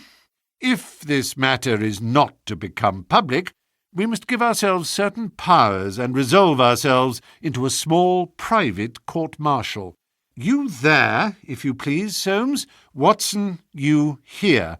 I'll take the armchair in the middle. I think that we are now sufficiently imposing to strike terror into a guilty breast. Kindly ring the bell. Bannister entered and shrunk back in evident surprise and fear at our judicial appearance. You will kindly close the door, said Holmes. Now, Bannister, will you please tell us the truth about yesterday's incident? The man turned white to the roots of his hair. I have told you everything, sir. Nothing to add? Nothing at all, sir. Well, then, I must make some suggestions to you. When you sat down on that chair yesterday, did you do so in order to conceal some object which would have shown who had been in the room? Bannister's face was ghastly. No, sir, certainly not. It's only a suggestion, said Holmes suavely. I frankly admit that I am unable to prove it, but it seems probable enough, since the moment that Mr. Soames's back was turned, you released the man who was hiding in that bedroom. Bannister licked his dry lips. There was no man, sir. Ah, that's a pity, Bannister. Up to now you may have spoken the truth, but now I know that you have lied. The man's face set in sullen defiance. There was no man, sir. Come, Bannister. No, sir, there was no one. In that case, you can give us no further information. Would you please remain in the room? Stand over there near the bedroom door. Now, Soames, I'm going to ask you to have the great kindness to go up to the room of young Gilchrist and to ask him to step down into yours. An instant later, the tutor returned, bringing with him the student. He was a fine figure of a man, tall, lithe and agile, with a springy step and a pleasant, open face. His troubled blue eyes glanced at each of us, and finally rested with an expression of blank dismay upon Bannister in the farther corner. Just close the door, said Holmes. Now, Mr. Gilchrist, we are all quite alone here, and no one need ever know one word of what passes between us. We can be perfectly frank with each other. We want to know, Mr. Gilchrist, how you, an honourable man, ever came to commit such an action as that of yesterday. The unfortunate young man staggered back and cast a look full of horror and reproach at Bannister. No, Mr. Gilchrist, sir, I never said a word, never one word, cried the servant. No, but you have now, said Holmes. Now, sir, you must see that after Bannister's words your position is hopeless, and that your only chance lies in a frank confession. For a moment, Gilchrist, with upraised hand, tried to control his writhing features. The next, he had thrown himself on his knees beside the table, and burying his face in his hands, he had burst into a storm of passionate sobbing. Come, said Holmes kindly. It is human to err, and at least no one can accuse you of being a callous criminal. Perhaps it would be easier for you if I were to tell Mr. Soames what occurred, and you can check me where I am wrong. Shall I do so? Well, don't trouble to answer. Listen and see that I do you no injustice. From the moment, Mr. Soames, that you said to me that no one, not even Bannister, could have told that the papers were in your room, the case began to take a definite shape in my mind. The printer one could, of course, dismiss. He could examine the papers in his own office. The Indian I also thought nothing of. If the proofs were in a roll, he could not possibly know what they were. On the other hand, It seemed an unthinkable coincidence that a man should dare to enter the room, and that by chance, on that very day, the papers were on the table. I dismissed that. The man who entered knew that the papers were there. How did he know? When I approached your room, I examined the window. You amused me by supposing that I was contemplating the possibility of someone having, in broad daylight, under the eyes of all these opposite rooms, forced himself through it. Such an idea was absurd. I was measuring how tall a man would need to be in order to see as he passed what papers were on the central table. I am 6 feet high, and I could do it with an effort. No one less than that would have a chance. Already, you see, I had reason to think that if one of your 3 students was a man of unusual height, he was the most worth watching of the 3. I entered, and I took you into my confidence as to the suggestions of the side table. Of the centre table I could make nothing until, in your description of Gilchrist, you mentioned that he was a long-distance jumper. Then the whole thing came to me in an instant, and I only needed certain corroborative proofs, which I speedily obtained. What happened was this. This young fellow had employed his afternoon at the athletic grounds, where he had been practising the jump. He returned carrying his jumping shoes, which are provided, as you are aware, with several sharp spikes.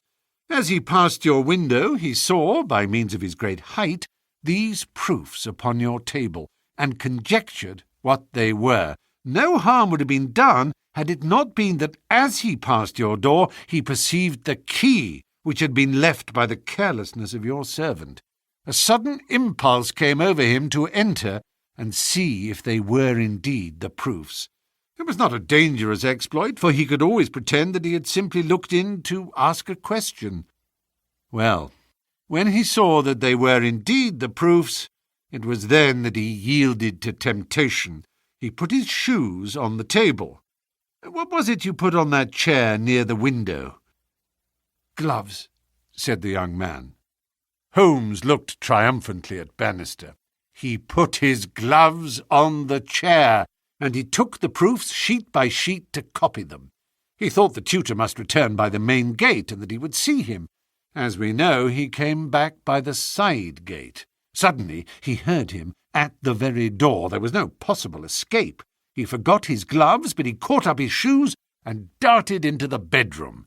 You observe that the scratch on that table is slight at one side, but deepens in the direction of the bedroom door. That in itself is enough to show us that the shoe had been drawn in that direction and that the culprit had taken refuge there.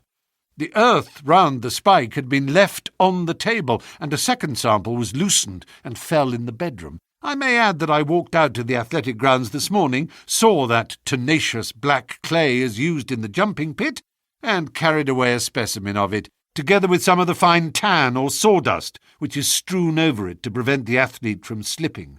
Have I told the truth, Mr. Gilchrist? The student had drawn himself erect. Yes, sir, it is true, said he. Good heavens! Have you nothing to add? Cried Soames. Yes, sir, I have, but the shock of this disgraceful exposure has bewildered me. I have a letter here, Mr. Soames, which I wrote to you early this morning in the middle of a restless night. It was before I knew that my sin had found me out. Here it is, sir. You will see that I have said I have determined not to go in for the examination. I have been offered a commission in the Rhodesian police, and I am going out to South Africa at once. I am indeed pleased to hear that you did not intend to profit by your unfair advantage, said Soames. But why did you change your purpose? Gilchrist pointed to Bannister. There is the man who set me in the right path, said he. Come now, Bannister, said Holmes. It will be clear to you from what I have said that only you could have let this young man out, since you were left in the room and must have locked the door when you went out. As to his escaping by that window, it was incredible. Can you not clear up the last point in this mystery, and tell us the reasons for your action? It was simple enough, sir, if you only had known. But with all your cleverness, it was impossible that you could know. Time was, sir, when I was butler to old Sir Jabez Gilchrist, this young gentleman's father. When he was ruined, I came to the college as servant, but I never forgot my old employer because he was down in the world. I watched his son all I could for the sake of the old days.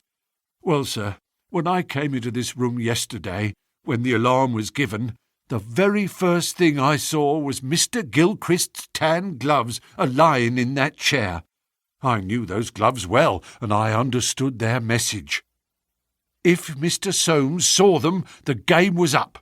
I flopped down into that chair, and nothing would budge me until Mr. Soames he went for you. Then out came my poor young master, whom I had dandled on my knee, and confessed it all to me. Wasn't it natural, sir, that I should save him? And wasn't it natural also that I should try to speak to him as his dead father would have done, and make him understand that he could not profit by such a deed? Could you blame me, sir? No, indeed, said Holmes heartily, springing to his feet. Well, Soames, I think we have cleared your little problem up, and our breakfast awaits us at home. Come, Watson. As to you, sir, I trust that a bright future awaits you in Rhodesia. For once you have fallen low. Let us see in the future how high you can rise. The Adventure of the Golden Pince-Nez. When I look at the 3 massive manuscript volumes which contain our work for the year 1894, I confess that it is very difficult for me, out of such a wealth of material, to select the cases which are most interesting in themselves, and at the same time most conducive to a display of those peculiar powers for which my friend was famous. As I turn over the pages, I see my notes upon the repulsive story of the Red Leech and the terrible death of Crosby the banker. Here also I find an account of the Addleton tragedy and the singular contents of the ancient British barrow. The famous Smith-Mortimer succession case comes also within this period, and so does the tracking and arrest of Euret, the boulevard assassin, an exploit which won for Holmes an autograph letter of thanks from the French President and the Order of the Legion of Honor. Each of these would furnish a narrative, but on the whole I am of opinion that none of them unite so many singular points of interest as the episode of Yoxley Old Place, which includes not only the lamentable death of young Willoughby Smith, but also those subsequent developments which threw so curious a light upon the causes of the crime. It was a wild, tempestuous night towards the close of November. Holmes and I sat together in silence all the evening, he engaged with a powerful lens deciphering the remains of the original inscription upon a palimpsest, I deep in a recent treatise upon surgery. Outside, the wind howled down Baker Street, while the rain beat fiercely against the windows. It was strange there, in the very depths of the town, with 10 miles of man's handiwork on every side of us, to feel the iron grip of nature, and to be conscious that to the huge elemental forces all London was no more than the molehills that dot the fields. I walked to the window and looked out on the deserted street. The occasional lamps gleamed on the expanse of muddy road and shining pavement. A single cab was splashing its way from the Oxford Street end.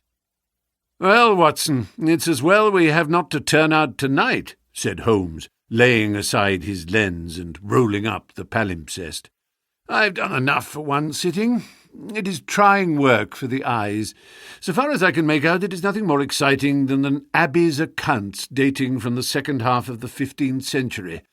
Hello, hello, hello, what's this?" Amid the droning of the wind, there had come the stamping of a horse's hoofs and the long grind of a wheel as it rasped against the curb. The cab which I had seen had pulled up at our door. "What can he want?" I ejaculated, as a man stepped out of it. "Want? He wants us. And we, my poor Watson, want overcoats and cravats and galoshes and every aid that man ever invented to fight the weather. Wait a bit, though. There's the cab off again. There's hope yet. He'd have kept it if he wanted us to come. Run down, my dear fellow, and open the door, for all virtuous folk have been long in bed. When the light of the hall lamp fell upon our midnight visitor, I had no difficulty in recognizing him. It was young Stanley Hopkins, a promising detective, in whose career Holmes had several times shown a very practical interest. "Is he in?" he asked eagerly. "Come up, my dear sir," said Holmes's voice from above. "I hope you have no designs upon us on such a night as this." The detective mounted the stairs, and our lamp gleamed upon his shining waterproof. I helped him out of it, while Holmes knocked a blaze out of the logs in the grate. "Now, my dear Hopkins, draw up and warm your toes," said he. "Here's a cigar, and the doctor has a prescription containing hot water and a lemon, which is good medicine on a night like this. It must be something important which has brought you out in such a gale." "It is indeed, Mr. Holmes. I've had a bustling afternoon, I promise you. Did you see anything of the Yoxley case in the latest editions?" "I've seen nothing later than the 15th century today." "Well, it was only a paragraph, and all wrong at that. So you've not missed anything. I haven't let the grass grow under my feet. It's down in Kent, 7 miles from Chatham and 3 from the railway line. I was wired for at 3:15, reached Yoxley Old Place at 5, conducted my investigation, was back at Charing Cross by the last train, and straight to you by cab. Which means, I suppose, that you are not quite clear about your case." "It means that I can make neither head nor tail of it. So far as I can see, it is just as tangled a business as ever I handled, and yet at first it seemed so simple that one couldn't go wrong. There's no motive, Mr. Holmes. That's what bothers me. I can't put my hand on a motive. Here's a man dead, there's no denying that, but so far as I can see, no reason on earth why anyone should wish him harm." Holmes lit his cigar and leaned back in his chair. "Let us hear about it," said he. "I've got my facts pretty clear," said Stanley Hopkins. "All I want now is to know what they all mean. The story, so far as I can make it out, is like this. Some years ago, this country house, Yoxley Old Place, was taken by an elderly man who gave the name of Professor Coram. He was an invalid, keeping his bed half the time, and the other half hobbling round the house with a stick or being pushed about the grounds by the gardener in a bath chair. He was well liked by the few neighbours who called upon him, and he has the reputation down there of being a very learned man. His household used to consist of an elderly housekeeper, Mrs. Marker, and of a maid, Susan Tarleton. These have both been with him since his arrival, and they seem to be women of excellent character. The professor is writing a learned book, and he found it necessary about a year ago to engage a secretary. The first 2 that he tried were not successes, but the third, Mr. Willoughby Smith, a very young man straight from the university, seems to have been just what his employer wanted. His work consisted in writing all the morning to the professor's dictation, and he usually spent the evening in hunting up references and passages which bore upon the next day's work. This Willoughby Smith has nothing against him, either as a boy at Uppingham or as a young man at Cambridge. I've seen his testimonials, and from the first he was a decent, quiet, hard-working fellow with no weak spot in him at all. And yet this is the lad who has met his death this morning in the professor's study under circumstances which can only point to murder. The wind howled and screamed at the windows. Holmes and I drew closer to the fire, while the young inspector slowly and point by point developed his singular narrative. "If you were to search all England," said he, "I don't suppose you could find a household more self-contained or free from outside influences. Whole weeks would pass, and not one of them go past the garden gate. The professor was buried in his work and existed for nothing else. Young Smith knew nobody in the neighbourhood and lived very much as his employer did. The two women had nothing to take them from the house. Mortimer the gardener, who wheels the bath chair, is an army pensioner, an old Crimean man of excellent character. He does not live in the house, but in a 3-roomed cottage at the other end of the garden. Those are the only people that you would find within the grounds of Yoxley Old Place. At the same time, the gate of the garden is 100 yards from the main London to Chatham Road. It opens with a latch, and there's nothing to prevent anyone from walking in. Now I will give you the evidence of Susan Tarleton, who is the only person who can say anything positive about the matter. It was in the forenoon, between 11 and 12. She was engaged at the moment in hanging some curtains in the upstairs front bedroom. Professor Coram was still in bed, for when the weather is bad he seldom rises before midday. The housekeeper was busied with some work in the back of the house. Willoughby Smith had been in his bedroom, which he uses as a sitting room, but the maid heard him at that moment pass along the passage and descend to the study immediately below her. She did not see him, but she says she could not be mistaken in his quick, firm tread. She did not hear the study door close, but a minute or so later there was a dreadful cry in the room below. It was a wild, hoarse scream, so strange and unnatural that it might have come either from a man or a woman. At the same instant there was a heavy thud which shook the old house, and then all was silence. The maid stood petrified for a moment, and then, recovering her courage, she ran downstairs. The study door was shut, and she opened it. Inside, young Mr. Willoughby Smith was stretched upon the floor. At first she could see no injury, but as she tried to raise him, she saw that blood was pouring from the underside of his neck. It was pierced by a very small but very deep wound which had divided the carotid artery. The instrument with which the injury had been inflicted lay upon the carpet beside him. It was one of those small sealing-wax knives to be found on old-fashioned writing tables, with an ivory handle and a stiff blade. It was part of the fittings of the professor's own desk. At first the maid thought that young Smith was already dead, but on pouring some water from the carafe over his forehead, he opened his eyes for an instant. "The professor," he murmured. It was she. The maid is prepared to swear that those were the exact words. He tried desperately to say something else, and he held his right hand up in the air. Then he fell back dead. In the meantime, the housekeeper had also arrived upon the scene, but she was just too late to catch the young man's dying words. Leaving Susan with the body, she hurried to the professor's room. He was sitting up in bed, horribly agitated, for he had heard enough to convince him that something terrible had occurred. Mrs. Marker is prepared to swear that the professor was still in his nightclothes, and indeed it was impossible for him to dress without the help of Mortimer, whose orders were to come at 12 o'clock. The professor declares that he heard the distant cry, but that he knows nothing more. He can give no explanation of the young man's last words. The professor, it was she, but imagines that they were the outcome of delirium. He believes that Willoughby Smith had not an enemy in the world and can give no reason for the crime. His first action was to send Mortimer the gardener for the local police. A little later the chief constable sent for me.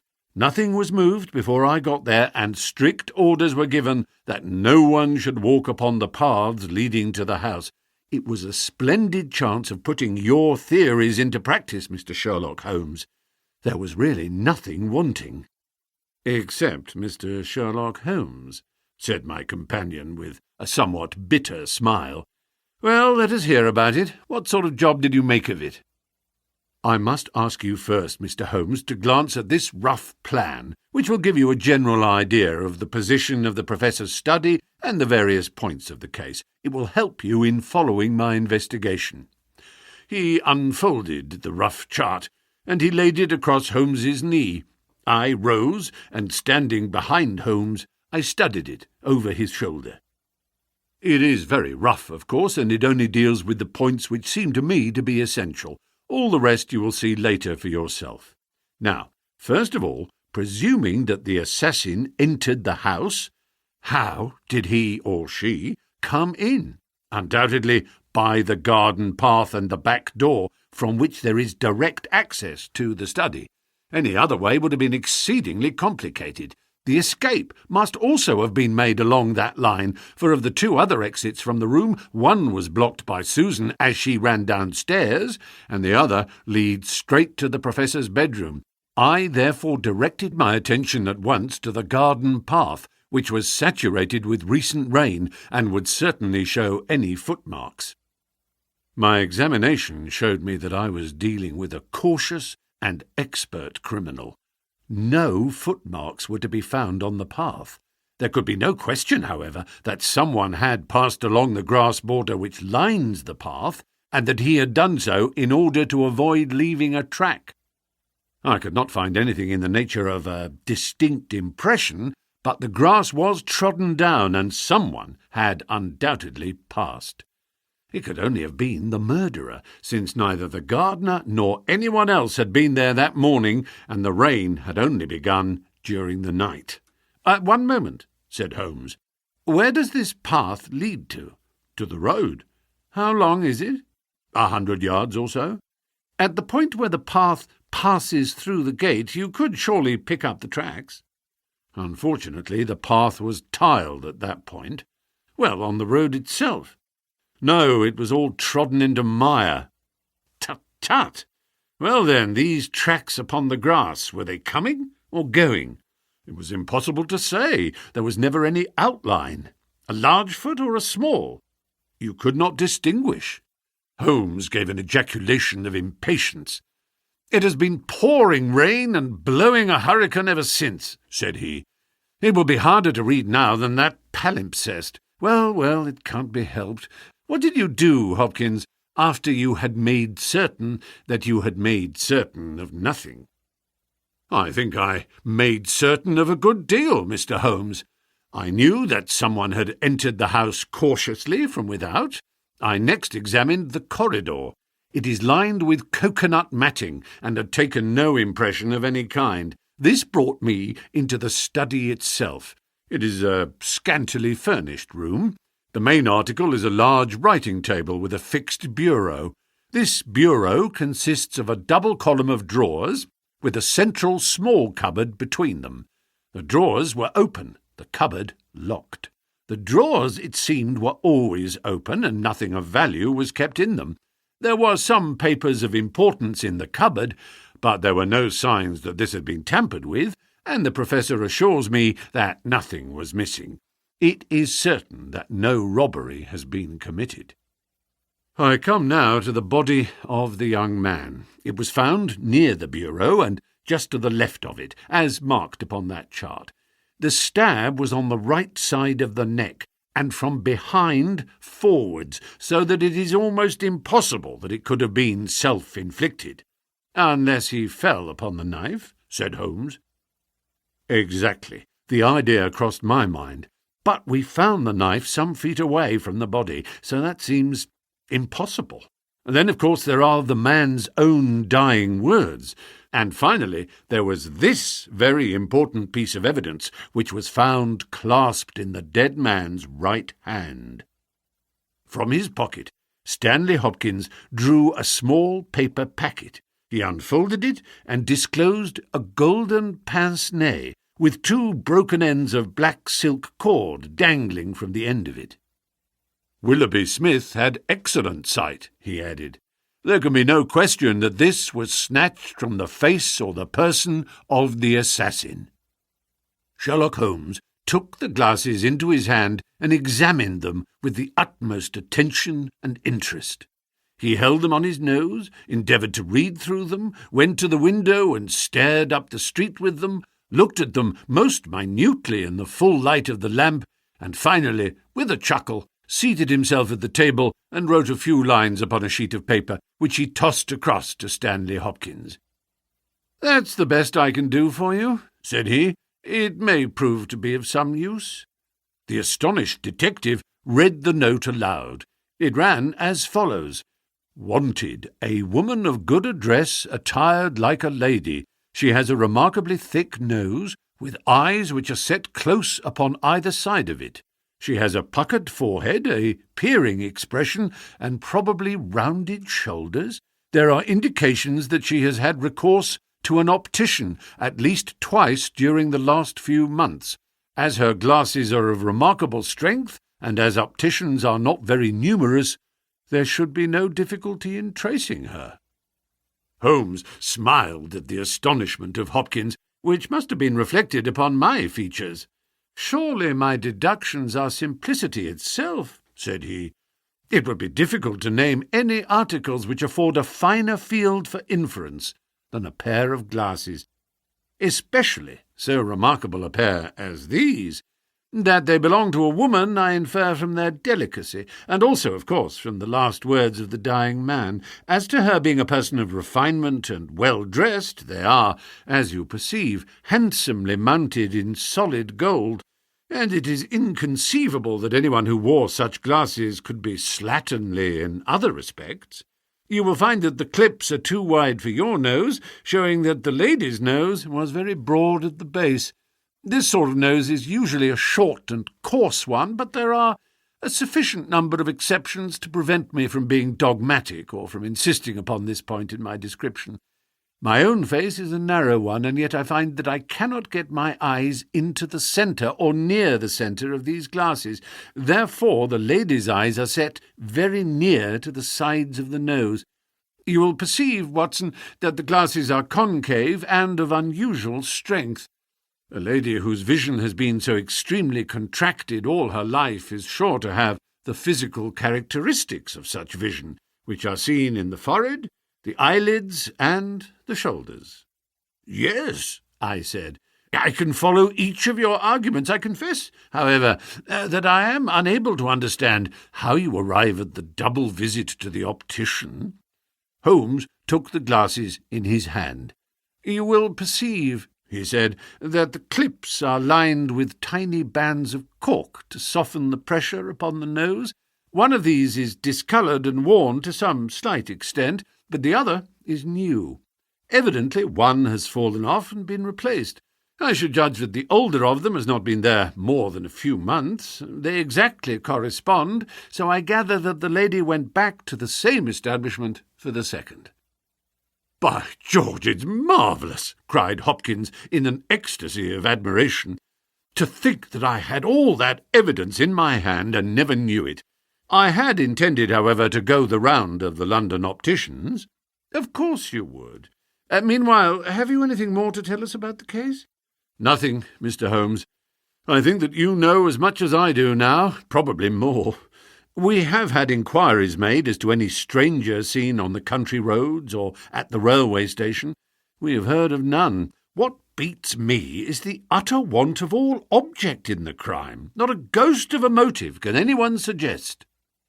"Ah, there I am not in a position to help you, but I suppose you want us to come out tomorrow? If it is not asking too much, Mr. Holmes. There's a train from Charing Cross to Chatham at 6 in the morning, and we should be at Yoxley Old Place between 8 and 9. Then we shall take it. Your case has certainly some features of great interest, and I shall be delighted to look into it. Well, it's nearly 1, and we had best get a few hours' sleep. I dare say you can manage all right on the sofa in front of the fire. I'll light my spirit lamp and give you a cup of coffee before we start." The gale had blown itself out next day, but it was a bitter morning when we started upon our journey. We saw the cold winter sun rise over the dreary marshes of the Thames and the long sullen reaches of the river, which I shall ever associate with our pursuit of the Andaman Islander in the earlier days of our career. After a long and weary journey, we alighted at a small station some miles from Chatham. While a horse was being put into a trap at the local inn, we snatched a hurried breakfast, and so we were all ready for business when we at last arrived at Yoxley Old Place. A constable met us at the garden gate. "Well, Wilson, any news?" "No, sir, nothing." "No reports of any stranger seen?" "No, sir. Down at the station they are certain that no stranger either came or went yesterday." "Have you had inquiries made at inns and lodgings?" Yes, sir. There is no one that we cannot account for. Well, it's only a reasonable walk to Chatham. Anyone might stay there or take a train without being observed. This is the garden path of which I spoke, Mr. Holmes. I'll pledge my word there was no mark on it yesterday. On which side were the marks on the grass? This side, sir. This narrow margin of grass between the path and the flower bed. I can't see the traces now, but they were clear to me then. Yes, someone has passed along, said Holmes, stooping over the grass border. Our lady must have picked her steps carefully, must she not, since on the one side she would leave a track on the path, and on the other an even clearer one on the soft bed. Yes, sir, she must have been a cool hand. I saw an intent look pass over Holmes's face. You say that she must have come back this way? Yes, sir, there is no other.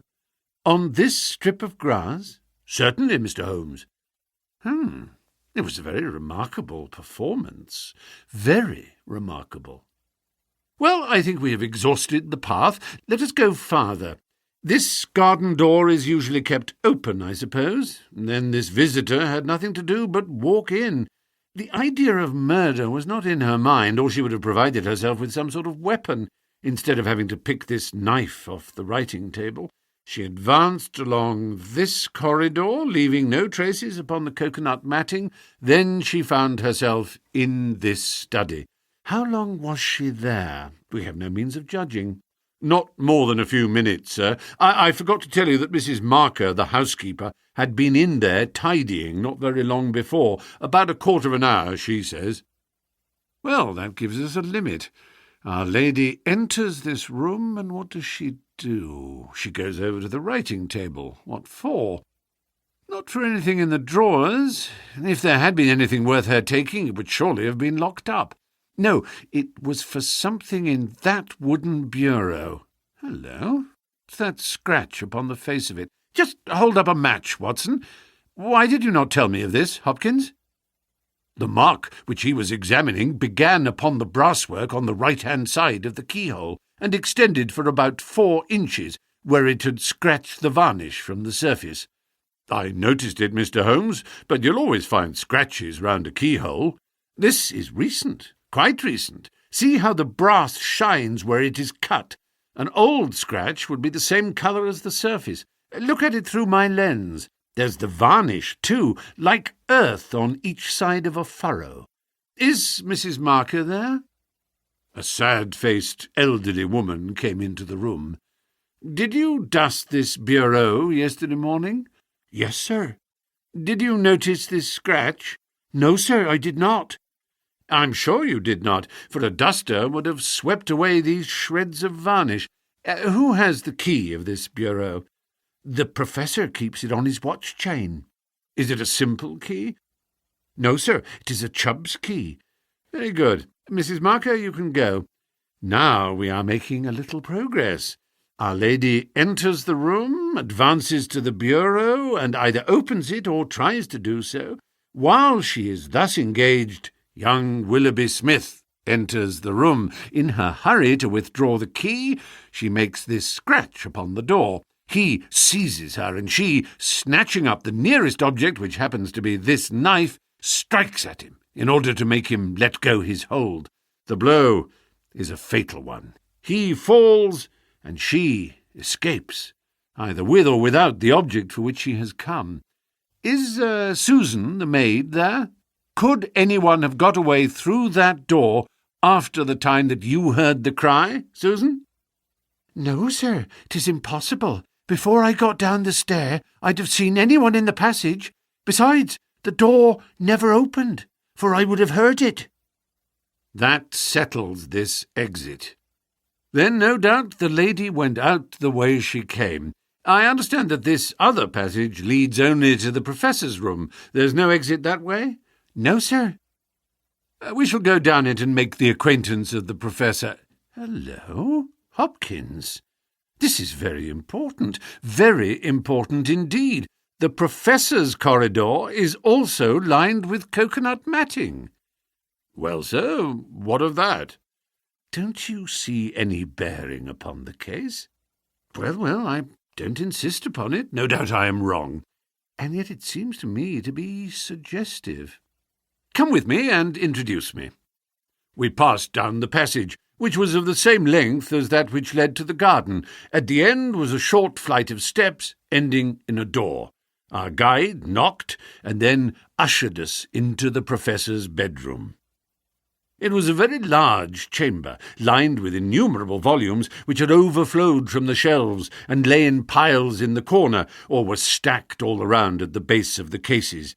The bed was in the centre of the room, and in it, propped up with pillows, was the owner of the house. I have seldom seen a more remarkable-looking person. It was a gaunt, aquiline face which was turned towards us, with piercing dark eyes which lurked in deep hollows under overhung and tufted brows. His hair and beard were white, save that the latter was curiously stained with yellow around his mouth. A cigarette glowed amid the tangle of white hair, and the air of the room was fetid with stale tobacco smoke. As he held out his hand to Holmes, I perceived that it also was stained yellow with nicotine. "A smoker, Mr. Holmes?" said he, speaking well-chosen English with a curious little mincing accent.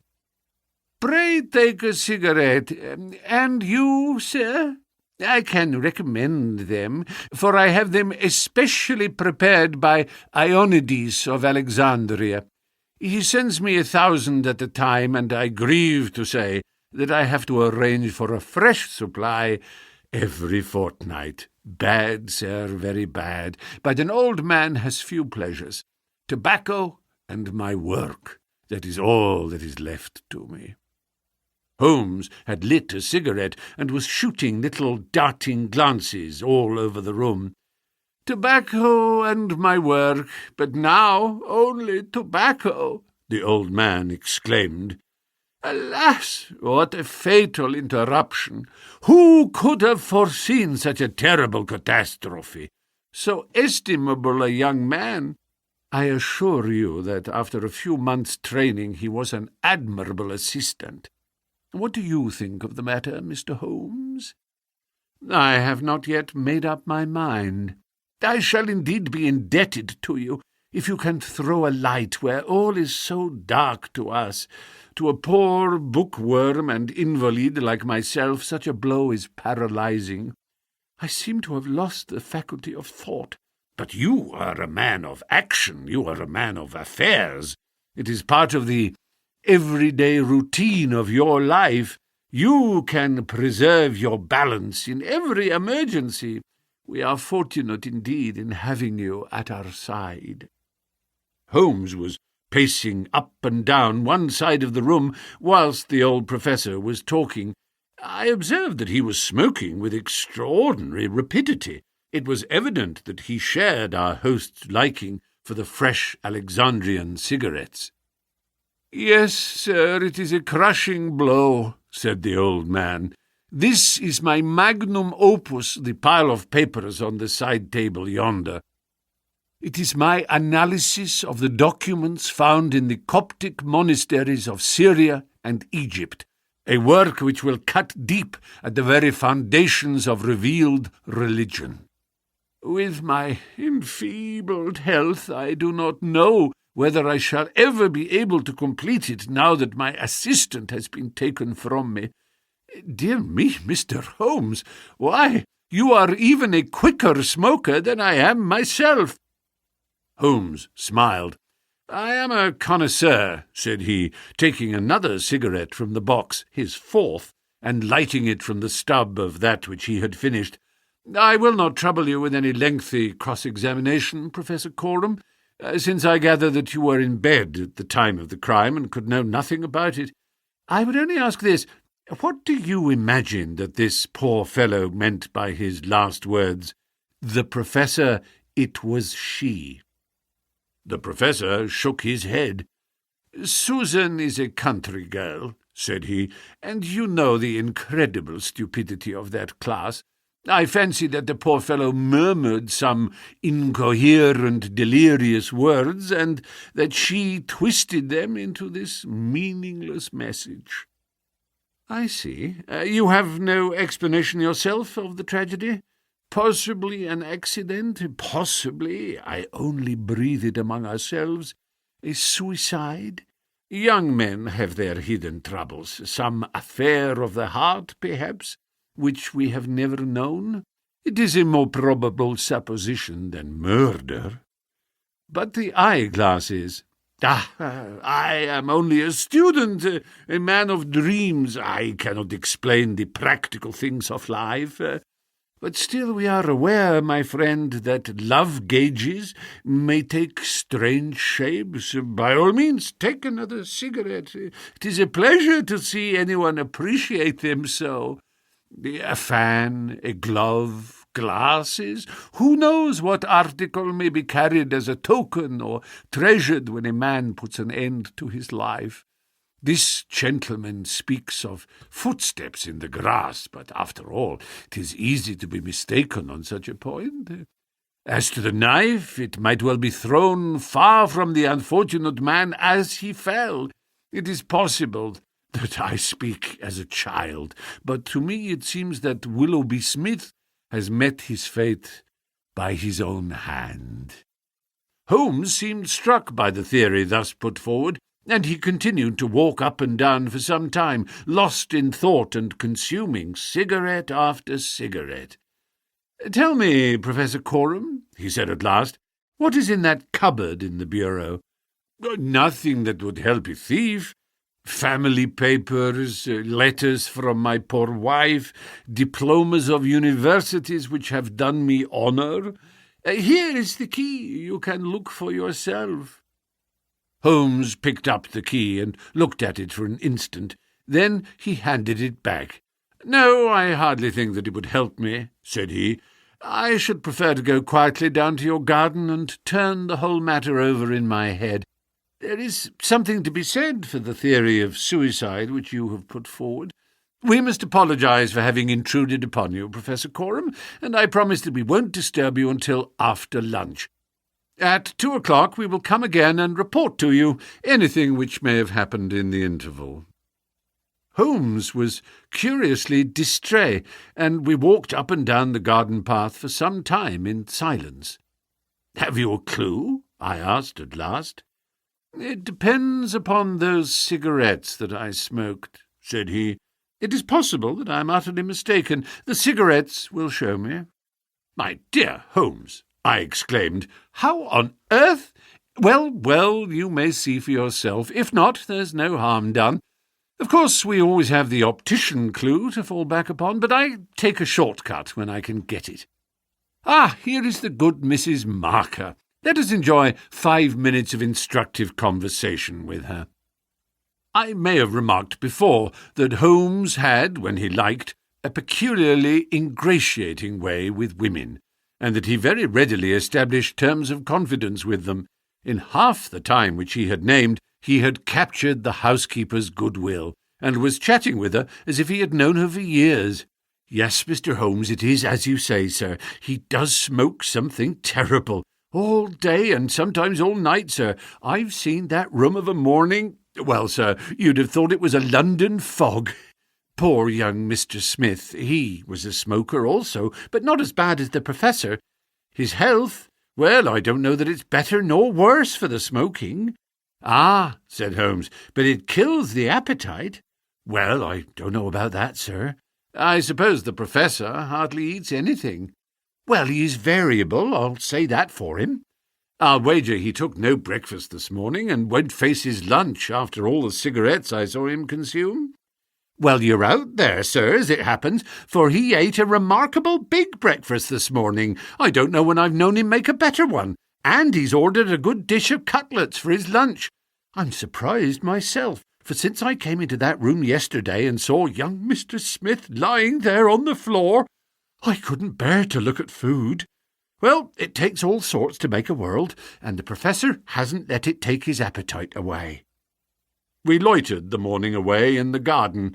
Stanley Hopkins had gone down to the village to look into some rumours of a strange woman who had been seen by some children on the Chatham Road the previous morning. As to my friend, all his usual energy seemed to have deserted him. I had never known him handle a case in such a half-hearted fashion. Even the news brought back by Hopkins that he had found the children and that they had undoubtedly seen a woman exactly corresponding with Holmes's description and wearing either spectacles or eyeglasses failed to rouse any sign of keen interest. He was more attentive when Susan, who waited upon us at lunch, volunteered the information that she believed Mr. Smith had been out for a walk yesterday morning and that he had only returned half an hour before the tragedy occurred. I could not myself see the bearing of this incident, but I clearly perceived that Holmes was weaving it into the general scheme which he had formed in his brain. Suddenly he sprang from his chair and glanced at his watch. 2 o'clock, gentlemen, said he. We must go up and have it out with our friend the Professor. The old man had just finished his lunch, and certainly his empty dish bore evidence to the good appetite with which his housekeeper had credited him. He was indeed a weird figure as he turned his white mane and his glowing eyes towards us. The eternal cigarette smouldered in his mouth. He had been dressed and was seated in an armchair by the fire. "Well, Mr. Holmes, have you solved this mystery yet?" He shoved the large tin of cigarettes which stood on a table beside him towards my companion. Holmes stretched out his hand at the same moment, and between them they tipped the box over the edge. For a minute or two we were all on our knees, retrieving stray cigarettes from impossible places. When we rose again, I observed that Holmes's eyes were shining and his cheeks tinged with colour. Only at a crisis have I seen those battle signals flying. "Yes," said he, "I have solved it." Stanley Hopkins and I stared in amazement. Something like a sneer quivered over the gaunt features of the old professor. "Indeed? In the garden?" "No, here." "Here? When?" "This instant." "You are surely joking, Mr. Sherlock Holmes. You compel me to tell you that this is too serious a matter to be treated in such a fashion." "I have forged and tested every link of my chain, Professor Coram, and I am sure that it is sound. What your motives are, or what exact part you play in this strange business, I am not yet able to say. In a few minutes I shall probably hear it from your own lips. Meanwhile, I will reconstruct what is past for your benefit, so that you may know the information which I still require. A lady, yesterday, entered your study. She came with the intention of possessing herself of certain documents which were in your bureau. She had a key of her own. I have had an opportunity of examining yours, and I do not find that slight discoloration which the scratch made upon the varnish would have produced. You were not an accessory, therefore, and she came, so far as I can read the evidence, without your knowledge, to rob you." The professor blew a cloud from his lips.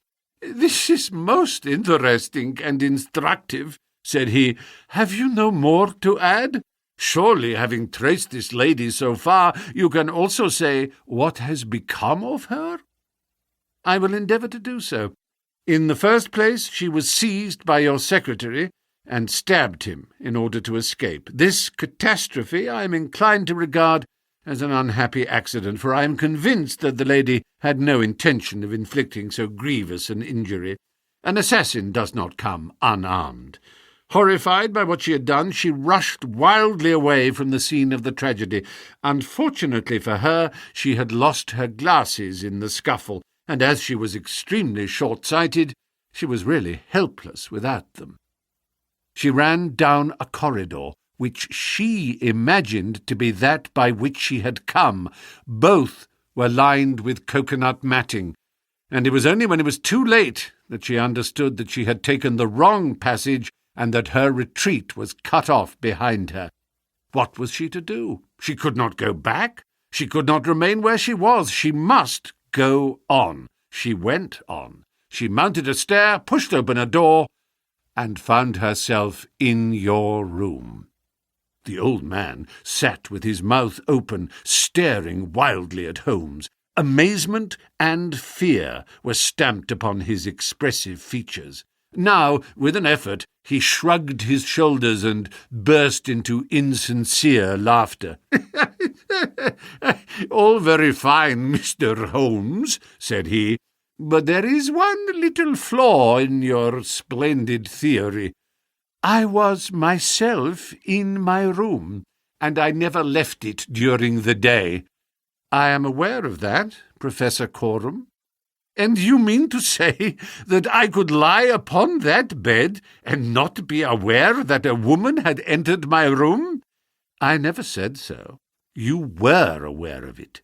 You spoke with her. You recognized her. You aided her to escape." Again the professor burst into high-keyed laughter. He had risen to his feet, and his eyes glowed like embers. "You are mad!" he cried. "You are talking insanely. I helped her to escape. Where is she now?"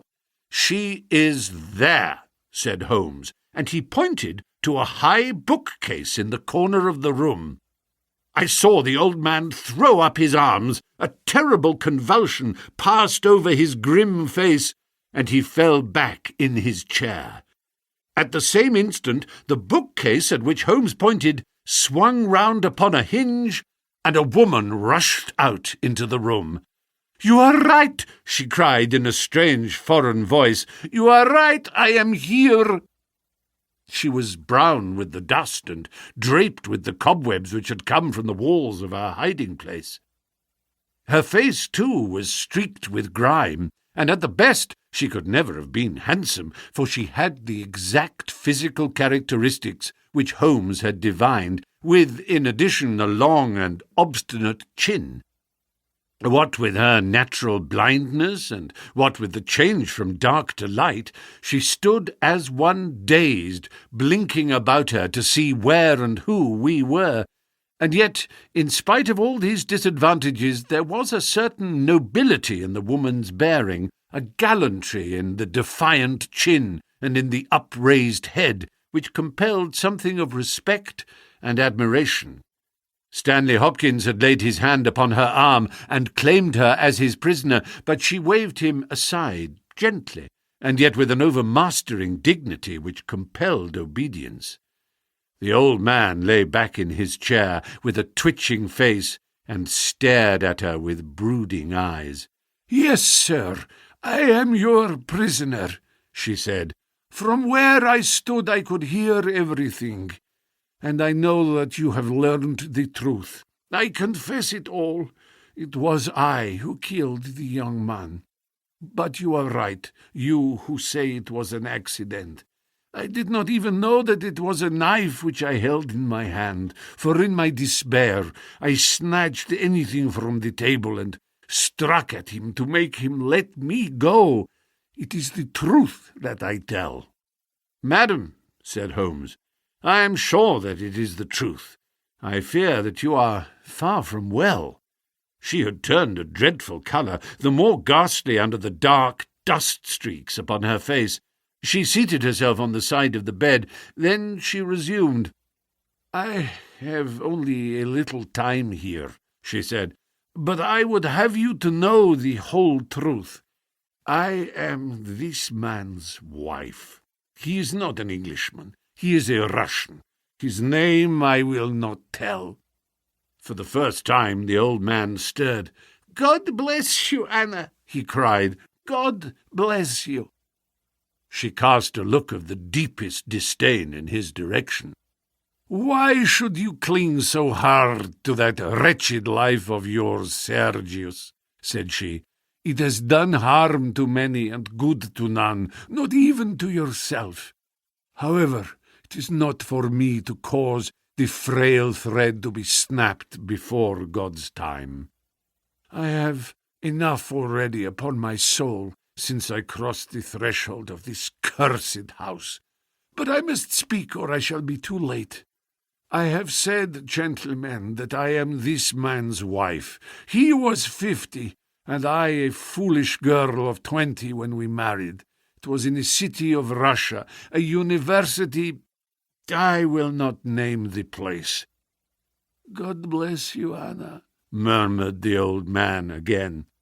"We were reformers, revolutionists, nihilists, you understand, he and I and many more.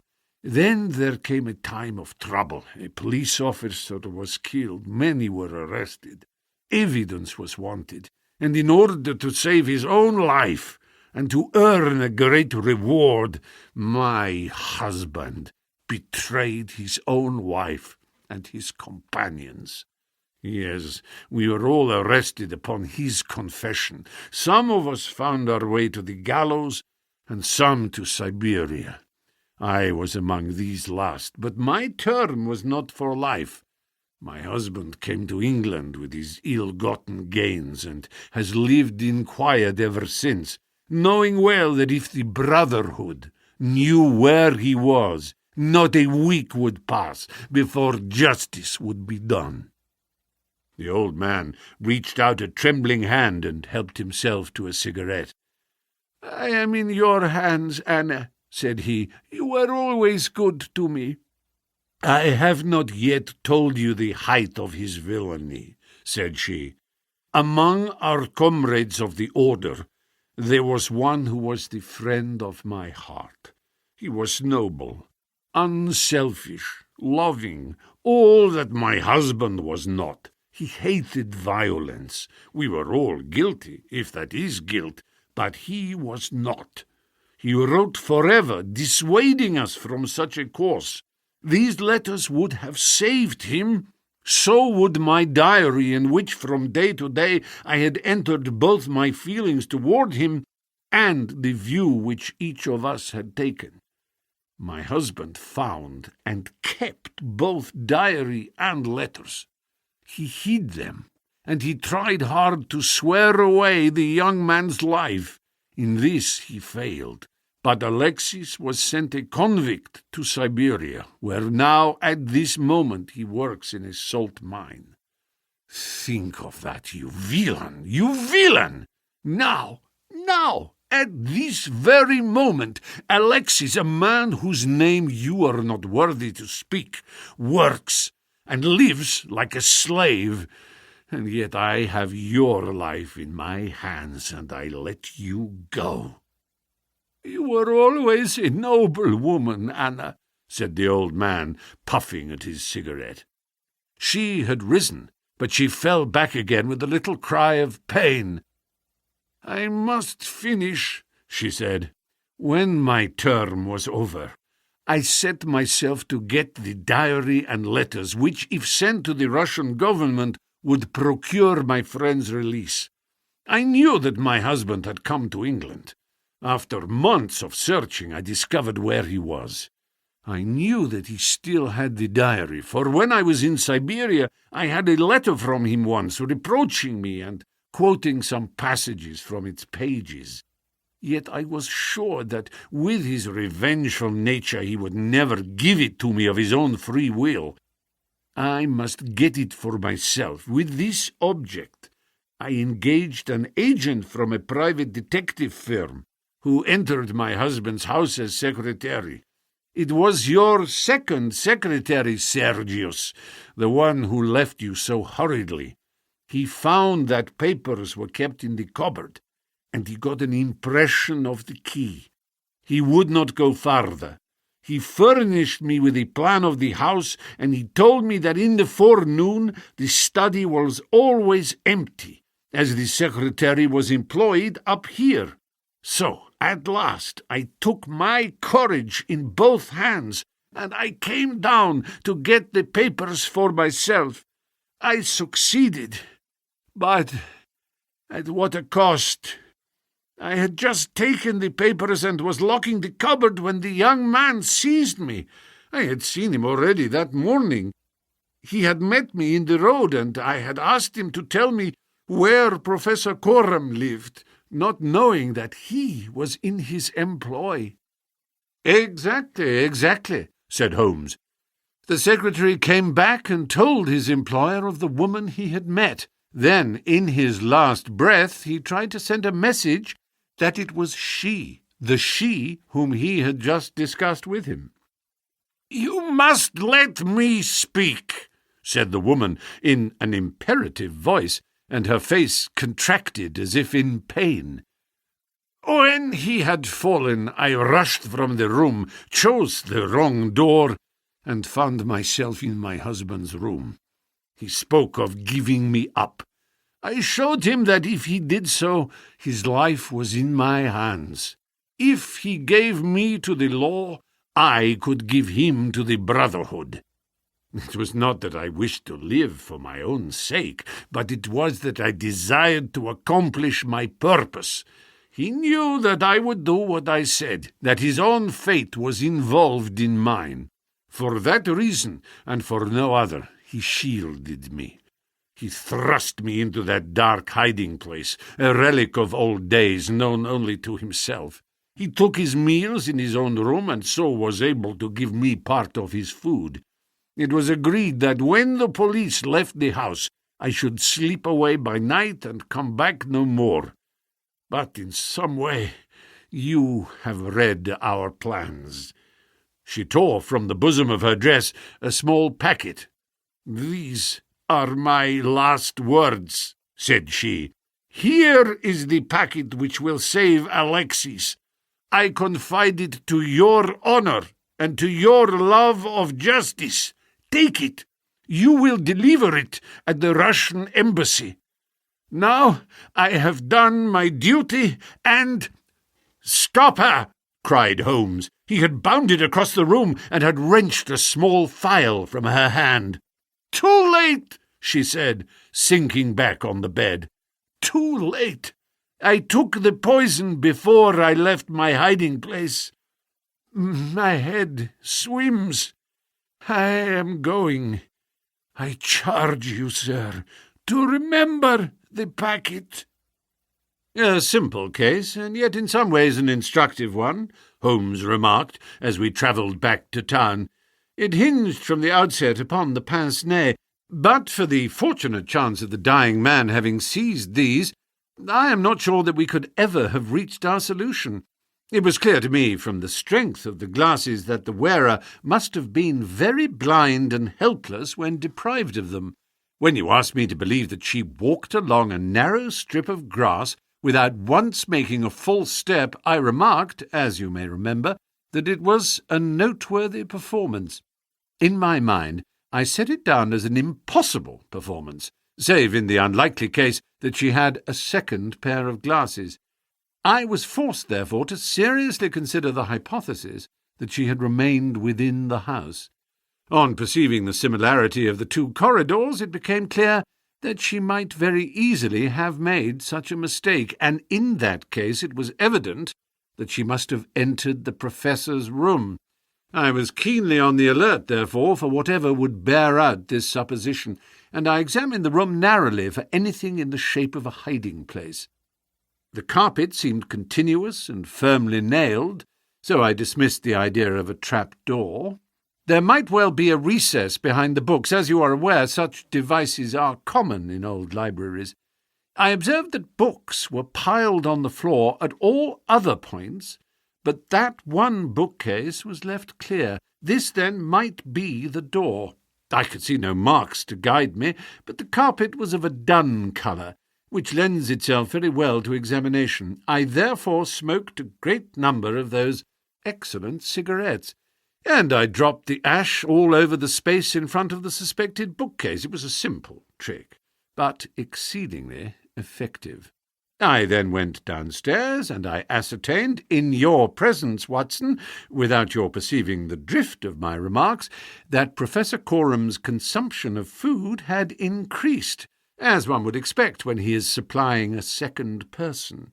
We then ascended to the room again, when, by upsetting the cigarette-box, I obtained a very excellent view of the floor, and was able to see quite clearly from the traces upon the cigarette ash that the prisoner had, in our absence, come out from her retreat. Well, Hopkins, here we are at Charing Cross, and I congratulate you on having brought your case to a successful conclusion. You are going to headquarters, no doubt. I think, Watson, you and I will drive together to the Russian embassy. The Adventure of the Missing Three-Quarter. We were fairly accustomed to receive weird telegrams at Baker Street, but I have a particular recollection of one which reached us on a gloomy February morning some 7 or 8 years ago, and gave Mr. Sherlock Holmes a puzzled quarter of an hour. It was addressed to him, and ran thus. Please await me.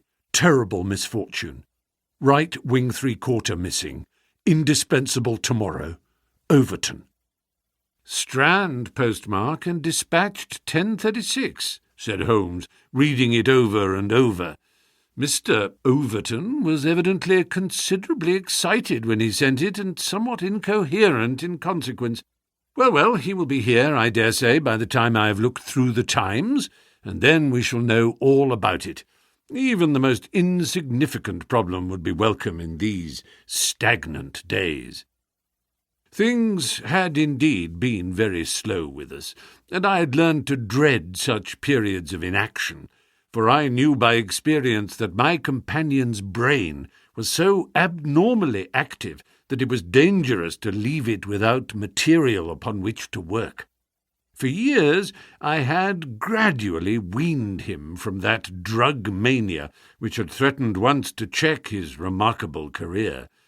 Now I knew that under ordinary conditions he no longer craved for this artificial stimulus, but I was well aware that the fiend was not dead, but sleeping, and I have known that the sleep was a light one, and the waking near, when in periods of idleness I have seen the drawn look upon Holmes's ascetic face, and the brooding of his deep-set and inscrutable eyes. Therefore I blessed this Mr. Overton, whoever he might be, since he had come with his enigmatic message to break that dangerous calm which brought more peril to my friend than all the storms of his tempestuous life. As we had expected, the telegram was soon followed by its sender, and the card of Mr. Cyril Overton of Trinity College, Cambridge, announced the arrival of an enormous young man, 16 stone of solid bone and muscle, who spanned the doorway with his broad shoulders and looked from one of us to the other with a comely face which was haggard with anxiety. "Mr. Sherlock Holmes?" My companion bowed. "I've been down to Scotland Yard, Mr. Holmes. I saw Inspector Stanley Hopkins. He advised me to come to you.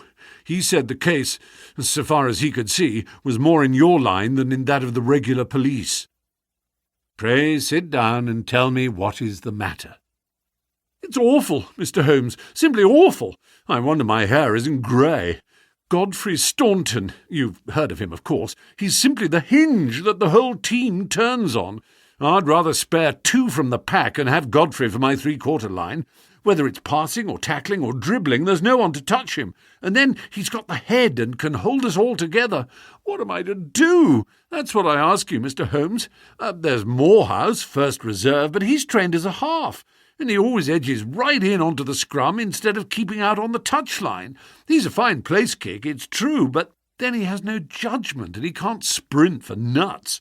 Why, Morton or Johnson, the Oxford Flyers, could romp round him. Stevenson's fast enough, but he couldn't drop from the 25 line, and a 3/4 who can't either punt or drop isn't worth a place for pace alone. No, Mr. Holmes, we are done, unless you can help me to find Godfrey Staunton." My friend had listened with amused surprise to this long speech, which was poured forth with extraordinary vigour and earnestness, every point being driven home by the slapping of a brawny hand upon the speaker's knee. When our visitor was silent, Holmes stretched out his hand and took down letter S of his commonplace book. For once he dug in vain into that mine of varied information. "There is Arthur H. Staunton, the rising young forger," said he, "and there was Henry Staunton, whom I helped to hang, but Godfrey Staunton is a new name to me." It was our visitor's turn to look surprised. "Why, Mr. Holmes, I thought you knew things," said he. "I suppose, then, if you have never heard of Godfrey Staunton, you don't know Cyril Overton either?" Holmes shook his head good-humouredly. "Great Scott!" cried the athlete. "Why, I was first reserve for England against Wales, and I've skippered the varsity all this year. But that's nothing. I didn't think there was a soul in England who didn't know Godfrey Staunton, the crack three-quarter, Cambridge, Blackheath, and 5 internationals. Good Lord, Mr. Holmes, where have you lived?" Holmes laughed at the young giant's naive astonishment. "You live in a different world to me, Mr. Overton, a sweeter and healthier one. My ramifications stretch out into many sections of society, but never, I am happy to say, into amateur sport, which is the best and soundest thing in England. However, your unexpected visit this morning shows me that even in that world of fresh air and fair play there may be work for me to do. So now, my good sir, I beg you to sit down and to tell me slowly and quietly exactly what it is that has occurred, and how you desire that I should help you." Young Overton's face assumed the bothered look of the man who is more accustomed to using his muscles than his wits, but by degrees, with many repetitions and obscurities, which I may omit from his narrative, he laid his strange story before us. "It's this way, Mr. Holmes. As I have said, I am the skipper of the rugger team of Cambridge varsity, and Godfrey Staunton is my best man. Tomorrow we play Oxford. Yesterday we all came up and we settled at Bentley's private hotel. At 10 o'clock I went round and saw that all the fellows had gone to roost, for I believe in strict training and plenty of sleep to keep a team fit. I had a word or two with Godfrey before he turned in. He seemed to me to be pale and bothered. I asked him what was the matter. He said he was all right, just a touch of headache. I bade him good night and left him. Half an hour later the porter tells me that a rough-looking man with a beard called with a note for Godfrey. He had not gone to bed, and the note was taken to his room. Godfrey read it and fell back in a chair as if he had been poleaxed.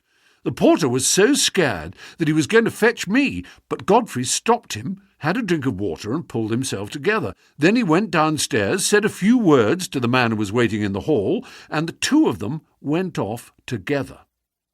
The last that the porter saw of them, they were almost running down the street in the direction of the Strand. This morning Godfrey's room was empty, his bed had never been slept in, and his things were all just as I had seen them the night before. He had gone off at a moment's notice with this stranger, and no word has come from him since. I don't believe he will ever come back. He was a sportsman, was Godfrey, down to his marrow, and he wouldn't have stopped his training and let in his skipper if it were not for some cause that was too strong for him. No, I feel as if he were gone for good, and we should never see him again." Sherlock Holmes listened with the deepest attention to this singular narrative.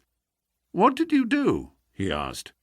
"I wired to Cambridge to learn if anything had been heard of him there. I've had an answer.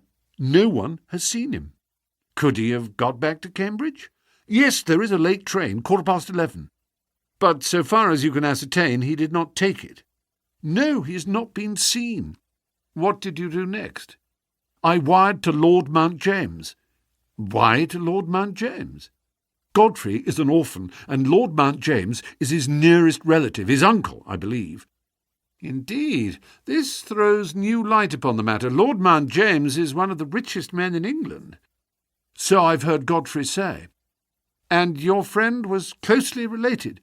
"Yes, he was his heir, and the old boy is nearly 80, cram full of gout, too. They say he could chalk his billiard cue with his knuckles. He never allowed Godfrey a shilling in his life, for he is an absolute miser, but it would all come to him right enough." "Have you heard from Lord Mount James?" "No." "What motive could your friend have in going to Lord Mount James?" "Well, something was worrying him the night before, and if it was to do with money, it is possible that he would make for his nearest relative, who had so much of it, though from all I have heard he would not have had much chance of getting it. Godfrey was not fond of the old man. He would not go if he could help it." Well, we can soon determine that. If your friend was going to his relative, Lord Mount James, you have then to explain the visit of this rough-looking fellow at so late an hour, and the agitation that was caused by his coming." Cyril Overton pressed his hands to his head. "I can make nothing of it," said he.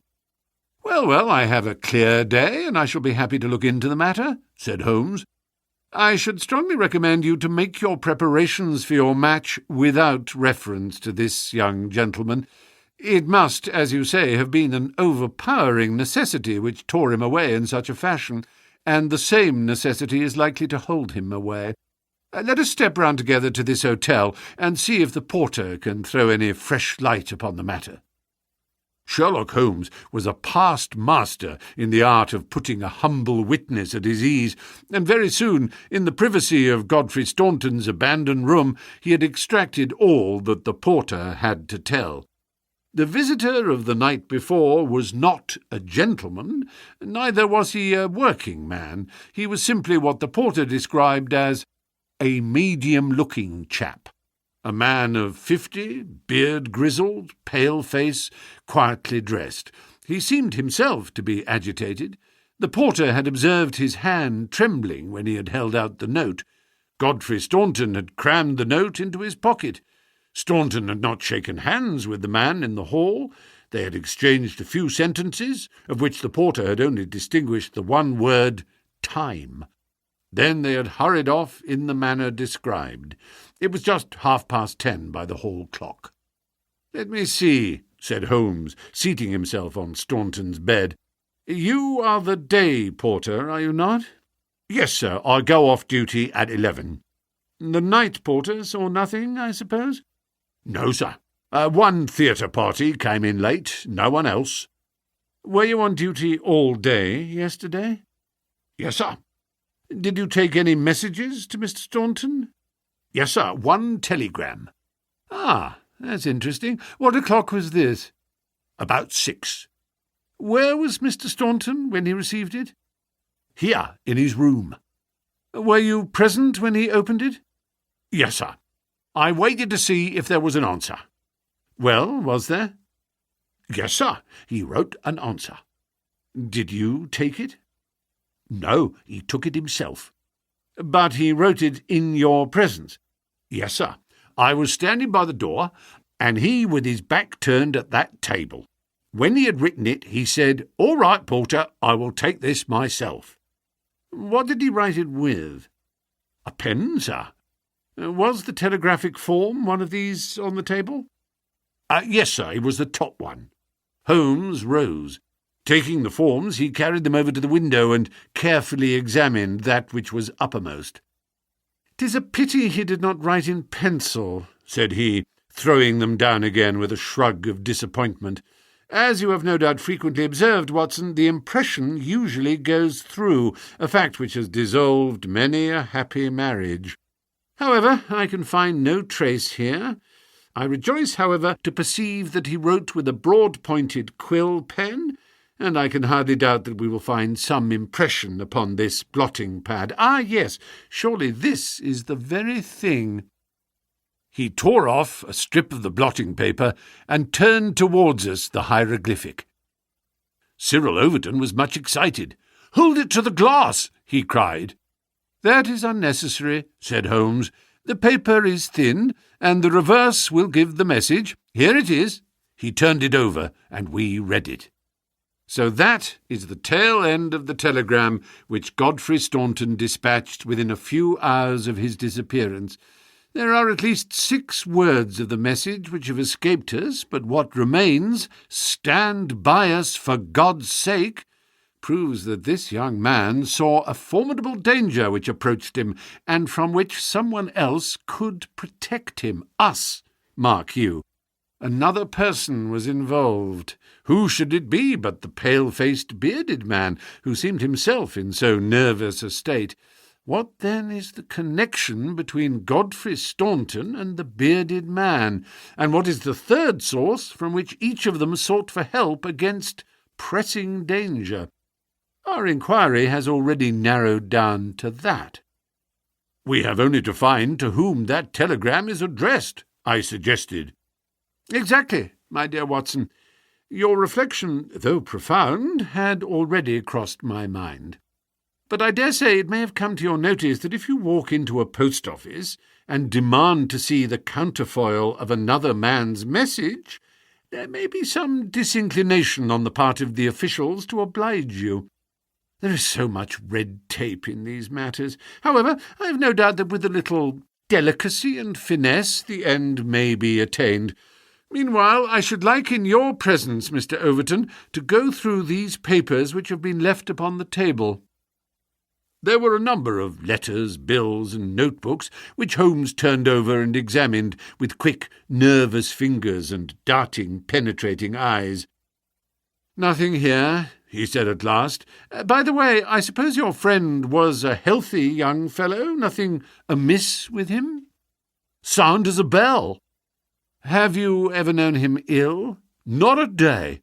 He has been laid up with a hack, and once he slipped his kneecap, but that was nothing." "Perhaps he was not so strong as you suppose. I should think he may have had some secret trouble. With your assent, I will put one or two of these papers in my pocket in case they should bear upon our future inquiry." One moment, cried a querulous voice, and we looked up to find a queer little old man jerking and twitching in the doorway. He was dressed in rusty black, with a very broad-brimmed top hat and a loose white necktie, the whole effect being that of a very rustic parson or of an undertaker's mute. Yet, in spite of his shabby and even absurd appearance, his voice had a sharp crackle, and his manner a quick intensity which commanded attention. "Who are you, sir, and by what right do you touch this gentleman's papers?" he asked. "I am a private detective, and I am endeavouring to explain his disappearance." "Oh, you are you? And who instructed you, eh?" This gentleman, Mr. Staunton's friend, was referred to me by Scotland Yard." "Who are you, sir?" "I am Cyril Overton." "Then it is you who sent me a telegram. My name is Lord Mount James. I came round as quickly as the Bayswater bus would bring me. So you have instructed a detective?" "Yes, sir." "And are you prepared to meet the cost?"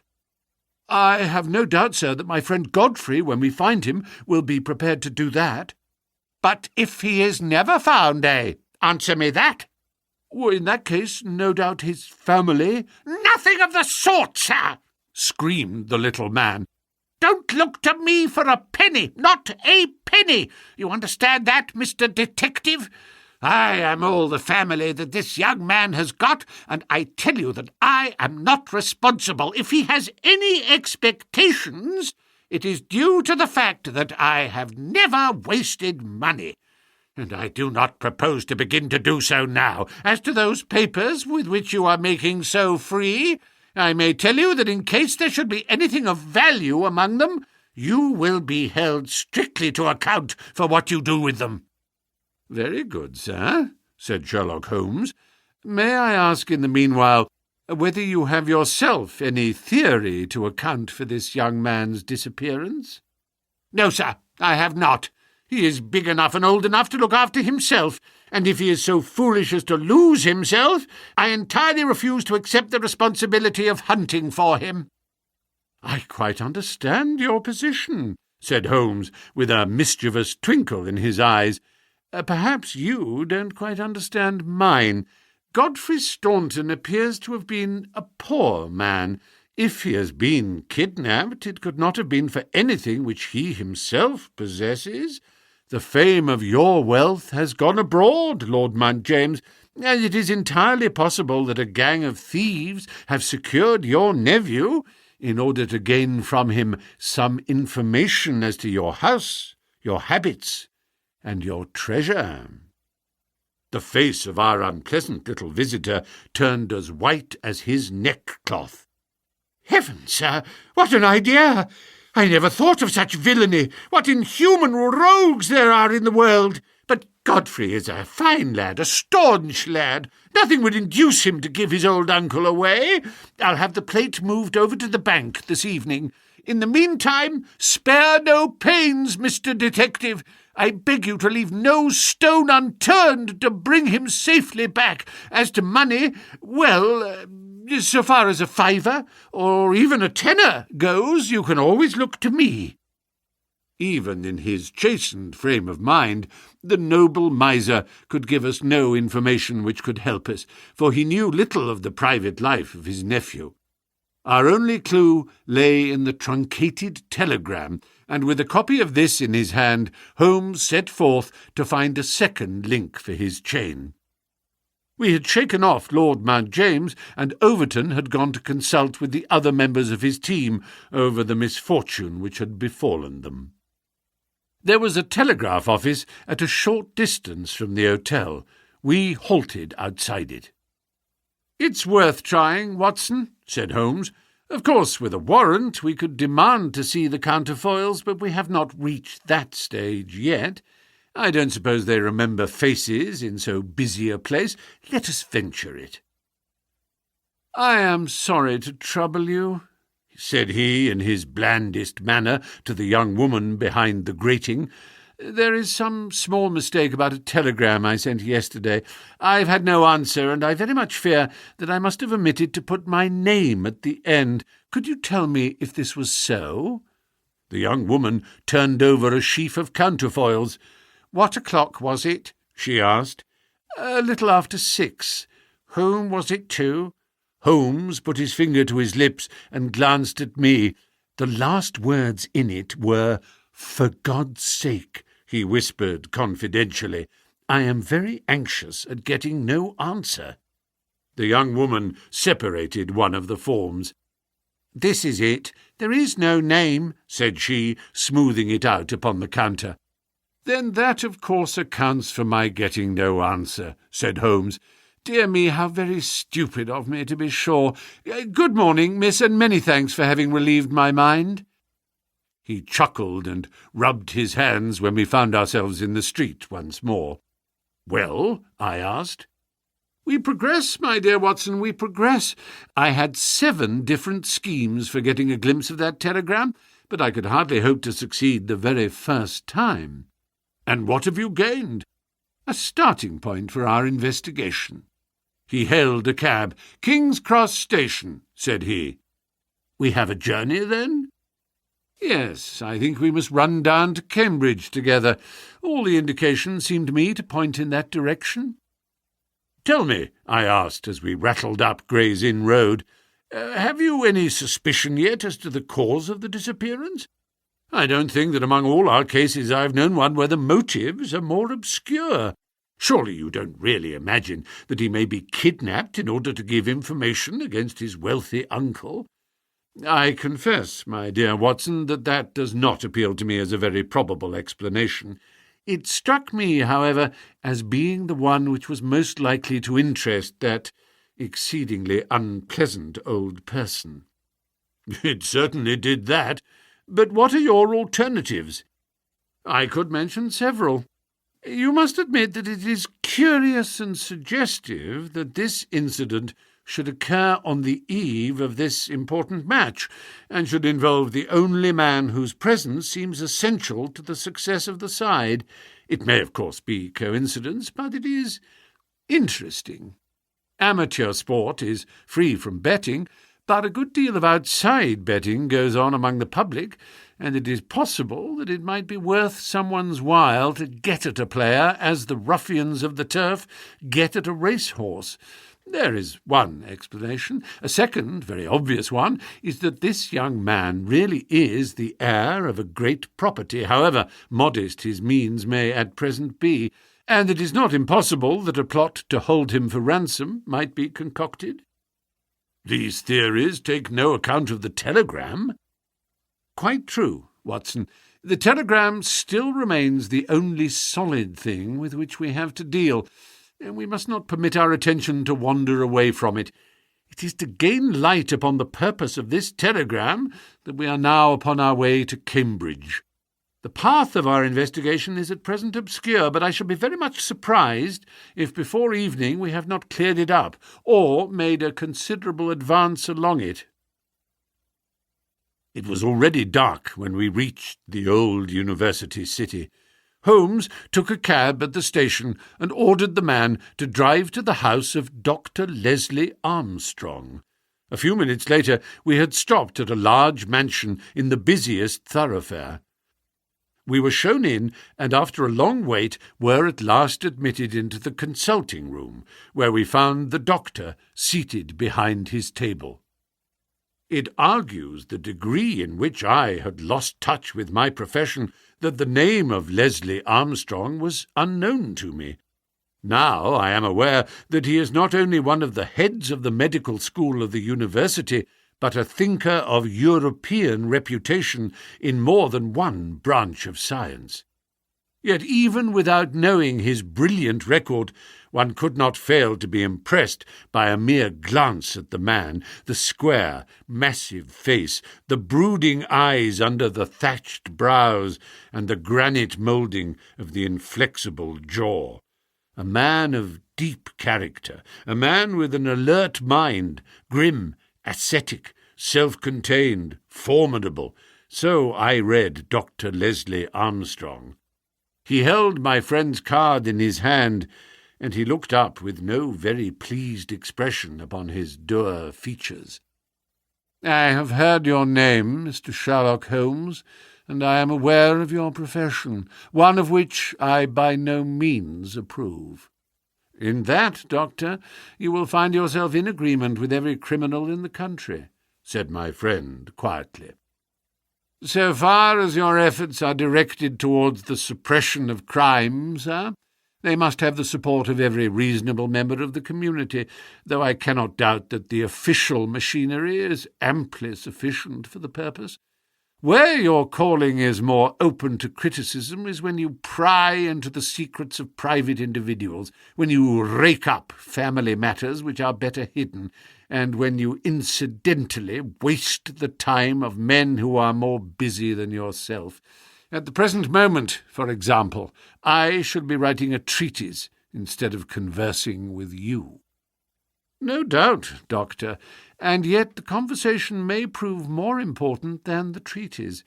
Incidentally, I may tell you that we are doing the reverse of what you very justly blame, and that we are endeavouring to prevent anything like public exposure of private matters, which must necessarily follow when once the case is fairly in the hands of the official police. You may look upon me simply as an irregular pioneer who goes in front of the regular forces of the country. I have come to ask you about Mr. Godfrey Staunton." "What about him?" "You know him, do you not? He is an intimate friend of mine. You are aware that he has disappeared?" "Ah, indeed." There was no change of expression in the rugged features of the doctor. "He left his hotel last night. He has not been heard of." "No doubt he will return?" "Tomorrow is the varsity football match." "I have no sympathy with these childish games. The young man's fate interests me deeply, since I know him and like him. The football match does not come within my horizon at all."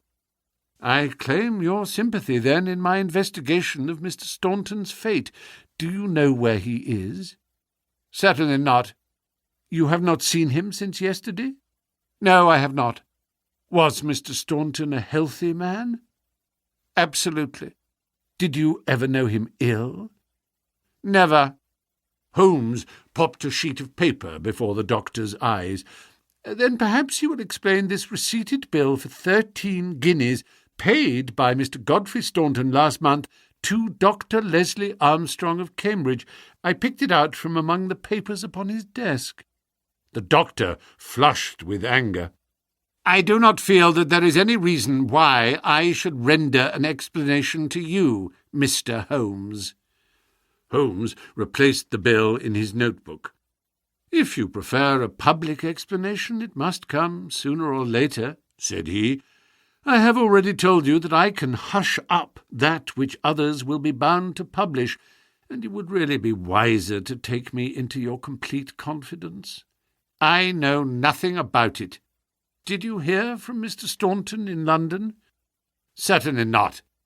Dear me, the post office again." Holmes sighed wearily. "A most urgent telegram was dispatched to you from London by Godfrey Staunton at 6:15 yesterday evening.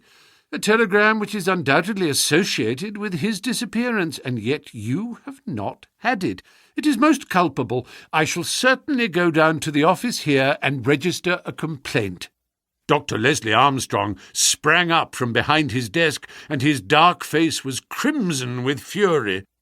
"I'll trouble you to walk out of my house, sir," said he. "You can tell your employer, Lord Mount James, that I do not wish to have anything to do either with him or with his agents. No, sir, not another word." He rang the bell furiously. "John, show these gentlemen out." A pompous butler ushered us severely to the door, and we found ourselves in the street. Holmes burst out laughing. "Dr. Leslie Armstrong is certainly a man of energy and character," said he. "I have not seen a man who, if he turned his talents that way, was more calculated to fill the gap left by the illustrious Moriarty. And now, my poor Watson, here we are, stranded and friendless in this inhospitable town, which we cannot leave without abandoning our case. This little inn just opposite Armstrong's house is singularly adapted to our needs. If you would engage a front room and purchase the necessaries for the night, I might have time to make a few inquiries." These few inquiries proved, however, to be a more lengthy proceeding than Holmes had imagined, for he did not return to the inn until nearly 9 o'clock. He was pale and dejected, stained with dust, and exhausted with hunger and fatigue. A cold supper was ready upon the table, and when his needs were satisfied and his pipe alight, he was ready to take that half-comic and wholly philosophic view which was natural to him when his affairs were going awry. The sound of carriage wheels caused him to rise and glance out of the window. A brougham and pair of greys, under the glare of a gas lamp, stood before the doctor's door. "It's been out 3 hours," said Holmes. "Started at 6:30, and here it is back again. That gives a radius of 10 or 12 miles, and he does it once or sometimes twice a day." "No unusual thing for a doctor in practice?" "But Armstrong is not really a doctor in practice. He is a lecturer and a consultant, but he does not care for general practice, which distracts him from his literary work. Why, then, does he make these long journeys, which must be exceedingly irksome to him? And who is it that he visits?" "His coachman. My dear Watson, can you doubt that it was to him that I first applied? I do not know whether it came from his own innate depravity or from the promptings of his master, but he was rude enough to set a dog at me. Neither dog nor man liked the look of my stick, however, and the matter fell through. Relations were strained after that, and further inquiries out of the question. All that I have learned I got from a friendly native in the yard of our own inn. It was he who told me of the doctor's habits and of his daily journey. At that instant, to give point to his words, the carriage came round to the door. Could you not follow it? Excellent, Watson. You are scintillating this evening. The idea did cross my mind. There is, as you may have observed, a bicycle shop next to our inn. Into this I rushed, engaged a bicycle, and was able to get started before the carriage was quite out of sight. I rapidly overtook it, and then, keeping at a discreet distance of 100 yards or so, I followed its lights until we were clear of the town. We had got well out on the country road when a somewhat mortifying incident occurred. The carriage stopped, the doctor alighted, walked swiftly back to where I had also halted, and told me in an excellent sardonic fashion that he feared the road was narrow and that he hoped his carriage did not impede the passage of my bicycle. Nothing could have been more admirable than his way of putting it. I at once rode past the carriage, and, keeping to the main road, I went on for a few miles and then halted in a convenient place to see if the carriage passed. There was no sign of it, however, and so it became evident that it had turned down one of several side roads which I had observed. I rode back, but again saw nothing of the carriage, and now, as you perceive, it has returned after me. Of course, I had at the outset no particular reason to connect these journeys with the disappearance of Godfrey Staunton, and was only inclined to investigate them on the general grounds that everything which concerns Dr. Armstrong is at present of interest to us. But now that I find he keeps so keen a lookout upon anyone who may follow him on these excursions, the affair appears more important, and I shall not be satisfied until I have made the matter clear.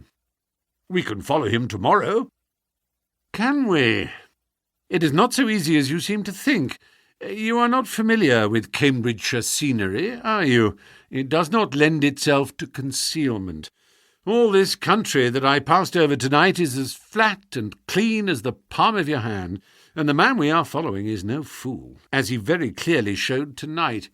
I've wired to Overton to let us know any fresh London developments at this address, and in the meantime we can only concentrate our attention upon Dr. Armstrong, whose name the obliging young lady at the office allowed me to read upon the counterfoil of Staunton's urgent message. He knows where the young man is, to that I'll swear, and if he knows, then it must be our own fault if we cannot manage to know also. At present, it must be admitted that the odd trick is in his possession, and as you are aware, Watson, it is not my habit to leave the game in that condition. And yet the next day brought us no nearer to the solution of the mystery. A note was handed in after breakfast, which Holmes passed across to me with a smile. "Sir," it ran, "I can assure you that you are wasting your time in dogging my movements. I have, as you discovered last night, a window at the back of my brougham, and if you desire a 20-mile ride, which will lead you to the spot from which you started, you have only to follow me. Meanwhile, I can inform you that no spying upon me can in any way help Mr. Godfrey Staunton, and I am convinced that the best service you can do to that gentleman is to return at once to London and to report to your employer that you are unable to trace him. Your time in Cambridge will certainly be wasted. Yours faithfully, Leslie Armstrong." "An outspoken, honest antagonist is the doctor," said Holmes. Well, he excites my curiosity, and I must really know more before I leave him." "His carriage is at his door now," said I. "There he is, stepping into it. I saw him glance up at our window as he did so. Suppose I try my luck upon the bicycle?" No, my dear Watson, with all respect for your natural acumen, I do not think that you are quite a match for the worthy doctor. I think that possibly I can attain our end by some independent explorations of my own. I'm afraid that I must leave you to your own devices, as the appearance of 2 inquiring strangers upon a sleepy countryside might excite more gossip than I care for. No doubt you will find some sights to amuse you in this venerable city, and I hope to bring back a more favourable report to you before evening." Once more, however, my friend was destined to be disappointed. He came back at night weary and unsuccessful. "I have had a blank day, Watson. Having got the doctor's general direction, I spent the day in visiting all the villages upon that side of Cambridge and comparing notes with publicans and other local news agencies. I have covered some ground. Chesterton, Histon, Waterbeach, and Oakington have each been explored and have each proved disappointing. The daily appearance of a brougham and pair could hardly have been overlooked in such sleepy hollows. The doctor has scored once more. Is there a telegram for me?" "Yes, I opened it. Here it is. Ask for Pompey from Jeremy Dixon, Trinity College." "I don't understand it." "Oh, it is clear enough. It is from our friend Overton, and is in answer to a question from me. I'll just send round a note to Mr. Jeremy Dixon, and then I have no doubt that our luck will turn. By the way, is there any news of the match?" "Yes, the local evening paper has an excellent account in its last edition. Oxford won by a goal and 2 tries. The last sentences of the description say, "The defeat of the Light Blues may be entirely attributed to the unfortunate absence of the crack international Godfrey Staunton, whose want was felt at every instant of the game.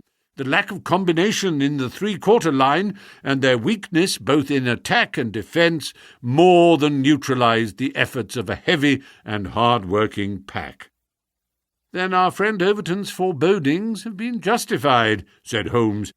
"Personally, I'm in agreement with Dr. Armstrong, and football does not come within my horizon. Early to bed tonight, Watson, for I foresee that tomorrow may be an eventful day."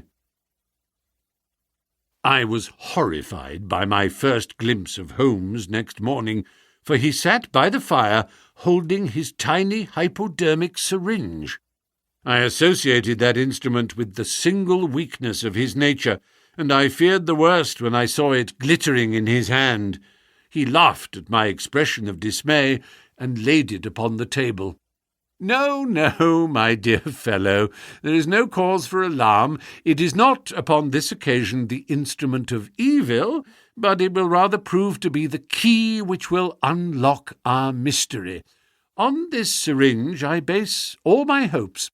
I have just returned from a small scouting expedition, and everything is favourable. Eat a good breakfast, Watson, for I propose to get upon Dr. Armstrong's trail today, and once on it, I will not stop for rest or food until I run him to his burrow." "In that case," said I, "we had best carry our breakfast with us, for he is making an early start. His carriage is at the door." "Never mind, let him go.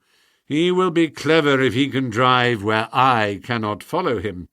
When you have finished, come downstairs with me, and I will introduce you to a detective who is a very eminent specialist in the work that lies before us." When we descended, I followed Holmes into the stable yard, where he opened the door of a loose box and led out a squat, lop-eared, white and tan dog, something between a beagle and a foxhound. "Let me introduce you to Pompey," said he. "Pompey is the pride of the local drag-hounds. No very great flyer, as his build will show, but a staunch hound on a scent. Well, Pompey, you may not be fast, but I expect you'll be too fast for a couple of middle-aged London gentlemen, so I will take the liberty of fastening this leather leash to your collar. Now, boy, come along and show what you can do." He led him across to the doctor's door.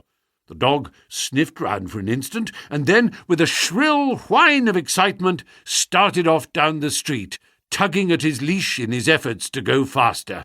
In half an hour we were clear of the town and hastening down a country road. "What have you done, Holmes?" I asked. "A threadbare and venerable device, but useful upon occasion. I walked into the doctor's yard this morning and shot my syringe full of aniseed over the hind wheel.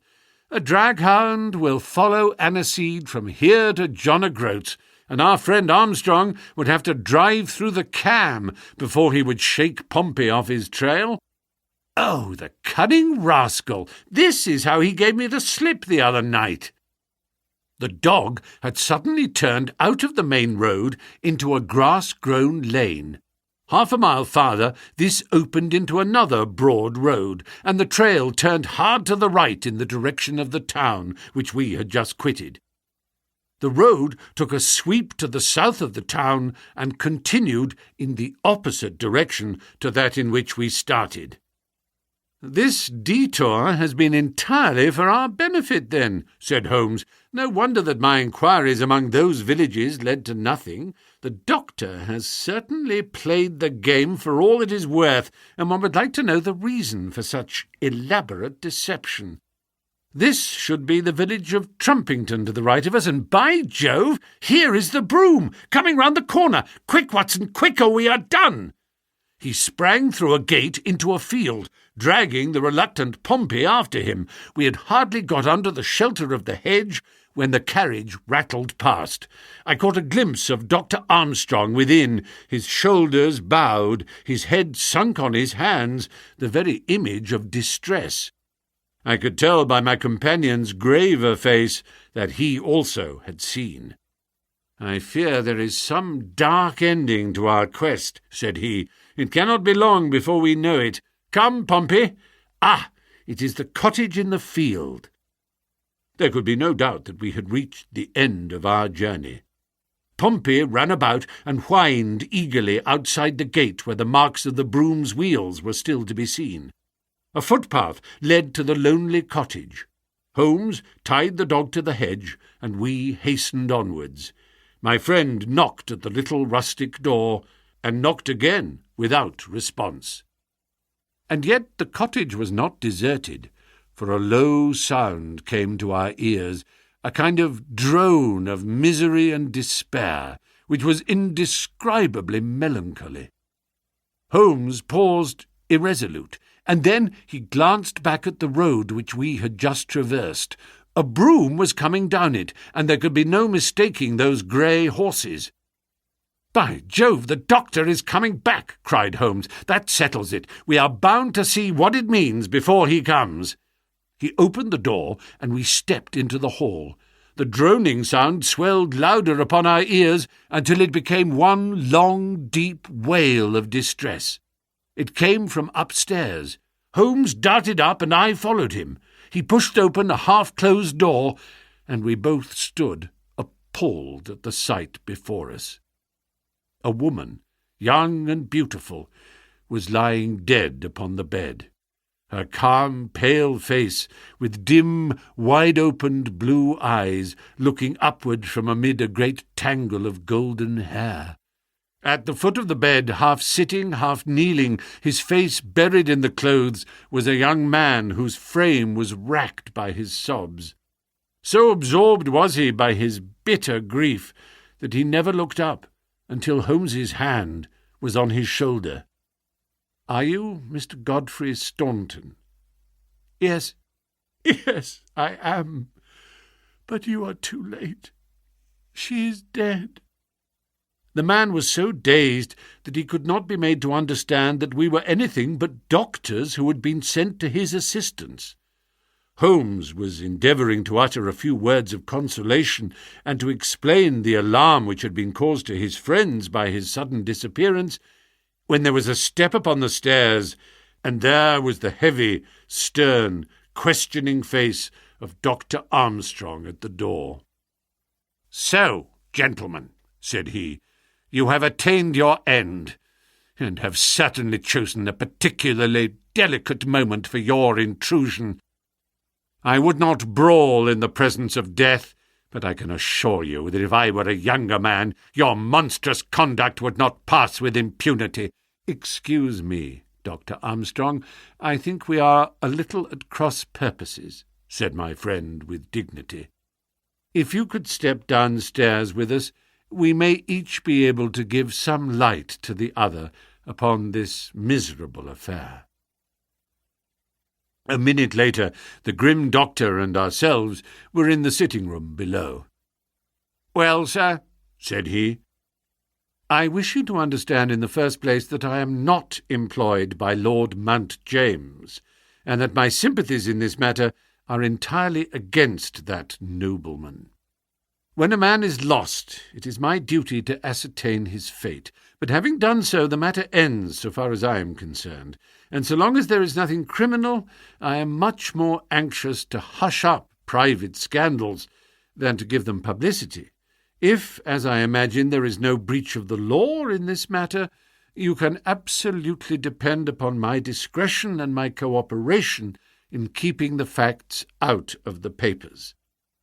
Dr. Armstrong took a quick step forward and wrung Holmes by the hand. "You are a good fellow," said he. "I had misjudged you. I thank heaven that my compunction at leaving poor Staunton all alone in this plight caused me to turn my carriage back and so to make your acquaintance.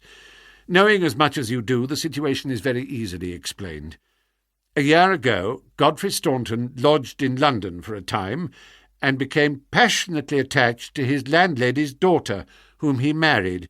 She was as good as she was beautiful, and as intelligent as she was good. No man need be ashamed of such a wife. But Godfrey was the heir to this crabbed old nobleman, and it was quite certain that the news of his marriage would have been the end of his inheritance. I knew the lad well, and I loved him for his many excellent qualities. I did all I could to help him to keep things straight. We did our very best to keep the thing from everyone, for when once such a whisper gets about, it is not long before everyone has heard it. Thanks to this lonely cottage and his own discretion, Godfrey has up to now succeeded. Their secret was known to no one save to me and to one excellent servant who has at present gone for assistance to Trumpington. But at last there came a terrible blow, in the shape of dangerous illness to his wife. It was consumption of the most virulent kind. The poor boy was half crazed with grief, and yet he had to go to London to play this match, for he could not get out of it without explanations which would expose his secret. I tried to cheer him up by a wire, and he sent me one in reply, imploring me to do all I could. This was the telegram which you appear in some inexplicable way to have seen. I did not tell him how urgent the danger was, for I knew that he could do no good here, but I sent the truth to the girl's father, and he, very injudiciously, communicated it to Godfrey. The result was that he came straight away in a state bordering on frenzy, and has remained in the same state, kneeling at the end of her bed until this morning. Death put an end to her sufferings. That is all, Mr. Holmes, and I am sure that I can rely upon your discretion and that of your friend. Holmes grasped the doctor's hand. "Come, Watson," said he, and we passed from that house of grief into the pale sunlight of the winter day. The Adventure of the Abbey Grange. It was on a bitterly cold and frosty morning towards the end of the winter of '97 that I was awakened by a tugging at my shoulder. It was Holmes. The candle in his hand shone upon his eager, stooping face, and told me at a glance that something was amiss. "Come, Watson, come," he cried. "The game is afoot. Not a word. Into your clothes and come." 10 minutes later we were both in a cab and rattling through the silent streets on our way to Charing Cross Station. The first faint winter's dawn was beginning to appear, and we could dimly see the occasional figure of an early workman as he passed us, blurred and indistinct in the opalescent London reek. Holmes nestled in silence into his heavy coat, and I was glad to do the same, for the air was most bitter, and neither of us had broken our fast. It was not until we had consumed some hot tea at the station and taken our places in the Kentish train that we were sufficiently thawed, he to speak and I to listen. Holmes drew a note from his pocket and read aloud: "Abbey Grange, Marsham, Kent, 3:30 a.m. My dear Mr. Holmes, I should be very glad of your immediate assistance in what promises to be a most remarkable case. It is something quite in your line. Except for releasing the lady, I will see that everything is kept exactly as I have found it, but I beg you not to lose an instant, as it is difficult to leave Sir Eustace there. Yours faithfully, Stanley Hopkins." Hopkins has called me in 7 times, and on each occasion his summons has been entirely justified, said Holmes. I fancy that every one of his cases has found its way into your collection, and I must admit, Watson, that you have some power of selection, which atones for much which I deplore in your narratives.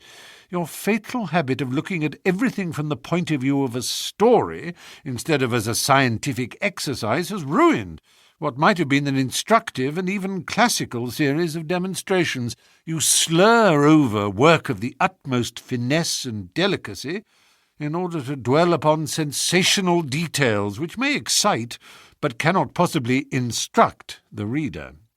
"Why do you not write them yourself?" I said, with some bitterness. "I will, my dear Watson, I will. At present I am, as you know, fairly busy, but I propose to devote my declining years to the composition of a textbook, which shall focus the whole art of detection into one volume.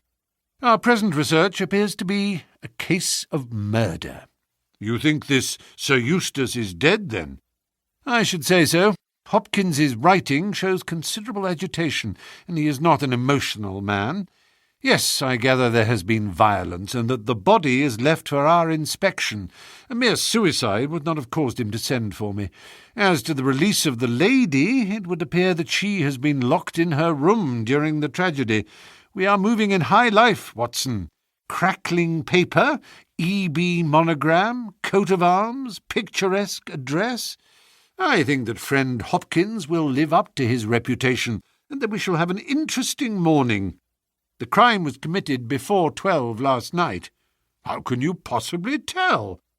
By an inspection of the trains and by reckoning the time. The local police had to be called in. They had to communicate with Scotland Yard. Hopkins had to go out, and he in turn had to send for me. All that makes a fair night's work. Well, here we are at Chislehurst Station, and we shall soon set our doubts at rest. A drive of a couple of miles through narrow country lanes brought us to a park gate, which was opened for us by an old lodge-keeper, whose haggard face bore the reflection of some great disaster. The avenue ran through a noble park between lines of ancient elms, and ended in a low, widespread house, pillared in front after the fashion of Palladio. The central part was evidently of a great age and shrouded in ivy, but the large windows showed that modern changes had been carried out, and one wing of the house appeared to be entirely new. The youthful figure and alert, eager face of Inspector Stanley Hopkins confronted us in the open doorway. "I'm very glad you have come, Mr. Holmes, and you too, Dr. Watson. But indeed, if I had my time over again, I should not have troubled you, for since the lady has come to herself, she has given so clear an account of the affair that there is not much left for us to do. You remember that Lewisham gang of burglars? What, the three Randalls? Exactly, the father and two sons. It's their work, I have not a doubt of it. They did a job at Sydenham a fortnight ago and were seen and described. Rather cool to do another so soon and so near, but it is they, beyond all doubt. It's a hanging matter, this time." "Sir Eustace is dead, then?" "Yes, his head was knocked in with his own poker." "Sir Eustace Brackenstall, the driver tells me." "Exactly. One of the richest men in Kent. Lady Brackenstall is in the morning-room. Poor lady. She has had a most dreadful experience. She seemed half dead when I saw her first. I think you would best see her and hear her account of the facts. Then we will examine the dining-room together." Lady Brackenstall was no ordinary person. Seldom have I seen so graceful a figure, so womanly a presence, and so beautiful a face. She was a blonde, golden-haired, blue-eyed, and would no doubt have had the perfect complexion which goes with such colouring, had not her recent experience left her drawn and haggard. Her sufferings were physical as well as mental, for over one eye rose a hideous plum-coloured swelling, which her maid, a tall, austere woman, was bathing assiduously with vinegar and water. The lady lay back exhausted upon a couch, but her quick, observant gaze as we entered the room and the alert expression of her beautiful features showed that neither her wits nor her courage had been shaken by her terrible experience. She was enveloped in a loose dressing-gown of blue and silver, but a black sequin-covered dinner dress lay upon the couch beside her. "I've told you all what happened, Mr. Hopkins," she said wearily. "Could you not repeat it for me? Well, if you think it necessary, I will tell these gentlemen what occurred. Have they been in the dining-room yet?" "I thought they'd better hear your ladyship's story first." "I shall be glad when you can arrange matters. It is horrible to me to think of him still lying there." She shuddered and buried her face in her hands. As she did so, the loose gown fell back from her forearms. Holmes uttered an exclamation. "You have other injuries, madam. What is this?" Two vivid red spots stood out on one of the white, round limbs. She hastily covered it. "There is nothing. It has no connection with this hideous business tonight." If you and your friend will sit down, I will tell you all I can. I am the wife of Sir Eustace Brackenstall. I've been married about a year. I suppose that it is no use my attempting to conceal that our marriage has not been a happy one. I fear that all our neighbours would tell you that, even if I were to attempt to deny it. Perhaps the fault may be partly mine. I was brought up in the freer, less conventional atmosphere of South Australia, and this English life, with its proprieties and its primness, is not congenial to me. But the main reason lies in the one fact which is notorious to everyone, and that is that Sir Eustace was a confirmed drunkard. To be with such a man for an hour is unpleasant. Can you imagine what it means for a sensitive and high-spirited woman to be tied to him for day and night? It is a sacrilege, a crime, a villainy to hold that such a marriage is binding. I say that these monstrous laws of yours will bring a curse upon the land. God will not let such wickedness endure." For an instant she sat up, her cheeks flushed and her eyes blazing from under the terrible mark upon her brow. Then the strong, soothing hand of the austere maid drew her head down onto the cushion, and the wild anger died away into passionate sobbing. At last she continued, "I will tell you about last night. You are aware, perhaps, that in this house all the servants sleep in the modern wing. This central block is made up of the dwelling rooms, with the kitchen behind and our bedroom above. My maid, Teresa, sleeps above my room. There is no one else, and no sound could alarm those who are in the farther wing. This must have been well known to the robbers, or they would not have acted as they did. Sir Eustace retired about 10:30. The servants had already gone to their quarters. Only my maid was up, and she had remained in her room at the top of the house until I needed her services. I sat until after 11 in this room, absorbed in a book. Then I walked round to see that all was right before I went upstairs. It was my custom to do this myself, for, as I have explained, Sir Eustace was not always to be trusted. I went into the kitchen, the butler's pantry, the gun-room, the billiard-room, the drawing-room, and finally the dining-room. As I approached the window, which is covered with thick curtains, I suddenly felt the wind blow upon my face and realised that it was open. I flung the curtain aside and found myself face to face with a broad-shouldered, elderly man who had just stepped into the room. The window is a long French one, which really forms a door leading to the lawn. I held my bedroom candle lit in my hand, and by its light, behind the first man, I saw two others who were in the act of entering. I stepped back, but the fellow was on me in an instant. He caught me first by the wrist and then by the throat. I opened my mouth to scream, but he struck me a savage blow with his fist over the eye and felled me to the ground. I must have been unconscious for a few minutes, for when I came to myself, I found that they had torn down the bell rope and had secured me tightly to the oaken chair which stands at the head of the dining table. I was so firmly bound that I could not move, and a handkerchief round my mouth prevented me from uttering a sound. It was at this instant that my unfortunate husband entered the room. He had evidently heard some suspicious sounds, and he came prepared for such a scene as he found. He was dressed in nightshirt and trousers, with his favourite blackthorn cudgel in his hand. He rushed at the burglars, but another, it was an elderly man, stooped, picked the poker out of the grate and struck him a horrible blow as he passed. He fell with a groan and never moved again. I fainted once more, but again it could only have been for a very few minutes, during which I was insensible. When I opened my eyes, I found that they had collected the silver from the sideboard, and they had drawn a bottle of wine which stood there. Each of them had a glass in his hand. I have already told you, have I not, that one was elderly with a beard, and the others young, hairless lads. There might have been a father with his two sons. They talked together in whispers. Then they came over and made sure that I was securely bound. Finally they withdrew, closing the window after them. It was quite a quarter of an hour before I got my mouth free. When I did so, my screams brought the maid to my assistance.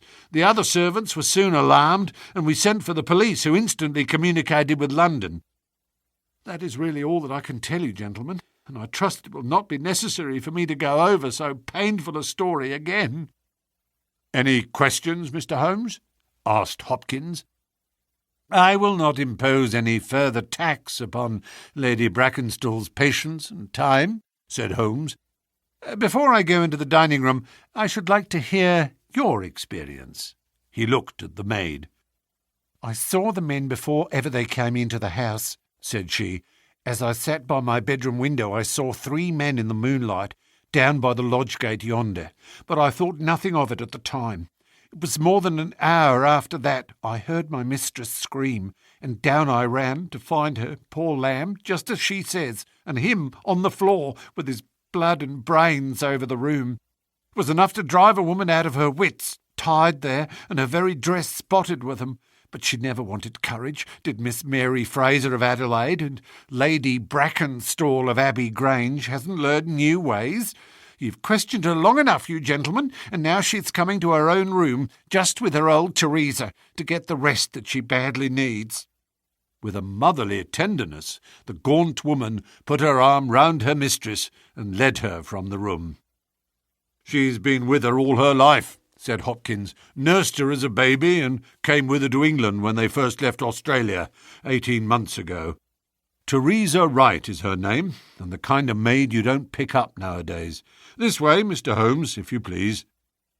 The keen interest had passed out of Holmes's expressive face, and I knew that with the mystery all the charm of the case had departed. There still remained an arrest to be effected, but what were these commonplace rogues that he should soil his hands with them? An abstruse and learned specialist who finds that he has been called in for a case of measles would experience something of the annoyance which I read in my friend's eyes. Yet the scene in the dining-room of the Abbey Grange was sufficiently strange to arrest his attention and to recall his waning interest. It was a very large and high chamber, with carved oak ceiling, oaken panelling, and a fine array of deer's heads and ancient weapons around the walls. At the further end, from the door, was the high French window of which we had heard. 3 smaller windows on the right-hand side filled the apartment with cold winter sunshine. On the left was a large, deep fireplace with a massive, overhanging oak mantelpiece. Beside the fireplace was a heavy oaken chair with arms and crossbars at the bottom. In and out through the open woodwork was woven a crimson cord, which was secured at each side to the crosspiece below. In releasing the lady, the cord had been slipped off her, but the knots with which it had been secured still remained. These details only struck our attention afterwards, for our thoughts were entirely absorbed by the terrible object which lay upon the tiger-skin hearthrug in front of the fire. It was the body of a tall, well-made man about 40 years of age. He lay upon his back, his face upturned, with his white teeth grinning through his short black beard. His 2 clenched hands were raised above his head, and a heavy blackthorn stick lay across them. His dark, handsome, aquiline features were convulsed into a spasm of vindictive hatred, which had set his dead face in a terribly fiendish expression. He had evidently been in his bed when the alarm had broken out, for he wore a foppish, embroidered nightshirt, and his bare feet projected from his trousers. His head was horribly injured, and the whole room bore witness to the savage ferocity of the blow which had struck him down. Beside him lay the heavy poker, bent into a curve by the concussion. Holmes examined both it and the indescribable wreck which it had wrought. "He must be a powerful man, this elder Randall," he remarked. "Yes," said Hopkins. "I have some record of the fellow, and he is a rough customer." "You should have no difficulty in getting him." "Not the slightest. We've been on the lookout for him, and there was some idea that he had got away to America. Now that we know that the gang are here, I don't see how they can escape. We have the news at every seaport already, and a reward will be offered before evening. What beats me is how they could have done so mad a thing, knowing that the lady could describe them, and that we would not fail to recognize the description." "Exactly. one would have expected that they would silence Lady Brackenstall as well. They may not have realised, I suggested, that she had recovered from her faint. That is likely enough. If she seemed to be senseless, they would not take her life. What about this poor fellow, Hopkins? I seem to have heard some queer stories about him. He was a good-hearted man when he was sober, but a perfect fiend when he was drunk, or rather when he was half-drunk, for he seldom really went the whole way. The devil seemed to be in him at such times, and he was capable of anything. From what I hear, in spite of all his wealth and his title, he very nearly came our way once or twice. There was a scandal about his drenching a dog with petroleum and setting it on fire, her ladyship's dog, to make the matter worse, and that was only hushed up with difficulty. Then he threw a decanter at that maid, Teresa Wright. There was trouble about that. On the whole, and between ourselves, it will be a brighter house without him. What are you looking at now?" Holmes was down on his knees, examining with great attention the knots upon the red cord with which the lady had been secured. Then he carefully scrutinized the broken and frayed end, where it had snapped off when the burglar had dragged it down. "When this was pulled down, the bell in the kitchen must have rung loudly," he remarked. "No one could hear it. The kitchen stands right at the back of the house." "How did the burglar know no one would hear it? How dared he pull at a bell-rope in that reckless fashion?" "Exactly, Mr. Holmes, exactly. You put the very question which I have asked myself again and again. There can be no doubt that this fellow must have known the house and its habits. He must have perfectly understood that the servants would all be in bed at that comparatively early hour, and that no one could possibly hear a bell ring in that kitchen. Therefore he must have been in close league with one of the servants. Surely that is evident. But there are 8 servants, and all of good character." "Other things being equal," said Holmes, "one would suspect the one at whose head the master threw a decanter, and yet that would involve treachery towards the mistress to whom this woman seems devoted.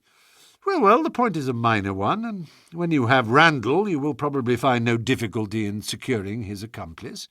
The lady's story certainly seems to be corroborated, if it needed corroboration, by every detail which we see before us." He walked to the French window and threw it open. "There are no signs here, but the ground is iron-hard, and one would not expect them. I see that these candles in the mantelpiece have been lighted." "Yes, it was by their light and that of the lady's bedroom candle that the burglars saw their way about." "And what did they take?" "Well, they did not take much, only 6 articles of plate off the sideboard. Lady Brackenstall thinks that they were themselves so disturbed by the death of Sir Eustace that they did not ransack the house as they would otherwise have done." "No doubt that is true, and yet they drank some wine, I understand." "To steady their nerves." "Exactly. These 3 glasses upon the sideboard have been untouched, I suppose?" "Yes, and the bottle stands as they left it." "Let us look at it. Hello? What is this?" The 3 glasses were grouped together, all of them tinged with wine, and one of them containing some dregs of beeswing. The bottle stood near them, 2/3 full, and beside it lay a long, deeply stained cork. Its appearance and the dust upon the bottle showed that it was no common vintage which the murderers had enjoyed. A change had come over Holmes's manner. He had lost his listless expression, and again I saw an alert light of interest in his keen, deep-set eyes. He raised the cork and examined it minutely. "How did they draw it?"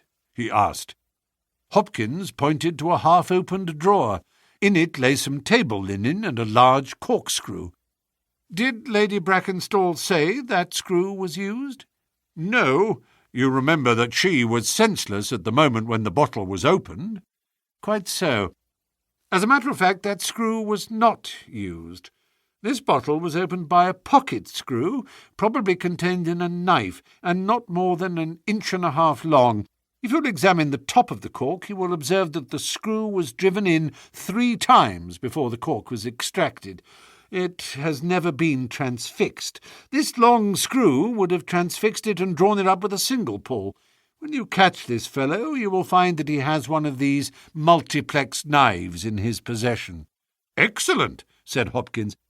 "But these glasses do puzzle me, I confess. Lady Brackenstall actually saw the three men drinking, did she not?" "Yes, she was clear about that." "Then there is an end of it.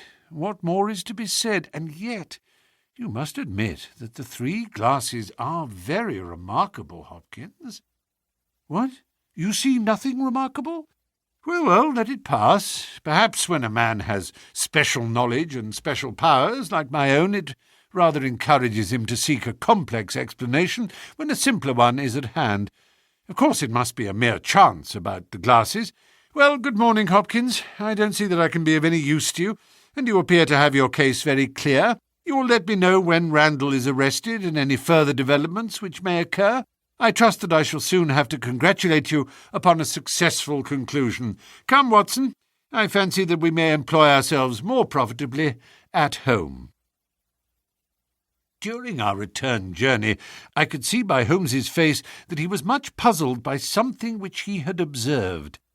Every now and then, by an effort, he would throw off the impression and talk as if the matter were clear, but then his doubts would settle down upon him again, and his knitted brows and abstracted eyes would show that his thoughts had gone back once more to the great dining-room of the Abbey Grange, in which this midnight tragedy had been enacted.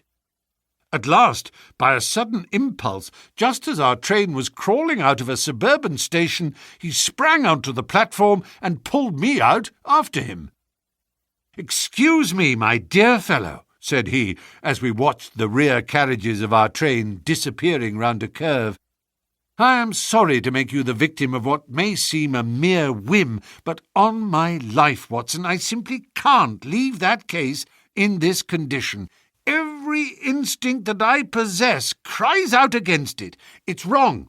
It's all wrong. I'll swear that it's wrong."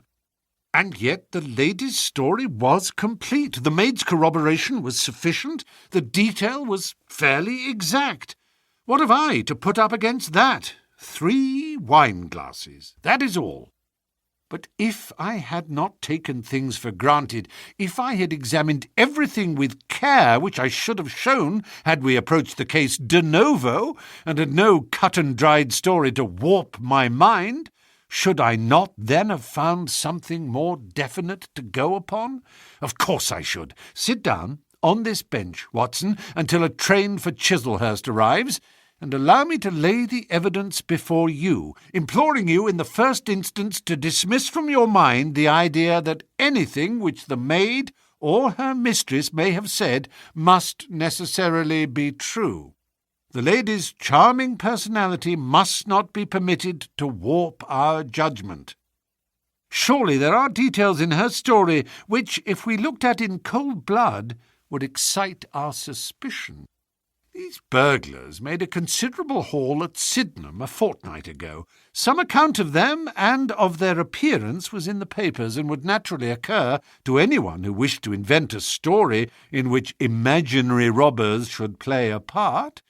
As a matter of fact, burglars who have done a good stroke of business are, as a rule, only too glad to enjoy the proceeds in peace and quiet, without embarking on another perilous undertaking.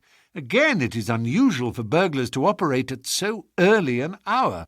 It is unusual for burglars to strike a lady to prevent her screaming, since one would imagine that was the sure way to make her scream. It is unusual for them to commit murder when their numbers are sufficient to overpower one man. It is unusual for them to be content with a limited plunder when there was much more within their reach. And finally, I should say that it was very unusual for such men to leave a bottle half empty. How do all these unusuals strike you, Watson?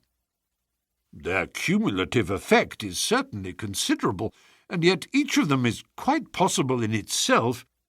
The most unusual thing of all, as it seems to me, is that the lady should be tied to the chair.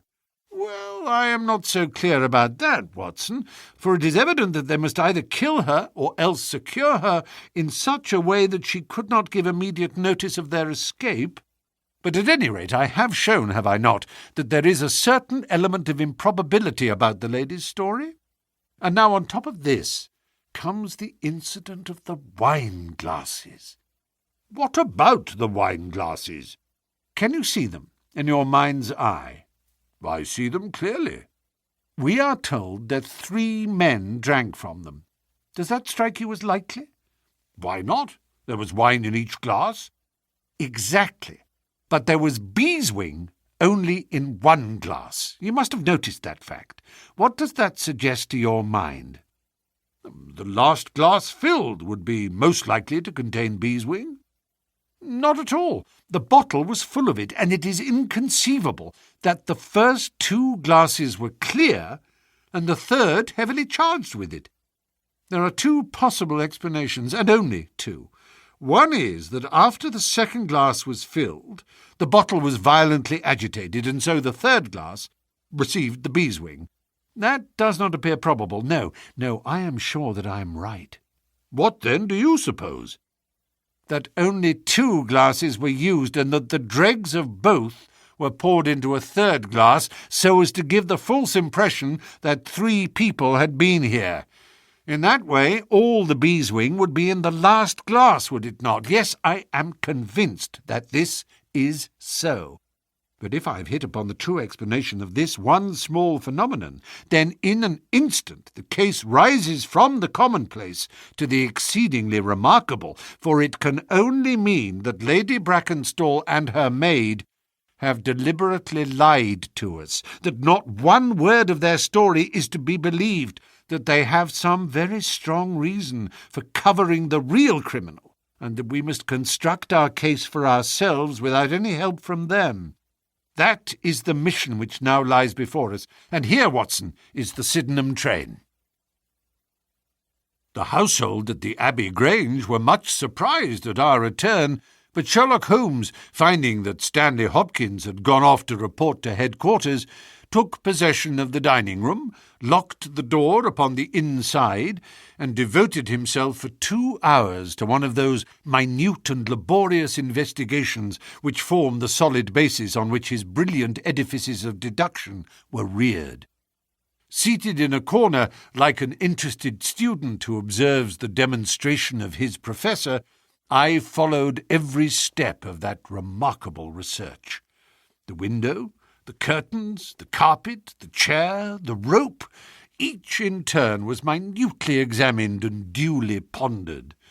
The body of the unfortunate baronet had been removed, and all else remained as we had seen it in the morning.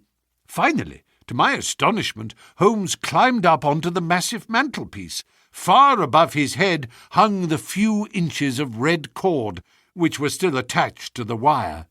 For a long time he gazed upward at it, and then, in an attempt to get nearer to it, he rested his knee upon a wooden bracket on the wall. This brought his hand within a few inches of the broken end of the rope, but it was not this, so much as the bracket itself, which seemed to engage his attention. Finally, he sprang down with an ejaculation of satisfaction. "It's all right, Watson," said he. "We have got our case, one of the most remarkable in our collection. But, dear me, how slow-witted I have been, and how nearly I have committed the blunder of my lifetime. Now I think that with a few missing links, my chain is almost complete. You have got your men? Man, Watson, man. Only one, but a very formidable person. Strong as a lion. Witness the blow that bent that poker. 6'3" in height, active as a squirrel, dexterous with his fingers, finally remarkably quick-witted, for this whole ingenious story is of his concoction. Yes, Watson, we have come upon the handiwork of a very remarkable individual. And yet, in that bell-rope, he has given us a clue which should not have left us a doubt." "Where was the clue?" "Well, if you were to pull down a bell-rope, Watson, where would you expect it to break? Surely at the spot where it is attached to the wire. Why should it break 3 inches from the top, as this one has done?" "Because it is frayed there?" "Exactly. This end, which we can examine, is frayed. He was cunning enough to do that with his knife, but the other end is not frayed. You could not observe that from here, but if you were on the mantelpiece, you would see that it is cut clean off without any mark of fraying whatever. You can reconstruct what occurred. The man needed the rope. He would not tear it down for fear of giving the alarm by ringing the bell. What did he do? He sprang up on the mantelpiece, could not quite reach it, put his knee on the bracket, you will see the impression in the dust, and so got his knife to bear upon the cord. I could not reach the place by at least 3 inches, from which I infer that he is at least 3 inches a bigger man than I. Look at that mark upon the seat of the oaken chair. What is it? Blood? Undoubtedly it is blood. This alone puts the lady's story out of court. If she were seated on the chair when the crime was done, how comes that mark? No. She was placed in the chair after the death of her husband. I'll wager that the black dress shows a corresponding mark to this. We have not yet met our Waterloo, Watson, but this is our Marengo, for it begins in defeat and ends in victory. I should like now to have a few words with the nurse, Teresa. We must be wary for a while if we are to get the information which we want. She was an interesting person, this stern Australian nurse, taciturn, suspicious, ungracious. It took some time before Holmes's pleasant manner and frank acceptance of all that she said thawed her into a corresponding amiability. She did not attempt to conceal her hatred for her late employer. "Yes, sir, it is true that he threw the decanter at me. I heard him call my mistress a name, and I told him that he would not dare to speak so if her brother had been there. Then it was that he threw it at me. He might have thrown a dozen if he had but left my bonny bird alone. He was forever ill-treating her, and she too proud to complain. She will not even tell me all that he has done to her. She never told me of those marks on her arm that you saw this morning, but I know very well that they came from a stab with a hat-pin. The sly devil! God forgive me that I should speak of him so now that he is dead, but a devil he was, if ever one walked the earth. He was all honey when first we met him, only 18 months ago, and we both feel as if it were 18 years. She had only just arrived in London. Yes, it was her first voyage. She had never been from home before. He won her with his title and his money and his false London ways. If she made a mistake, she has paid for it, if ever a woman did. What month did we meet him? Well, I tell you, it was just after we arrived. We arrived in June, and it was July. They were married in January of last year. Yes, she is down in the morning room again, and I've no doubt she will see you, but you must not ask too much of her, for she has gone through all that flesh and blood will stand." Lady Brackenstall was reclining on the same couch, but looked brighter than before. The maid had entered with us, and began once more to foment the bruise upon her mistress's brow. "I hope," said the lady, "that you have not come to cross-examine me again." "No," Holmes answered in his gentlest voice. "I will not cause you any unnecessary trouble, Lady Brackenstall, and my whole desire is to make things easy for you, for I am convinced that you are a much-tried woman. If you will treat me as a friend and trust me, you may find that I will justify your trust." "What do you want me to do?" "To tell me the truth." "Mr. Holmes!" No, Lady Brackenstall, it is no use. You may have heard of any little reputation which I possess. I will stake it all on the fact that your story is an absolute fabrication." Mistress and maid were both staring at Holmes with pale faces and frightened eyes. "You are an impudent fellow!" cried Teresa. "Do you mean to say that my mistress has told a lie?" Holmes rose from his chair. "Have you nothing to tell me?" "I have told you everything." "Think once more, Lady Brackenstall. Would it not be better to be frank?" For an instant there was hesitation in her beautiful face. Then some new, strong thought caused it to set like a mask. "I have told you all I know." Holmes took his hat and shrugged his shoulders. "I'm sorry," he said, and without another word we left the room and the house. There was a pond in the park, and to this my friend led the way. It was frozen over, but a single hole was left for the convenience of a solitary swan. Holmes gazed at it, and then passed on to the lodge gate. There he scribbled a short note for Stanley Hopkins, and left it with the lodge-keeper. "It may be a hit, or it may be a miss, but we are bound to do something for friend Hopkins, just to justify this second visit," said he. "I will not quite take him into my confidence yet. I think our next scene of operations must be the shipping office of the Adelaide-Southampton line, which stands at the end of Pall Mall, if I remember right. There is a second line of steamers which connect South Australia with England, but we will draw the larger cover first." Holmes's card, sent in to the manager, ensured instant attention, and he was not long in acquiring all the information he needed.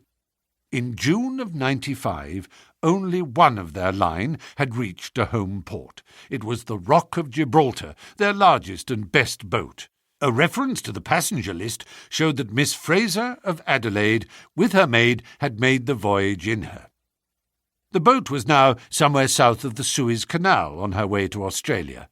Her officers were the same as in 95, with one exception. The first officer, Mr. Jack Crocker, had been made a captain and was to take charge of their new ship, the Bass Rock, sailing in 2 days' time from Southampton. He lived at Sydenham, but he was likely to be in that morning for instructions if we cared to wait for him. No, Mr. Holmes had no desire to see him, but would be glad to know more about his record and character. His record was magnificent. There was not an officer in the fleet to touch him. As to his character, he was reliable on duty, but a wild, desperate fellow off the deck of his ship, hot-headed, excitable, but loyal, honest, and kind-hearted. That was the pith of the information with which Holmes left the office of the Adelaide-Southampton Company. Thence he drove to Scotland Yard, but instead of entering, he sat in his cab with his brows drawn down, lost in profound thought. Finally, he drove round to the Charing Cross Telegraph Office, sent off a message, and then, at last, we made for Baker Street once more. "No, I couldn't do it, Watson," said he as we re-entered our room. "Once that warrant was made out, nothing on earth would save him. Once or twice in my career I feel that I have done more real harm by my discovery of the criminal than ever he had done by his crime. I have learned caution now, and I'd rather play tricks with the law of England than with my own conscience. Let us know a little more before we act." Before evening we had a visit from Inspector Stanley Hopkins. Things were not going very well with him. "I believe that you are a wizard, Mr. Holmes. I really do sometimes think that you have powers that are not human. Now, how on earth could you know that the stolen silver was at the bottom of that pond?" "I didn't know it, but you told me to examine it." "You got it, then?" "Yes, I got it." "I am very glad if I have helped you." "But you haven't helped me. You have made the affair far more difficult. What sort of burglars are they who steal silver and then throw it into the nearest pond?" "It was certainly rather eccentric behaviour.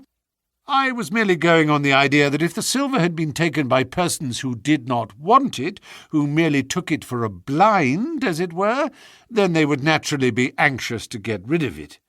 But why should such an idea cross your mind?" "Well, I thought it was possible. When they came out through the French window, there was the pond, with one tempting little hole in the ice right in front of their noses. Could there be a better hiding-place?" "Ah, a hiding-place, that is better," cried Stanley Hopkins. Yes, I see it all now. It was early, there were folk upon the roads, they were afraid of being seen with the silver, so they sank it in the pond, intending to return for it when the coast was clear. Excellent, Mr. Holmes. That is better than your idea of a blind."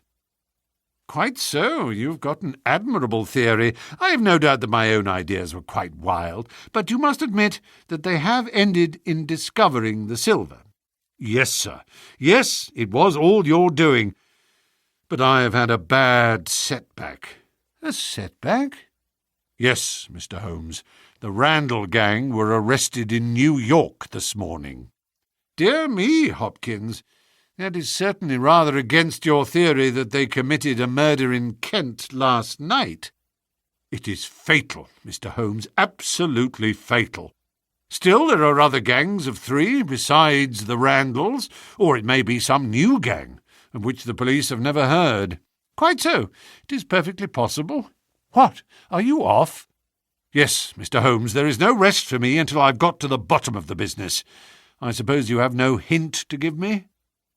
"I have given you one." "Which?" "Well, I suggested a blind."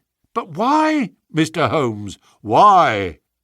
"Ah, that's the question, of course. But I commend the idea to your mind. You might possibly find that there was something in it. You won't stop for dinner? Well, good-bye, and let us know how you get on." Dinner was over, and the table cleared before Holmes alluded to the matter again. He had lit his pipe and held his slippered feet to the cheerful blaze of the fire. Suddenly he looked at his watch. "I expect developments, Watson." "When?" "Now, within a few minutes. I dare say you thought I acted rather badly to Stanley Hopkins just now." "I trust your judgment." "A very sensible reply, Watson. You must look at it this way. What I know is unofficial. What he knows is official. I have the right to private judgment, but he has none. He must disclose all, or he is a traitor to his service. In a doubtful case, I would not put him in so painful a position, and so I reserve my information until my own mind is clear upon the matter." "But when will that be?" "The time has come. You will now be present at the last scene of a remarkable little drama."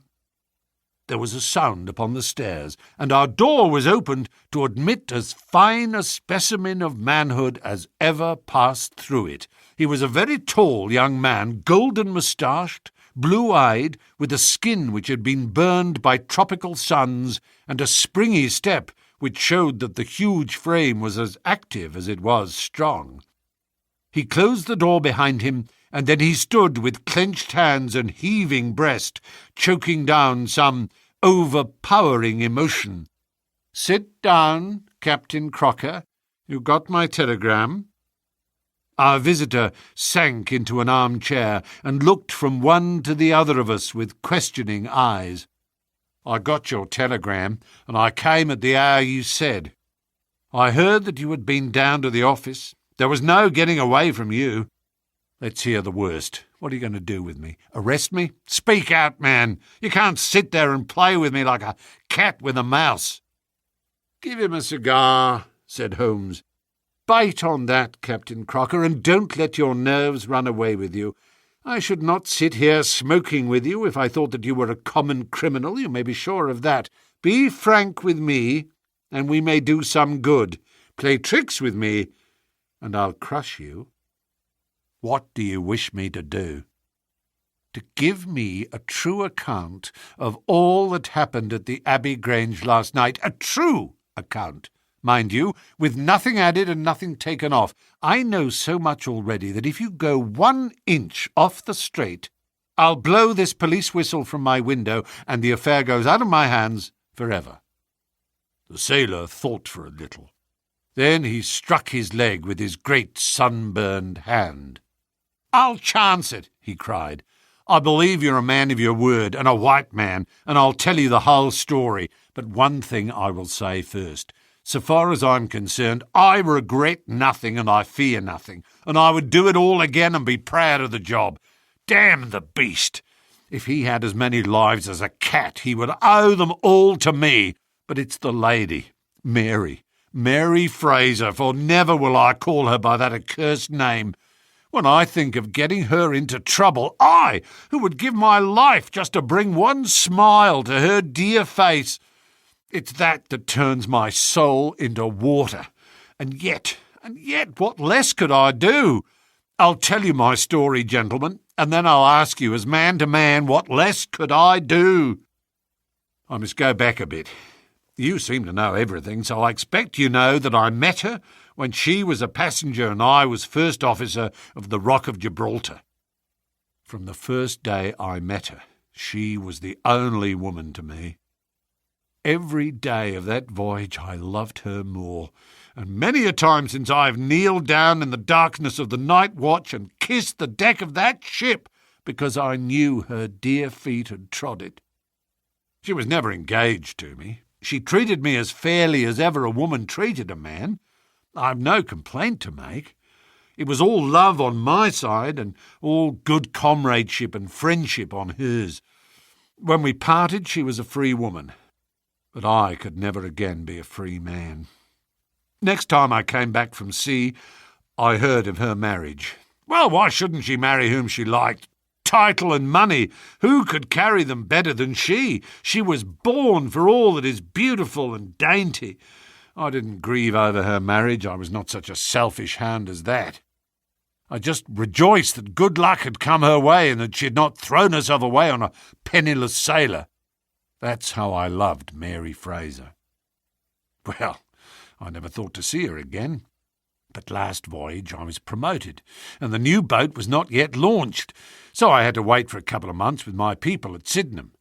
One day, out in a country lane, I met Theresa Wright, her old maid. She told me all about her, about him, about everything. I tell you, gentlemen, it nearly drove me mad. This drunken hound, that he should dare to raise his hand to her, whose boots he was not worthy to lick. I met Theresa again. Then I met Mary herself, and met her again. Then she would meet me no more.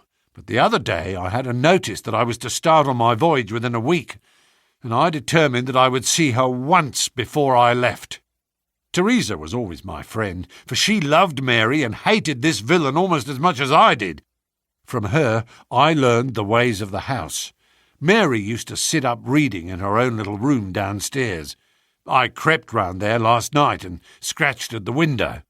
At first she would not open to me, but in her heart I know that now she loves me, and she could not leave me in the frosty night. She whispered to me to come round to the big front window, and I found it open before me so as to let me into the dining room.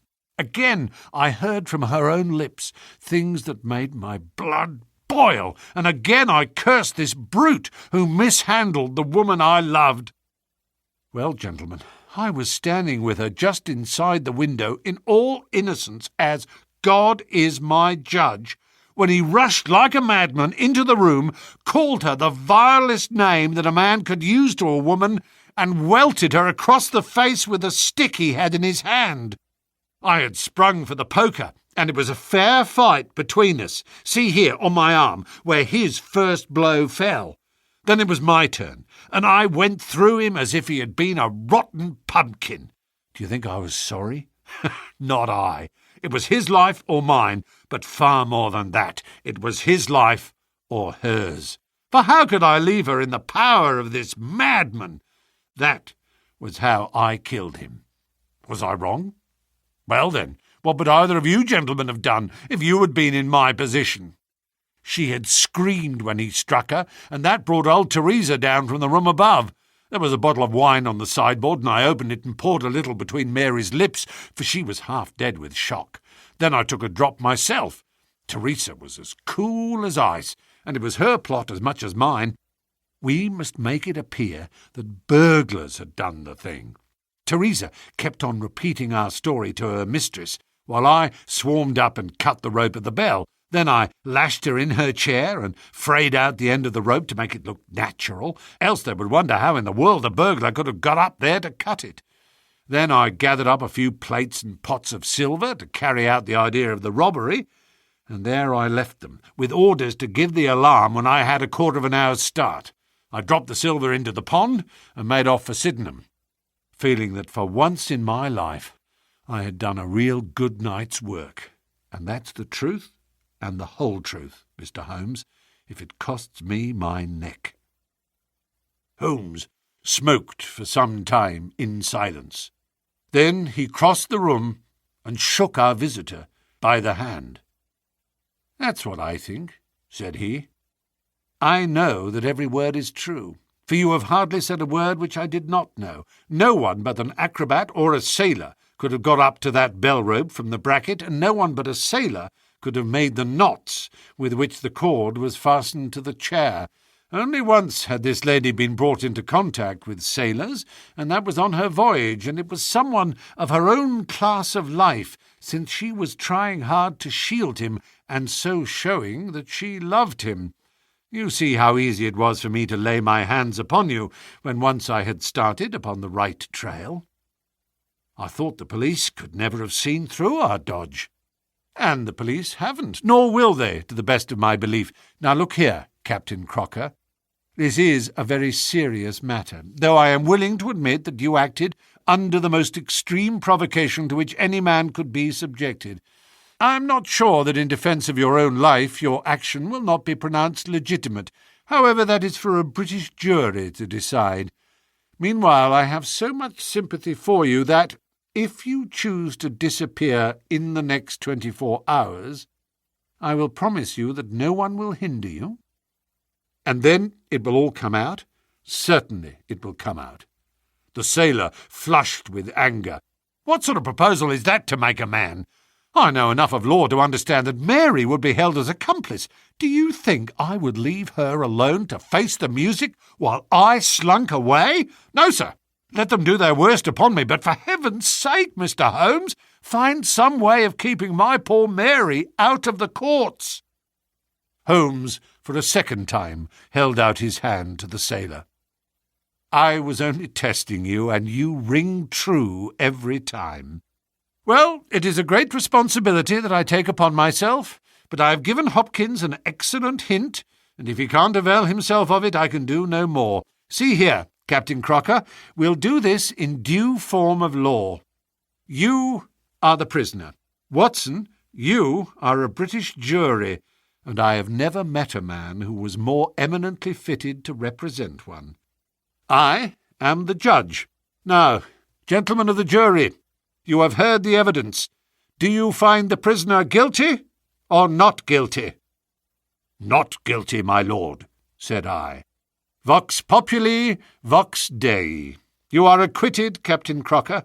So long as the law does not find some other victim, you are safe from me. Come back to this lady in a year, and may her future and yours justify us in the judgment which we have pronounced this night." The Adventure of the Second Stain. I had intended The Adventure of the Abbey Grange to be the last of those exploits of my friend Mr. Sherlock Holmes which I should ever communicate to the public. This resolution of mine was not due to any lack of material, since I have notes of many hundreds of cases to which I have never alluded, nor was it caused by any waning interest on the part of my readers in the singular personality and unique methods of this remarkable man. The real reason lay in the reluctance which Mr. Holmes has shown to the continued publication of his experiences. So long as he was in actual professional practice, the records of his successes were of some practical value to him, but since he has definitely retired from London and betaken himself to study and bee-farming on the Sussex Downs, notoriety has become hateful to him, and he has peremptorily requested that his wishes in this matter should be strictly observed. It was only upon my representing to him that I had given a promise that The Adventure of the Second Stain should be published when the times were ripe, and pointing out to him that it is only appropriate that this long series of episodes should culminate in the most important international case which he has ever been called upon to handle, that I at last succeeded in obtaining his consent that a carefully guarded account of the incident should at last be laid before the public. If, in telling the story, I seem to be somewhat vague in certain details, the public will readily understand that there is an excellent reason for my reticence. It was then in a year, and even in a decade that shall be nameless, that upon one Tuesday morning in autumn we found two visitors of European fame within the walls of our humble room in Baker Street. The one, austere, high-nosed, eagle-eyed and dominant, was none other than the illustrious Lord Bellinger, twice Premier of Britain. The other, dark, clear-cut and elegant, hardly yet of middle age, and endowed with every beauty of body and of mind, was the Right Honourable Trelawney Hope, Secretary for European Affairs, and the most rising statesman in the country. They sat side by side upon our paper-littered settee, and it was easy to see from their worn and anxious faces that it was business of the most pressing importance which had brought them.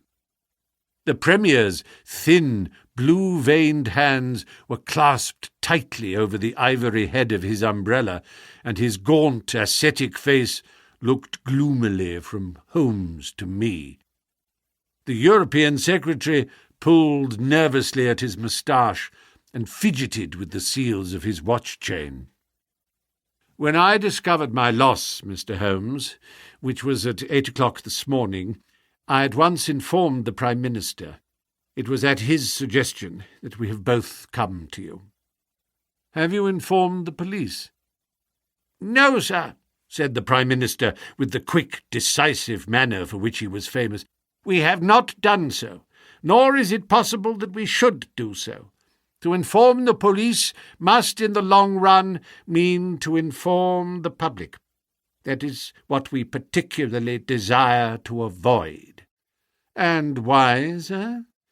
Because the document in question is of such immense importance that its publication might very easily, I might almost say probably, lead to European complications of the utmost moment. It is not too much to say that peace or war may hang upon the issue. Unless its recovery can be attended with the utmost secrecy, then it may as well not be recovered at all, for all that is aimed at by those who have taken it is that its contents should be generally known. I understand. Now, Mr. Trelawney Hope, I should be much obliged if you would tell me exactly the circumstances under which this document disappeared. That can be done in a very few words, Mr. Holmes. The letter, for it was a letter from a foreign potentate, was received 6 days ago. It was of such importance that I have never left it in my safe, but I have taken it across each evening to my house in Whitehall Terrace and kept it in my bedroom in a locked dispatch box. It was there last night. Of that I am certain. I actually opened the box while I was dressing for dinner and saw the document inside. This morning it was gone. The dispatch box had stood beside the glass upon my dressing table all night. I am a light sleeper, and so is my wife. We are both prepared to swear that no one could have entered the room during the night, and yet I repeat that the paper is gone. What time did you dine? 7:30. How long was it before you went to bed? My wife had gone to the theatre. I waited up for her. It was 11:30 before we went to our room. Then for 4 hours the dispatch box had lain unguarded. No one is ever permitted to enter that room save the housemaid in the morning and my valet or my wife's maid during the rest of the day. They are both trusty servants who have been with us for some time. Besides, neither of them could possibly have known that there was anything more valuable than the ordinary departmental papers in my dispatch box. Who did know of the existence of that letter? No one in the house. Surely your wife knew? No, sir. I had said nothing to my wife until I missed the paper this morning." The Premier nodded approvingly. "I have long known, sir, how high is your sense of public duty," said he. "I am convinced that in the case of a secret of this importance, it would rise superior to the most intimate domestic ties." The European Secretary bowed. "You do me no more than justice, sir. Until this morning I have never breathed one word to my wife upon this matter." "Could she have guessed?" "No, Mr. Holmes, she could not have guessed, nor could anyone have guessed." "Have you lost any documents before?" "No, sir." "Who is there in England who did know of the existence of this letter?" "Each member of the Cabinet was informed of it yesterday. But the pledge of secrecy which attends every Cabinet meeting was increased by the solemn warning which was given by the Prime Minister. Good heavens, to think that within a few hours I should myself have lost it!" His handsome face was distorted with a spasm of despair, and his hands tore at his hair. For a moment we caught a glimpse of the natural man, impulsive, ardent, keenly sensitive. The next, the aristocratic mask was replaced, and the gentle voice had returned. "Besides the members of the Cabinet, there are 2 or possibly 3 departmental officials who know of the letter. No one else in England, Mr. Holmes, I assure you." "But abroad?" "I believe that no one abroad has seen it save the man who wrote it. I am well convinced that his ministers, that the usual official channels, have not been employed." Holmes considered for some little time. "Now, sir, I must ask you more particularly what this document is, and why its disappearance should have such momentous consequences." The 2 statesmen exchanged a quick glance, and the Premier's shaggy eyebrows gathered in a frown. "Mr. Holmes, the envelope is a long, thin one of pale blue colour. There is a seal of red wax stamped with a crouching lion.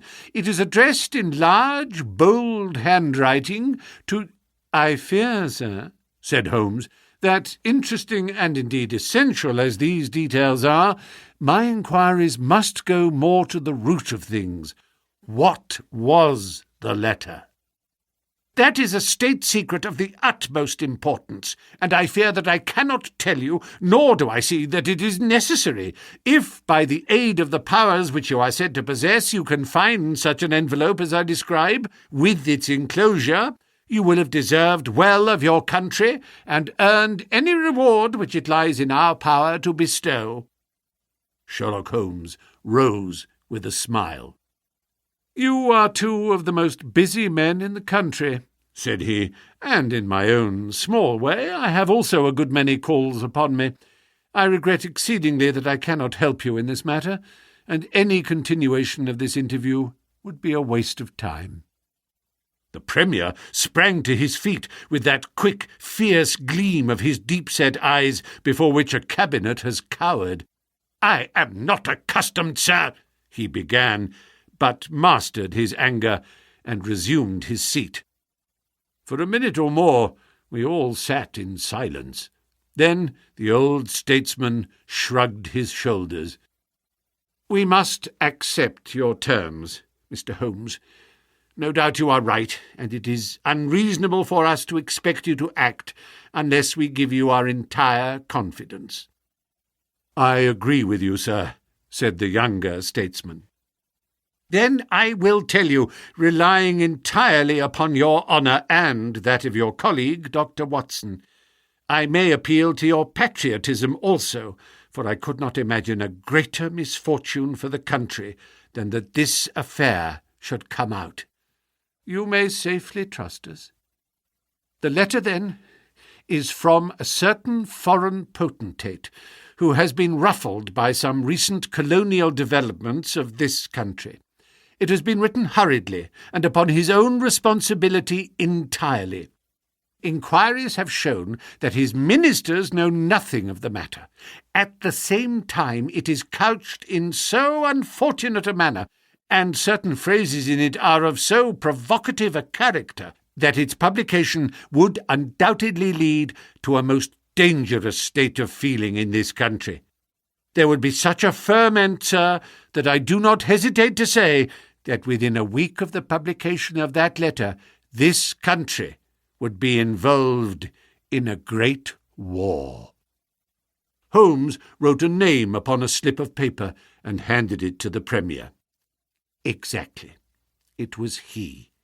And it is this letter which may well mean the expenditure of 1,000 millions and the lives of 100,000 men, which has become lost in this unaccountable fashion. Have you informed the sender? Yes, sir. A cipher telegram has been dispatched. Perhaps he desires the publication of the letter. No, sir. We have strong reason to believe that he already understands that he has acted in an indiscreet and hot-headed manner. It would be a greater blow to him and to his country than to us if this letter were to come out. If this is so, whose interest is it that the letter should come out? Why should anyone desire to steal it or to publish it? There, Mr. Holmes, you take me into regions of high international politics. But if you consider the European situation, you will have no difficulty in perceiving the motive. The whole of Europe is an armed camp. There is a double league which makes a fair balance of military power. Great Britain holds the scales. If Britain were driven into war with one confederacy, it would assure the supremacy of the other confederacy, whether they joined in the war or not. Do you follow? Very clearly. It is then the interest of the enemies of this potentate to secure and publish this letter so as to make a breach between his country and ours. Yes, sir. And to whom would this document be sent if it fell into the hands of an enemy? To any of the great chancelleries of Europe. It is probably speeding on its way thither at the present instant, as fast as steam can take it. Mr. Trelawney Hope dropped his head on his chest and groaned aloud. The Premier placed his hand kindly upon his shoulder. "'Tis your misfortune, my dear fellow. No one can blame you. There is no precaution which you have neglected. Now, Mr. Holmes, you are in full possession of the facts. What course do you recommend?" Holmes shook his head mournfully. "You think, sir, that unless this document is recovered, there will be war? I think it is very probable. Then, sir, prepare for war." "That is a hard saying, Mr. Holmes." "Consider the facts, sir. It is inconceivable that it was taken after 11:30 at night, since I understand that Mr. Hope and his wife were both in the room from that hour until the loss was found out. It was taken, then, yesterday evening between 7:30 and 11:30, probably near the earlier hour, since whoever took it evidently knew that it was there and would naturally secure it as early as possible. Now, sir, if a document of this importance were taken at that hour, where can it be now? No one has any reason to retain it. It has been passed rapidly on to those who need it. What chance have we now to overtake or even to trace it? It is beyond our reach." The Prime Minister rose from the settee. "What you say is perfectly logical, Mr. Holmes. I feel that the matter is indeed out of our hands. Let us presume, for argument's sake, that the document was taken by the maid or by the valet. They are both old and tried servants. I understand you to say that your room is on the second floor, that there is no entrance from without, and that from within no one could go up unobserved. It must then be somebody in the house who has taken it. To whom would the thief take it? To one of several international spies and secret agents, whose names are tolerably familiar to me. There are 3 who may be said to be the heads of their profession, I will begin my research by going round and finding if each of them is at his post. If one is missing, especially if he has disappeared since last night, we will have some indication as to where the document has gone." "Why should he be missing?" asked the European secretary. "He would take the letter to an embassy in London, as likely as not." "I fancy not. These agents work independently, and their relations with the embassies are often strained." The Prime Minister nodded his acquiescence. "I believe you are right, Mr. Holmes.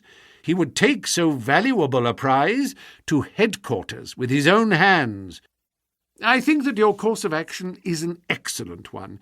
Meanwhile, Hope, we cannot neglect all our other duties on account of this one misfortune.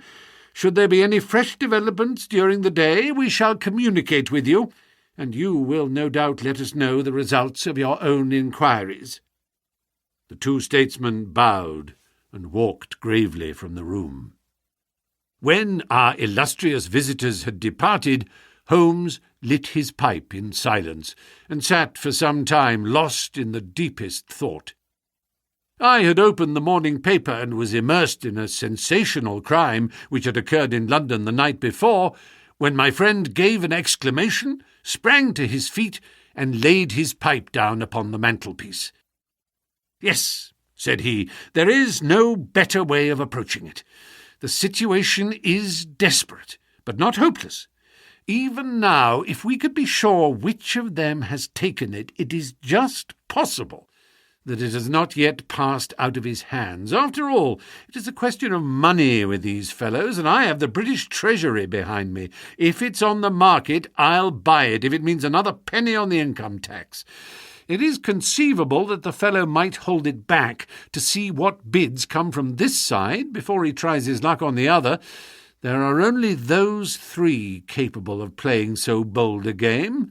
There are Oberstein, La Rotière, and Eduardo Lucas. I will see each of them." I glanced at my morning paper. "Is that Eduardo Lucas of Godolphin Street?" "Yes." "You will not see him." "Why not?" "He was murdered in his house last night." My friend has so often astonished me in the course of our adventures that it was with a sense of exultation that I realized how completely I had astonished him. He stared in amazement, and then snatched the paper from my hands. This was the paragraph which I had been engaged in reading when he rose from his chair. "Murder in Westminster. A crime of mysterious character was committed last night at 16 Godolphin Street, one of the old-fashioned and secluded rows of 18th-century houses which lie between the river and the Abbey, almost in the shadow of the great tower of the Houses of Parliament. This small but select mansion has been inhabited for some years by Mr. Eduardo Lucas, well known in society circles both on account of his charming personality and because he has the well-deserved reputation of being one of the best amateur tenors in the country. Mr. Lucas is an unmarried man, 34 years of age, and his establishment consists of Mrs. Pringle, an elderly housekeeper, and of Mitten, his valet. The former retires early and sleeps at the top of the house. The valet was out for the evening, visiting a friend at Hammersmith. From 10 o'clock onwards, Mr. Lucas had the house to himself. What occurred during that time has not yet transpired, but at 11:45, Police Constable Barrett, passing along Godolphin Street, observed that the door of number 16 was ajar. He knocked, but received no answer. Perceiving a light in the front room, he advanced into the passage and again knocked, but without reply. He then pushed open the door and entered. The room was in a state of wild disorder, the furniture being all swept to one side, and one chair lying on its back in the centre. Beside this chair, and still grasping one of its legs, lay the unfortunate tenant of the house. He had been stabbed to the heart, and must have died instantly. The knife with which the crime had been committed was a curved Indian dagger, plucked down from a trophy of Oriental arms which adorned one of the walls. Robbery does not appear to have been the motive of the crime, for there had been no attempt to remove the valuable contents of the room. Mr. Eduardo Lucas was so well known and popular that his violent and mysterious fate will arouse painful interest and intense sympathy in a widespread circle of friends. "Well, Watson, what do you make of this?" asked Holmes after a long pause. "It's an amazing coincidence." "A coincidence? Here is one of the three men whom we had named as possible actors in this drama, and he meets a violent death during the very hours when we know that that drama was being enacted. The odds are enormous against its being coincidence. No figures could express them. No, my dear Watson, the two events are connected, must be connected. It is for us to find the connection." "But now the official police must know all." "Not at all. They know all they see at Godolphin Street. They know and shall know nothing of Whitehall Terrace. Only we know of both events and can trace the relation between them. There is one obvious point which would in any case have turned my suspicions against Lucas.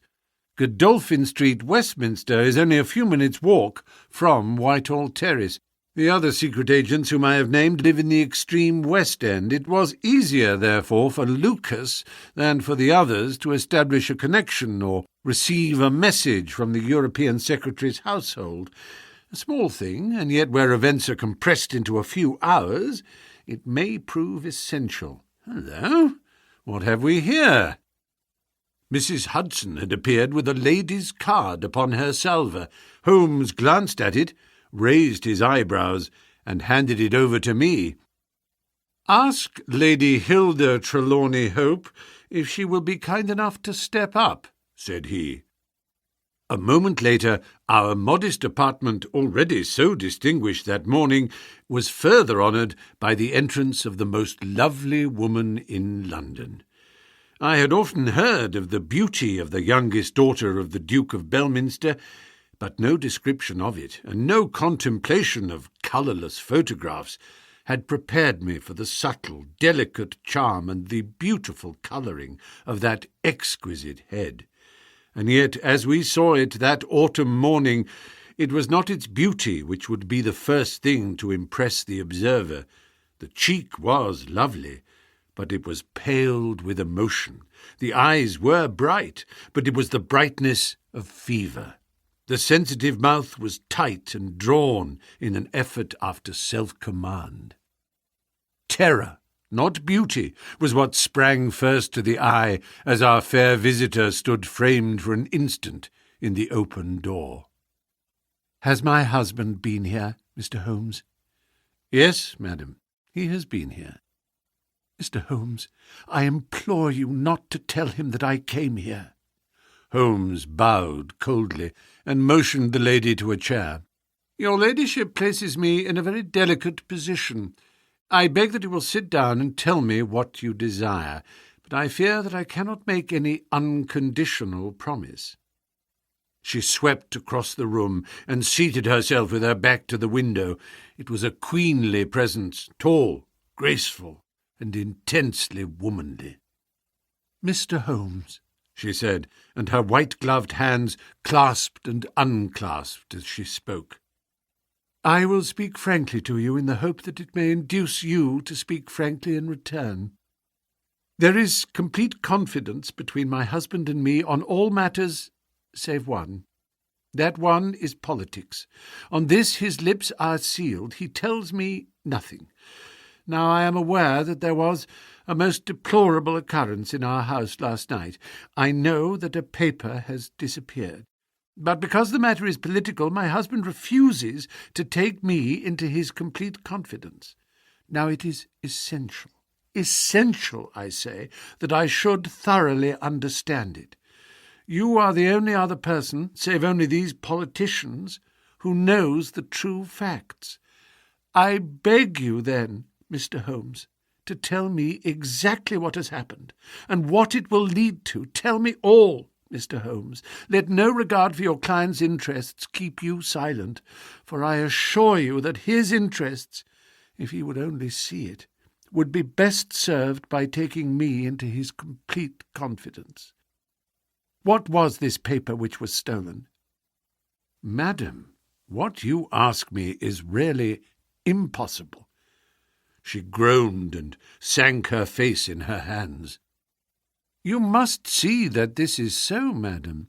If your husband thinks fit to keep you in the dark over this matter, is it for me, who has only learned the true facts under the pledge of professional secrecy, to tell what he has withheld?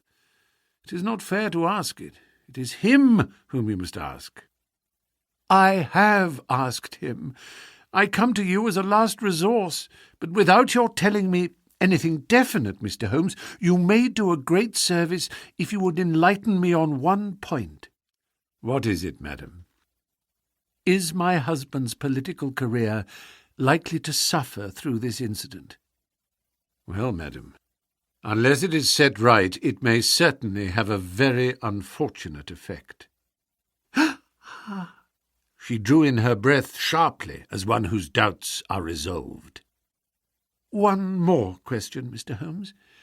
From an expression which my husband dropped in the first shock of this disaster, I understood that terrible public consequences might arise from the loss of this document." "If he said so, I certainly cannot deny it." "Of what nature are they?" "Nay, madam, there again you ask me more than I can possibly answer." "Then I will take up no more of your time. I cannot blame you, Mr. Holmes, for having refused to speak more freely, and you on your side will not, I am sure, think the worse of me because I desire, even against his will, to share my husband's anxieties. Once more I beg that you will say nothing of my visit." She looked back at us from the door, and I had a last impression of that beautiful, haunted face, the startled eyes and the drawn mouth. Then she was gone. "Now, Watson, the fair sex is your department," said Holmes with a smile, when the dwindling frou-frou of skirts had ended in the slam of the front door. "What was the fair lady's game? What did she really want? Surely her own statement is clear, and her anxiety very natural. Think of her appearance, Watson, her manner, her suppressed excitement, her restlessness, her tenacity in asking questions. Remember that she comes of a caste who do not lightly show emotion. She was certainly much moved. Remember also the curious earnestness with which she assured us that it was best for her husband that she should know all. What did she mean by that? And you must have observed, Watson, how she manoeuvred to have the light at her back. She did not wish us to read her expression. Yes, she chose the one chair in the room. And yet the motives of women are so inscrutable. You remember the woman at Margate whom I suspected for the same reason? No powder on her nose. That proved to be the correct solution. How can you build on such a quicksand? Their most trivial action may mean volumes, or their most extraordinary conduct may depend upon a hairpin or a curling tongs. Good morning, Watson. You are off? Yes, I will while away the morning at Godolphin Street with our friends of the regular establishment. With Eduardo Lucas lies the solution of our problem, though I must admit that I have not an inkling as to what form it may take. It is a capital mistake to theorize in advance of the facts. Do you stay on guard, my good Watson, and receive any fresh visitors. I'll join you at lunch if I'm able. All that day and the next, Holmes was in a mood which his friends would call taciturn, and others morose. He ran out and ran in, smoked incessantly, played snatches on his violin, sank into reveries, devoured sandwiches at irregular hours, and hardly answered the casual questions which I put to him. It was evident to me that things were not going well with him or his quest. He would say nothing of the case, and it was from the papers that I learned the particulars of the inquest and the arrest with the subsequent release of John Mitten, the valet of the deceased. The coroner's jury brought in the obvious wilful murder, but the parties remained as unknown as ever. No motive was suggested. The room was full of articles of value, but none had been taken. The dead man's papers had not been tampered with. They were carefully examined and showed that he was a keen student of international politics, an indefatigable gossip, a remarkable linguist, and an untiring letter-writer. He had been on intimate terms with the leading politicians of several countries, but nothing sensational was discovered among the documents which filled his drawers. As to his relations with women, they appeared to have been promiscuous but superficial. He had many acquaintances among them, but few friends, and no one whom he loved. His habits were regular, his conduct inoffensive. His death was an absolute mystery, and likely to remain so. As to the arrest of John Mitten, the valet, it was a counsel of despair, as an alternative to absolute inaction. But no case could be sustained against him. He had visited friends in Hammersmith that night. The alibi was complete. It is true that he started home at an hour which should have brought him to Westminster before the time when the crime was discovered, but his own explanation that he had walked part of the way seemed probable enough in view of the fineness of the night. He had actually arrived at 12 o'clock, and appeared to be overwhelmed by the unexpected tragedy. He had always been on good terms with his master. Several of the dead man's possessions, notably a small case of razors, had been found in the valet's boxes, but he explained they had been presents from the deceased, and the housekeeper was able to corroborate the story. Mitten had been in Lucas's employment for 3 years. It was noticeable that Lucas did not take Mitten on the continent with him. Sometimes he visited Paris for 3 months on end, but Mitten was left in charge of the Godolphin Street house.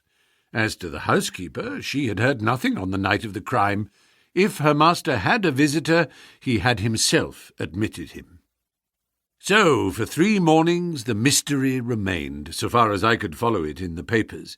If Holmes knew more, he kept his own counsel, but as he told me that Inspector Lestrade had taken him into his confidence in the case, I knew that he was in close touch with every development. Upon the 4th day there appeared a long telegram from Paris, which seemed to solve the whole question. "A discovery has just been made by the Parisian police," said the Daily Telegraph, "which raises the veil which hung round the tragic fate of Mr. Eduardo Lucas, who met his death by violence last Monday night at Godolphin Street, Westminster. Our readers will remember that the deceased gentleman was found stabbed in his room, and that some suspicion attached to his valet, but that the case broke down on an alibi. Yesterday, a lady who has been known as Madame Henri Fournay, occupying a small villa in the Rue Austerlitz, was reported to the authorities by her servants as being insane. An examination showed that she had indeed developed mania of a dangerous and permanent form. On inquiry, the police have discovered that Madame Henri Fournay only returned from a journey to London on Tuesday last, and there is evidence to connect her with the crime at Westminster. A comparison of photographs has proved conclusively that Monsieur Henri Fournay and Eduardo Lucas were really one and the same person, and that the deceased had for some reason lived a double life in London and Paris. Madame Fournay, who is of Creole origin, is of an extremely excitable nature, and has suffered in the past from attacks of jealousy which have amounted to frenzy. It is conjectured that it was in one of these that she committed the terrible crime which has caused such a sensation in London. Her movements upon the Monday night have not yet been traced, but it is undoubted that a woman answering to her description attracted much attention at Charing Cross Station on Tuesday morning by the wildness of her appearance and the violence of her gestures. It is probable, therefore, that the crime was either committed when insane, or that its immediate effect was to drive the unhappy woman out of her mind. At present, she is unable to give any coherent account of the past, and the doctors hold out no hopes of the re-establishment of her reason. There is evidence that a woman who might have been Madame Fournay was seen for some hours on Monday night watching the house in Godolphin Street. "What do you think of that, Holmes?" I had read the account aloud to him while he finished his breakfast. "My dear Watson," said he, as he rose from the table and paced up and down the room, "you are the most long-suffering, but if I have told you nothing in the last 3 days, it is because there is nothing to tell. Even now this report from Paris does not help us much. Surely it is final as regards the man's death. The man's death is a mere incident, a trivial episode in comparison with our real task, which is to trace this document and save a European catastrophe. Only one important thing has happened in the last 3 days, and that is that nothing has happened. I get reports almost hourly from the government, and it is certain that nowhere in Europe is there any sign of trouble. Now, if this letter were loose— no, it can't be loose. But if it isn't loose, where can it be? Who has it? Why is it held back? That's the question that beats in my brain like a hammer. Was it indeed a coincidence that Lucas should meet his death on the night when the letter disappeared? Did the letter ever reach him? If so, why is it not among his papers? Did this mad wife of his carry it off with her? If so, is it in her house in Paris? How could I search for it without the French police having their suspicions aroused? It is a case, my dear Watson, where the law is as dangerous to us as the criminals are. Every man's hand is against us, and yet the interests at stake are colossal.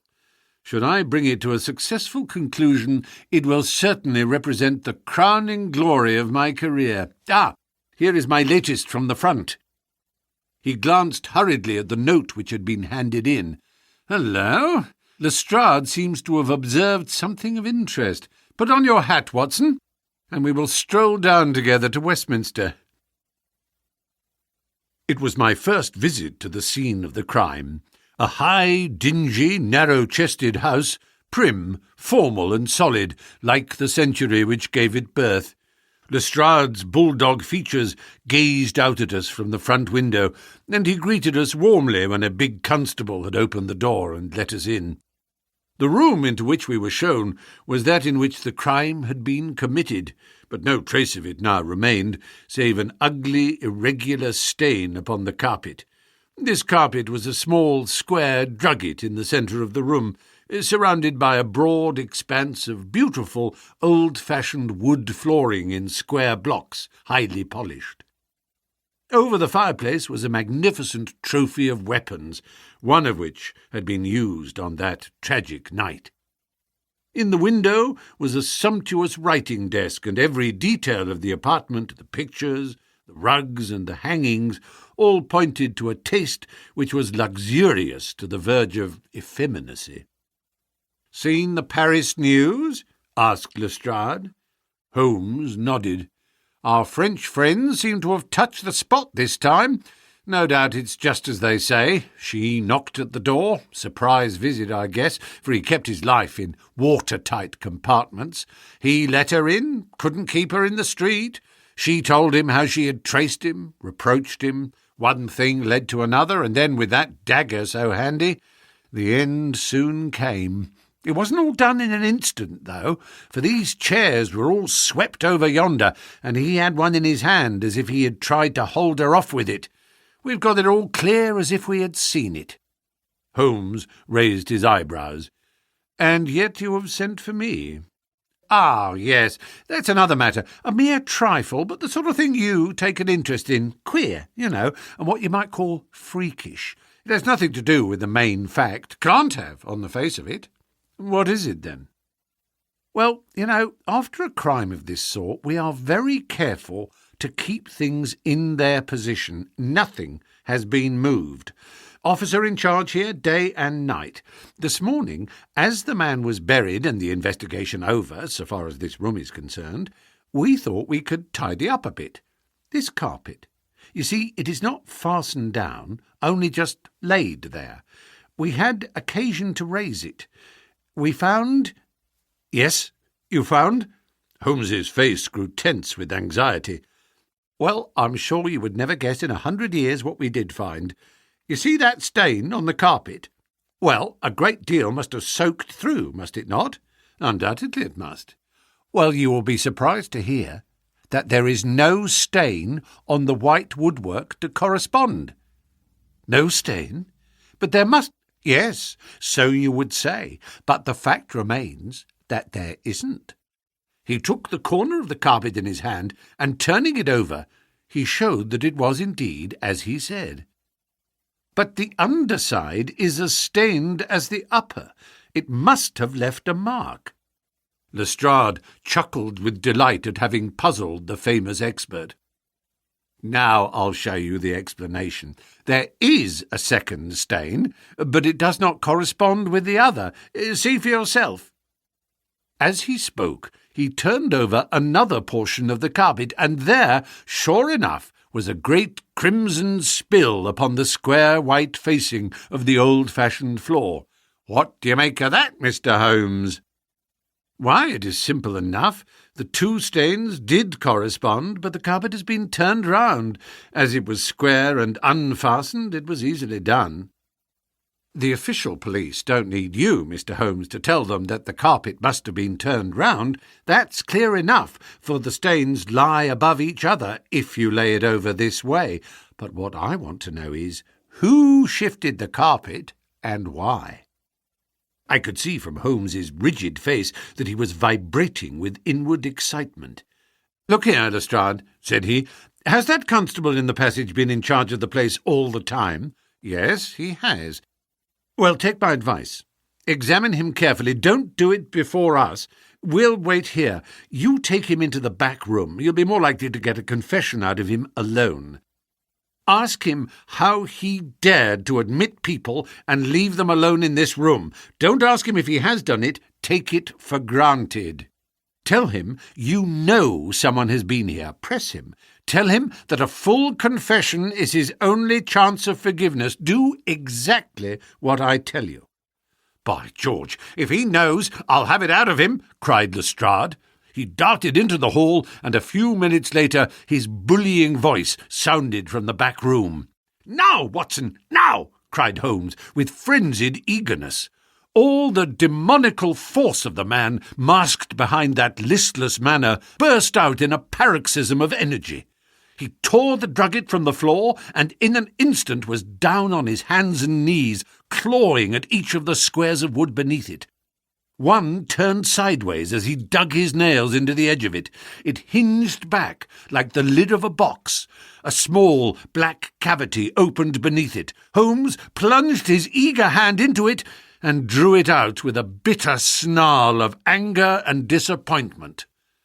It was empty. "Quick, Watson, quick! Get it back again!" The wooden lid was replaced, and the drugget had only just been drawn straight when Lestrade's voice was heard in the passage.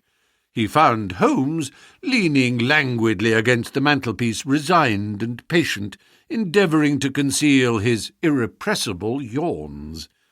"Sorry to keep you waiting, Mr. Holmes. I can see that you are bored to death with the whole affair. Well, he has confessed all right. Come in here, Macpherson. Let these gentlemen hear of your most inexcusable conduct." The big constable, very hot and penitent, sidled into the room. "I meant no harm, sir, I'm sure. The young woman came to the door last evening, mistook the house, she did, and then we got talking. It's lonesome when you're on duty here all day." "Well, what happened then?" "She wanted to see where the crime was done. Had read about it in the papers, she said. She was a very respectable, well-spoken young woman, sir, and I saw no harm in letting her have a peep. When she saw that mark on the carpet, Down she dropped on the floor and lay as if she were dead. I ran to the back and got some water, but I could not bring her to. Then I went round the corner to the ivy plant for some brandy, and by the time I brought it back, the young woman had recovered and was off, ashamed of herself, I dare say, and dared not face me. How about moving that drugget? Well, sir, it was a bit rumpled, certainly, when I came back. You see, she fell on it, and it lies on a polished floor with nothing to keep it in place. I straightened it out afterwards. It's a lesson to you that you can't deceive me, Constable Macpherson, said Lestrade with dignity. No doubt you thought that your breach of duty could never be discovered, and yet a mere glance at that drugget was enough to convince me that someone had been admitted to the room. It's lucky for you, my man, that nothing is missing, or you would find yourself in Queer Street. I'm sorry to have called you down over such a petty business, Mr. Holmes, but I thought the point of the second stain, not corresponding with the first, would interest you. Certainly, it was most interesting. Has this woman only been here once, Constable? Yes, sir, only once. Who was she? Oh, don't know the name, sir. Was answering an advertisement about typewriting and came to the wrong number. Very pleasant, genteel young woman, sir. Tall? Handsome? Yes, sir, she was a well-grown young woman.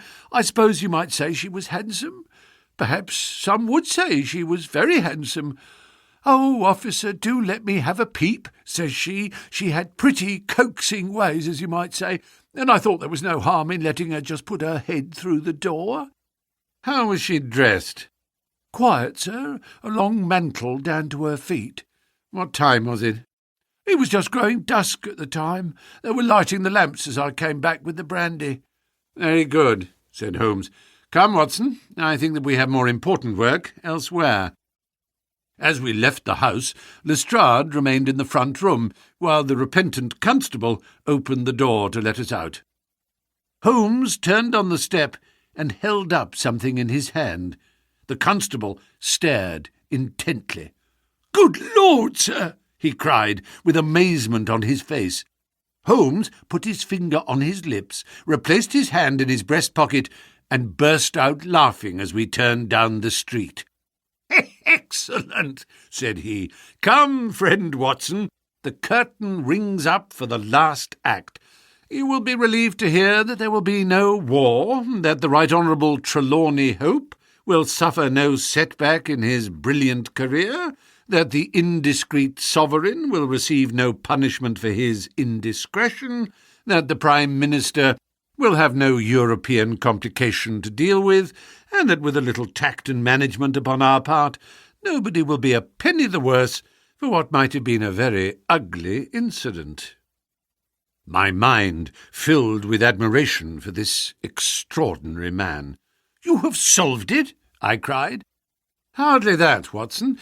There are some points which are as dark as ever, but we have so much that it will be our own fault if we cannot get the rest. We will go straight to Whitehall Terrace and bring the matter to a head." When we arrived at the residence of the European Secretary, it was for Lady Hilda Trelawney Hope that Sherlock Holmes inquired. We were shown into the morning-room. "Mr. Holmes," said the lady, and her face was pink with her indignation, "this is surely most unfair and ungenerous upon your part. I desired, as I have explained, to keep my visit to you a secret, lest my husband should think that I was intruding into his affairs. And yet you compromise me by coming here and so showing that there are business relations between us." "Unfortunately, madam, I had no possible alternative. I have been commissioned to recover this immensely important paper. I must therefore ask you, madam, to be kind enough to place it in my hands." The lady sprang to her feet, with the colour all dashed in an instant from her beautiful face. Her eyes glazed, she tottered, I thought that she would faint. Then, with a grand effort, she rallied from the shock, and a supreme astonishment and indignation chased every other expression from her features. You insult me, Mr. Holmes." Come, madam, it is useless. Give up the letter." She darted to the bell. The butler shall show you out. Do not ring, Lady Hilda. If you do, then all my earnest efforts to avoid a scandal will be frustrated. Give up the letter and all will be set right.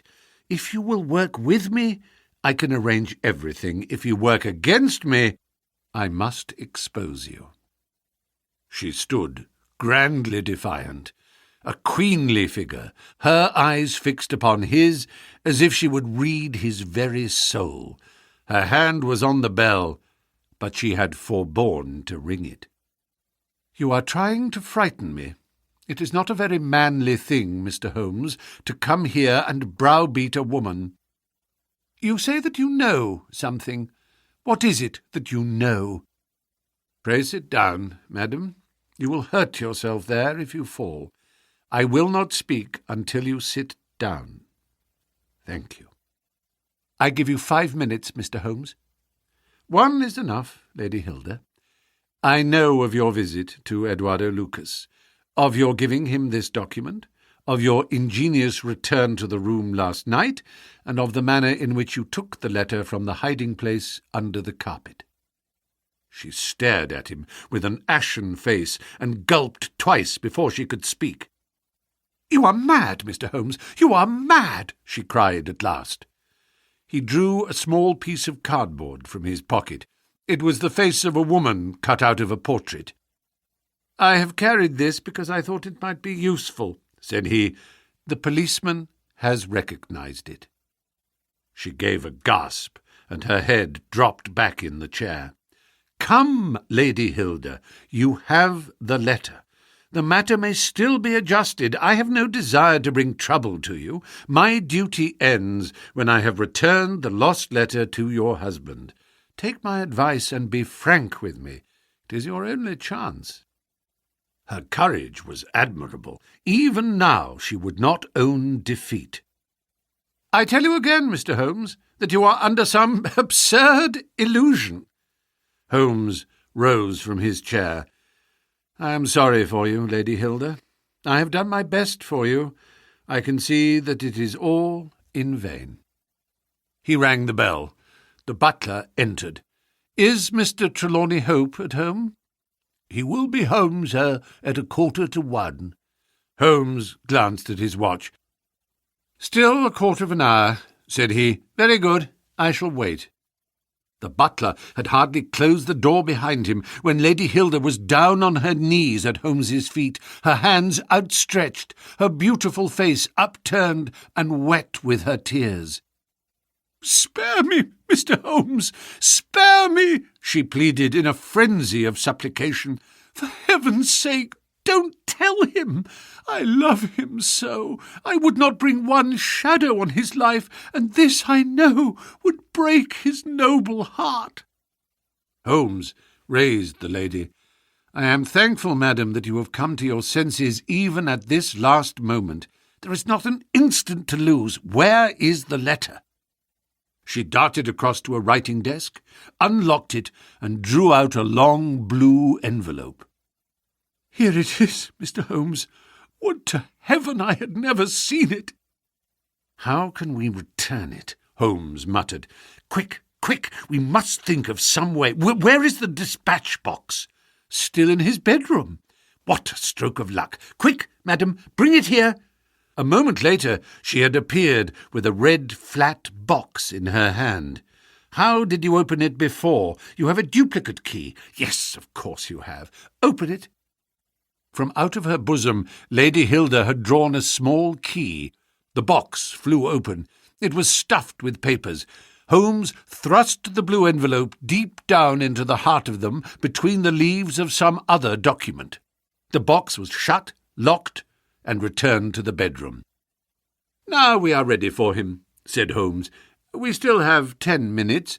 I am going far to screen you, Lady Hilda. In return, you will spend the time in telling me frankly the real meaning of this extraordinary affair." "Mr. Holmes, I will tell you everything," cried the lady. "Oh, Mr. Holmes, I would cut off my right hand before I gave him a moment of sorrow. There is no woman in all London who loves her husband as I do, and yet if he knew how I have acted, how I have been compelled to act, he would never forgive me. For his own honour stands so high that he could not forget or pardon a lapse in another. Help me, Mr. Holmes. My happiness, his happiness, our very lives are at stake. Quick, madam, the time grows short. It was a letter of mine, Mr. Holmes, an indiscreet letter, written before my marriage, a foolish letter, a letter of an impulsive, loving girl. I meant no harm, and yet he would have thought it criminal. Had he read that letter, his confidence would have been forever destroyed. It is years since I wrote it. I had thought that the whole matter was forgotten. Then at last I heard from this man, Lucas, that it had passed into his hands, and that he would lay it before my husband. I implored his mercy. He said that he would return my letter if I would bring him a certain document which he described in my husband's dispatch box. He had some spy in the office who had told him of its existence. He assured me that no harm could come to my husband. Put yourself in my position, Mr. Holmes. What was I to do? Take your husband into your confidence. I could not, Mr. Holmes, I could not. On the one side seemed certain ruin, on the other, terrible as it seemed to take my husband's paper, still in a matter of politics I could not understand the consequences, while in a matter of love and trust they were only too clear to me. I did it, Mr. Holmes. I took an impression of his key. This man Lucas furnished a duplicate. I opened his dispatch box, took the paper, and conveyed it to Godolphin Street. What happened there, madam? I tapped at the door as agreed. Lucas opened it. I followed him into his room, leaving the hall door ajar behind me, for I feared to be alone with the man. I remember that there was a woman outside as I entered. Our business was soon done. He had my letter on his desk. I handed him the document. He gave me the letter. At this instant there was a sound at the door. There were steps in the passage. Lucas quickly turned back the drugget, thrust the document into some hiding place there, and covered it over. What happened after that is like some fearful dream. I have a vision of a dark, frantic face, of a woman's voice which screamed in French, "My waiting is not in vain! At last, I have found you with her!" There was a savage struggle. I saw him with a chair in his hand. A knife gleamed in hers. I rushed from the horrible scene, ran from the house, and only next morning in the paper did I learn the dreadful result. That night I was happy, for I had my letter, and I had not seen yet what the future would bring. It was the next morning that I realized that I had only exchanged one trouble for another. My husband's anguish at the loss of his paper went to my heart. I could hardly prevent myself from there and then kneeling down at his feet and telling him what I had done. But that again would mean a confession of the past. I came to you that morning in order to understand the full enormity of my offence. From the instant that I grasped it, my whole mind was turned to the one thought of getting back my husband's paper. It must still be where Lucas had placed it, for it was concealed before this dreadful woman entered the room. If it had not been for her coming, I should not have known where his hiding place was. How was I to get into the room? For 2 days I watched the place, but the door was never left open. Last night I made a last attempt. What I did and how I succeeded you have already learned.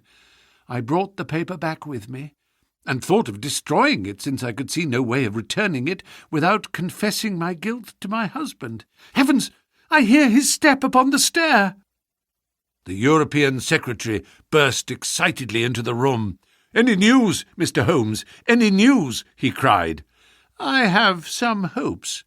"Ah, thank heaven!" His face became radiant.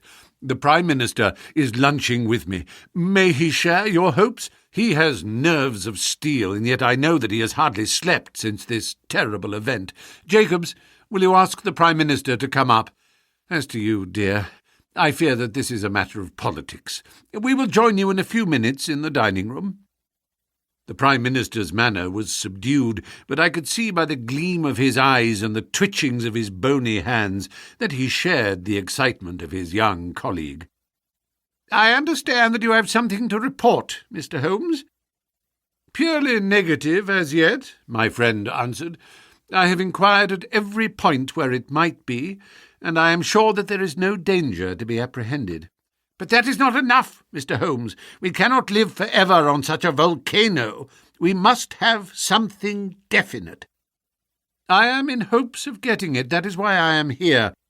The more I think of the matter, the more convinced I am that the letter has never left this house." "Mr. Holmes!" "If it had, it would certainly have been public by now."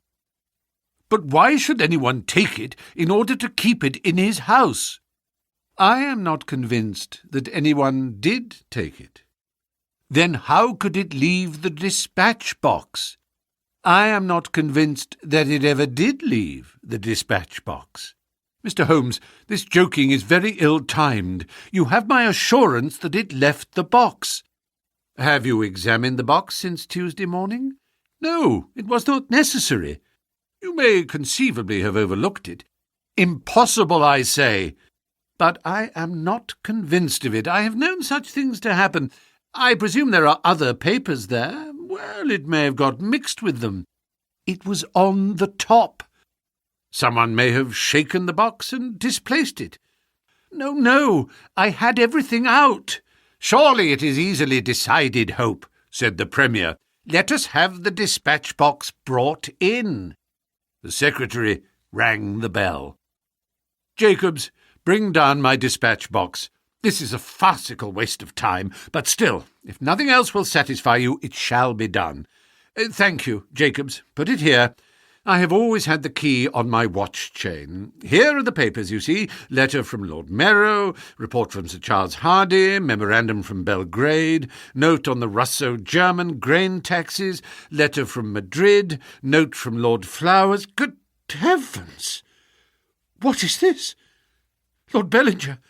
Lord Bellinger!" The Premier snatched the blue envelope from his hand.